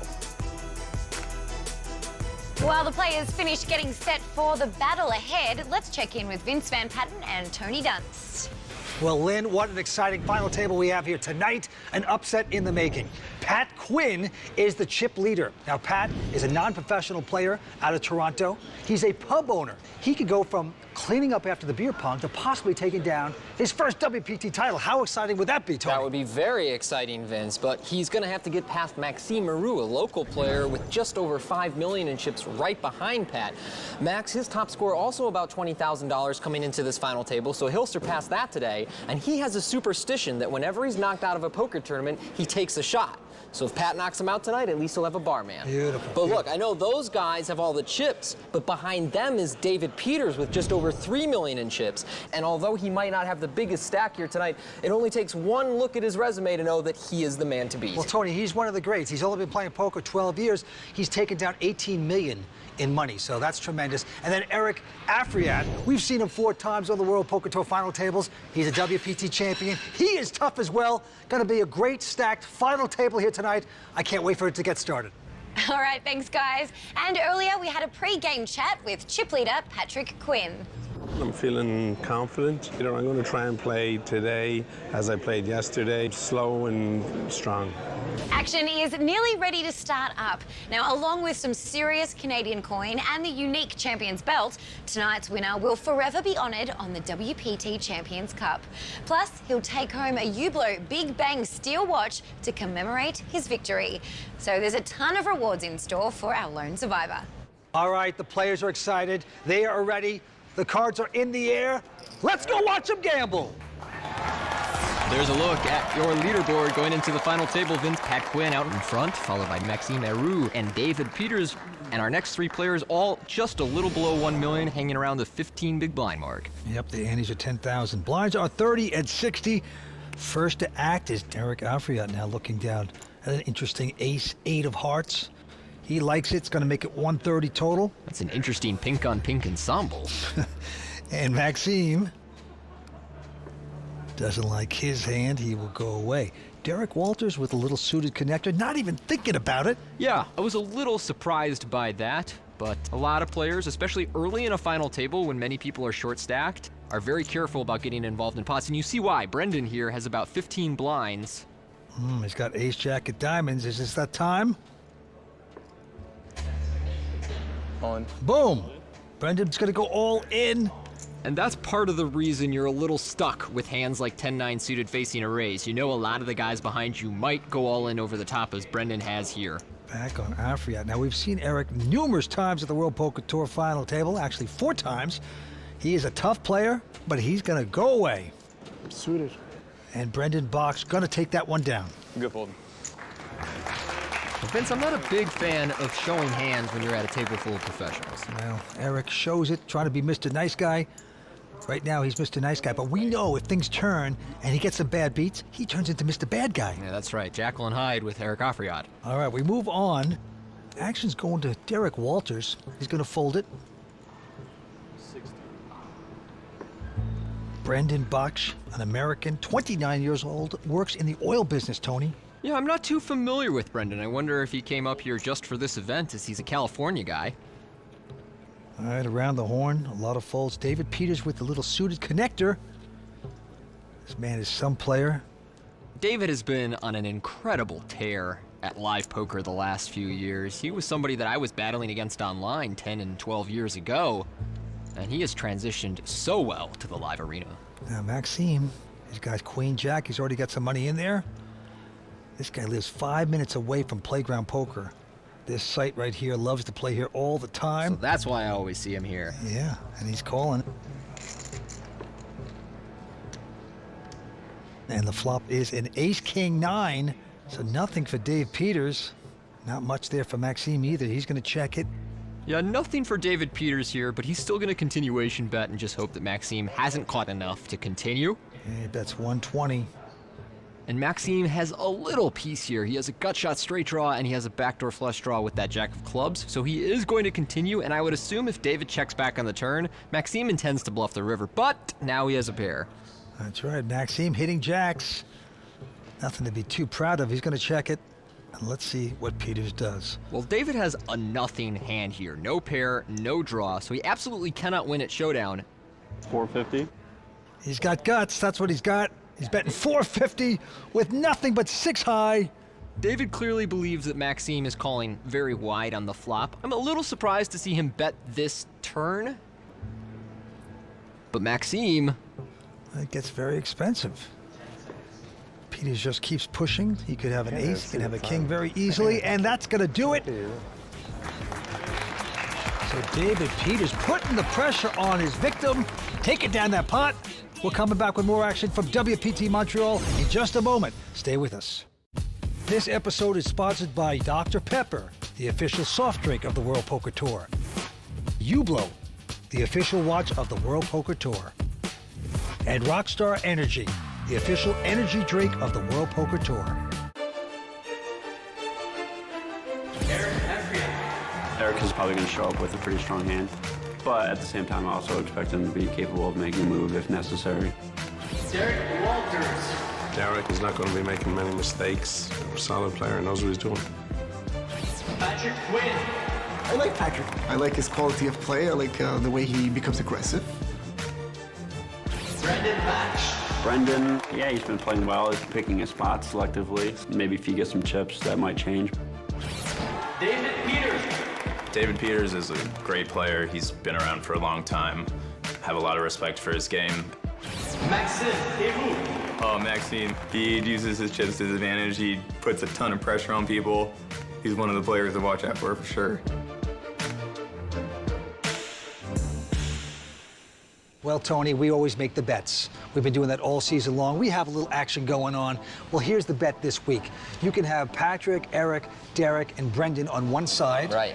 Okay, or you can take Maxime and David Peters. So you split it up by chips this time around Kinda instead of just players. Yeah, 50-50 coin toss. What are you going to take, Tony? You know what? I said at the top of the show, David Peters is the man to beat tonight. I still believe that to be true, so I'm sticking with him, even though that's just 2 guys that I get. All right, you got the 2 guys, I have the 4. We'll see what happens. Good luck, sir.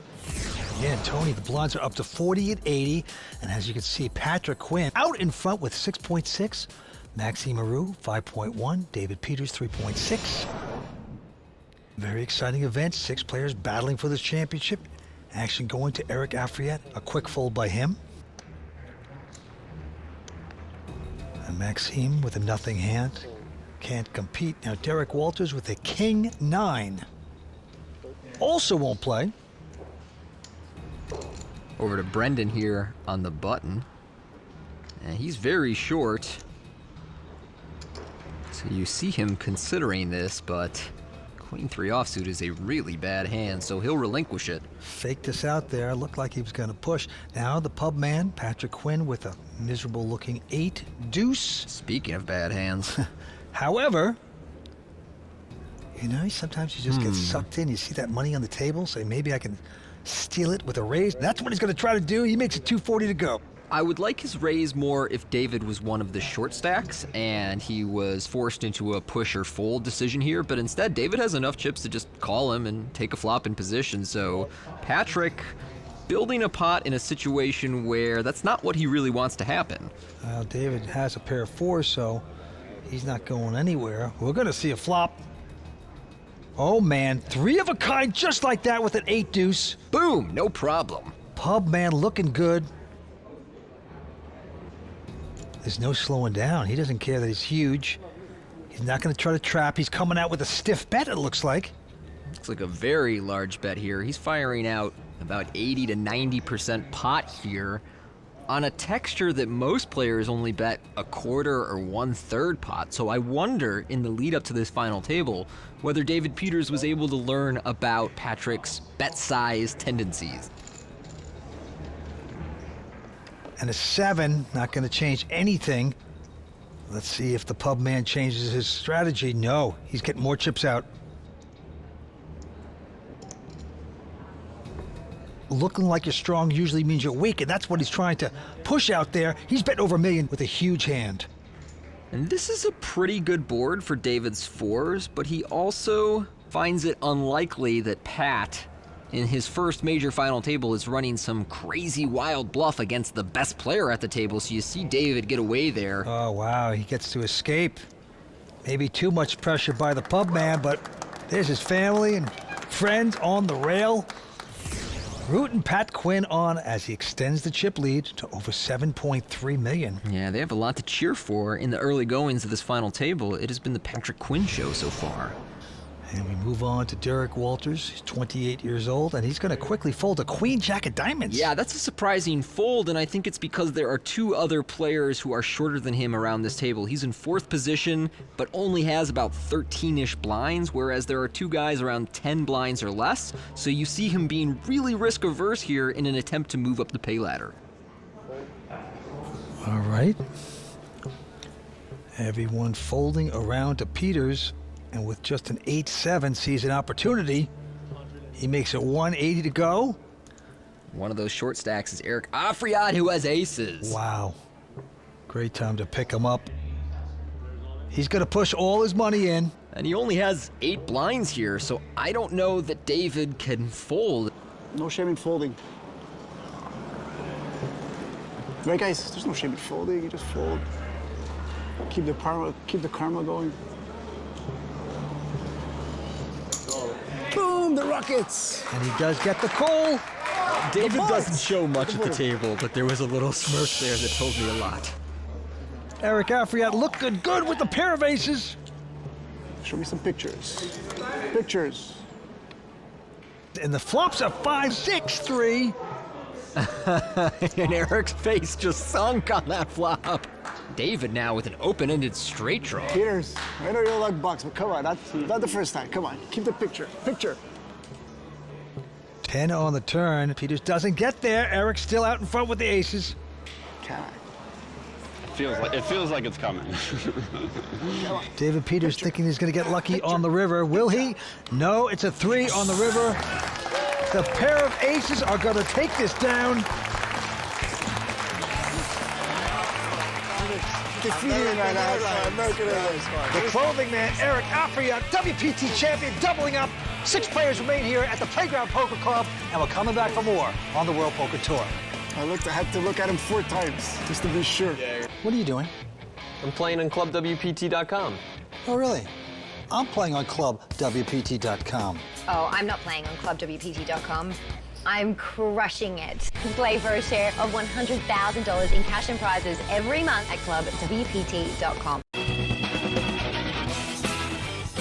Playground is an amazing poker room. It's so clean, so well run. The dealers have been great. I come here maybe once or twice a year. They look after you royally here. They have the best dealers and floor staff and wait staff that I've ever seen at a casino. One of the best poker rooms I've ever been in. Everything's really clean, the service is great. You're always attentive to what the poker players want. Every detail is calculated in this place. To win here would be just be amazing. All right, there is a updated look at your leaderboard. Pat Quinn still out in front, followed by Maxime Marut. David Peters slipping a little bit. Our next 3 players are chipping up. Winner going to take 403,000 Canadian money. And a big title at stake, 6 players remaining. Let's go to the felt. It's on Eric Afriat from Canada, a businessman, tremendous poker player, and he's going to fold it. Maxime Maru also going away. And now Derek Walters finally getting a quality hand, pair of jacks. Derek has been very tight in the early goings, seeing whether one of his opponents that's very short gets eliminated before him, but not going to pass up an opportunity to play pocket jacks. Yeah, makes it 170 to go. Brendan not going to play it. There's the chip leader, the pub man, Patrick Quinn. And he's also out of here, but Dave Peters with a nice King 10 in the big blind. He will definitely compete. Makes this call. So Jack's up against King 10. And here we go with the flop. It's a 10-8-5. So Peters hitting the 10s. Gin flop for Derek. Awful flop for David. And Derek is so short here that it seems very likely that the money goes in on the flop. This is Derek's second final table. He's betting 180. And Peters might think he's got him well covered. Mullen. Yeah, that's the time to do it. He's going to push them all in. Derek looks back down at the overpair. And of course he makes this call. I like that Derek rechecked his hand. Because I have seen people misread their hands and then accidentally play this huge pot, turn over their cards, and be horrified. That's true. That's true. But you have to be over 90 to do that. 7 on the turn. That's a nice turn for Derek. David looking for a king or a 10 on the river. Otherwise, he's going to double up. Yeah, he's going to double up Derek here. Queen on the river. Everything going wrong for David Peters early at this final table. I would definitely consider myself a risk taker. Probably too much a risk taker at times. I've gone through so many ups and downs in poker. There are so many swings, and eventually you get used to it. There's so much room for improvement in poker. You're never going to be 100% perfect poker player. It's never going to happen. I try to bring my A game and stay competitive at the highest level. I've always wanted a WPT title. It would be amazing. I came close a couple times, but it didn't work out. Queen of clubs, David Peters, will have to say goodnight. I've always wanted to win a massive belt. I don't think my chances of doing that in professional wrestling are very good anymore, so this is my only shot. Well, David has a great attitude. You know, he says poker is the only job he's ever had. He dropped out of college to play poker online, and he's proven that he's one of the greats on the tour. Yeah, I can remember playing him well over 10 years ago online, and he was a crusher back then. All right, back down to the felt we go. Blinds are 40 and 80. Eric Afriat looks down first at his hand, and he will reject that. Now Maxime Haru. This is his third WPT cash. Total earnings, total of 44,000, so not that successful out here so far on the circuit. Yeah, Maxime is mostly a cash game player. He loves PLO.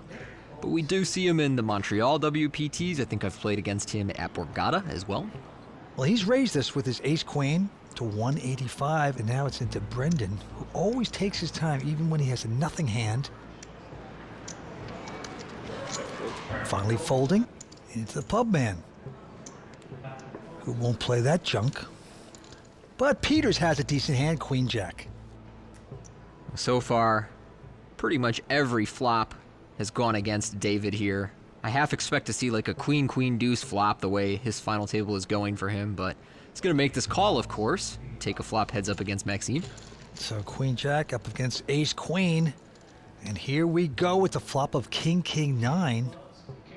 Well, not much for either player, but David does have a gut shot to the 10, but Maxime still in the lead here with his ace high. He's going to bet 150. Yeah, Dave Peters with just queen high here. Hoping to hit a 10. Will stick around to see the turn. Maxime with ace high hits his aces.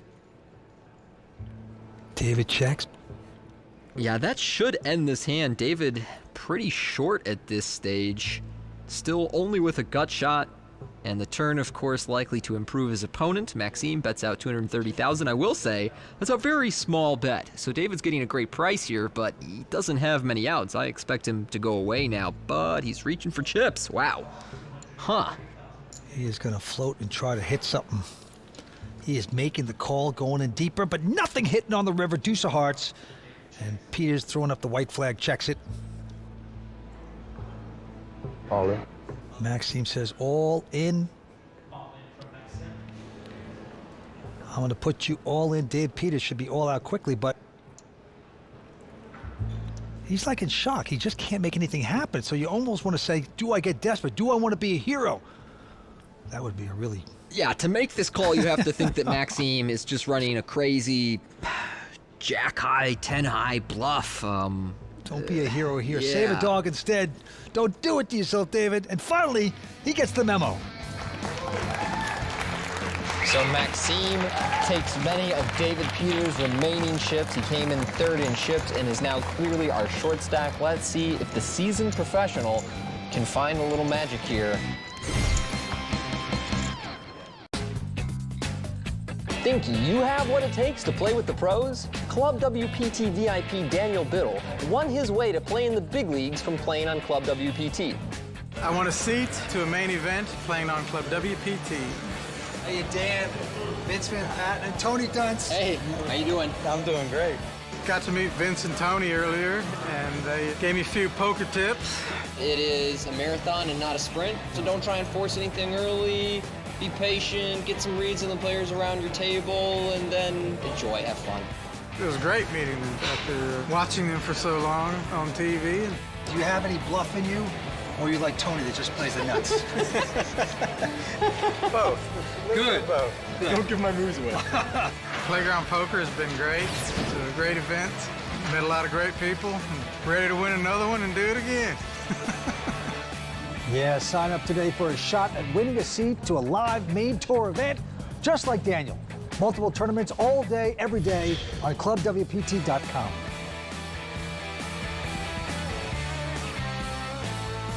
All right, here's a look at our updated chip counts. Pat Quinn still well out in front, followed by Maxime Roux moving up. Derek Walters approaching 2 million, and our next three players all pretty short, with David Peters well below 10 blinds.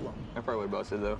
Blinds are still 40 and 80. I was getting tired. And it's on Patrick. He looks down to 6-5. Pubman doesn't like that. We'll fold it. And now David Peters finally getting a big hand. Pair of aces. But he's hugely short stacked, and all those chips are going in. Well, see if he gets action. David today showing that no matter how well you play, if the deck decides you're not going to win, you're not going to win. But this hand, he might start running it up again. Well, no one's called him. He'd like to get action with aces, and now Brendan has Queen-Jack. This is a close decision for Brendan. He's also fairly short, but this is only a 8-ish blind shove. Not gonna do it. Yeah, gets away. So David Peters finally getting a hand, but doesn't get the action he wanted. Now David has barely won any pots at this final table so far. Still looking for his first WPT title. He has titles from circuits and tournaments all over the world, but still searching for that first WPT title. Feels like it's only a matter of time. What a competitor. Okay, a couple folds around to Maxime, also folding. And Derek Walters now with a Queen-4. 170. Everybody folding before him has induced him to make a raise with the button. He's going to make it 170. Derek has been playing very tight. He is attacking the blinds of the short stack in the small blind and the big stack in the big blind, and Pat here with the King-Jack.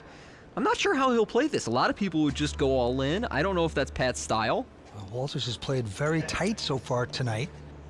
I'm all in. Oh, yeah. Not going to slow down Patrick. He's going to push the guy in. Oh, I love this. Really well played by Pat. Turns him into an imposter. Going to lay it down. Pubman looking good right there. Bully, huh? There's the Pubman's friends in the audience. You can tell he had a tough past night. You can tell he worked hard in his life. You can tell, man. Yeah, in my bars. Do you want to flip coins or play cards? Vince, real poker players are sick of the all-in fest on those other social poker sites. So they're switching to playwpt.com. No more waiting for pocket aces and praying for them to hold up. That's not poker. Find free poker anytime, anywhere. PlayWPT.com.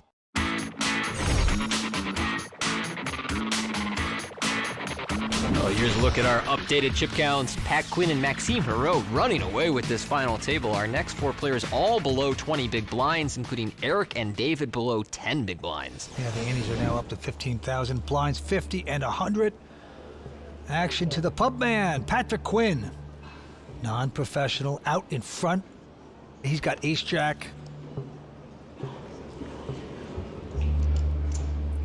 Playing very well at his first WPT final table. Making a big raise here, though, 350,000. Dave Peters out. Afriat gonna look down at a, whoa, he's got a pair of 10s. I'm all in. Eric is quite short, so it is go time for Yeah. his last 9 blinds with pocket 10s. Big hand for Eric. Everyone folding around to Brendan. And he has a nothing hand, always takes his time. Finally figures it out, goes out and back on Patrick. Pickle. He is gonna call it, so we're gonna have a showdown. WPT champion Eric Afriat. Tournament life on the line. Eric's a little nervous here, recognizing that he's in a coin flip, but what we know is that 2 jacks and 1 ace have been folded. Keep him small. You don't need those chips, you really. And the flop is a queen 9-6, good for the 10s. It's good. Eric 3 of hearts. enjoying that moment. Pub man disappointed. Going to the turn. And let's take a look. No. 4 diamonds. WPT champion Eric in good shape. Look how relaxed you are. I have somebody you don't even care. Down to the river card. 8 of clubs. Just nothing crazy, he's thinking.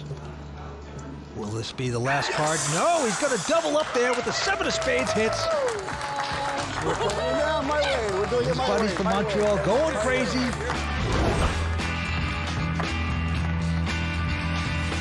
To win and 1 title is already very hard because I see all these incredible poker pros that never won a title. It's over! What a story for Eric Afriat. And to have 2 of them, it brings me to a different level. One time you say, okay, it might be a fluke. But second time, it's not a fluke anymore. You have to know the game. I think every poker player has this wild side to them. I'm serious. You gotta put your balls on your tables. You gotta control it. Please, just go over there. I learned how to control it a little more. The game has evolved. Today, every player you sit on the table is a good poker player. I would love a second title. Today, something magical might come along. Well, he has a wild side. That is that he wears pink. You know, he used to be a clothing manufacturer. He looks sharp here tonight, of course. And he looks sharp every time he plays. As we saw in the lead-up, he was always suited up at the table. You always wear a suit, but you wouldn't wear pink. I wouldn't wear pink, but I like that he does. Yeah, Bond doesn't wear pink, does he? Never seen Bond in pink. Okay, we move on.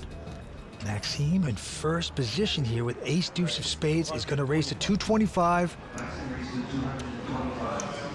Round to Brendan, who is going to squeeze an uneventful 9-10.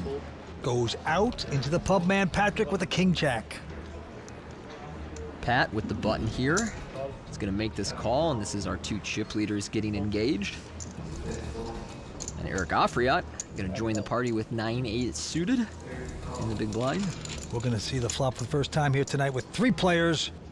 Who will get lucky? The flop is an ace, deuce, 6, 2 hearts, and 2 pair for Maxime. Awesome flop for Maxime and a flush draw for Eric here. Pat is the one that will probably get out of the way. Very surprised that Max checked here. Not a big fan of that when you're up against 2 players. Wow, the all check, 7 on the turn. No heart there. So now open-ended and a flush draw for Eric Afriat. Yeah, wow. But gonna check it nevertheless. There goes Maxime. Coming out of the woodwork. And he puts slowly a bet in of 550. Now, Pat doesn't have much to work with here. He's going to get out of the way. Eric has a decision between calling and shoving. He really has a massive draw here. You see, he's 33% to win with just 1 card remaining.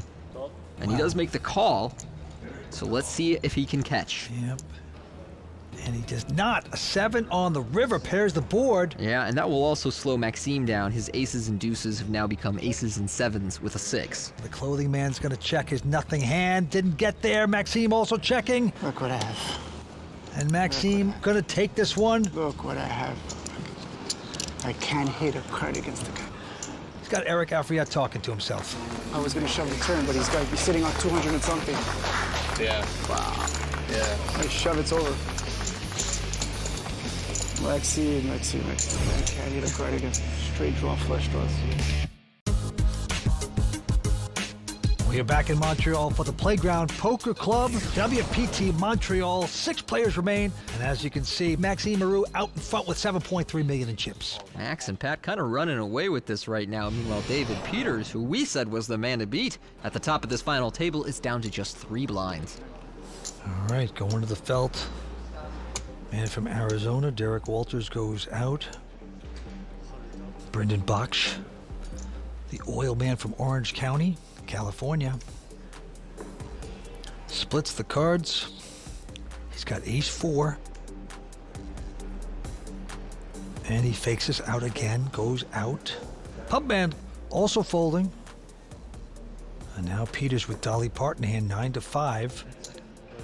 He's got to push all in with it. When you're down to your last 3 blinds, 9-5 suit's actually not a bad hand to get it in with. You're rarely going to be a favorite against what calls you, but you also won't be that far behind, and you're getting a good price. And as you can see here, David is technically a favorite, and that's because of card removal. We know that an ace has been folded. Good luck, David. David, the good opportunity to double up here if he can improve. Let's go to the flop. Oh, there's a 9 just like that, and 2 hearts for Dave Peters. Looking good right there. Killer flop for David Peters. Of course, the ace of hearts would give him a flush, and one of the other offsuit aces was already folded, so Maxime down to 1 out. Yeah, 4 on the turn doesn't help Maxime, so the man from Toledo, Ohio, David Peters, looking pretty good to double up here. And it's gonna happen. 8 of diamonds. Loves poker. He says poker's the only job he's ever had. And he's made over 23 million earned in poker. That is online and live combined. But things haven't gone that well for him tonight so far. No, it's been a number of setbacks for David Peters thus far. That was one of the first pots that he actually won today. And we move on. Brendan does the usual split of the cards, fake out. Speaking of, I'm not sure we've seen Brendan play a hand yet. Not many. It's tough to get the oil man in a pot, but right now Eric Afriat. Eric only has about 11 or 12 blinds here. A lot of players choose to just go all in with an ace on the button when they're that short. I like that Eric's raising small though, because there are some really short stacks around this table. It's kind of close for him. Uh-oh. Maxime though, with an ace-10 suited in the small blind, he is gonna make some noise. Checking out the stack of Derek Walters and says, I'm all in. Yep, Walters gets out of their way and back on Afriat. This guy is a machine, man. Never seen a poker play like that in my life. 30 years. Sorry. Yeah, and the action clock is ticking down on him. He's going to have to use a time bank chip in about 1 second. You're in a luck box. There it is. Time bank chip automatically comes into play. Fold. And he's going to make a good lay down there. Yeah, it makes a good lay down. Again, not a big fan of his show. Guy's like a... I told him he's an insect, this guy. Guy's an insect. Valuable information he's giving away for free. Well, he's a non-professional, but he's made a lot of money in the game. He's a charming guy until things like that happen. That's absolutely right. Okay, David Peters with King-Queen suited here first to act. Of course, he is all in for his last 7 blinds. Let's see if David will get some action with this. Derek Walters not going to play. Brendan, he'll do his slow roll here.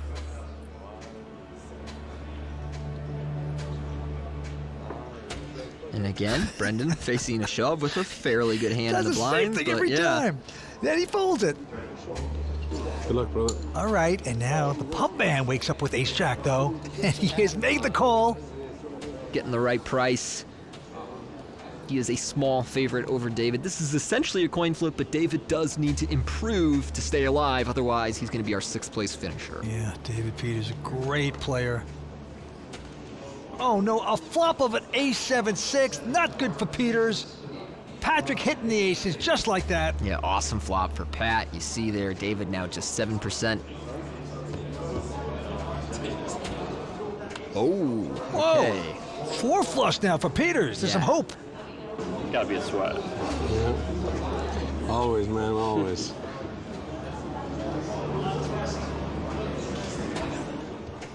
Will he get the heart? Here we go. Wow, and just like that, with the 10 of clubs on the river, David Peters is eliminated in 6th place.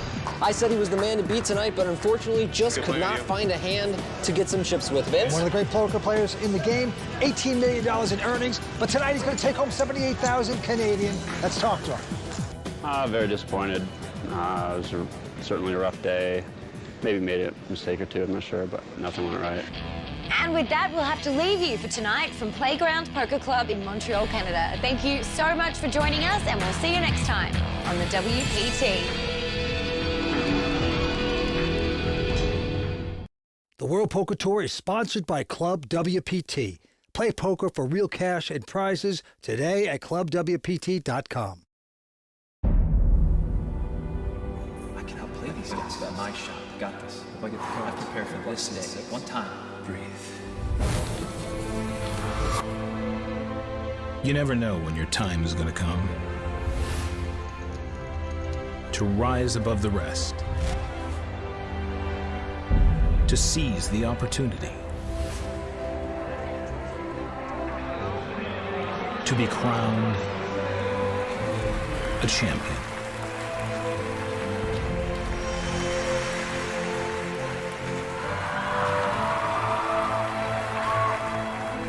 Is it time for your story to be told?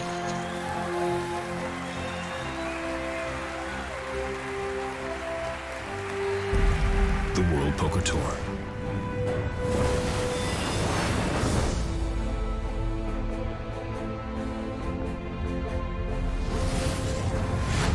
In Canada, players continue to chase the coveted WPT Montreal title.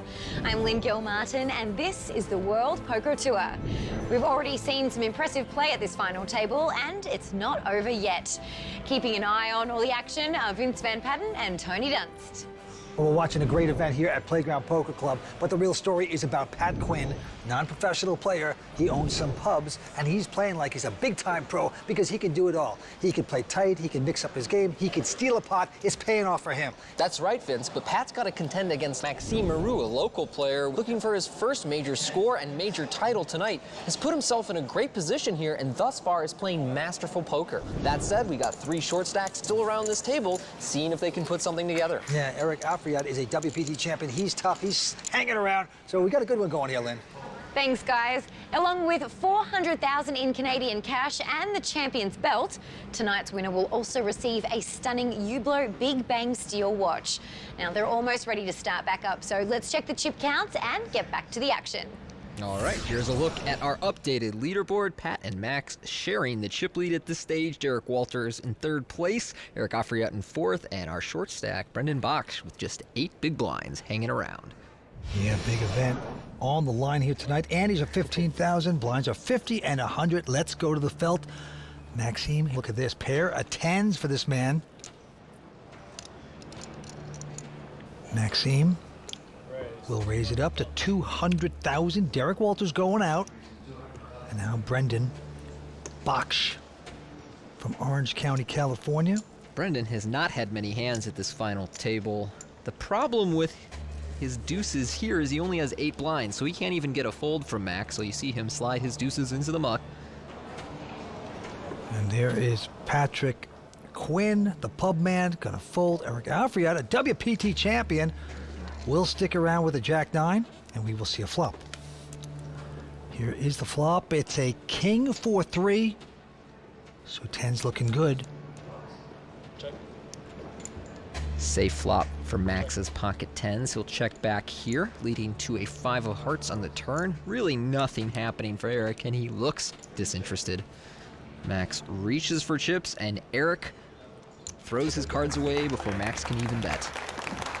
Maxime taking that one down. He's 26 years old. He lives 5 minutes away from Playground Poker Club. He's essentially a playground resident. I'm sure if they didn't make him go home, he wouldn't. It's the kind of apartment I want to get. Just go downstairs to the casino? I used to live right across the street from the casino in Australia, and I loved it. That's a thing of beauty.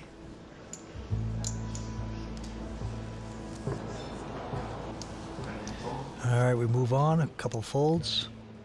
Over to Eric again in the small blind, and he's going to make a sneaky play here. He just limps in with ace-10 offsuit in the small blind. He's kind of short, so I'm a little surprised he's not raising. Maxime with just a 7-3, content to see the flop. So ace-10 versus 7-3. Here we go. A big ace on the flop with a queen-9. Great flop for Eric here, but still slow playing. Checks it over to Max. Max has absolutely nothing and does not take the bait. Checks behind. And he's going to turn a pair. Eric used to be in the clothing business. 48 years old. He's a businessman. And now he's going to bet 150. Eric has one of the best fashion senses in all of poker. We've seen him every day leading up to this final table, dressed to impress, as he takes down that pot with top pair. You want another one? This guy's got 6 of them. This guy's just incredible.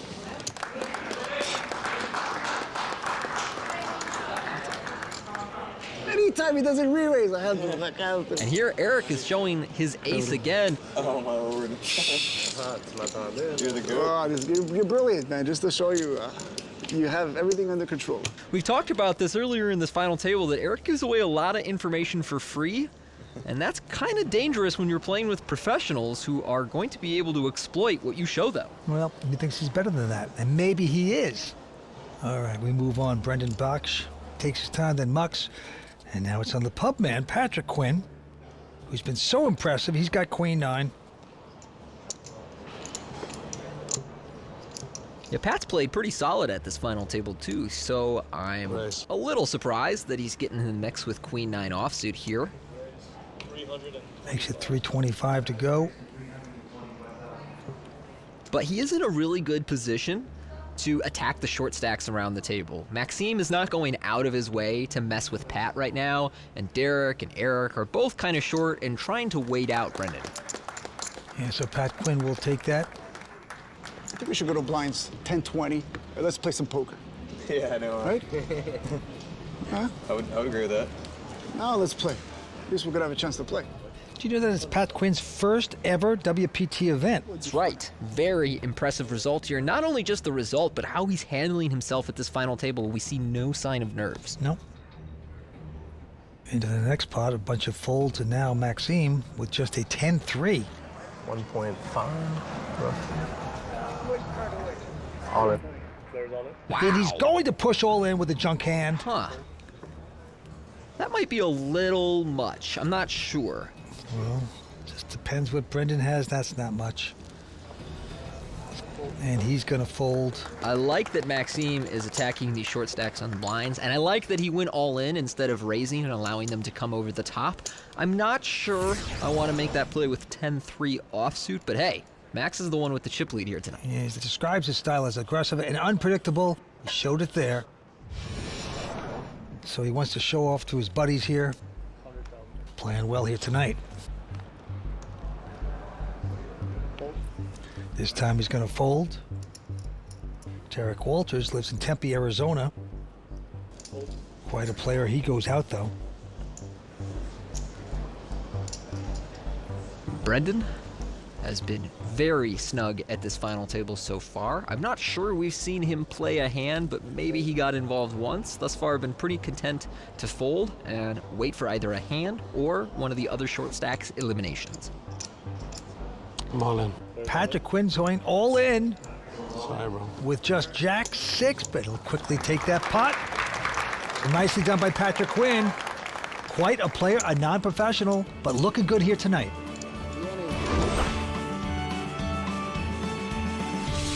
I'm a very social person. We built our bars befriending customers and buying them pints. Myself and my family, we have the Irish Embassy, PJ O'Brien's, Quinn's Steakhouse in Toronto, and the Irish Embassy in Montreal, and that's one of the reasons I'm up here to see my brother Paul. I'm quite confident today. I'll be upset if I'm not in the first 3. The younger guys normally put us older characters on the solid play, so you can sometimes slip through a few bluffs here and there. I want my name on the cup. I'd love to be part of that history. You know, just hopefully get some cards, and if not, I'm just going to have to use the dirty looks. And I'll go from there. Oh, what a character. Patrick Quinn, his first time ever playing on the World Poker Tour. He's out in front with the chips. Good attitude. He gives guys dirty looks at the table, Tony. Yeah, sure. He's giving a few dirty looks at the behind the bar as well. That's right. You don't give dirty looks. I don't. I really try and stay stoic. Even if someone is trying to irritate me, I just let it slide. You have like loving looks to people, right? You're very loving at the table. Good karma, very soft. Doesn't mean that you are, just because the looks you're giving. No, I'll be very kind to you as I try and cut your throat. All right, now look at this. Maxime with just 9-4 is going to shove all in. But he's going to get called because Derek Walters has a real hand this time. Picks up ace-queen. Good luck. All right, good luck, man. I don't mean it. Just... The flop is a king-king-6, so ace-queen out in front. Derek Walters, professional player for 9 years out of Tempe, Arizona, in front. Let's go to the turn. It's a 3. That's pretty safe there for Walters. Well, Max, clearly not nervous enough to disrupt his appetite. Very casual. 10 of diamonds on the river. It's going to work out for Derek. He does not have to go home yet. Knuckles his buddies on the rail. Nicely done, Derek. There's plenty more poker action to come. Plus, we see if players know the difference between their hockey and poker. And Phil Hellmuth is lying in wait, ready for tonight's raw deal. Stick around. Sure, they love poker here at Playground, but they also love hockey. So, we decided to give some of our players a little vocabulary quiz. Poker or hockey? It is hockey with the stick in the puck upper corner. Oui, oui, oui, oui, oui. Hockey or poker? It's gotta be poker. Power play. Hockey. Right. All right, good start. Oh, that is definitely poker. It is the poker. It is the poker. Poker. All right, let's do it. I'm impressed. La boule. That's gotta be poker. What do you think? Money bubble. Okay. Oh, I don't want that. No. No, that's bad. Get rid of that one. Hockey. You sure? Yes. Hey, you got it. All right. Hockey? Hockey? Yes. You don't sound confident. Are you sure? Final answer. Final answer. Chips. Oh. Poker. All right. Hey, but you started really good. I started good. I don't know. Thank you so much. Absolutely. I killed it. Killed it. Baller. How's your French, Vince? Not as good as Kurt Kohlberg's, I'll tell you that much. But right now, Patrick Quinn is the chip leader, Tony, with $7.7 million. Can he close here tonight?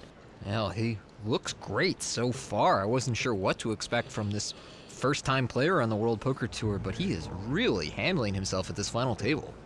Yeah, the winner's going to get the name on the Champions Cup, and he also gets that beautiful belt here. Derek Walters raised up ace-jack offsuit on the button. Pat made the call in the big blind with 6-4 offsuit. And he's flopped a gut shot here, but not much else. He's gonna check.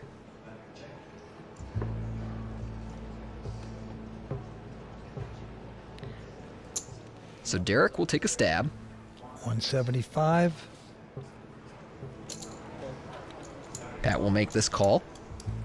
Little bit of a loose call, so I wonder if he intends to bluff the river if he ends up missing and the turn goes check, check. 7 on the turn. Pat's gonna check. Derek also gonna check.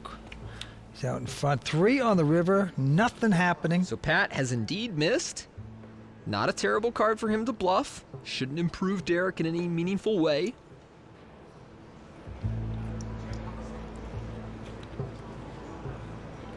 There's a lot of stuff that Pat can have that has missed here, including hearts, 4-5, 6-4, 6-5. Well, it's easy to say when you see those 5 cards that we're seeing. Right. But right now, he's been bet 650.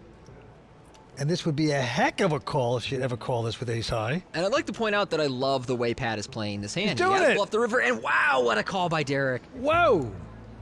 Call of the night right there.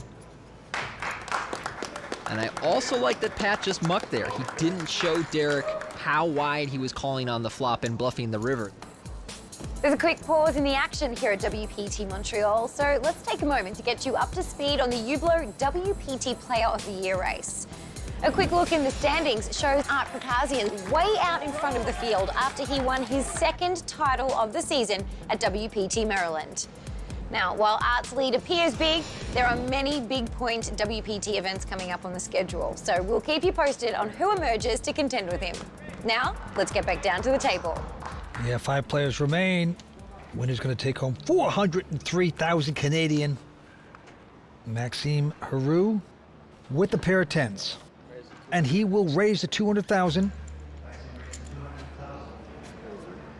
And look at this, Derek with ace-king just calling. I like this call from Derek very much. He's in 3rd chip position right now, and he's well ahead of Brendan and Eric, so he doesn't want to take any unnecessary risks to get eliminated here. Plus, he can hit top pair and be very disguised. Well, Patrick also in with ace-9, so 3-way action. Well, the flop comes up Jack 4-3, all clubs. What a flop here, Vince. Derek with 2 overcards and the king high flush draw. Max with the best hand, pair of 10s and a flush draw. And Pat, ace high with the ace high flush draw. A couple checks, and now Derek with just the ace king, but the big king of clubs is gonna bet it 350. Pat certainly not going away. Looks like he's gonna call. And now Maxime likely thinks that if he calls and finds a club, it's probably not good, but he has to wonder whether he has the best hand right now. And he appears to be reaching for raising chips. Oh boy, he's gonna try to squeeze this here. Wow. Little does he know what's behind him. Yes, he's made a 1.2 million total. Huh. I guess he's saying, I'm willing to get all in against Derek, and I want to define Pat's range here a little better. Derek goes out. And Patrick now. Call. Just gonna call it and wish for a club or an ace. Yeah, Pat obviously looking for a club, an ace would. Oh! Oh. Yeah, that'll give him the best hand. Beautiful card. Ace is there for Patrick. Now, when someone like Max check raises 2 players on this monotone board, I don't know that Pat can feel super confident that his ace is good yet, but after it goes check, check on the turn, now he's likely feeling better. And a 6, so no flush. Pat will check it again. Maxime feels he's beat. I would be stunned if Max did anything but check here. Is he going to take a stab? No, he's going to check it, and Pat shows the ace, and he's going to extend the chip lead right now. Patrick Quinn looking good. 5 players remain. We're coming back with more action here on the World Poker Tour. Stay with us. This episode is sponsored by Dr. Pepper, the official soft drink of the World Poker Tour. Hublot, the official watch of the World Poker Tour. And Rockstar Energy, the official energy drink of the World Poker Tour.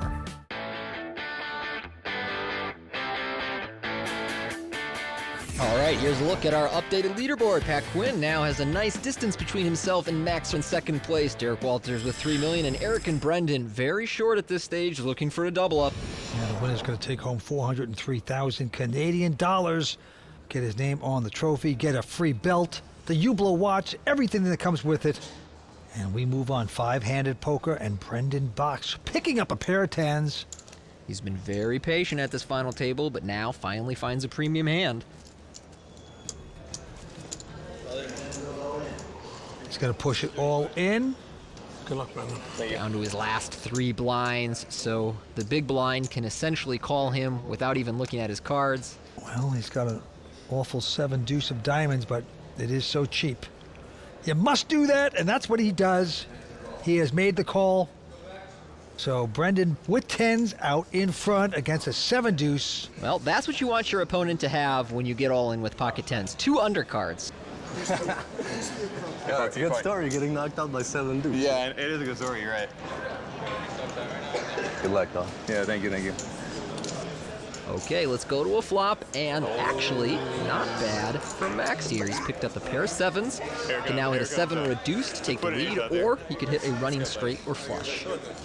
Easy. Oh boy, Brendan sweating that with his buddies on the rail. 2 cards to come. Okay, it's a 6. That's good for Brendan. Didn't want to see the diamond. This is his first WPT cash. He's out in front. Again. Brendan Box, He knows what to do. will you double up, or will you have to say goodnight? He will double up. All right, I'm still in, baby. Thank you. Nice hand. I don't think you need to. I don't think you need to look to call. Nice hand for Brendan there. Had to wait for it, but sometimes patience is the best approach. My wife Allison and I, we got married last year, October, and I literally married my best friend. Everyone says you get married, everything changes, but nothing has changed. Everything's just gotten way better. My job in poker, they're completely different. I work for an oil company, 8 days on and 6 days off. So it allows me to play poker part-time. I kind of like the socialization part of it, and also the opportunity to make a ton of money. This is the deepest I've ever gotten. This is the biggest cash. This is a pretty big moment in my life. Actually, my wife and I are in the market for a house. So I'd love to win that belt and the money to buy a house and put the belt in. Well, the dream is very much alive for this man. Thank you. You know, he's good friends with Garrett Greer, a great poker player. Garrett has done very well on the World Poker Tour. Garrett actually officiated his wedding, which is nice. Oh, that is nice. Eric, you're so close to a pay jump, huh? I don't care about the money. I need to win this. On Brendan. I need to win. So I don't care about the money. I need to win this. Fold that. Patrick Quinn with the pair of 7s. He is the chip leader with about 8.7 million. 300. And he's going to make it 300,000 to go. Eric goes out. And Maxime now looks down at a real hand. There it is. Pair of queens. The ladies. This is interesting because Pat is the clear 1, Max is the clear 2, everyone else is much shorter. So I wonder if Max will call here and try and reduce variance, which he decides to do, whereas many players would 3-bet and just try and play a big pot with one of the best holdings.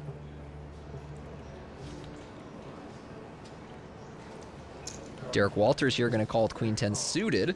Well, that's the thing about just calling with the queens. You induce another player to stick around. Right. With Derek with a Queen 10 of clubs, pair of queens, and 7s, and the flop is a 9-6 deuce. This is a great flop for Max because Pat, with his 7s, has to feel fairly confident that he has the best hand and should keep investing some chips into this pot. Well, he's checked it. So did Derek, and now Patrick saying, I could be in front. I'm going to show some power. 590. All right. Max has a decision between calling and raising again and elects to call. And Derek, with nothing there, goes out. So the queen's very disguised at this moment. Going to the turn. It's an 8. Gives an open-ended now to Patrick Quinn. Great turn card for Pat. Looks like he's going to check. Yeah, hoping to hit a straight. River card. Will he get there? No, it's an ace of hearts. And that should shut things down here. Max will check. I think that Pat has too good of a hand to bluff and too weak of a hand to value bet, but he's reaching for chips. And I would say that this is the first real mistake we've seen Pat make. I don't think this is crazy. I believe that he believes he's bluffing. Maybe he's trying to bluff out a 9 or something, but there's really just not that many hands that are better than his that he can get to fold with this bet. And so that's why I don't like it. Irish pub owners don't just check on the end. You bet it. You force a guy to play. However, this is still not an easy call for Maxime, and you see him struggling with it. He knows his opponent can have an ace, but if he doesn't have an ace, it's hard to believe he has a better hand. And his hand, after just calling pre-flop, is underrepresented here as we see the action clock ticking away on Max. Time bank chip may come into play here. No more time extensions for me. Maxime played the queens very slow throughout this whole hand. And he's struggling, but he's got the call chips in his hand. There it is. Nice call. Good call. Yeah. I like the bet, and I like the call. They're gambling. They're fighting for pots. Here at Playground Poker Club, everyone's after the WPT Montreal belt. And when we return, Phil Hellmuth tries not to hit below it. Stay tuned for the raw deal. Stop playing mindless all-in, all-the-time poker on those other social poker sites and start putting your skills to the test at playwpt.com. The chips don't come easy, so your opponent will think twice before going all in with 7 deuce. Authentic poker anytime, anywhere. PlayWPT.com. We're back in Montreal at the Playground Poker Club where 5 players compete for this championship.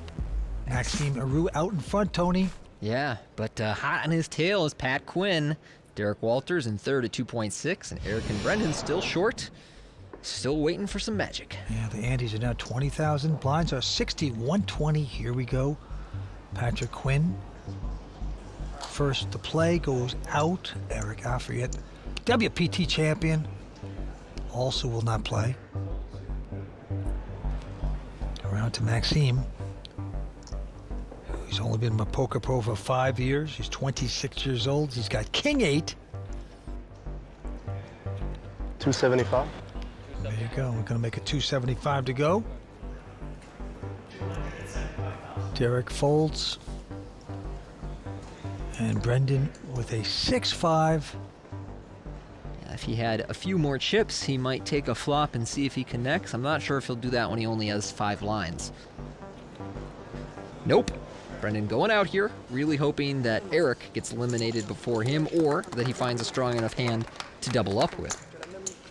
Been a very quiet final table for Brendan Bax. As we see there, he's still in 4th, but essentially tied with Eric Afriat for the short stack position on our leaderboard. Now action with that other short stack, Eric Afriat, and he's got ace-8 with about 5 blinds. All in. So he's going for it. Maxime out, Derek out. Guys, I need some chips. Let's see if Eric will get action with this. And Brendan, oh, he's got a pair of 4s. I would be stunned if he called, though. I think he's really just trying to wait Eric out at this point. But man, he's also very, very short. Come on, chap, you and me. If you have more than ace-jack, you're good. Eric says you got more than ace-jack, you're good, and that's true this time. And Brendan's going to get out of the way. Now Patrick. 590, right?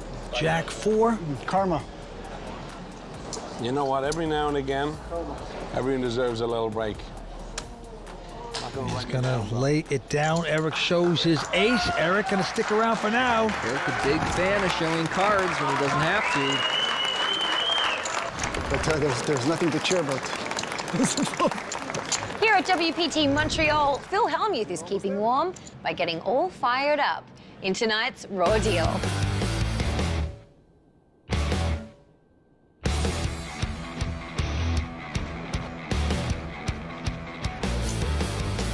It's suited. Good fold. Building. Oh, my lord. Folks, I show hole cards to manipulate other players. I show it when I have it. Oh, get in there. How do you get so many hands? When I'm strong. I had my mind made up. I know you're moving in with any ace. When I have the nuts. Well, just when the chips go in the pot, you just always have it. I want everyone to think I have it every time so that I can bluff them later. You owe me one. All right. I would teach other players to do the same. Go ahead and show strong hands. Give the players at the table peace of mind when they fold. Woohoo! Bottom set. But I never show a bluff. If you show someone a bluff, then they will want to attack you later. For beginners, showing hole cards is like playing with fire. Shh. I still recommend it. Don't burn your house down. Don't burn your cash up, because experienced pros could use it against you.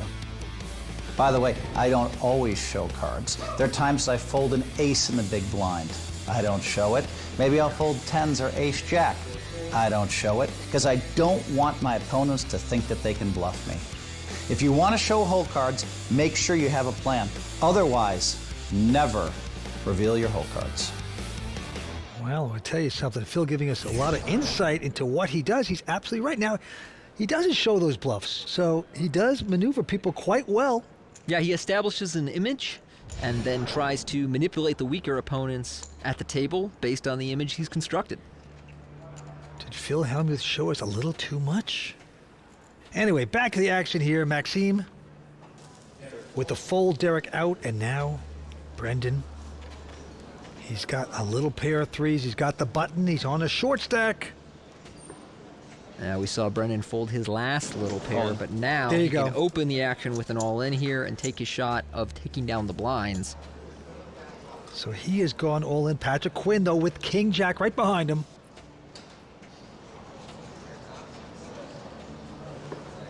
Call.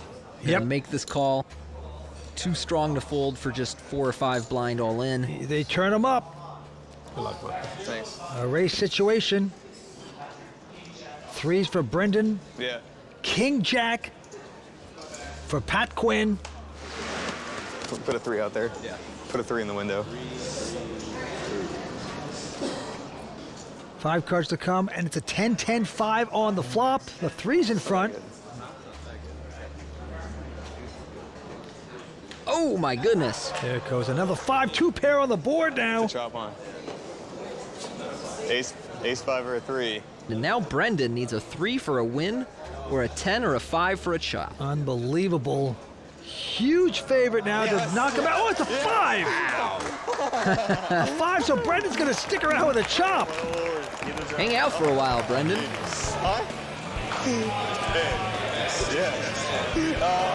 What drama we just saw there. Brandon doesn't want to go. He doesn't have to go. 5 players remain here at Playground Poker Club. We're coming back with more action in just a moment. To date, over $1 million worth of VIP packages have been awarded to ClubWPT members. You too can win your travel and entry into an upcoming WPT main event by playing on ClubWPT.com. Welcome back to the Playground Poker Club in Montreal. 5 players competing for this title here tonight, and as you can see, Maxime Moreau is the chip leader with $7.3 million in chips. Yeah, Max and Pat have been comfortably out in front all night. Derek Walters in 3rd place, hanging steady. And Brendan and Eric still grinding their short stacks, as we see Brendan fold 9-8 suited there. That's a hand a lot of players would go all in with on his stack, but I guess Brendan really hoping that Eric Afriat gets eliminated first. Well, Pat Quinn is going to raise. He's a non-professional. And now Maxime with Jack 8 of diamonds.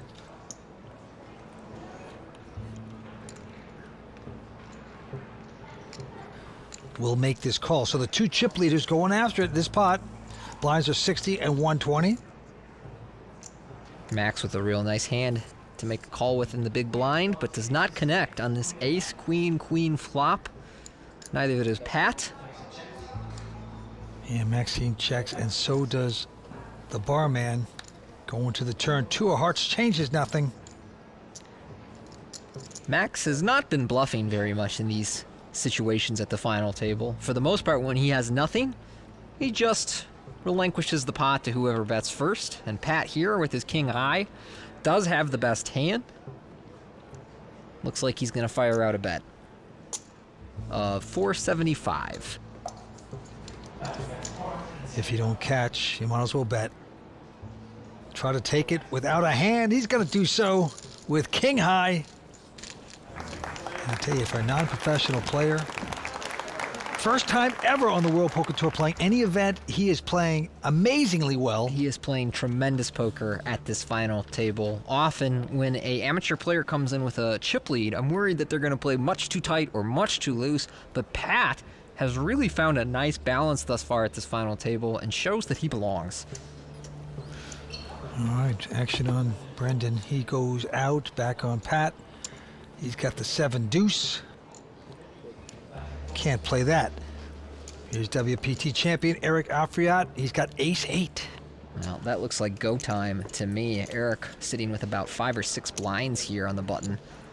And he just puts half his stack into the middle instead of going all in, which is an odd choice. I'm not sure why he elected to do that instead of an all in, because I can't imagine that he's going to fold if somebody puts the money in. Well, now Derek Walters with a jack-9 of spades has a decision. Yeah, if I had to guess, Derek will just get the money in here. These sort of suited connecting hands really benefit from seeing all 5 cards. 6 something total. All in. Yep. All in, quickly called by Eric. So Eric Afriat calling the hand. He's a slight favorite. Man has been at the final table 4 times on the World Poker Tour. He's been a champion on the World Poker Tour. Well, he needs his hand to hold up here if he wants a shot at being a 2-time champion on the World Poker Tour. Ace of hearts. Yep, hope to get lucky. He looks over to his friends. All right, we'll go to a flop. Oh, and Derek drills this flop. It is jack-6 deuce with 2 spades. At this point, Eric needs either running spades or a red ace to win this pot and stay alive. What a flop for Derek from Arizona. Just destroying Eric right there. Jack on the turn, Wow. and Eric Afriat's tournament is over. He will finish in 5th place here at his home casino. Great run by a crowd favorite. Quad jacks on the river for Derek Walters. Total overkill. Scores the elimination of local favorite Eric Afriat. Yeah, Eric, a WPT champion, will take home $95,000. Let's go talk to him.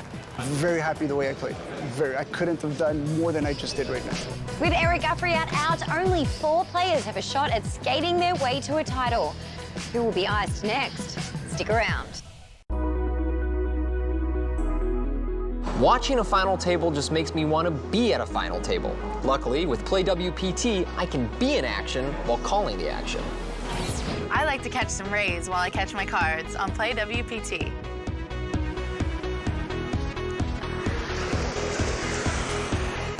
I like to collect shells while I collect chips on Play WPT. Oh, yes! I like to practice my lines while I practice my game on Play WPT.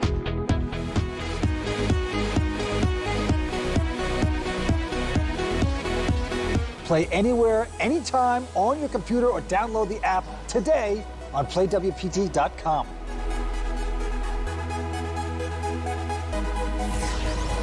All right, there's a look at our updated leaderboard. Pat Quinn, 7.3 million. Maxime, 6.9.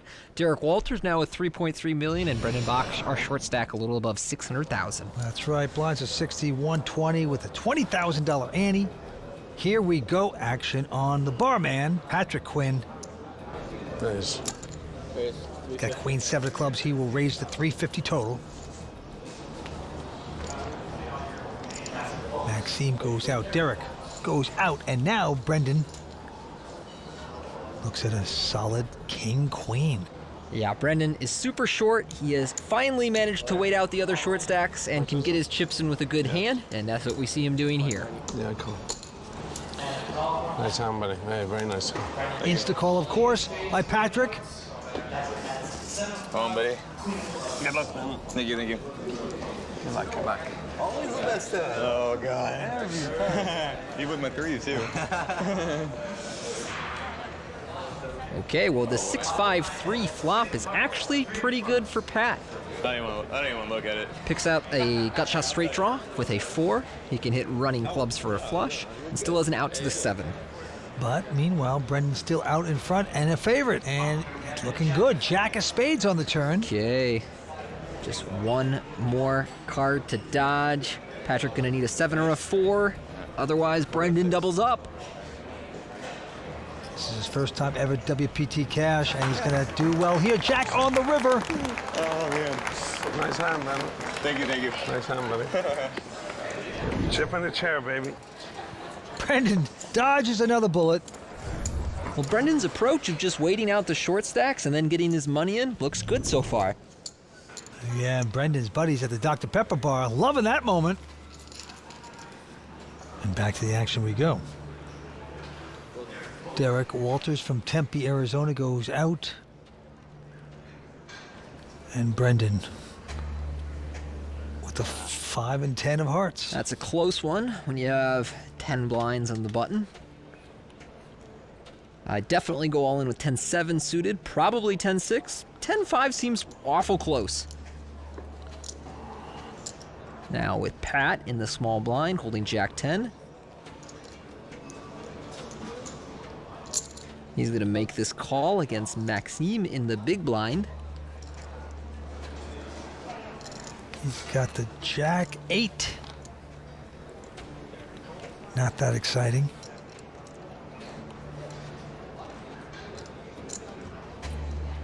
Looks like he's gonna raise though. For much of this final table, Max has avoided playing big pots against Pat, but he does edge him out in chips right now. And I think we're gonna see him apply a slightly more aggressive approach, especially when he's in position. Meanwhile, Pat makes the call.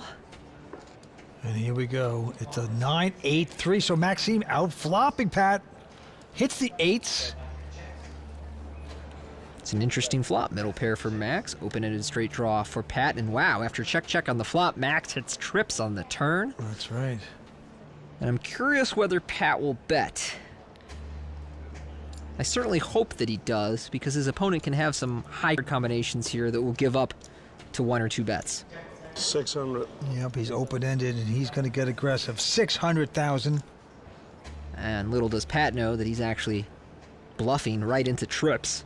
So does Max want to call or raise? Gonna be a call.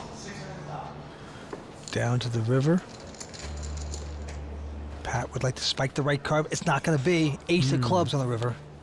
Well, that may be a card that slows Pat down because he's worried that Max had ace high, had a club flush draw, and there he does check it. So that's a nice check by Pat. He would have been lighting those chips on fire had he bet. 1.2 million. Max, of course, not going anywhere with his trips, is going to bet 1.2 million for value. And obviously not get called by Jack high. This is Maxime Hayroux's 3rd WPT cash. He did it here once before, and also at Fallsview. But tonight he's going to win a lot more. Pat Quinn this time with just a queen 5. He gets out of the way. Max out with 9-7. Now with Derek holding queen deuce suited against the short stack Brendan, he knows what to do. And Brendan, hoping for just anything good like an ace. That's pretty good in this spot. Yep, Brendan will make this call, and so his tournament life on the line again. Ace-4. Ace-4. Yeah. 1 queen was folded, a couple of diamonds were folded. So Brendan about a 2-1 favorite to double up, but Derek hoping to score the elimination and reduce this final table to 3 players. 12 aces out there, all three of them. 3 aces. All right, let's go to a flop.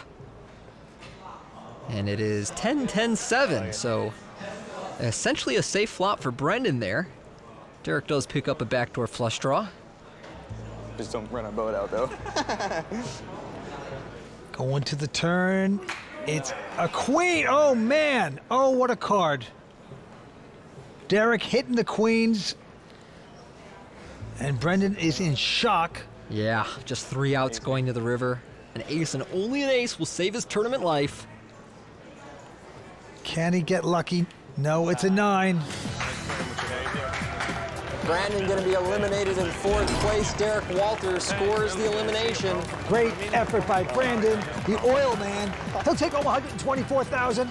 Let's go see what he has to say. You know what? I'm a little bummed right now. I was hoping I was going to win that last flip, but you know, I would do it all over again. This is what every poker player lives for, you know. That's all we have time for tonight. We'll see you next time when the winner will hoist the champion's belt here at WPT Montreal. Good night. The World Poker Tour is sponsored by Club WPT. Play poker for real cash and prizes today at ClubWPT.com. I can outplay these guys. That's my shot. Got this. If I get the card, prepare for this day. One time.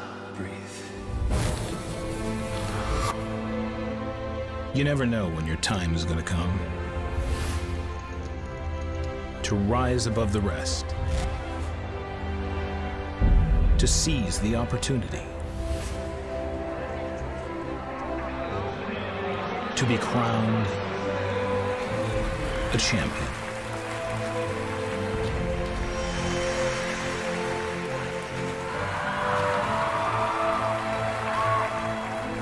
Is it time for your story to be told?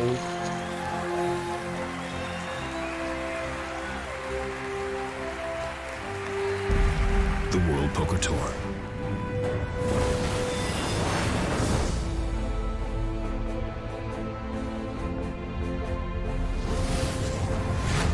Although it can get cold here in Canada, things are heating up at the WPT Montreal final table. Good evening, I'm Lynn Gilmartin, and this is the WPT. The finish line is on the horizon, and here to bring us home are Vince Van Patten and Tony Dunst. Well, Lynn, what a tournament we are seeing at Playground Poker Club.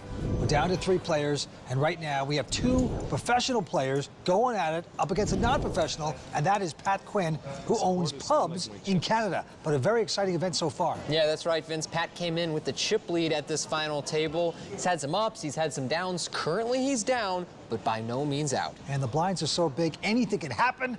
Very, very exciting event. Thanks, guys. We are so close to finding out whose name will be added to the WPT Champions Cup and go home with the $400,000 in Canadian cash, the belt, and the impressive Hublot Big Bang Steel watch. Now, action is ready to start back up, so let's review the chip counts and head down to the felt.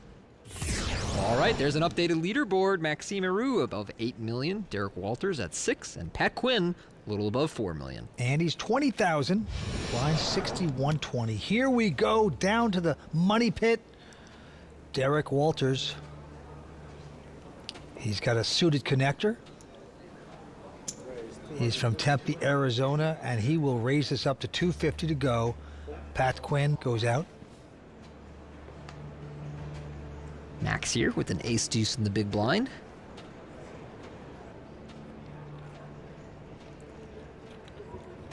He's going to make the call. Yeah, Max is 26 years old. Poker Pro, lives right down the road here from Playground Poker. He's got a lot of friends here. And here's the flop. It's an ace-jack 4. There's 2 diamonds. Good flop for both players. Max top pair, Derek with the flush draw. We'll see some chips go in. Yeah, Derek going to make that continuation bet. 205 with the 4 flush. And Max, of course, hitting aces. Okie dokie calls. The 2 chip leaders competing. And a diamond on the turn gives a flush to Derek Walters. There it is. Derek's definitely going to bet here. And I would be very surprised if Max gave up on his top pair that easily. So the real decision for Max in this hand is going to be on the river. Well, Derek's going to bet again. 500. Max doesn't believe it necessarily. Yeah, Max is calling because he knows that Derek can be double barreling here with a number of hands that are still drawing, and he would be exploited if he gave up on all his top hands. Last card is a 5. Doesn't change anything. And the man with the flush, Derek Walters now. Mm-hmm. He's got to decide a bet size. There's 2 million out there. How much can I make for my victim? Well, there it is. 1.4 he wants. Nice big bet. Sometimes a bigger bet looks weaker. And sometimes a smaller bet looks stronger. That's the beauty of poker. And Max with a difficult decision here.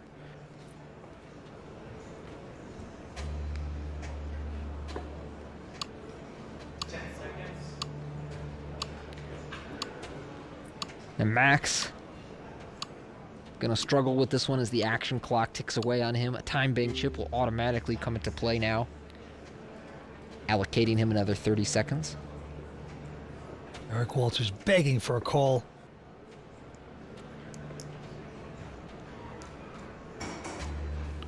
And no, he can't get the call. Maxime escapes. Yep, good fold from Max there. Doesn't pay off the flush. No, it doesn't. Well, we are at beautiful Playground Poker Club. Probably the greatest poker club in the world. Just poker. The most beautiful tables and the ambiance and the greatest food. Just enjoying our week here. Now, the players always rave about Playground, and I look for any excuse to come up here and play at this great property. I know. And spend time in one of my favorite cities, Montreal. Absolutely. Don't forget, last year, our buddy Mike Sexton won this event. Oh, what a memory. Yep. It was really great. All right, getting back to this. Maxime has called it. And Derek now says, none of that. No, I'm going to raise it with King 6. Makes it a total of 360. And you see Derek changing gears as he chips up. He's getting much more aggressive in position and pre-flop. Is attacking Max, who is the other big stack. All right, he's called with ace-deuce.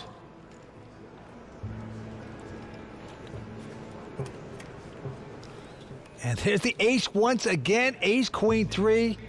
Max has outflopped Derek Walters. 2 times in a row he had ace-deuce, this time looking good. He's checking. This time he is very safe. You see there, Derek just 3% to win this hand. Very difficult for him to catch up unless he makes a running 2-pair or running straight or something. He's going to put some money out there, 260. Derek Walters, 28 years old from Arizona.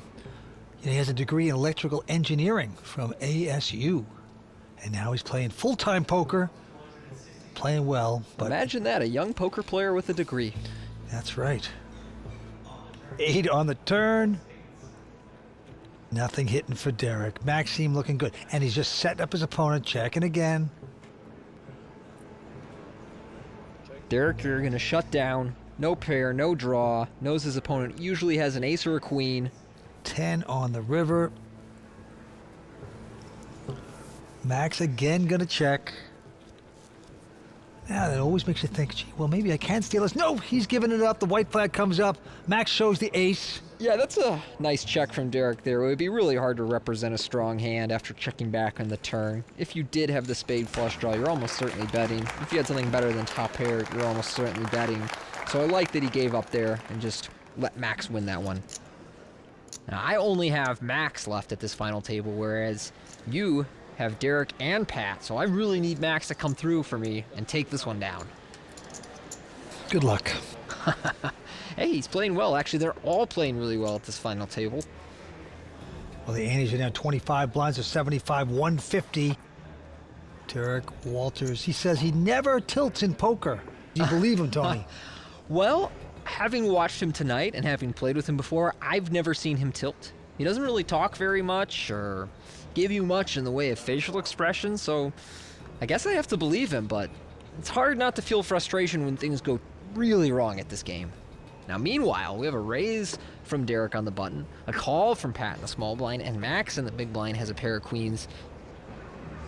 Well, Maxime was a little more cautious earlier in the final table when he picked up hands like this because he was in second chip position and Pat at the time was the chip leader.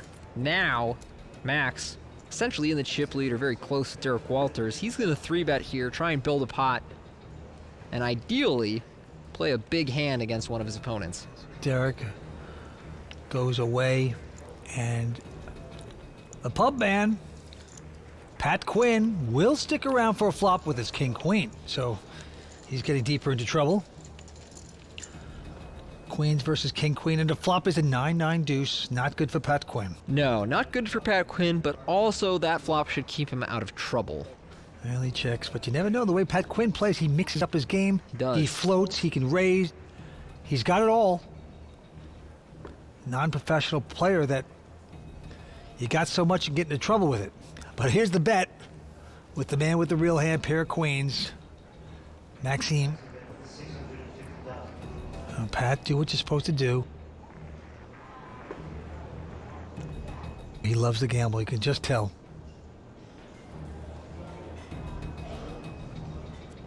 Oh, he does the right thing, he lays it down. Yeah, Pat gets away there. Max able to take down a little extra by 3-betting pre-flop. Makes a small bet on the flop, and that's all he needed. And Pat was running very well early in this final table, but he has suffered some setbacks lately, and he is now the shortest of our 3-handed game. But not showing any frustration, hanging out, being patient. Derek will raise 4 deuce of diamonds on the button into the 10-8 offsuit of Max in the big blind.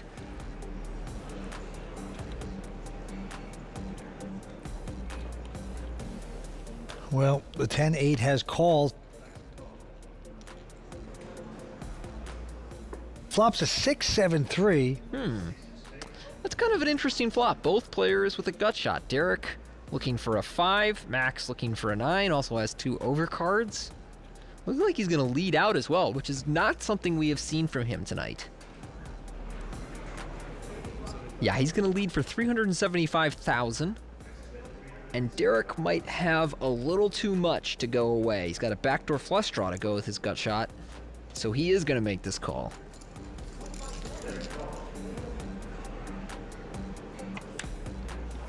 Turn card is a jack of spades. Helps neither player. Both players check. And the river card is a king. Neither player has anything. Well, Max is going to have to bet if he wants to win. Otherwise, now that he's checked, Derek has to bluff. He literally has the nut low here. He has to bluff. And by checking back on the turn, he essentially behaved as though he has some showdown value. So now it's time to bet and act as though you have a little piece of this and are trying to get value. Plus, you just cannot win at showdown.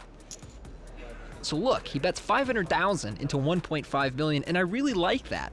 Because if he had bet big here, what is he saying that he has? A 4 deuce offsuit? Yeah.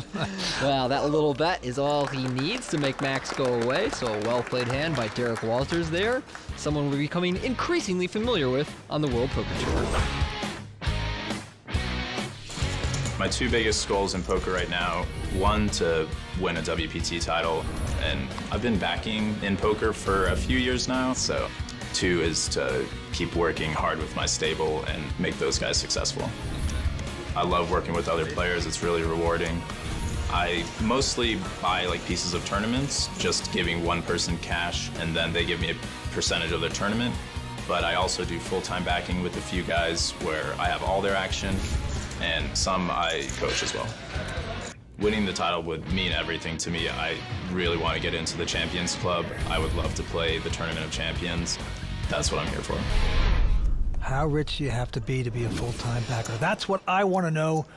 You know, you love to back these guys when it's going well, but when they go into a little drought, Tony, it's got to be tough. You have to be either very rich or very reckless. That's right, or just love gambling, and you're running good, and your stable is running good. Yeah. And that's fun, too. I get it. But let's get back to the table here. We have Maxime with a king-jack here. He's the chip leader with 8.3, and he is just going to call. And now Derek with jack-7. What will he do? It's suited. He's going to raise. Yeah, we talked about Derek changing gears a little bit now as he continues to chip up. Attacks Max here. Max out of position is going to make this call with the king-jack.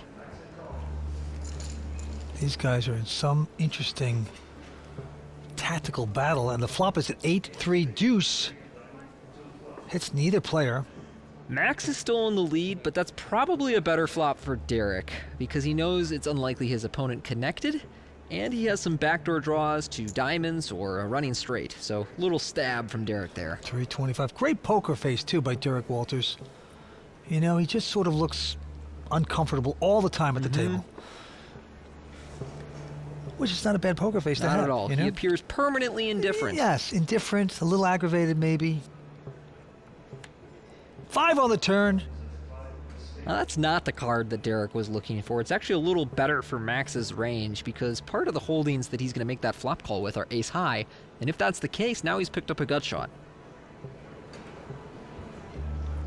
This is interesting. Looks like Max is going to lead out here, which is not what I expected him to do,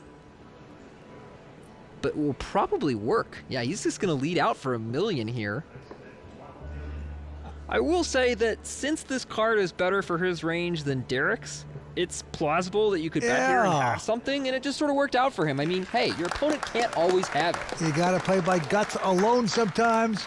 Do the unusual. Maxime does it right there. He's the chip leader. Can he close this out? We're coming back with more action from WPT Montreal in just a moment. You can play against me and other real players on Play WPT through Facebook, the playwpt.com website, and on Apple and Android devices. Games are running around the clock, fun, free poker, anytime, anywhere. playwpt.com.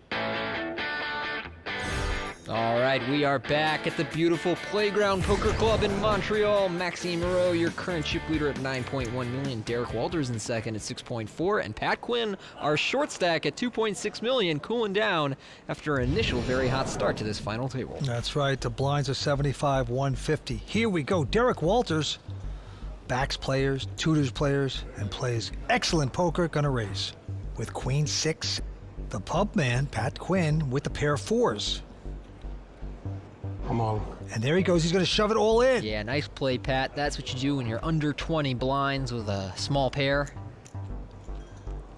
He's going to get away with this one as Derek is forced to fold his queen 6 suited. So Pat now forced to take some risks as our short stack.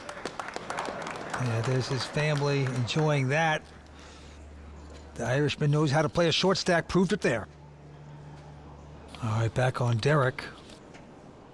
This time with a horrible hand, he's going to muck. Now Pat with the 8-7. Pat was born in Canada, grew up in Ireland, and then he returned to Canada at age 21.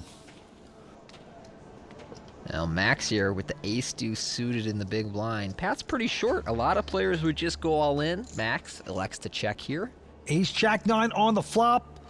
That is nice for Max. The local, born and raised here in Montreal. Pat does have a little piece here. He has a gut shot to the 10. Maxime, with top pair, elects to check back. Here we go to the turn. A 4. Well, after Max checked back, it looks like Pat is going to take a stab at this pot for $425,000. Yeah, Pat, with really nothing, has a lot of gears to his game for a non-professional player. And like he said before, if he doesn't have the hand, he gives a lot of dirty looks. That's right. Right? Yeah, and he's giving a dirty look to Max right now, praying that he will go away, but Max with top pair is absolutely not going to do that. Oh yeah, he has just nurtured this hand along. And a river card 8. So now Pat has a little piece of that. And that will slow Pat down. He can now win at Showdown if his opponent had, say, a 4 or an under pair. Max here in a pretty good position to value bet his top pair. And that's what he'll do for $750,000. He wants to hurt the short stack. And now Pat, who is trying to steal, has a little something there. Can he get away? Just muck it and move on. And he's going to do the right thing. Lays that down. Goes down a little shorter, and there is Maxime's girlfriend. This is Max's third WPT cash. Has total earnings of about 44K. Going to easily surpass that today. Third place is 173,000 Canadian.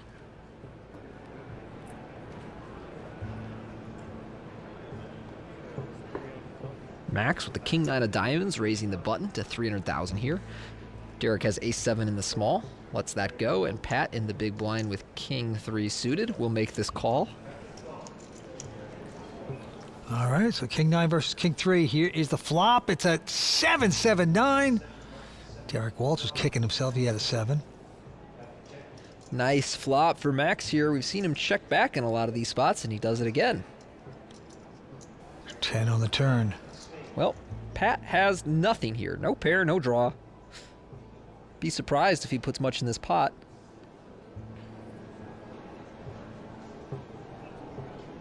What to do when you have nothing? I'm all in. Oh my God. That's what you do. That's what you do. He just went all in for 3 times the size of the pot. And with just no pair, no draw, no nothing.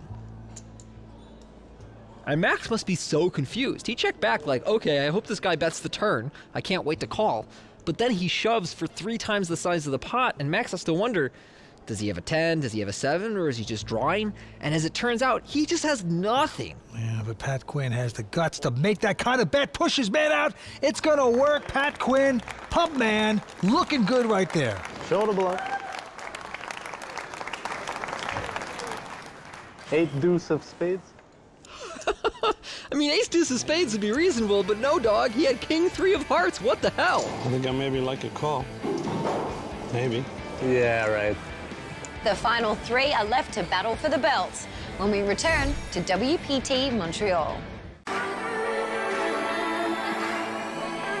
We all love to win money, but who doesn't like saving money too? And with the Club WPT VIP membership, you can get access to members-only savings. Have you been looking to purchase tickets for an entertaining night out? Well, Club WPT VIP members can score big savings from Score Big, the leading online marketplace for tickets to sporting events and concerts. Not only does becoming a Club WPT VIP give you a way into the hottest events in town, but you can save money on your favorite restaurants, activities, shopping, and even travel destinations with the Club WPT Savers Guide. Enjoy savings on places you already visit or have been dreaming of trying. Become a VIP member of Club WPT today to get access to the best deals around. Now you can save big to win big at clubwpt.com. Well, we are back at Playground Poker. There's the chip leader, Maxime Hero, out in front with close to 8 million in chips. Followed up by Derek Walters, just below 7, and Pat Quinn, our short stack for the moment. 403,000 Canadian, not to mention the belt and their place on the Champions Cup, and a beautiful Hublot watch for our eventual winner. Derek Walters here with King 8 offsuit on the button, raising it up to 300,000. Pat in the small blind with the same hand.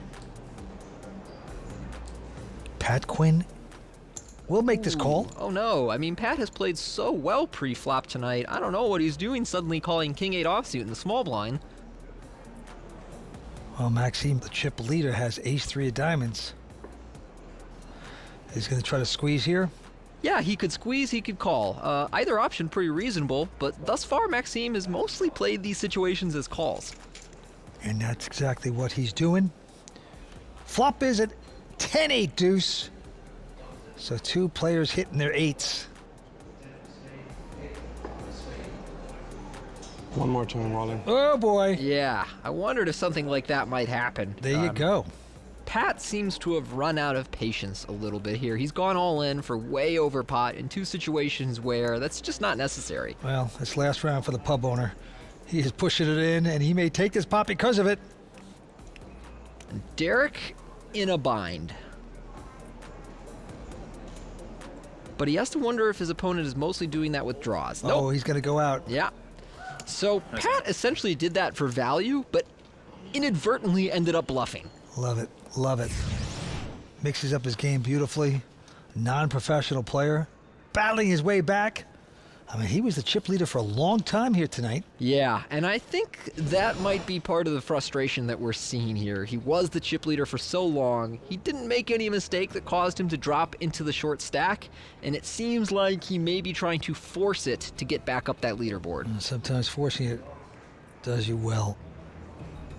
All right, well, on to this one. After a call by Maxime, Derek now with a little pair of threes is going to raise to $500,000. Maxime with queen 10. We'll see the flop. Threes versus queen 10. Who's going to get lucky? A flop of ace 6-5. Maxime not getting lucky there. Yeah, nothing there for Maxime. Pretty good flop for Derek, especially considering the hand his opponent is holding. So he's going to take a little stab here for $375,000. And Max doesn't have much to do here. Yep, he is getting discouraged. Has to lay it down. Derek Walters going to take down that pot. And once again, he is flipped into the lead with his chips. Three players battling it out here at the WPT Montreal at the Playground Poker Club, and we're coming right back.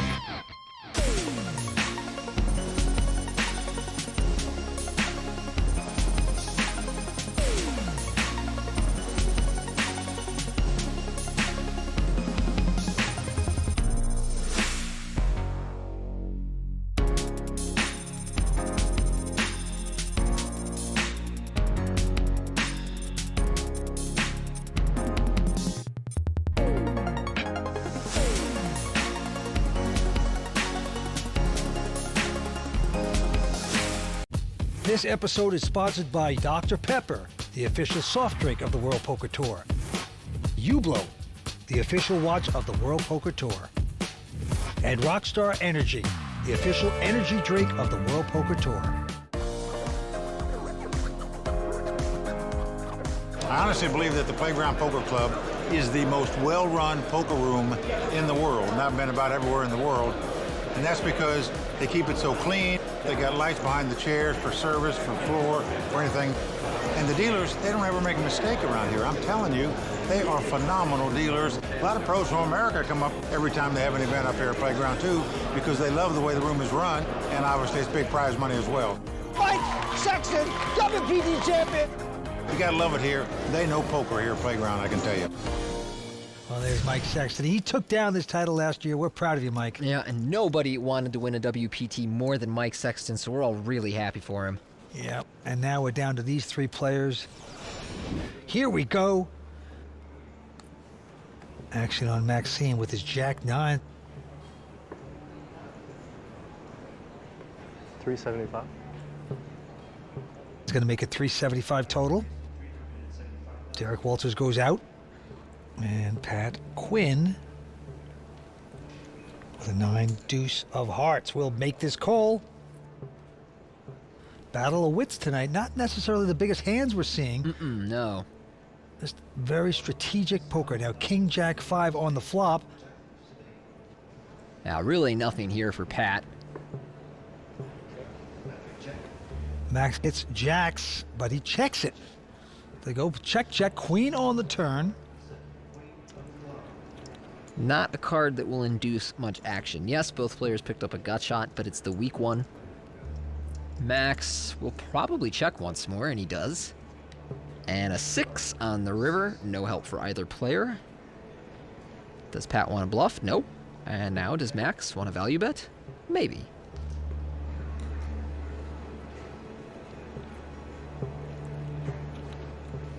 Max with the jacks. What to do? He's thinking about it. Is he going to stick in a little bet? 275. He's going to make a very small bet here of 275. And Pat, of course, not much of a hand, but he's thinking about this. And I think that's just him wanting to take a moment and cool his nerves, collect himself, and there you go. Yeah, he goes out.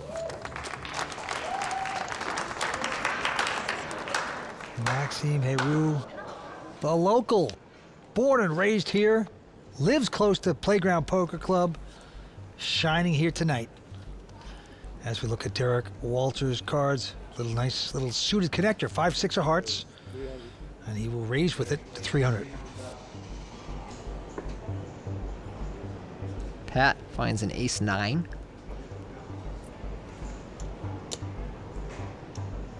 Looks like he's gonna re-raise. He's on a stack size where a lot of players elect to just move all in. Pat instead will make it 975,000. Maxime goes out with king 5.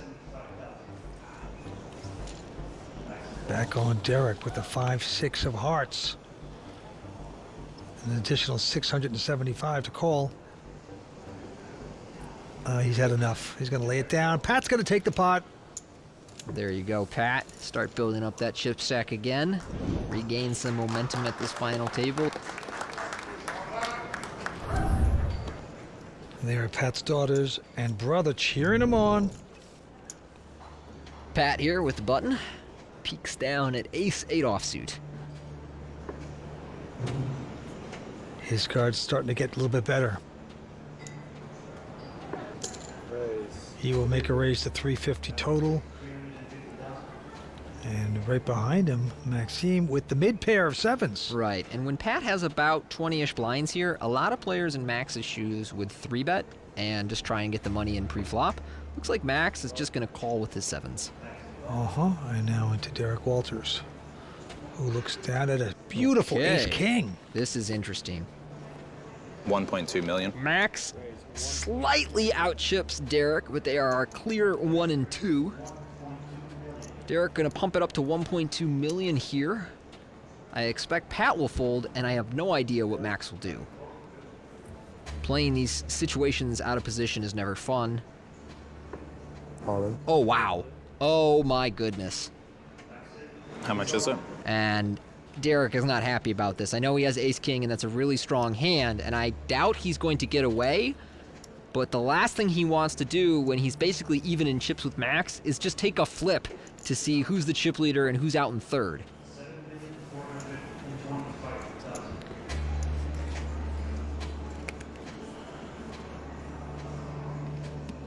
And look at this, Derek's gonna make the call with the flip. I was afraid you were gonna have that. It was a big flip, man. Good luck. You didn't want this either. Yeah. Not folding up. These guys are gamblers. They're going for the gusto. They're going for it all. The happiest guy is Pat Quinn, of course. Yes. Yeah, I think I got this. Flip master, bro. Maxime! Oh, I love this guy. I mean, he just does not care. He's having so much fun over there. No nerves at all. You can see Derek Walters, meanwhile, is on, I mean, he's out of his seat, but he's on the edge of his seat. Flops a queen, jack, 9, 7's out in front so far. Oh, man, Derek just saying 10 ace king, 10 ace king, please one time. Maxime in a beautiful position to break Derek Walters. Certainly would be dirty if it came a running queen jack. But Derek really looking for an ace king or 10. Turn card is a deuce, not going to help Derek Walters. Yeah. Max says that's the one I like. Derek is 1 card away from elimination. Derek's like, really? This is how I go out? I play great all night, and then I have to play this massive coin flip, and this is how it ends for me? Really? Last card coming up. It's a deuce. It's over. That is how it ends for Derek Walters. Derek was looking like he was going to run away with this thing, but he was just below Max in chips, and they play a massive flip that ends with his elimination.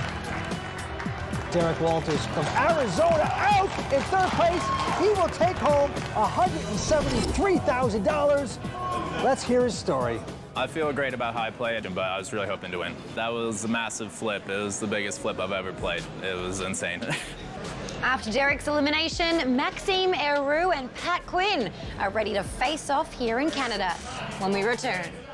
Vince, people ask me, can you really win on ClubWPT? Well, Tony, the tournament's running all day, every day, and $100,000 worth of cash and prizes available every month. The answer is yes. Sign up at ClubWPT.com. Welcome back to Playground Poker Club here in Montreal. The heads-up action is about to begin, but first, Lynn talked to both of our finalists. You've got some amazing momentum happening. The finish line is in sight. What's it going to take to get this done? I just gotta keep doing what I've been doing, playing my game, playing good, getting lucky, and hopefully I get the belt. Now, you live about 5 minutes away from here. How much would it mean to you to win a WPT title in your own backyard? It would mean a lot. I mean, if there is such a thing as home advantage, I sure have it because I come here every day. I got no food in my fridge. I eat here, I almost sleep here, and I sure play here. That's amazing. Well, good luck to you, and see who's going to take it down. Thank you very much. Pat, you've had quite a roller coaster of a night. What is going through your mind now coming into Heads Up? I'm very happy to be, you know, to the final two.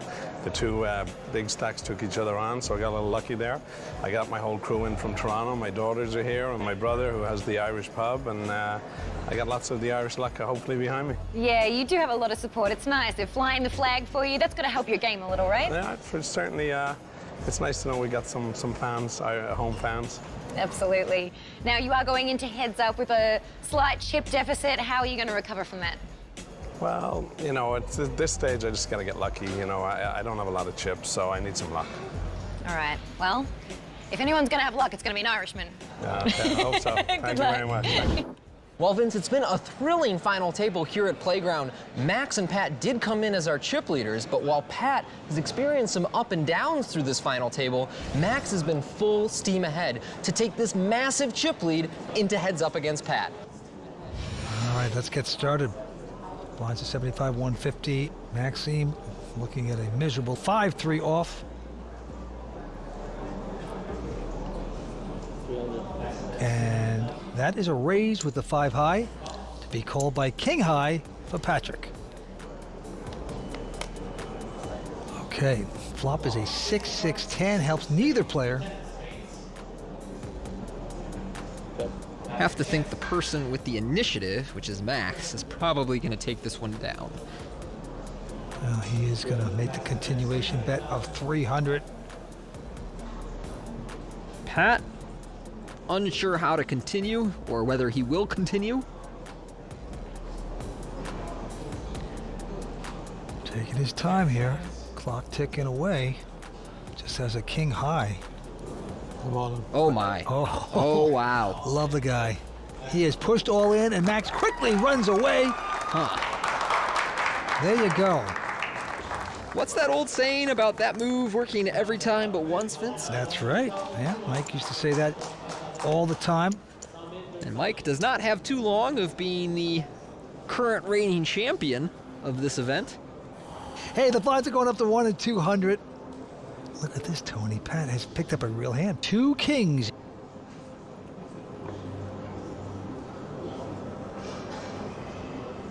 Now, do you slow down? Try to trap? No. Makes a raise. Maxime with a nothing 5 deuce. And he gets to escape from the kings. That's too bad for Pat. Yeah. Pat went a little big there. I wonder if that caused him to miss an opportunity to at least get a call pre-flop. Live by the sword, die by the sword. That's the way Pat Quinn plays, you know? Certainly not boring. Interesting poker to watch. Some nights you get the chicken wings, other nights you get the corned beef and cabbage, you know? Just never know when you're a pub man. Okay. Back to the action here. Maxime with a ugly looking 8-4. Just calling. Here's the flop. Ace, Jack 6. Pat with queen high, Max with 8 high. Yeah, yet again, nothing for either player. Tiny stab from Max here for 200,000. I'm all in. Whoa! Pat, slow down! Oh boy, he must love poker.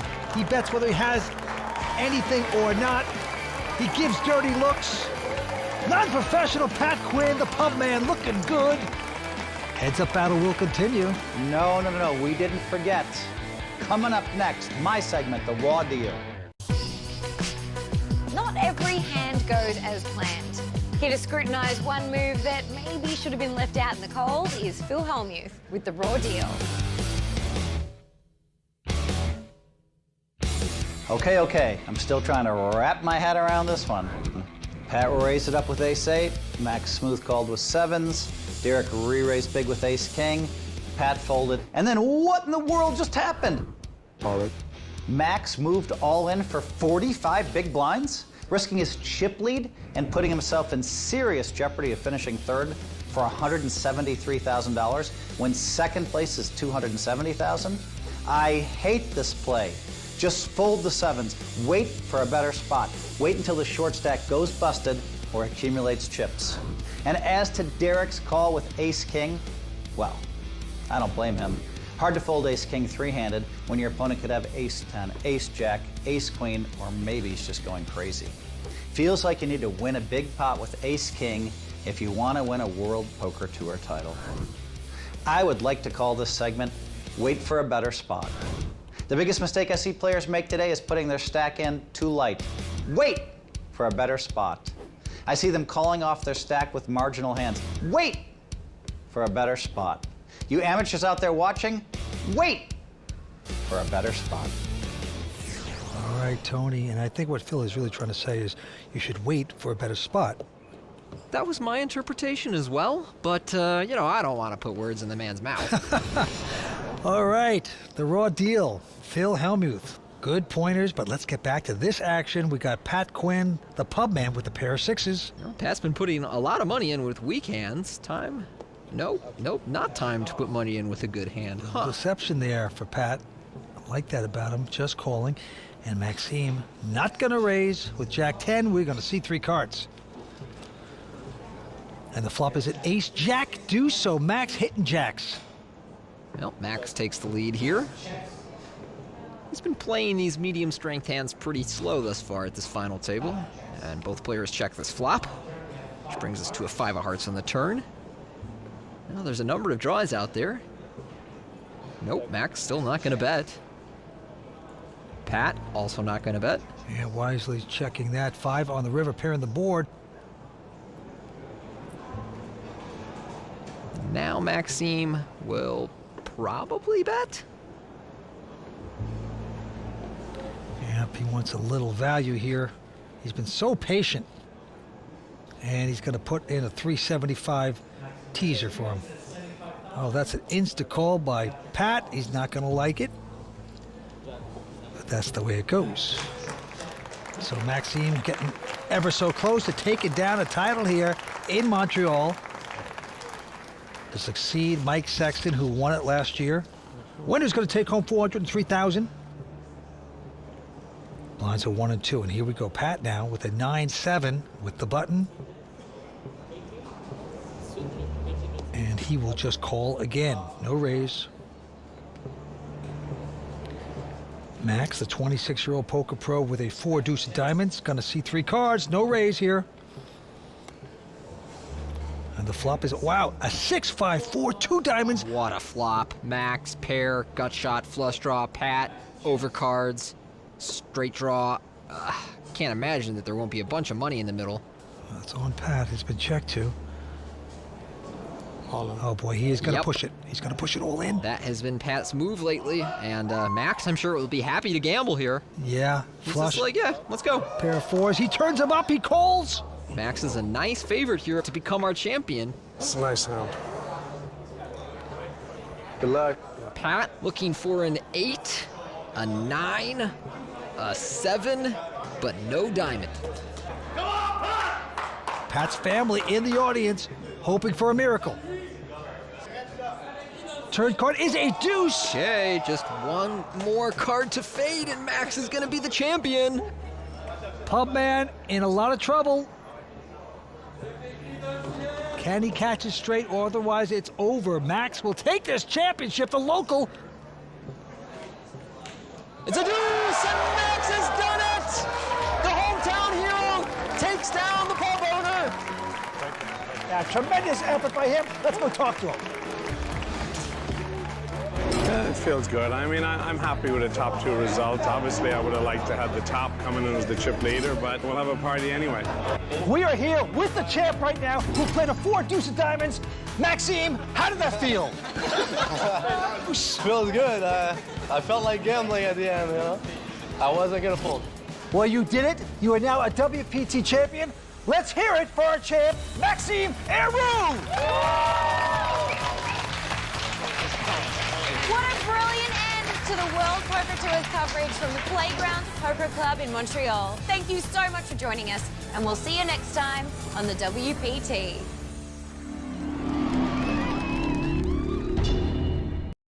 The World Poker Tour is sponsored by ClubWPT. Play poker for real cash and prizes today at ClubWPT.com. I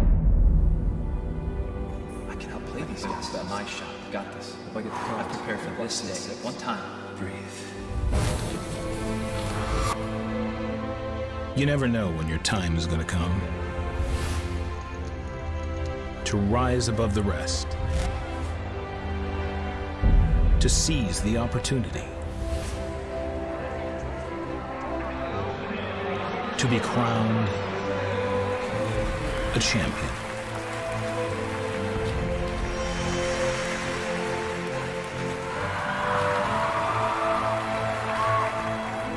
Is it time for your story to be told?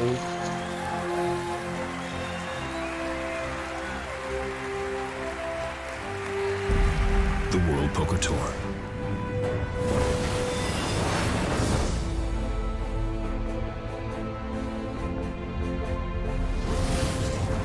Records are being broken and millions are going to be won. Tonight, we are on the Las Vegas Strip at Bellagio for the 5-Diamond World Poker Classic. Good evening, everyone, and welcome to the WPT. I'm Lynn Gilmartin.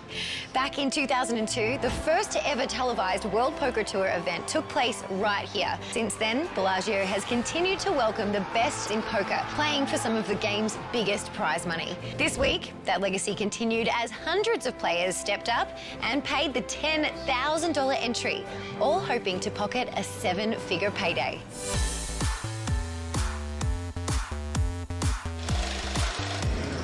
Excited to be here. There's something about this tournament in particular that everybody on the tour really enjoys.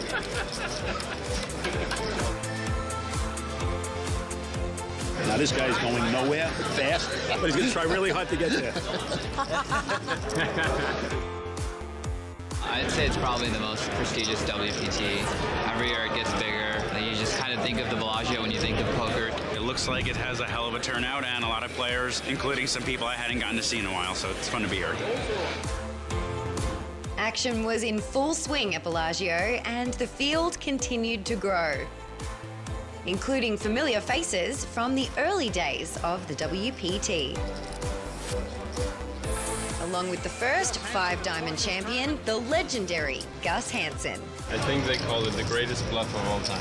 I'm gonna let you have it. With cards flying and chips changing hands, there was no denying the excitement at this tournament. Still hanging in there. Very exciting. There's a great energy in the room because this is a record-setting event, and everybody in here knows it's a record-setting event. There's a buzz here. There's an energy here. It's pretty exciting. And Phil was right. The numbers for this tournament are staggering. This was a record-breaking turnout for this year with 812 entries, the highest ever for a 10K on the WPT. Overall prize pool is $7.8 million. There are a total of 81 players getting paid, first place getting $1.9 million, and over $1.1 million going to second. As the hours and days wore on, that excitement turned to disappointment as many favorites fell by the wayside.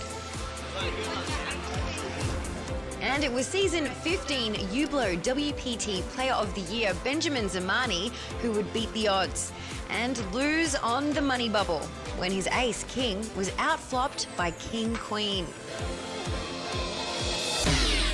With the remaining players in the money, the race was on to make the WPT final table.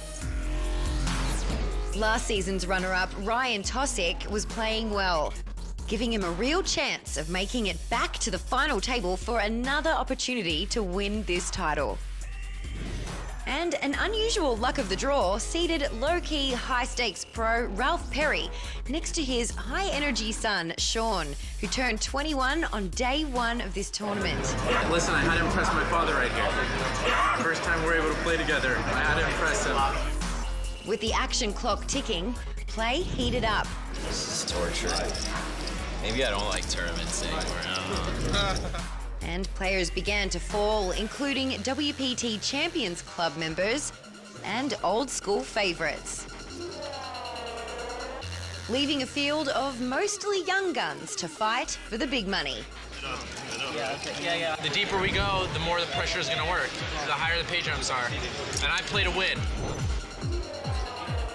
With 8 players left, Bellagio regular Lauren Roberts moved all in and was called by both Ryan Tosick and electrical engineer turned poker pro AJ Chabra. It's double. Lauren held the best hand pre-flop, but it was AJ's 8-7 that would make a boat and send Lauren sailing to the rail. Nice hand. Big lick. I had some good dealers and some great cards, and I think I didn't play like a donkey in these situations, so I was very happy. With one more elimination to go before the WPT final table, Daniel Zach in the small blind shoved holding ace-queen. 26-year-old pro Alex Foxen folded in the big blind. And WPT champ Mike Delvecchio called the all-in with a suited ace-king. The board paired Mike's king on the flop. A jack on the turn gave Daniel 4 outs to a straight, but a 5 on the river sealed the deal, sending the pot to Mike and Daniel home in 7th place. Okay, guys. Congratulations on making the TV table. The final table was set with only one guarantee. 2 of the final 6 players will walk away with a 7-figure payday. So many great stories coming out of this final table, and here to give us their insight, Vince Van Patten and Tony Dunst. Well, Lynn, this is a great one. But the big story is about Sean Perry, who is only 21 years old. He is the chip leader. He's from Las Vegas. We'll call him the Las Vegas Kid. But what's interesting, Tony, is he is 3rd generation of poker professional. His father, Ralph, a top player out here, and his grandmother used to play in the 70s here all the time. So he is ready to win this thing. But in 2nd chip position is Ryan Tosick. Now, he came in 2nd last year. He's a great player. So the top 2, very, very tough to beat. Absolutely, Vince. But you know what? The man in 3rd position is Mike Delvecchio, and he's the only WPT champion at this final table tonight. He won last season at Thunder Valley outside Sacramento, so he's got one big 6-figure score to his name, but he's looking for his first 7-figure score here tonight at Bellagio. Meanwhile, our short stack tonight is Alex Foxen, and although he doesn't have as much as his opponents, he's got just as much experience, if not more. This is a guy who plays all the time. He cashed 13 times at the World Series of Poker this summer and made 2 final tables, so don't count him out by any means. All right, thanks, guys. Now, just a few moments ago, WPT Executive Tour Director Matt Savage caught up with Sean Perry. How lucky were you to get to this point tonight? Extremely lucky, man, but I feel I'm destined to be here. How confident are you? I would say very, very confident. Is there any way you lose tonight? No way. I mean, I have to get pretty unlucky to lose, but I've been saying for 6 months I'm going to win this tournament, and here I am, chip leader at final table. I say I have a pretty good shot to win. All right, well, good luck then. Thank you. Thank you very much. All right. Tonight's champion will win nearly $2 million, a coveted spot on the WPT Champions Cup, plus they will also take home the handsome Hublot Big Bang Steel watch and a $5,000 Jet Smarter membership. An amazing take for winning this record-breaking competition. All right, thanks, Lynn. Well, out in front, Sean Perry at $7.6 million, being chased by Ryan and Mike Delvecchio. AJ around $3 million, Richard right behind him, and our short stack, Alex Foxen, just below $1 million. The antes are 5,000, the blinds are 20 and 40. I wish everyone luck, okay? Good luck, everyone. Good luck, buddy. Good luck, guys. It is on the chip leader to act first, Sean Perry. He looks down at a 10-4 of diamonds. Sean said, coming into this tournament, that he was going to win it for 6 months to anybody who would listen. Now he's the chip leader at the final table. Opportunity of a lifetime. All right, he's raised with 10-4. Bunch of folds behind him. And now it's on Mike Delvecchio. We'll make this call. Mike is in 3rd chip position at this point. A New Yorker. Let's see what happens. And the flop's at 8-7-3. So Mike out flopping Sean Perry. Interesting flop for these 2 hands. Flush draw with an overcard for Sean. 2nd pair for Mike. I'm sure that Mike knows Sean is raising a lot of hands at this stage. I'm not sure he realizes he's raising 10-4 suited kind of hands. Sean is going to continue the bet, and he's going to get called by Delvecchio with the 7s. Going to the turn to 8, pairs the board. That might slow things down. Not a great card for Sean to be barreling. Yep, he's going to check behind. Check, check, 4 on the river.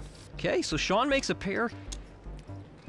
And Mike going to make a nice value bet that might get paid off. I mean, there's a lot that missed here. Flush draws missed, straight draws missed. Sean might talk himself into a call. Delvecchio would like to get the action, but doesn't. Sean Perry, nice laydown. Okay, nice fold from Sean there. Delvecchio is from Stony Brook, New York. Must be nice to win the first hand, right? I thought you were going to try a lot harder. That's the old me. Now that you guys knew I fire up bluffs, I'm not bluffing anymore, right? All right, let's talk about our wager we have for the season. Right now, tonight, I'm a little behind you, so I get the pick. And I'm going to take the 2 experienced players at the table, 2 tough players, Ryan and Mike. Well, that's cool with me, Vince. I end up getting more chips, and I got the short stack special in Alex Foxen. Very exciting for you. All right, let's get back to the table. Alex is a poker pro out of Huntington, New York. He's 26 years old, 10 WPT cashes.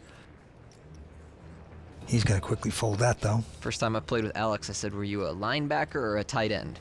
Okay. Linebacker. Oh, yeah? Yeah, it was. 80. Sean Perry, the chip leader, has picked up a pair of 5s, making it 80 to go. And we got a few folds. And now, Richard Kirsch getting into action here. Richard has a Jack-7.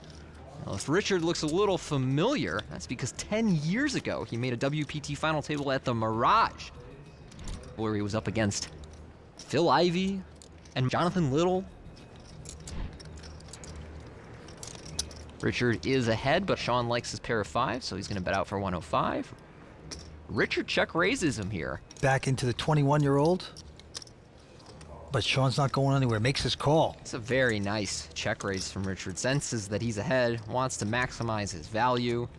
Turn a king helps neither player. It's a pretty safe card for Richard.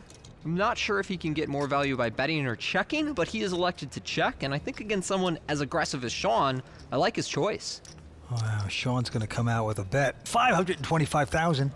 At this stage, I can't tell if Sean thinks he's value betting or bluffing, or protecting his hand. I'm not really sure, so we'll find out on the river, but Richard is called. River card is nothing. 3. Very inconsequential. So if you're Richard and you think that Sean was drawing, your hand is good. All in. Wow. Whoa. Okay, now I'm confident Sean is bluffing. I'll say it like this, Vince. If you check raise the flop and end up folding on this run out, you're doing it wrong. You either check call so you can call down against someone really aggressive, or you check raise so you don't fold on this texture. Oh, no. No, he's got to release that hand. That's a tough spot. You can avoid by just check calling the flop. If you're uncomfortable playing such a big pot there, that was unfortunate. Rich, you called me on every freaking pot I bet against you. When you fold? Well, I'll find out in 20 minutes if it was a good fold or not. You got a sick feeling or something? Oh, man. I'm going to enjoy watching Sean Perry tonight. I thought you were for short calling, man. Mike Delvecchio. I would think that I'm very confident in my game, but there's a level of humility that is required. Sean Perry. I guess I could come off a little cocky by making statements such as, there's no way I don't win this tournament. I mean, I'm still here, final 6, chip leading. I have a pretty good shot to win it. Ryan Tossick. I think my chances going into this final table is way better than my chances have ever been to win the WPT. AJ Chabra. I'm definitely a little anxious. I'm excited though.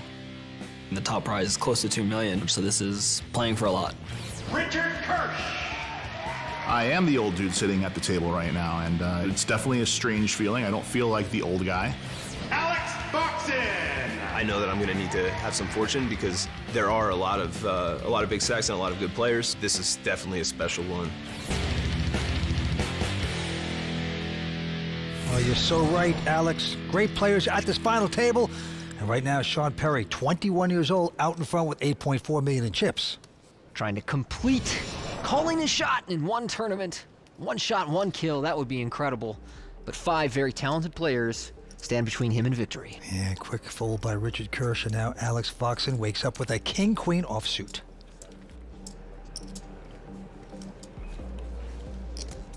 Alex pumping it up to 90,000 here.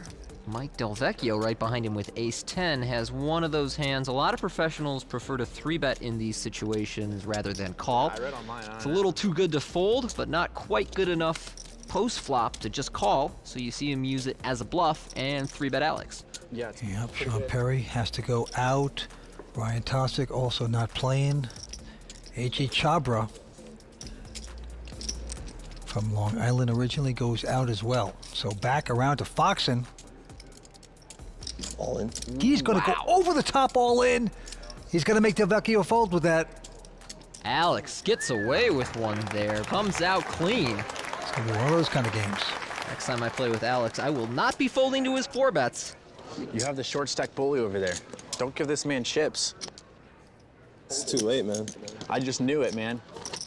Yeah, good fold. But if I was gonna raise, I was gonna jam over you because I'm only gonna have it when I raise against you. Too bad you didn't raise then. Why? Oh, you had it? I'd have more chips now, probably. Aces plus, man, that's what I'm raising. Everyone pretending to have much better hands than they actually did, but this time, Sean has a real one. Ace-queen, first to act. The chip leader makes it 80,000 to go. Tosic out. Chabra with a 9-5. Dolly Parton goes away. Richard Kirsch won't play. Foxen takes a breather, and now Mike Delvecchio will make a call with a king-jack. And by the way, doesn't Delvecchio look a little like the guy from FaceTime, Mark Zuckerberg? Facebook? Lift. He does. He looks so much like him Zuckerberg, that he tweets come on. about how much people say you look like Mark Zuckerberg. Oh, wow. All right, we have gone to the turn here. Nothing happening for either player. Now, check, check, check, check. And a 9 on the river will put a 4 straight out there, so I suspect that Mike knows Sean has a lot of ace-high combinations here. And I'm curious whether he'll bluff with his king-high. Looks like he's going to go for it. 4 to a straight out there. Going to be a tough call with ace-high for Sean. Going to bet 120, small pot. Will Sean make the good call? No, he's going to let that one go. So Mike Delvecchio winning that pot. The rich get richer. You know, he's an amateur power lifter. You wouldn't guess from, the black getup and everything, but there's a built man under all of that. Yeah, I like playing my big blind. It's like I'm last to act. You get to play so often, too. He gets to play so often wherever he is, though. Man, I'm getting big hands, dude. I'm getting big hands. Just getting bad flops there. Not the flop I want to see. Or the turn or the river. Yeah, Sean Perry, a lot of chit-chat. Sean Perry is the youngest man at the table, but comes from the old school thought on talking at the table. A fold, and now AJ from Long Island, now living in Hoboken, Jersey. 90,000. He's going to make it 90,000 with a king-queen. Ooh, but he has run into the ace-queen suited of Alex Foxen. Foxen used to work as a financial planner for 3 months after graduating college. Gave it up to play poker. Got in this tournament through a $1,000 satellite. Oh, man. You get in for $1,000, even a min cash feels good, let alone almost $2 million. Well, he's raised with the ace-queen, making it 260 to go. Couple folds going back on AJ. We saw Alex Foxen shove in a similar situation here. AJ decides to make the call out of position with the king-queen, and we see a ace-king-6 flop. Great flop for Alex. Pretty bad flop for AJ here. He's gonna get sucked in for at least 1 bet. He bets the aces. AJ, 29 years old, poker pro for 5 years, making this call. Hoping to get lucky on the turn. No, jack of spades. He's gonna check again. Another nice card for Alex. Picks up the ace-high flush draw. And at this point, I'm sure that Alex is considering, well, if I bet this turn, I'm gonna have to call if he goes all in, and I don't know if he'll call 1 more barrel with just a king. So, wow, so Alex decides to check, which I'm sure if they were deeper, he would not do, but because of his stack size, he elects to check here. Safe 4 diamonds for Alex on the river. AJ checking again. Could it be? Value time! It's definitely value time. And it's really just a question of how much value does Alex think he can get from AJ. Yeah, how much can you milk the Holstein? I'm surprised to see him thinking this long. $4.95. And now he's finally bet. I wonder if he used the time extension in order to create the image that he was uncertain. Yeah. He had to know he was Got value it, Tony. Reverse psychology. This is a tough spot for AJ. I really don't know what he's gonna do here. People don't go bet, check, bet as a bluff that often. Oh, well, he's gonna take more time. It's AJ's first WPT cash. Can he figure this puzzle out? Oh boy. Ouch. He's gonna call it. Foxen turning over the winner. That's good. Taking that pot down. I think if Alex bets the turn, AJ gets away, but that check behind got him an extra $500,000. Foxen's looking good at this final table as 6 players remain. We're coming back for more here on the World Poker Tour. Okay, ho, ho, ho. I got you where I want you, Tony. Not if I have my river card. Right. Oh, no. No! No! Needling your opponents on Play WPT is not only allowed, it's encouraged. Download the Play WPT Poker app today. Bellagio is a great atmosphere. There's a lot of new school hotels out there, and then there's super old hotels out there. But this casino hotel just has like the best of both. It's exactly what you'd imagine to be in an Ocean's 11 movie or something like that. It's a cool place to be. Bellagio, it's just the place to be for poker. There's the most action here, the biggest games. Bellagio is like the poker capital of the world.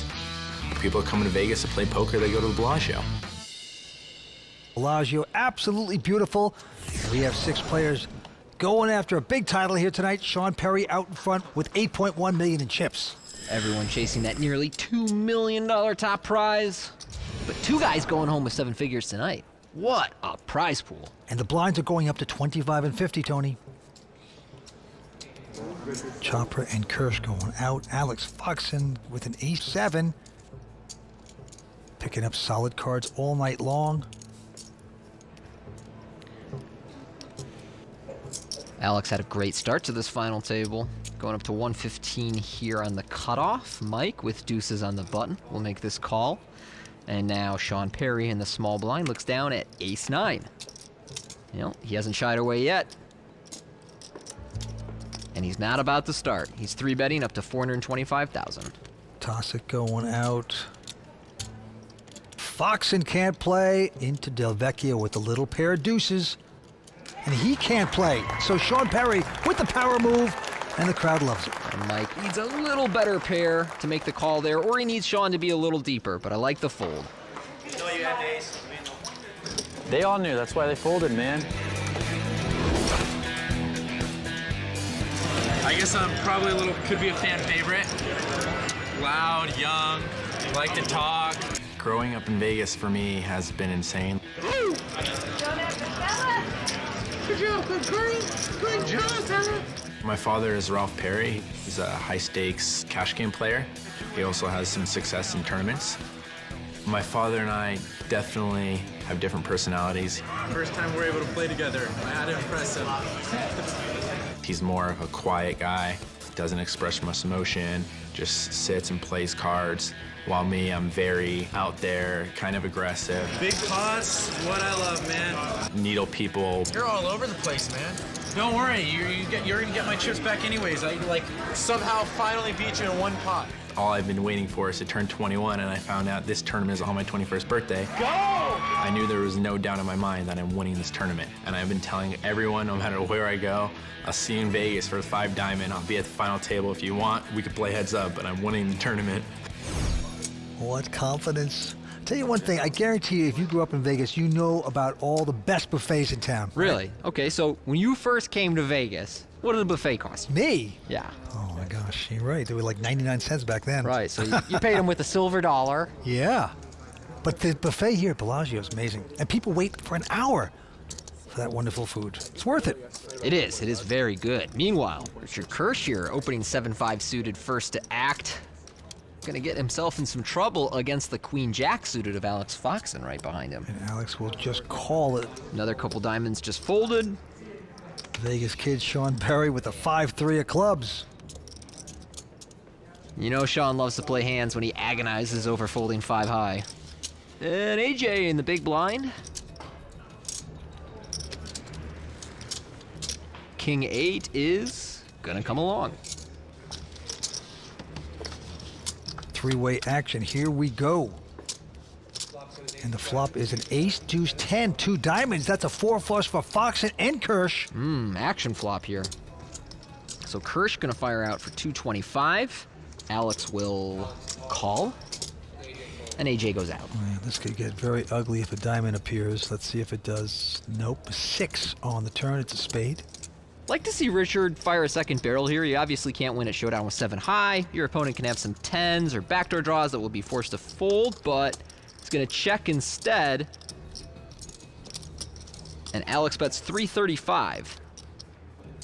So he's gonna end up paying to see the river, but not give himself a chance to win without Showdown. Well, he's gotta hope a diamond doesn't show up because Foxen could destroy him. No, it's an ace pairing the board. And that card might actually shut Alex down, because he's so worried that his opponent either has an ace or a pair that's just not gonna fold. He's gonna check it. You win. I doubt it. You do. I have queen high. It's good. I have diamonds also. That's never a good feeling. Opponent's like, oh, queen high, and you're like, yeah, it's good. Running good, no diamond came. That's Running good. That's right. You're getting a little of my 21-year-old run good in you. Sean wasn't even in the hand, and he's needling him. How much you have now, Alex, roughly? It's a good question. I'll tell you in a second. He's like 3.3 or something. A little bit more. Everything happening nice for Alex Foxen. Yeah, early run up. He came into this final table under $1 million in chips. Now hanging around 3.5. He's 4th on our leaderboard. It's a good start. Huh, there you go. He gets to fold here. Devecchi also going out. Yeah, then quadruple and double, yeah. And now Sean Perry. He's got to be enjoying this. Out of high school just a few years back. Chip leader, money, family in the audience, on TV. What a moment. Oh, sorry. The character. 7-3 of diamonds. He's going to raise it to 100. Now over to AJ with 6s in the small blind. That's a pretty good spot for him. An aggressive player raising. Caller on the button. And he is going to go to 350. Try to push these guys around. Yeah, I like this raise from AJ. He's in the small blind. He's got a pair that plays very awkwardly in these multi-way pots. He's pretty short stacked, so he just kind of went for it there, takes it down. It's been said that poker at Bellagio is the best. Up next, we'll find out what Phil Hellmuth thinks as he unleashes his take in the Raw Deal. This episode is sponsored by Dr. Pepper, the official soft drink of the World Poker Tour. Hublot, the official watch of the World Poker Tour. And Rockstar Energy, the official energy drink of the World Poker Tour. I hope you're enjoying tonight's coverage of the 5-Diamond World Poker Classic here at Bellagio. Now it's time to find out if Phil Hellmuth likes what he's seen in this edition of the Raw Deal. How confident are you? I would say very, very confident. Is there any way you lose tonight? No way. Sean Perry, to be 21 years old and full of confidence. I respect the fact that he told everyone for months. I've been saying for 6 months I'm going to win this tournament. I did the same thing in the 1989 World Series of Poker. In fact, for a whole year, I told everyone that would listen that I was going to win it, and I did. But I was 24 years old, and I'd already won a poker major and made a bunch of other final tables, making me a seasoned veteran. Or so I thought. But unlike me, who had to hone my skills and take some punches, Sean is starting out with a big advantage. His family. He comes from great poker stock. I have known his father, Ralph Perry, for well over 20 years. Ralph has made over $10 million playing poker and has consistently played in the biggest games in the world. Ralph is a great player. I feel I'm destined to be here. Young Sean showed his inexperience right out of the gate on the very first hand when he began playing fast with this chip lead. Folks, when you're six-handed, playing a super tight strategy is 100% correct. Don't come in firing with the 10-4 suited. Must be nice to win the first hand, right? I thought you were going to try a lot harder. Sean lived by the sword last night, raising and bluffing like a madman. But will he die by the sword today? Not the flop I want to see. Or the turn or the river. Yeah, not great. Easy to bluff everyone the night before when they're all folding their way to the final table. But no one likes to be bluffed on global television. Today, his opponents are playing to win. I'm not bluffing anymore. Good points by Phil Hellmuth there. Sean feeling himself early, reminiscent of that Phil Hellmuthian confidence from the '89 World Series. And moments after being criticized for playing too many hands, Sean raises 8-5 offsuit first to act. Weren't you listening? AJ picks up kings. Well, maybe he'll listen to AJ Chabra. Oh, it's punishing time. Ryan made a call after Sean raised. Now action with AJ. How much does he want to make it? 450,000. Richard and Alex going out. Mike with fours going out, and now the bluffer himself, Sean Perry. Should have listened to Uncle Phil. He goes away. Ryan Tosick with a chance of calling here.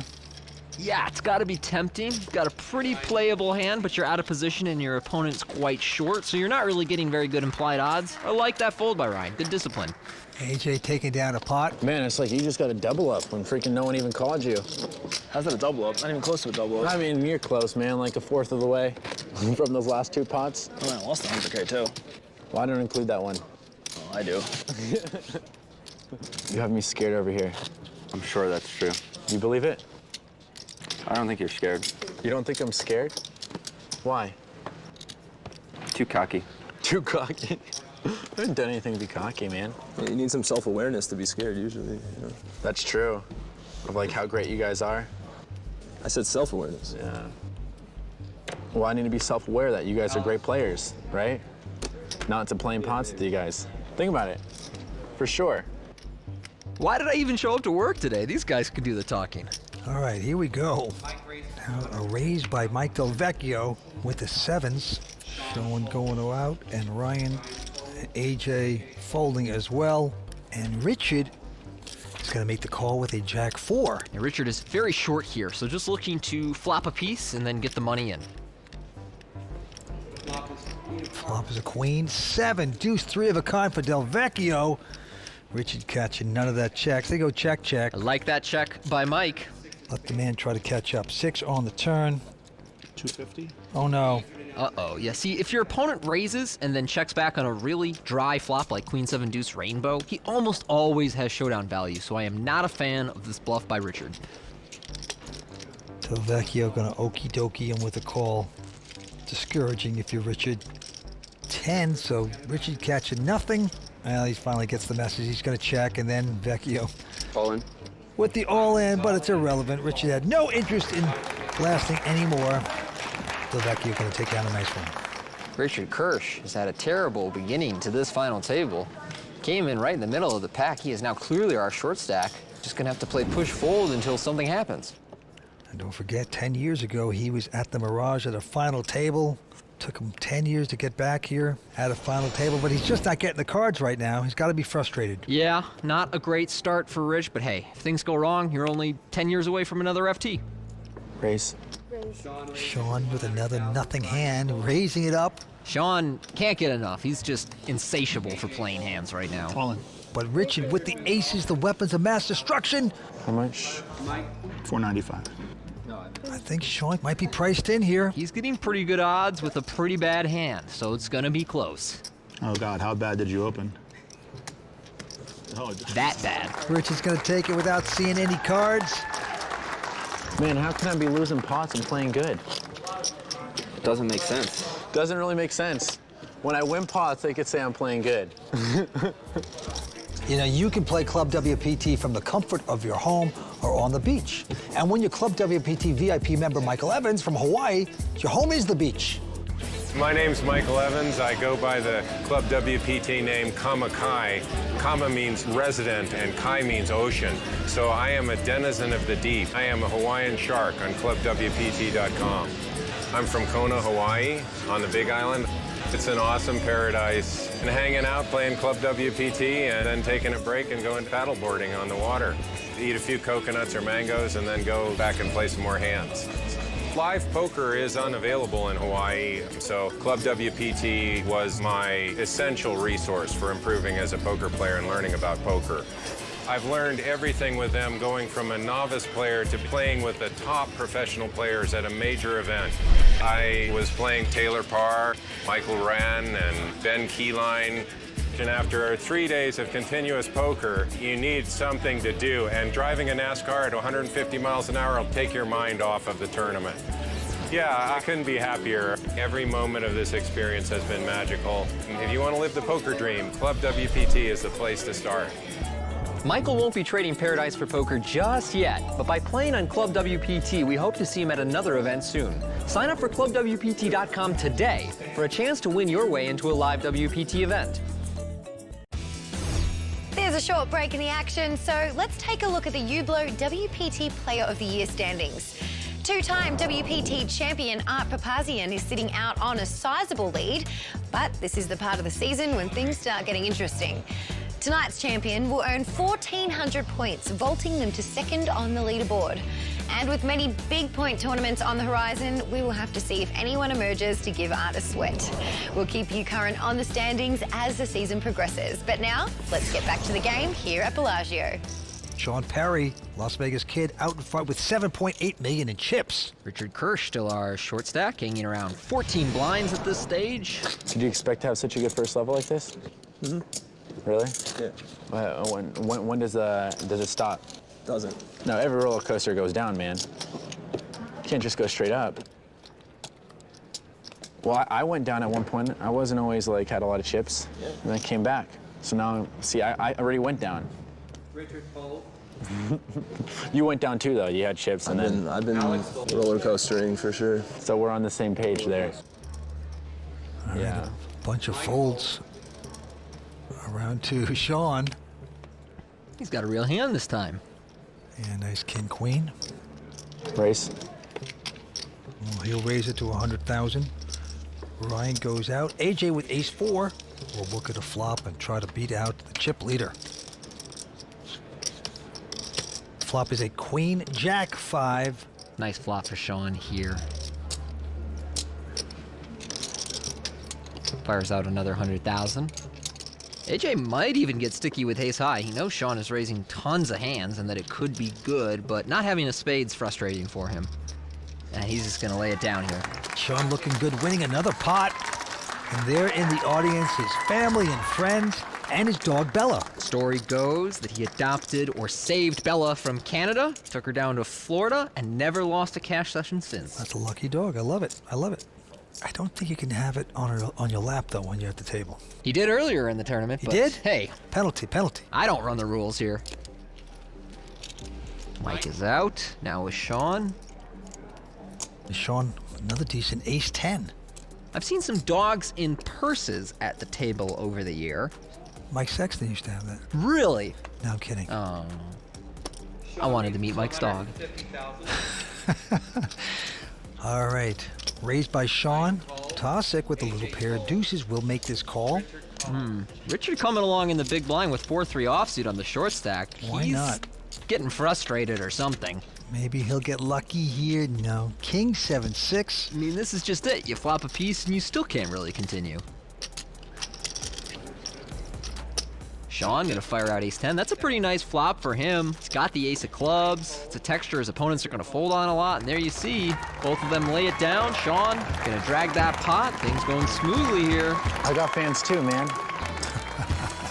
There's Bella, Sean's dog. Best fan. Sean Perry out in front. How many reasons are there to sign up for a Club WPT membership? Well, Tony, I'll tell you. I'll give you $100,000 to be exact. Play for a share of $100,000 in cash and prizes every month. Poker tournaments all day, every day on ClubWPT.com. Things going smoothly for our chip leader, Sean Perry, in the early goings of this final table. He's been mixing it up a lot pre-flop, and overall, hasn't lost any crucial pots. Only 21 years old. Action gonna start with Mike Del Vecchio here.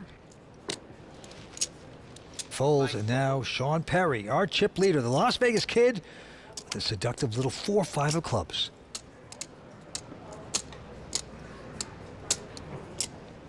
Race. Of course you do. Makes the min raise. Ryan Tosick and AJ both fold, and Richard Kirsch with a nice 9-10 of diamonds. And Richard is really short facing a player that raises a ton pre-flop, so I'd love to see him just rip it in here, but instead just makes the call. Rich, you have 2 100Ks? Yep. Awesome. Thank you, man. Foxen makes the call with 8-5 of diamonds in the big blind. Herein lies the problem with calling. Richard has some nice backdoor equity here, but he can't reasonably call another bet when he's this short. And so he's gonna end up folding what's actually the best hand to Sean Perry's 5-high. Well, they're both gonna go out. So Sean Perry with 5-high taking down another one. The crowd and the Bella the dog going crazy. A great seat for Bella, huh? And Sean Perry extends the chip lead. Action goes to him, and he looks down at a pair of queens. Oh, everything going right for this 21-year-old. Perfect image to get action. Raise. He's raised it. Raised 100,000 from Sean, Ryan. A few folds, and now it's on Foxen, who has A7.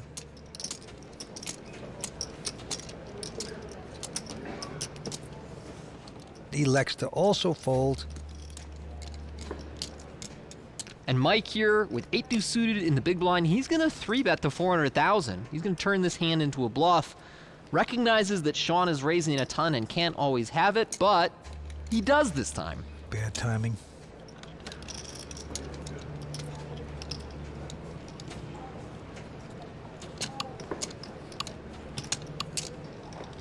Clock going down to 6 seconds. Sean going up to 1.1 million, and Del Vecchio is foiled with that and has to be kicking himself. Why did I have to try to push this young guy around? You give my under the gun raise no respect? I had a hand that I wanted to 3-bet. And I had a hand I liked to 4-bet. All right, everything going good for Sean Perry, looking good, and that's what the winner's going to get tonight. Not to mention a 15K seat to our season-ending Tournament of Champions. Beautiful Hublot watch, among many other great perks. All right, back to the table. Everyone folding. And now Foxen with Jack-10. Appears he likes it. He has the button, and he will move it to 125. Del Vecchio, though, with the King-Jack of spades, calling. I like that Mike just called here. You have a hand that you don't want to get blown out of pre-flop, and you create the possibility that Sean comes along with something silly. Instead, he has King-Queen. Well, he's re-raised again. Alex, his Jack-10 shrinking up, goes out. And were there not such a short stack and Richard Kirsch on this table, I think that Mike would make this call, but instead he's gonna fold and make sure he does not risk busting out to the one bigger stack. Wow, the Vegas kid, nothing can go wrong for him tonight. He is dominating. That marks the end of tonight's coverage from Bellagio. Thanks for joining us, and we'll see you next time on the WPT.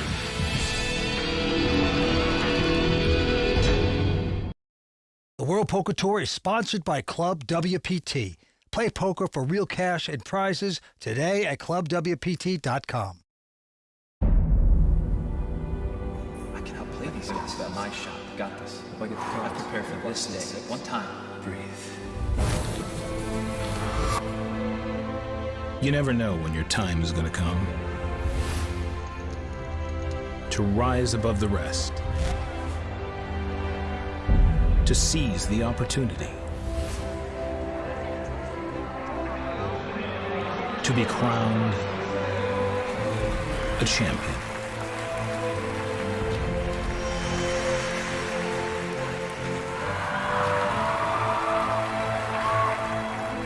Is it time for your story to be told?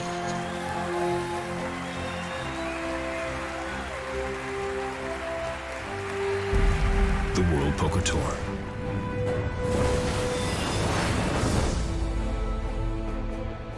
Welcome to Bellagio in Las Vegas for continuing coverage of the 5 Diamond World Poker Classic.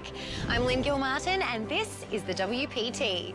This final table is filled with talented pros fighting for big-time money. And joining me with expert play-by-play of tonight's action are Vince Van Patten and Tony Dunst.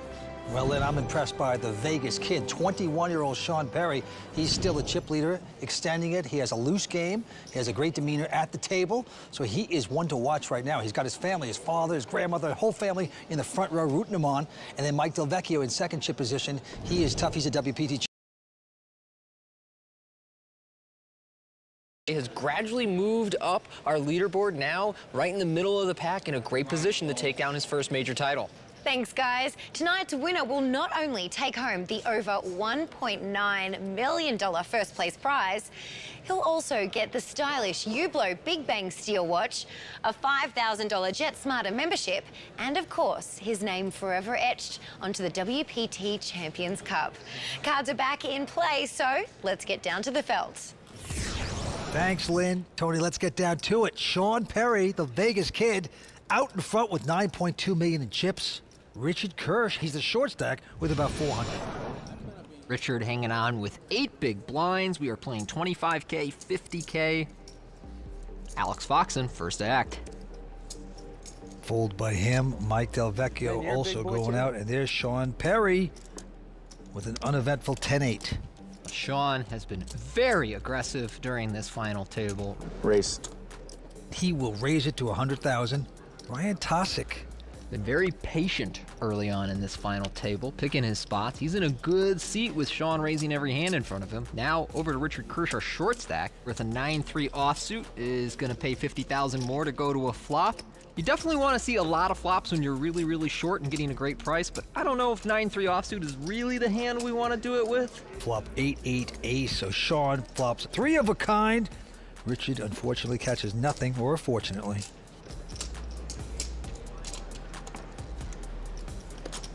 And there's a bet, and Richard can escape with only losing a little amount. Sean Perry once again winning another hand. Sean has done an excellent job of leveraging his chip lead at this final table tonight against the medium stacks. Richard being so short puts them in an awkward position of not wanting to be eliminated before him or even risk playing a big pot against Sean. Here's Mike Del Vecchio with ace-jack, has raised to 115. Got a bunch of folds. AJ going out, and now Richard Kirsch is going to shove it all in. Good luck, Rich. With a king-queen. Richard down to his last 6 blinds, finds a premium in king-queen, and goes with it. 295. Alex Foxen makes the call in the big blind with Jack-9 suited, and Mike just going to call. He and Alex are both medium stacks who very much want to see Richard get eliminated here, so you see that Mike does not re-raise and isolate. And the flop is an ace-queen 4, so aces for Del Vecchio. And Richard has a little piece of that with a queen. He's in bad shape. Check, check on the flop. And another queen. Oh, that's beautiful. Oh, yes. Richard has caught a 3 of a kind.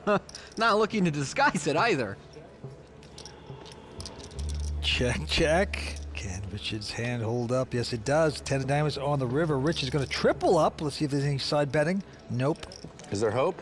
I knew it. We got it to you. And Sean is celebrating Richard's win. He knows that means he gets to pick on these guys a little bit longer. I knew when you go like, you have it for sure, man. Why do you gotta slow roll them like that? Salty talk at the table. Richard Kirsch, though, is a businessman, a semi-pro player out of Fort Lauderdale, Florida. I'm taking back my birthday run game now. What? You already gave it to me. I gave it to you for one hand. Oh, all right. Not for more than one hand. Thank you for lending it out. Sean Perry here, first to act with Queen 8 offsuit. He won't do it. Yeah, surprise. He folded that one. Now over to AJ Chabra on the cutoff with Ace 10 suited.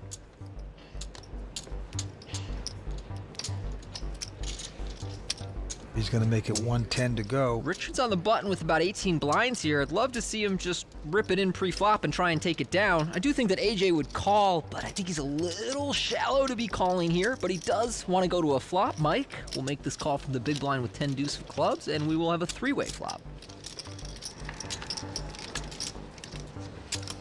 Well, the flop is a 9-7-4, so Richard out in front with nines. Pretty ideal flop. All in. Then he's going to go all in. Man, you know how to freaking tumble for being a short stack. That is for sure. Look at that. Getting complimented by the Las Vegas kid. Sort of. It was a fun trip to four bigs. I enjoyed it. What? It was a fun trip down to four bigs. I liked, yeah, I enjoyed it for a minute. You got like 6. I think I had 6. I see, no biggie. Right? 6 is comfortable. Little rush here for Richard Kirsch. He was out here 10 years ago on the World Poker Tour at the Mirage. Finished 4th in that event. Ryan Tosick going out. AJ also going out. 10s for Richard Kirsch. He's on a roll right now, and he's made it 150. How much do you have now? Oh, my goodness. Mike. $1 million or a little over, I guess. With queens behind him. Richard may have run out of time. He's only got a little above 20 blinds. It's going to be very hard to get away from pocket 10s. Mike has pumped it up to 500K. Sean Perry, I don't know, buying some TV time, that's about it. All in. Richard goes over the top. Call. Yeah, nothing that Rich can do here. Gotta go with the 10s there, especially when you're the short stack. Mike makes the easy call with his queens and is in good shape to eliminate Richard in 6th place. 8-8-6 on the flop. No help for Richard. Mike Lavecchio with a big opportunity to knock out Kirsch. Richard could make a straight if there was a 9 and a 7. And there is Richard's wife. Standing, rooting, but no. An ace on the turn. Richard down to a 2-outer. Big long shot to stick around. Let's see if he can pull off the miracle. No, it's a king of clubs. We are going to lose Richard Kirsch in 6th place. Had to wait 10 years between his WPT final tables. Hopefully the next one comes up a little sooner than that, and he's got $271,000 to hold him off the tilt. I misclicked that hand too. I meant to make it 420. After the triple up, I was excited again. I was comfortable, but I still didn't have a ton of chips. So when I pick up a hand like 10s, I really have to go with it, I think. I mean, obviously, I was hoping for a lot better, but it was a great time to get here, and we'll take the money and move on. So the first player to exit the 5 diamond is Richard Kirsch. We'll be right back with more from Bellagio. Are we ready to roll here? Yes, we're ready to shoot. I'm ready, you're ready. Where the heck is Lynn? Hold. Yes! Oh, I won! Poker tournaments all day, every day on ClubWPT.com.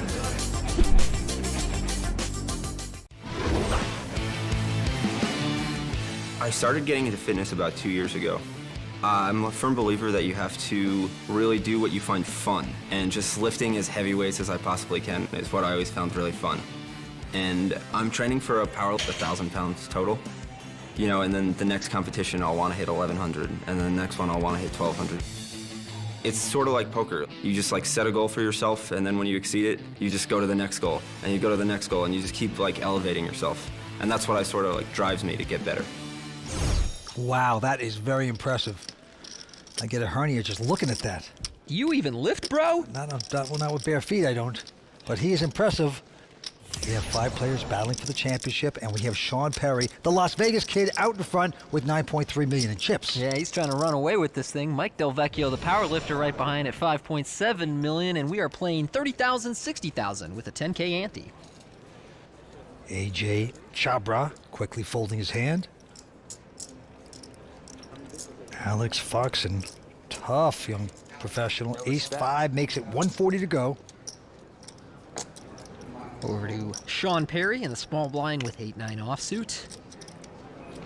He has been very aggressive thus far, and he's going to continue that here. He 3-bets to 525,000. Ryan Tosick, next up with a nothing hand, folds back on Alex. Alex, in some ways, is the wrong guy to pick on. He likes fighting back. He's really aggressive. He's got enough chips that he can make some moves now. I'm curious what he wants to do with ace-5 suited. Ace-5 suited is a hand where, if you run the, computer simulations, it often ends up being your big bluffing hand pre-flop. So I'm wondering if Alex is going to use it in that way. 1.2. Yeah, Alex is going to go for it. He's making it 1.2 million, coming right back at Sean. Wow, Sean Perry. Oh, he's getting scolded there with his little 9-8. Has to lay it down, and there the Fox crew. The buddies of Alex Foxen. That's my favorite card. 5 deuce, baby. I think she'll be bluffing. I want a Fox hat. I had a pretty hand too. Alex got in this tournament through a $1,000 satellite. He is on the gravy train here tonight. He works as a financial planner for 3 months after graduating college. Might be the longest that anybody at this table has had a real job. What are our blinds again? Everybody in their 20s started playing poker young. Sean Perry, Vegas kid, looking very thoughtful for once. Queen 10. He'll move it up to 120 to go. Ryan Tosick gonna make this call in the small blind with Jack-9 of diamonds. AJ Chabra coming along in the big blind with 5-4 of diamonds. So everybody with a little something here as we go to the flop. Flop is an ace-7 deuce. Nothing for nothing. Yeah, not much for anybody here, so if Sean continues the aggression, he might be able to take this down without a fight. He's got the button, he's got the continuation, he's got the guts, he's got the chips. AJ does have a gut shot here. And I think if there was a diamond on the flop, we could be confident that he would continue, but without it, he lets it go. Yeah, he's got the pot. And there's his dad, seasoned professional, plays a lot of cash games. And what's more impressive is the grandmother played in the 70s, and she was a top player back then. They're a famous poker family. Gee, Sean was probably playing in the womb. Just amazing experience. The fights, the bad beats going on in that house. Fold by Mike Del Vecchio. Thank you, man. Well, Sean has been in just about every pot lately. So you want to play 5-4 offsuit? No, he's gonna let one go. Ryan Tosick, a tough player, happy to play tight here tonight.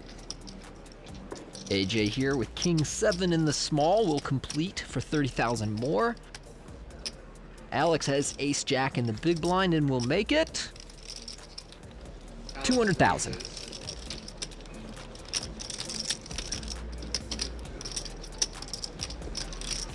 AJ will not take a flop there, so Alex will drag it down without a confrontation. How many bullets you guys in for in this?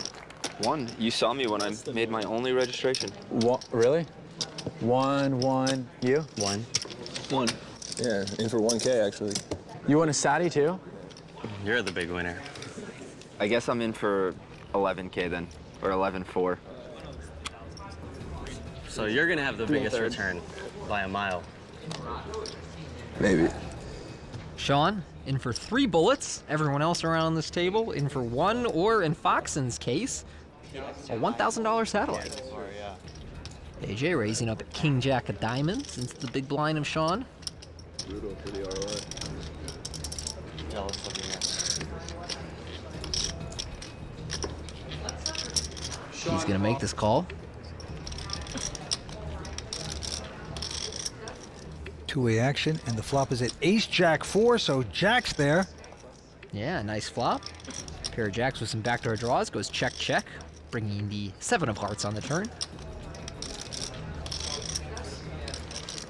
Sean picked up a gut shot here, but elected not to bluff, so check, check again. And with a 4 on the river, there is now a little pair out there. Sean will check one more time, and now AJ will have to bet.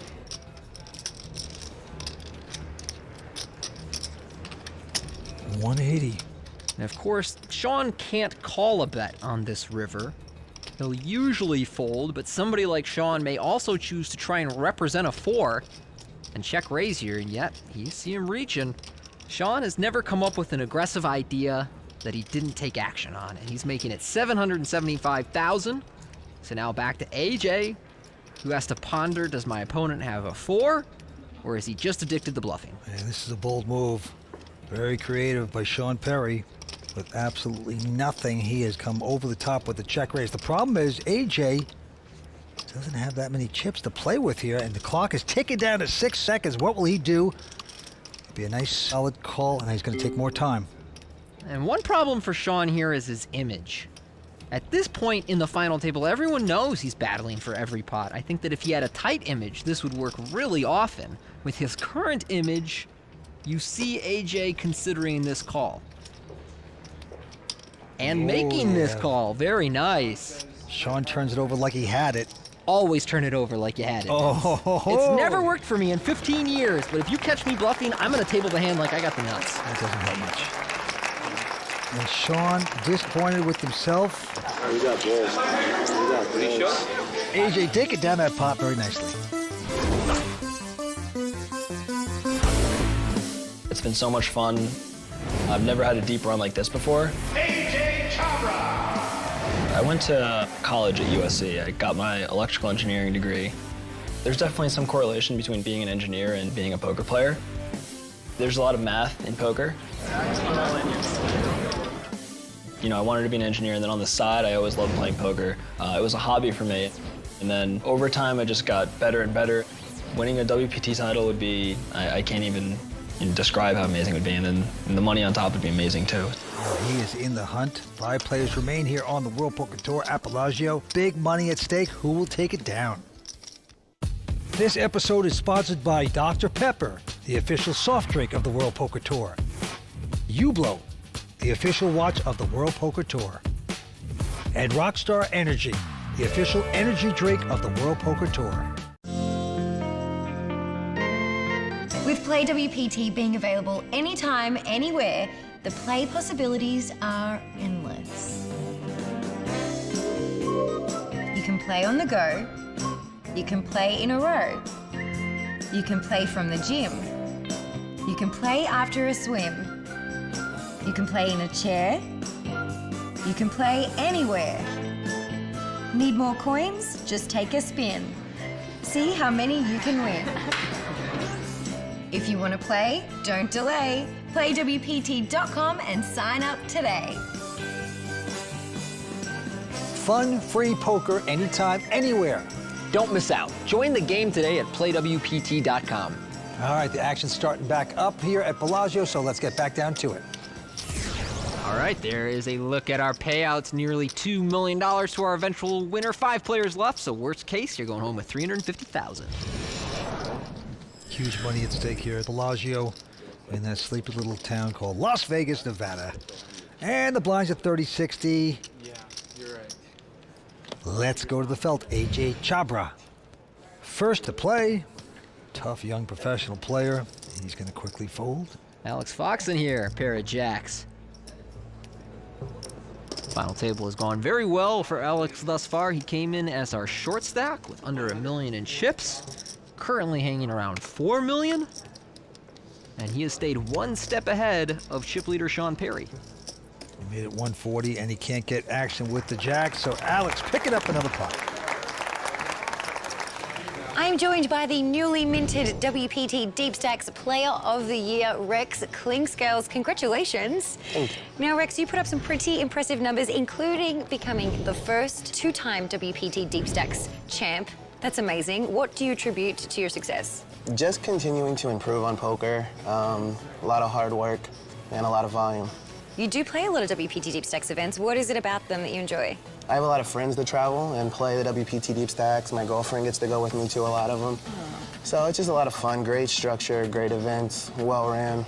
Congratulations. Thanks for sharing your new hardware with us. Awesome. And if you would like to join Rex on the felt, head to WPT.com for a complete tournament schedule. Now, I've played a few of those WPT deep stacks this season, and it is absolutely a great series. It's a lower price point, but a very similar structure to our main event, and you're still playing for big six-figure kind of money. Yeah, they're great tournaments when you win. When you win. Ain't that the truth? Back to the felt we go. Sean Perry now with a decent hand. 120. Ace 10 of spades, and he will make it 120 to go. It's an unusually strong hand for Sean to be raising with. Meanwhile, AJ in the big blind has got the 7 deuce of clubs, and he's going to take a flop. All right, AJ with just a 7 deuce. Gonna splash around, and let's see what happens. Jack 9, 8, 2 of them clubs. What a flop for both players. I believe I'm the best player at the table because the type of play I enforce with my aggressive style when I have chips is very, very powerful. Regardless of skill level, I'm just in this best situation, I think, to win this event. Certainly not lacking in confidence, Sean Perry, with the open-ended straight draw here. 220. Finally putting in the bet of 220, continuation. And AJ getting involved with the 7 deuce, but now it's looking strong. You've got the 4 flush and a straight draw. You can see he has so many outs, he's actually the favorite in this hand at 54%. But just gonna call it, going to the turn. Can he catch his club and hurt the chip leader? No, 8 pairs the board. That is not AJ's card, but it is one he can represent a little more plausibly than Sean. Typically, Sean's going to check behind when he has bottom pair, although I would say of everyone at this table, he is the most likely to just bet the flop when he has a weak pair. He's going to double barrel here, though, with his draw for $500,000. AJ, thinking about this one. Doesn't slow down, and now AJ would like to draw to this flush and the straight.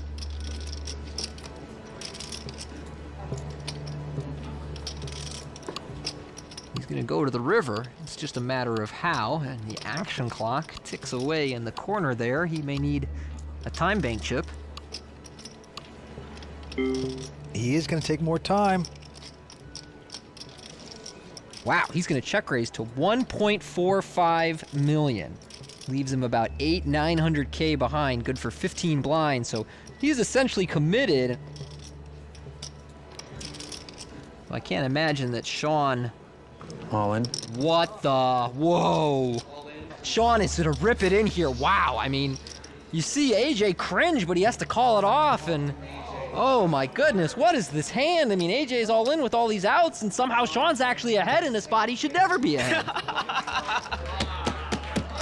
This is amazing.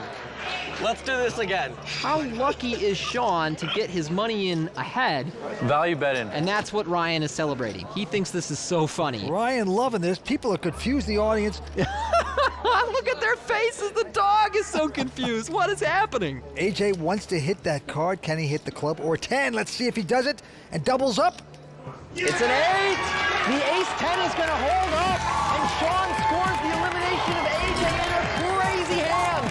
AJ Chopra out in 5th place to take home $350,000, Tony. He's over to talk to Matt Savage. What were you thinking on that last hand?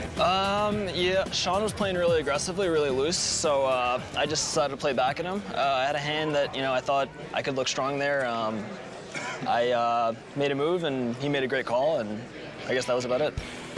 I told you, man, these guys are going to get the chips in there. I did not expect that to happen, though. You like that play, Bella? You like that play? Are we seeing brilliant play or goofy gambles? Up next, the raw truth in the raw deal with the one and only poker brat, Phil Hellmuth. Welcome back to Bellagio and the 5-Diamond World Poker Classic. We have a break in the action, so it's the perfect time to find out what the poker brat, Phil Hellmuth, thinks of tonight's play in the raw deal. AJ Chopra just lost his tournament life trying to get tricky and aggressive, holding the worst hand in poker, the 7 deuce. These guys are going to get the chips in there. I did not expect that to happen, though. I don't want to beat a man when he is down, but this is a World Poker Tour final table, and this is my job. Well, I like the race before the flop with ace 10. 120. It really is okay to fold the worst hand in poker. And don't tell me you called because it was suited. Just fold the 7 deuce. Not only is AJ taking unnecessary risk, he is also now stuck in a hand with Sean, who is sticky and able to play any 2 cards, leaving AJ guessing as to where he stands in the hand. Easy bet on the flop for Sean with ace high, 220, and an open-ended straight draw. An easy call for AJ on what is now a straight and a flush draw. On the turn, Sean makes a good aggressive bet. AJ has to call with his big draw. But why put your whole tournament at risk? And raise, why? Sean could have a huge hand here, and he could even have a full house, meaning you're drawing dead. I'd rather see AJ flat call the turn. Miss on the river in this case, and just fold. He would have lost, but he still would have had a fighting chance to come back with his chip stack.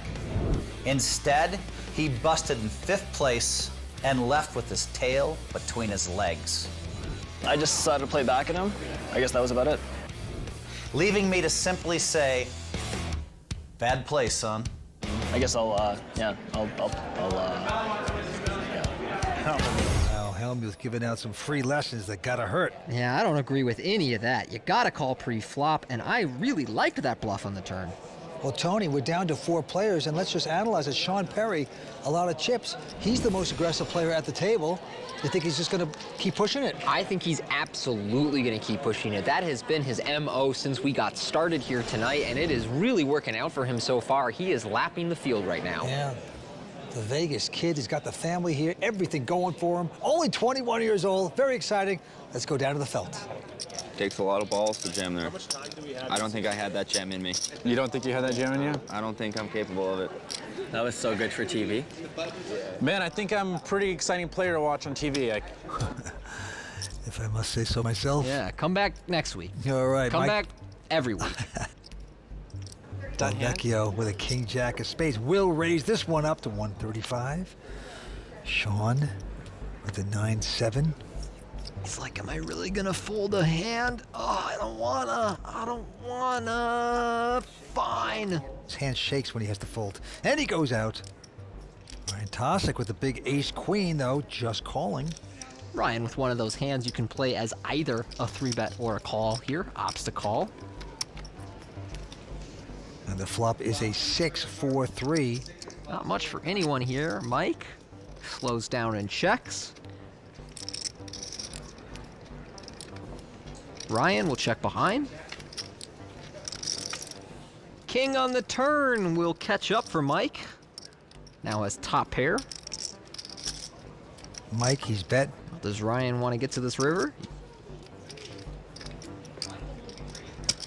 Yeah, he'll call once.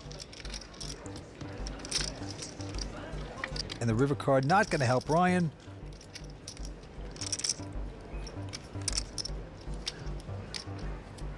Mike feeling confident about his top pair. Going for some more value here. 485. Ryan. It's the river. It's the river. It's like your river game. And he's got a sense of humor, too. You think I rivered you? Has anyone had a bigger score than 500K other than you? I haven't. What did you get per second last year? 1.1 or something? 1.124. I think it's bigger this year, but just like only by a fraction, yeah. It's nice to reminisce about your wins. Oh yeah, that's a beautiful thing. Being at the final table, big money ahead of you, and just reminiscing about the other wins of your life.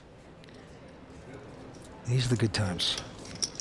Ryan opening this pot to 160 with ace-jack. Mike will make this call with 5s in the small blind. Now with Sean in the big blind holding pocket 9s. Well, we know Sean likes to play for more, and he's reaching for raising chips. 625. And gets 2 folds, so the continued aggression of Sean Perry pays off yet again. Sean Perry taking that one down. Okay. You have about a little under 4. 4, 3. 3.8, 3.9. And 6. I think that Sean is calling out his opponent's stack just to remind them he has more. A little under 6, I think. So what do you guys got? 3 million, 4 million? Just 10 for me. No big deal. Always smart to know how much the other players have. This is true. Sean obviously tutored by his poker-playing father and grandmother. That's a lot of schooling there. And now he's got a 9-8 with the button. He'll move it up to 120 to go. Tosic has got to lay that one down. And now Alex with a king 7 of diamonds will make this call. So 9-8 versus king 7. Then we get a heads-up flop of ace, king 3, 2 spades and a heart. In many situations, Alex wouldn't love his hand with second pair, but against Sean, he loves this spot.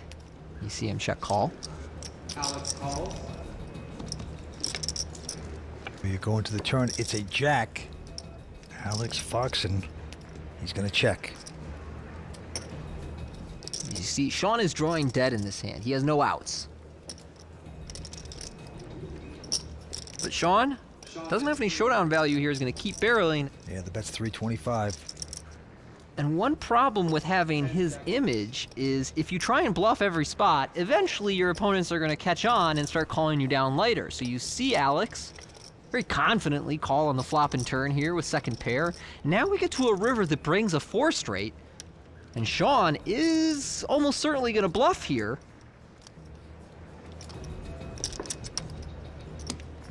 And he bluffs full pot, 1.3 million. And Alex, who was determined to call down his opponent, now has to reconsider because 4 to a straight on the board makes it much less likely that your second pair is good. Clock is ticking away. Alex is like, man, if there's one guy on this table who would try and bluff me here, it's Sean Perry. And I know he's not just betting ace rag for value for full pot, so he either has a queen or a bluff.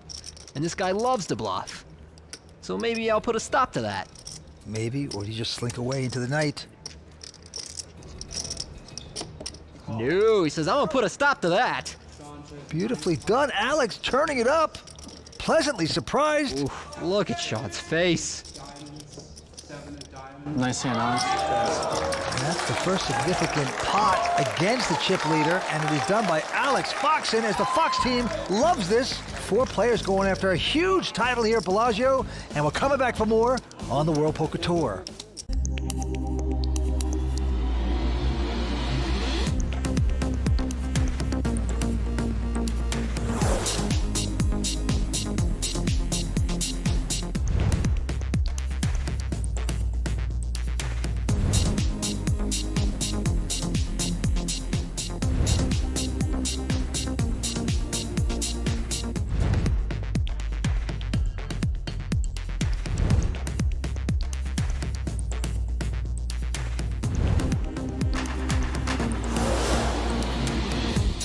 Big players cashing out here in this tournament. What an event we're having here at Bellagio. And so many people enjoying themselves at the Dr. Pepper Bar here tonight. And right now, Sean Perry, the Las Vegas kid, out in front with 9.4 million in chips with 4 players remaining. Yeah, he's got to compete against 3 tough professionals looking to make a dent in his big stack. But so far, Sean Perry has had their number. Ryan Tosic now with a pair of deuces is going to raise it. Next to act is Alex. He's got ace-6, and look at this re-raise. Yeah, Alex started this final table as our short stack, but he is now second in chips. Alex starting to open up his game, and he will take this one down pre-flop with a little 3-bet bluff, holding ace-6 offsuit. They're actually going pretty quick, no? Yeah, it has been. I mean, when people are shoving with 7 deuce, what do you expect? It's gonna go fast. No, he never shoved with he 7 didn't deuce. shove, He called. Oh, he called. Yeah, you're right. Even quicker.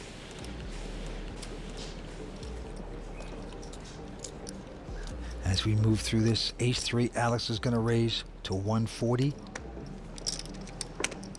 Sean Perry, the Las Vegas kid, with ace-jack of hearts.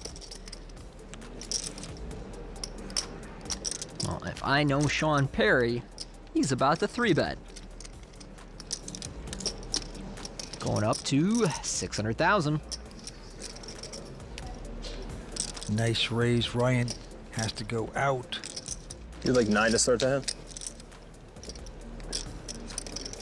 That's weird. Sean never passes up an opportunity to talk. No.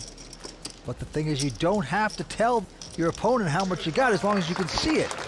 The big chip's out in front. I'll get them back. Don't worry, guys. Just give me a little time. Get the chips back. Not in the parking lot, you know?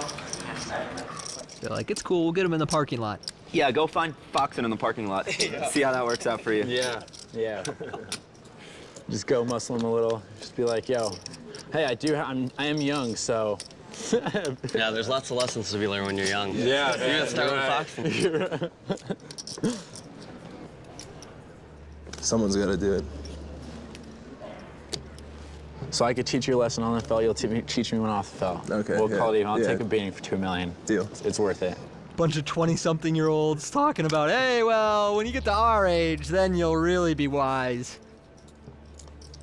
Ryan Tosick this time gonna just call with his king-9, and Alex has a chance to do something creative, and that's what he's gonna do. He's gonna raise with a Doyle Brunson hand.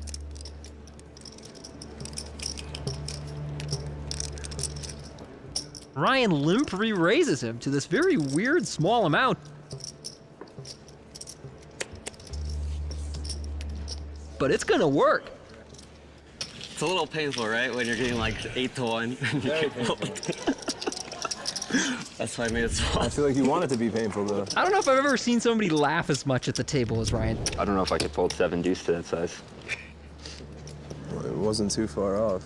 You know what Ryan said? He says, if I win this tournament, I'm gonna buy some shoes. And he wants to spoil his newborn niece. Isn't that nice? That is very nice. Of all the things you could blow your money on. And he's gonna make a call here with pocket 2s.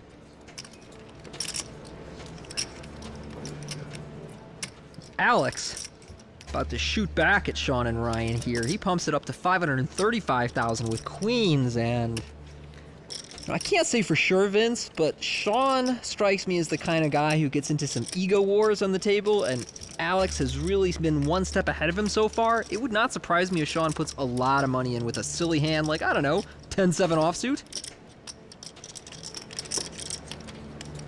Don't say it ain't so. No, he is gonna do exactly that. Yeah, sorry to spoil it.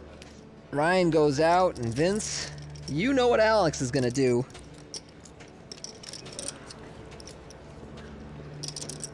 It's really just a question of how much will he posture before he goes all in. Is it a little posturing? Is it a lot of posturing? Is it let the action clock tick down, use one time bank chip, and then shove it in your eye? I don't know. Time bank chip coming into play here. All in. And now he'll shove it in your eye. Yep. And all of a sudden, Sean says, I was just kidding around. I'm out. Alex came to play, Vince. Well, I told you there was a reason he was my sleeper pick despite the short stack coming into this final table, and Alex Foxen tonight showing us that he belongs here at major final tables on the World Poker Tour. Well, he's in second chip position right now. He's climbing up. He's good. Stay tuned. We're coming back with more action from the World Poker Tour at Bellagio in just a moment. Take over, baby. Come on, Alex, my brother. Oh, Tony. This is the life, huh? Fun? Yeah, there might be a break in the action at the final table, but there's always a game on Play WPT. Fun, free poker, anytime, anywhere. PlayWPT.com. I love it. I'm good.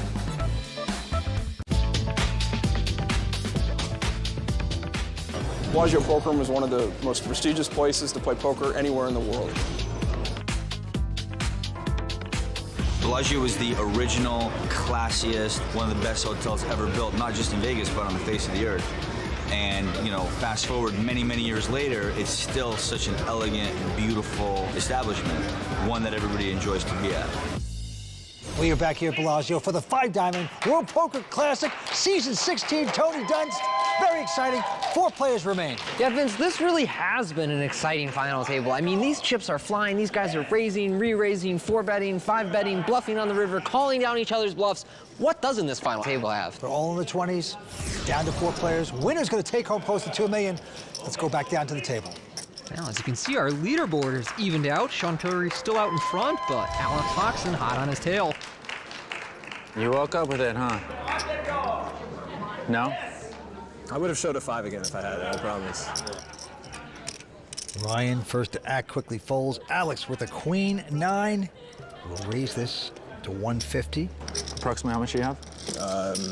It's like a little under 7 now. And now Sean with his ace 5 says, how much you got? His favorite question.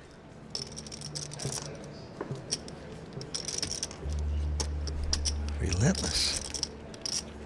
The 2 chip leaders, and he is gonna re-raise 600,000 total. Your raise button is stuck, Sean. Just trying to get them all back real quick. Ryan thinks this is all so funny. Oh, Alex has to lay that down. Too much pressure by the 21-year-old. Breaks in the pot. Sean, his pedal to the floor right now, 3-betting almost every hand that he enters. Trying to force the action a little bit. We'll see how that works out for him. I'm breaking them. All right, we move on. Alex Foxen now with a 10-7. And he won't play that junk. Del Vecchio with a queen jack will raise to 150. Sean with 10-8 suited. He's in the small blind, so is it a call or is it a 3-bet? Looks like a 3-bet to me. Going up to 600,000. He doesn't change his game. Ryan gets out of the way. Mike has a pretty good hand here. He's got position, they're fairly deep, and he knows his opponent is 3-betting a lot of nonsense hands, so he's going to take a flop here in position. He's out in front with queen jack up against 10-8. About 5 more. A little over. Let's see what happens. The flop is a ace-6 deuce, helps neither player. Yeah, it helps neither player, but it's a pretty good flop for Sean to continue bluffing on. Just hard for his opponent to connect. If he doesn't have an ace or a pair. He's bet 450. Stuck folding. It's just a thing of beauty. You have 10 high. Have you ever seen someone at a WPT final table 3-bet this much? It's been rare, but that's the sign of a great player. Makes something happen out of nothing and takes away your hands.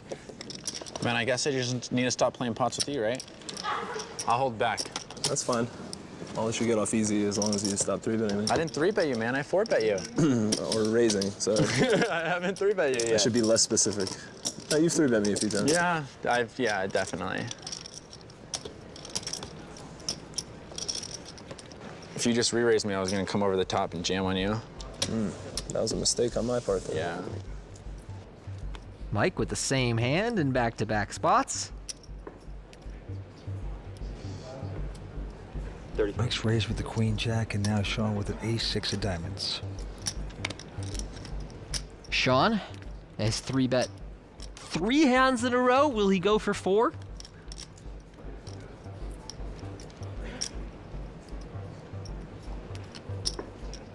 Yeah, he's gonna make it 300.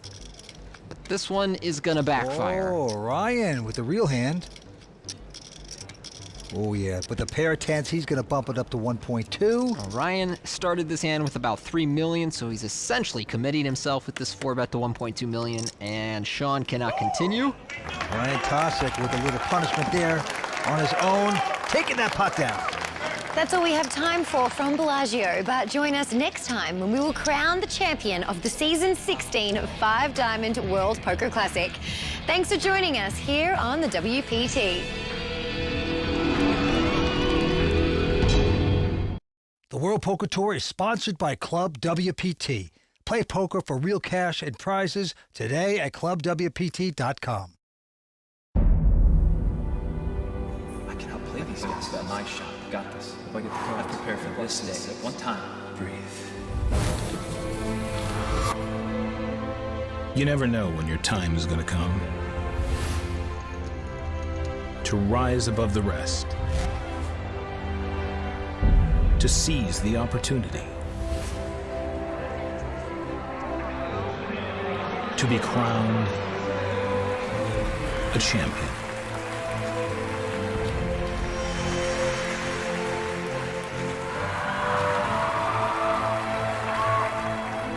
Is it time for your story to be told?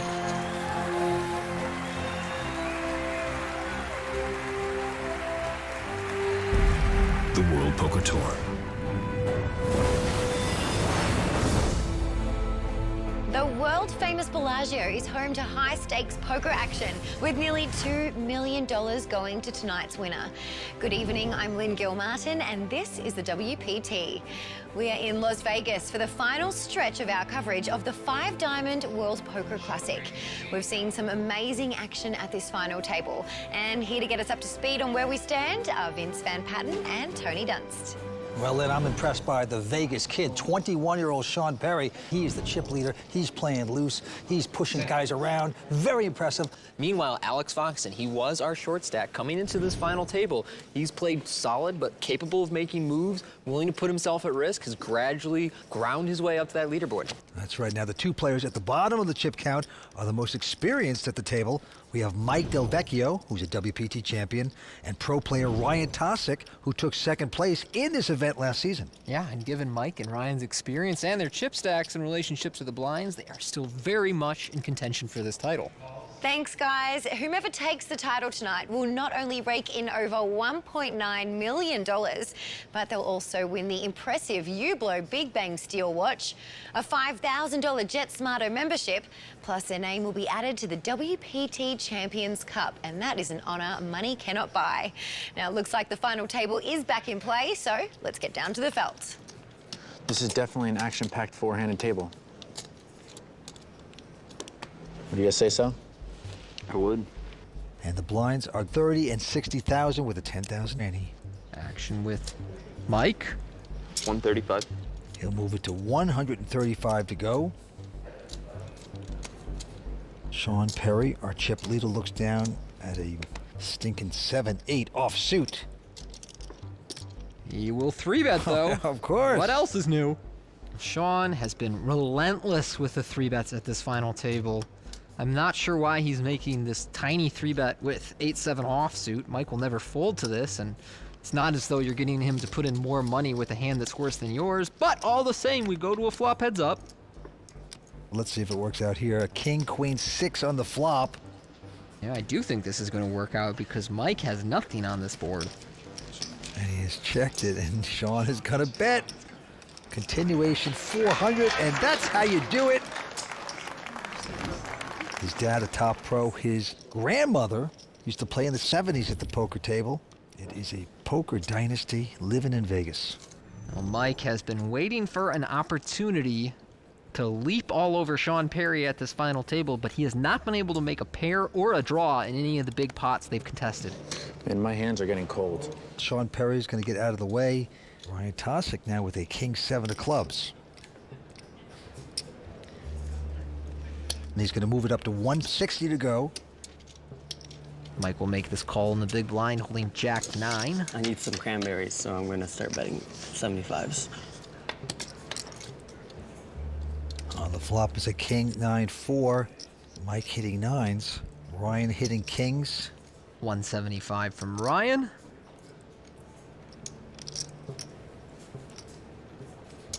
And a pretty quick call from Mike. Going to the turn, and it is another 9. 3 of a kind here for Del Vecchio. What an action card. It also brings Ryan a flush draw, and you can see that Mike is about to lead out here, and that's not just because he has trips. Whenever you defend in the big blind and the middle card pairs following a continuation bet, it's pretty normal for professional players to lead out because they expect their opponent to check behind so frequently. So Mike bets, Ryan calls, and boom! Flush on the river for Ryan. This one's gonna cost Mike some money. 790. Oh, and Del Vecchio betting like he's still in front. 790. This is going to be a very tough spot for Mike.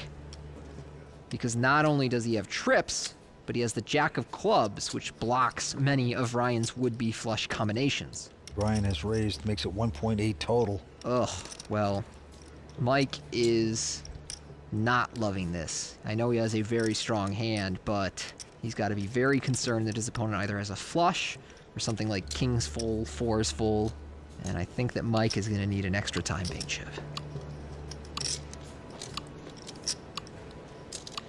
Clock is ticking down to 3 seconds. It's got to take more time.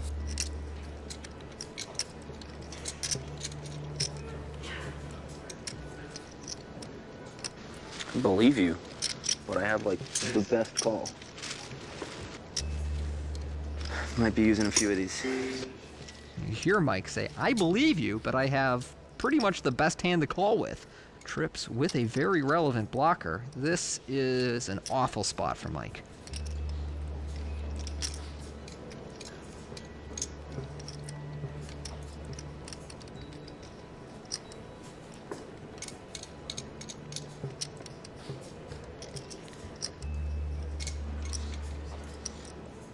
Wow, what a great fold.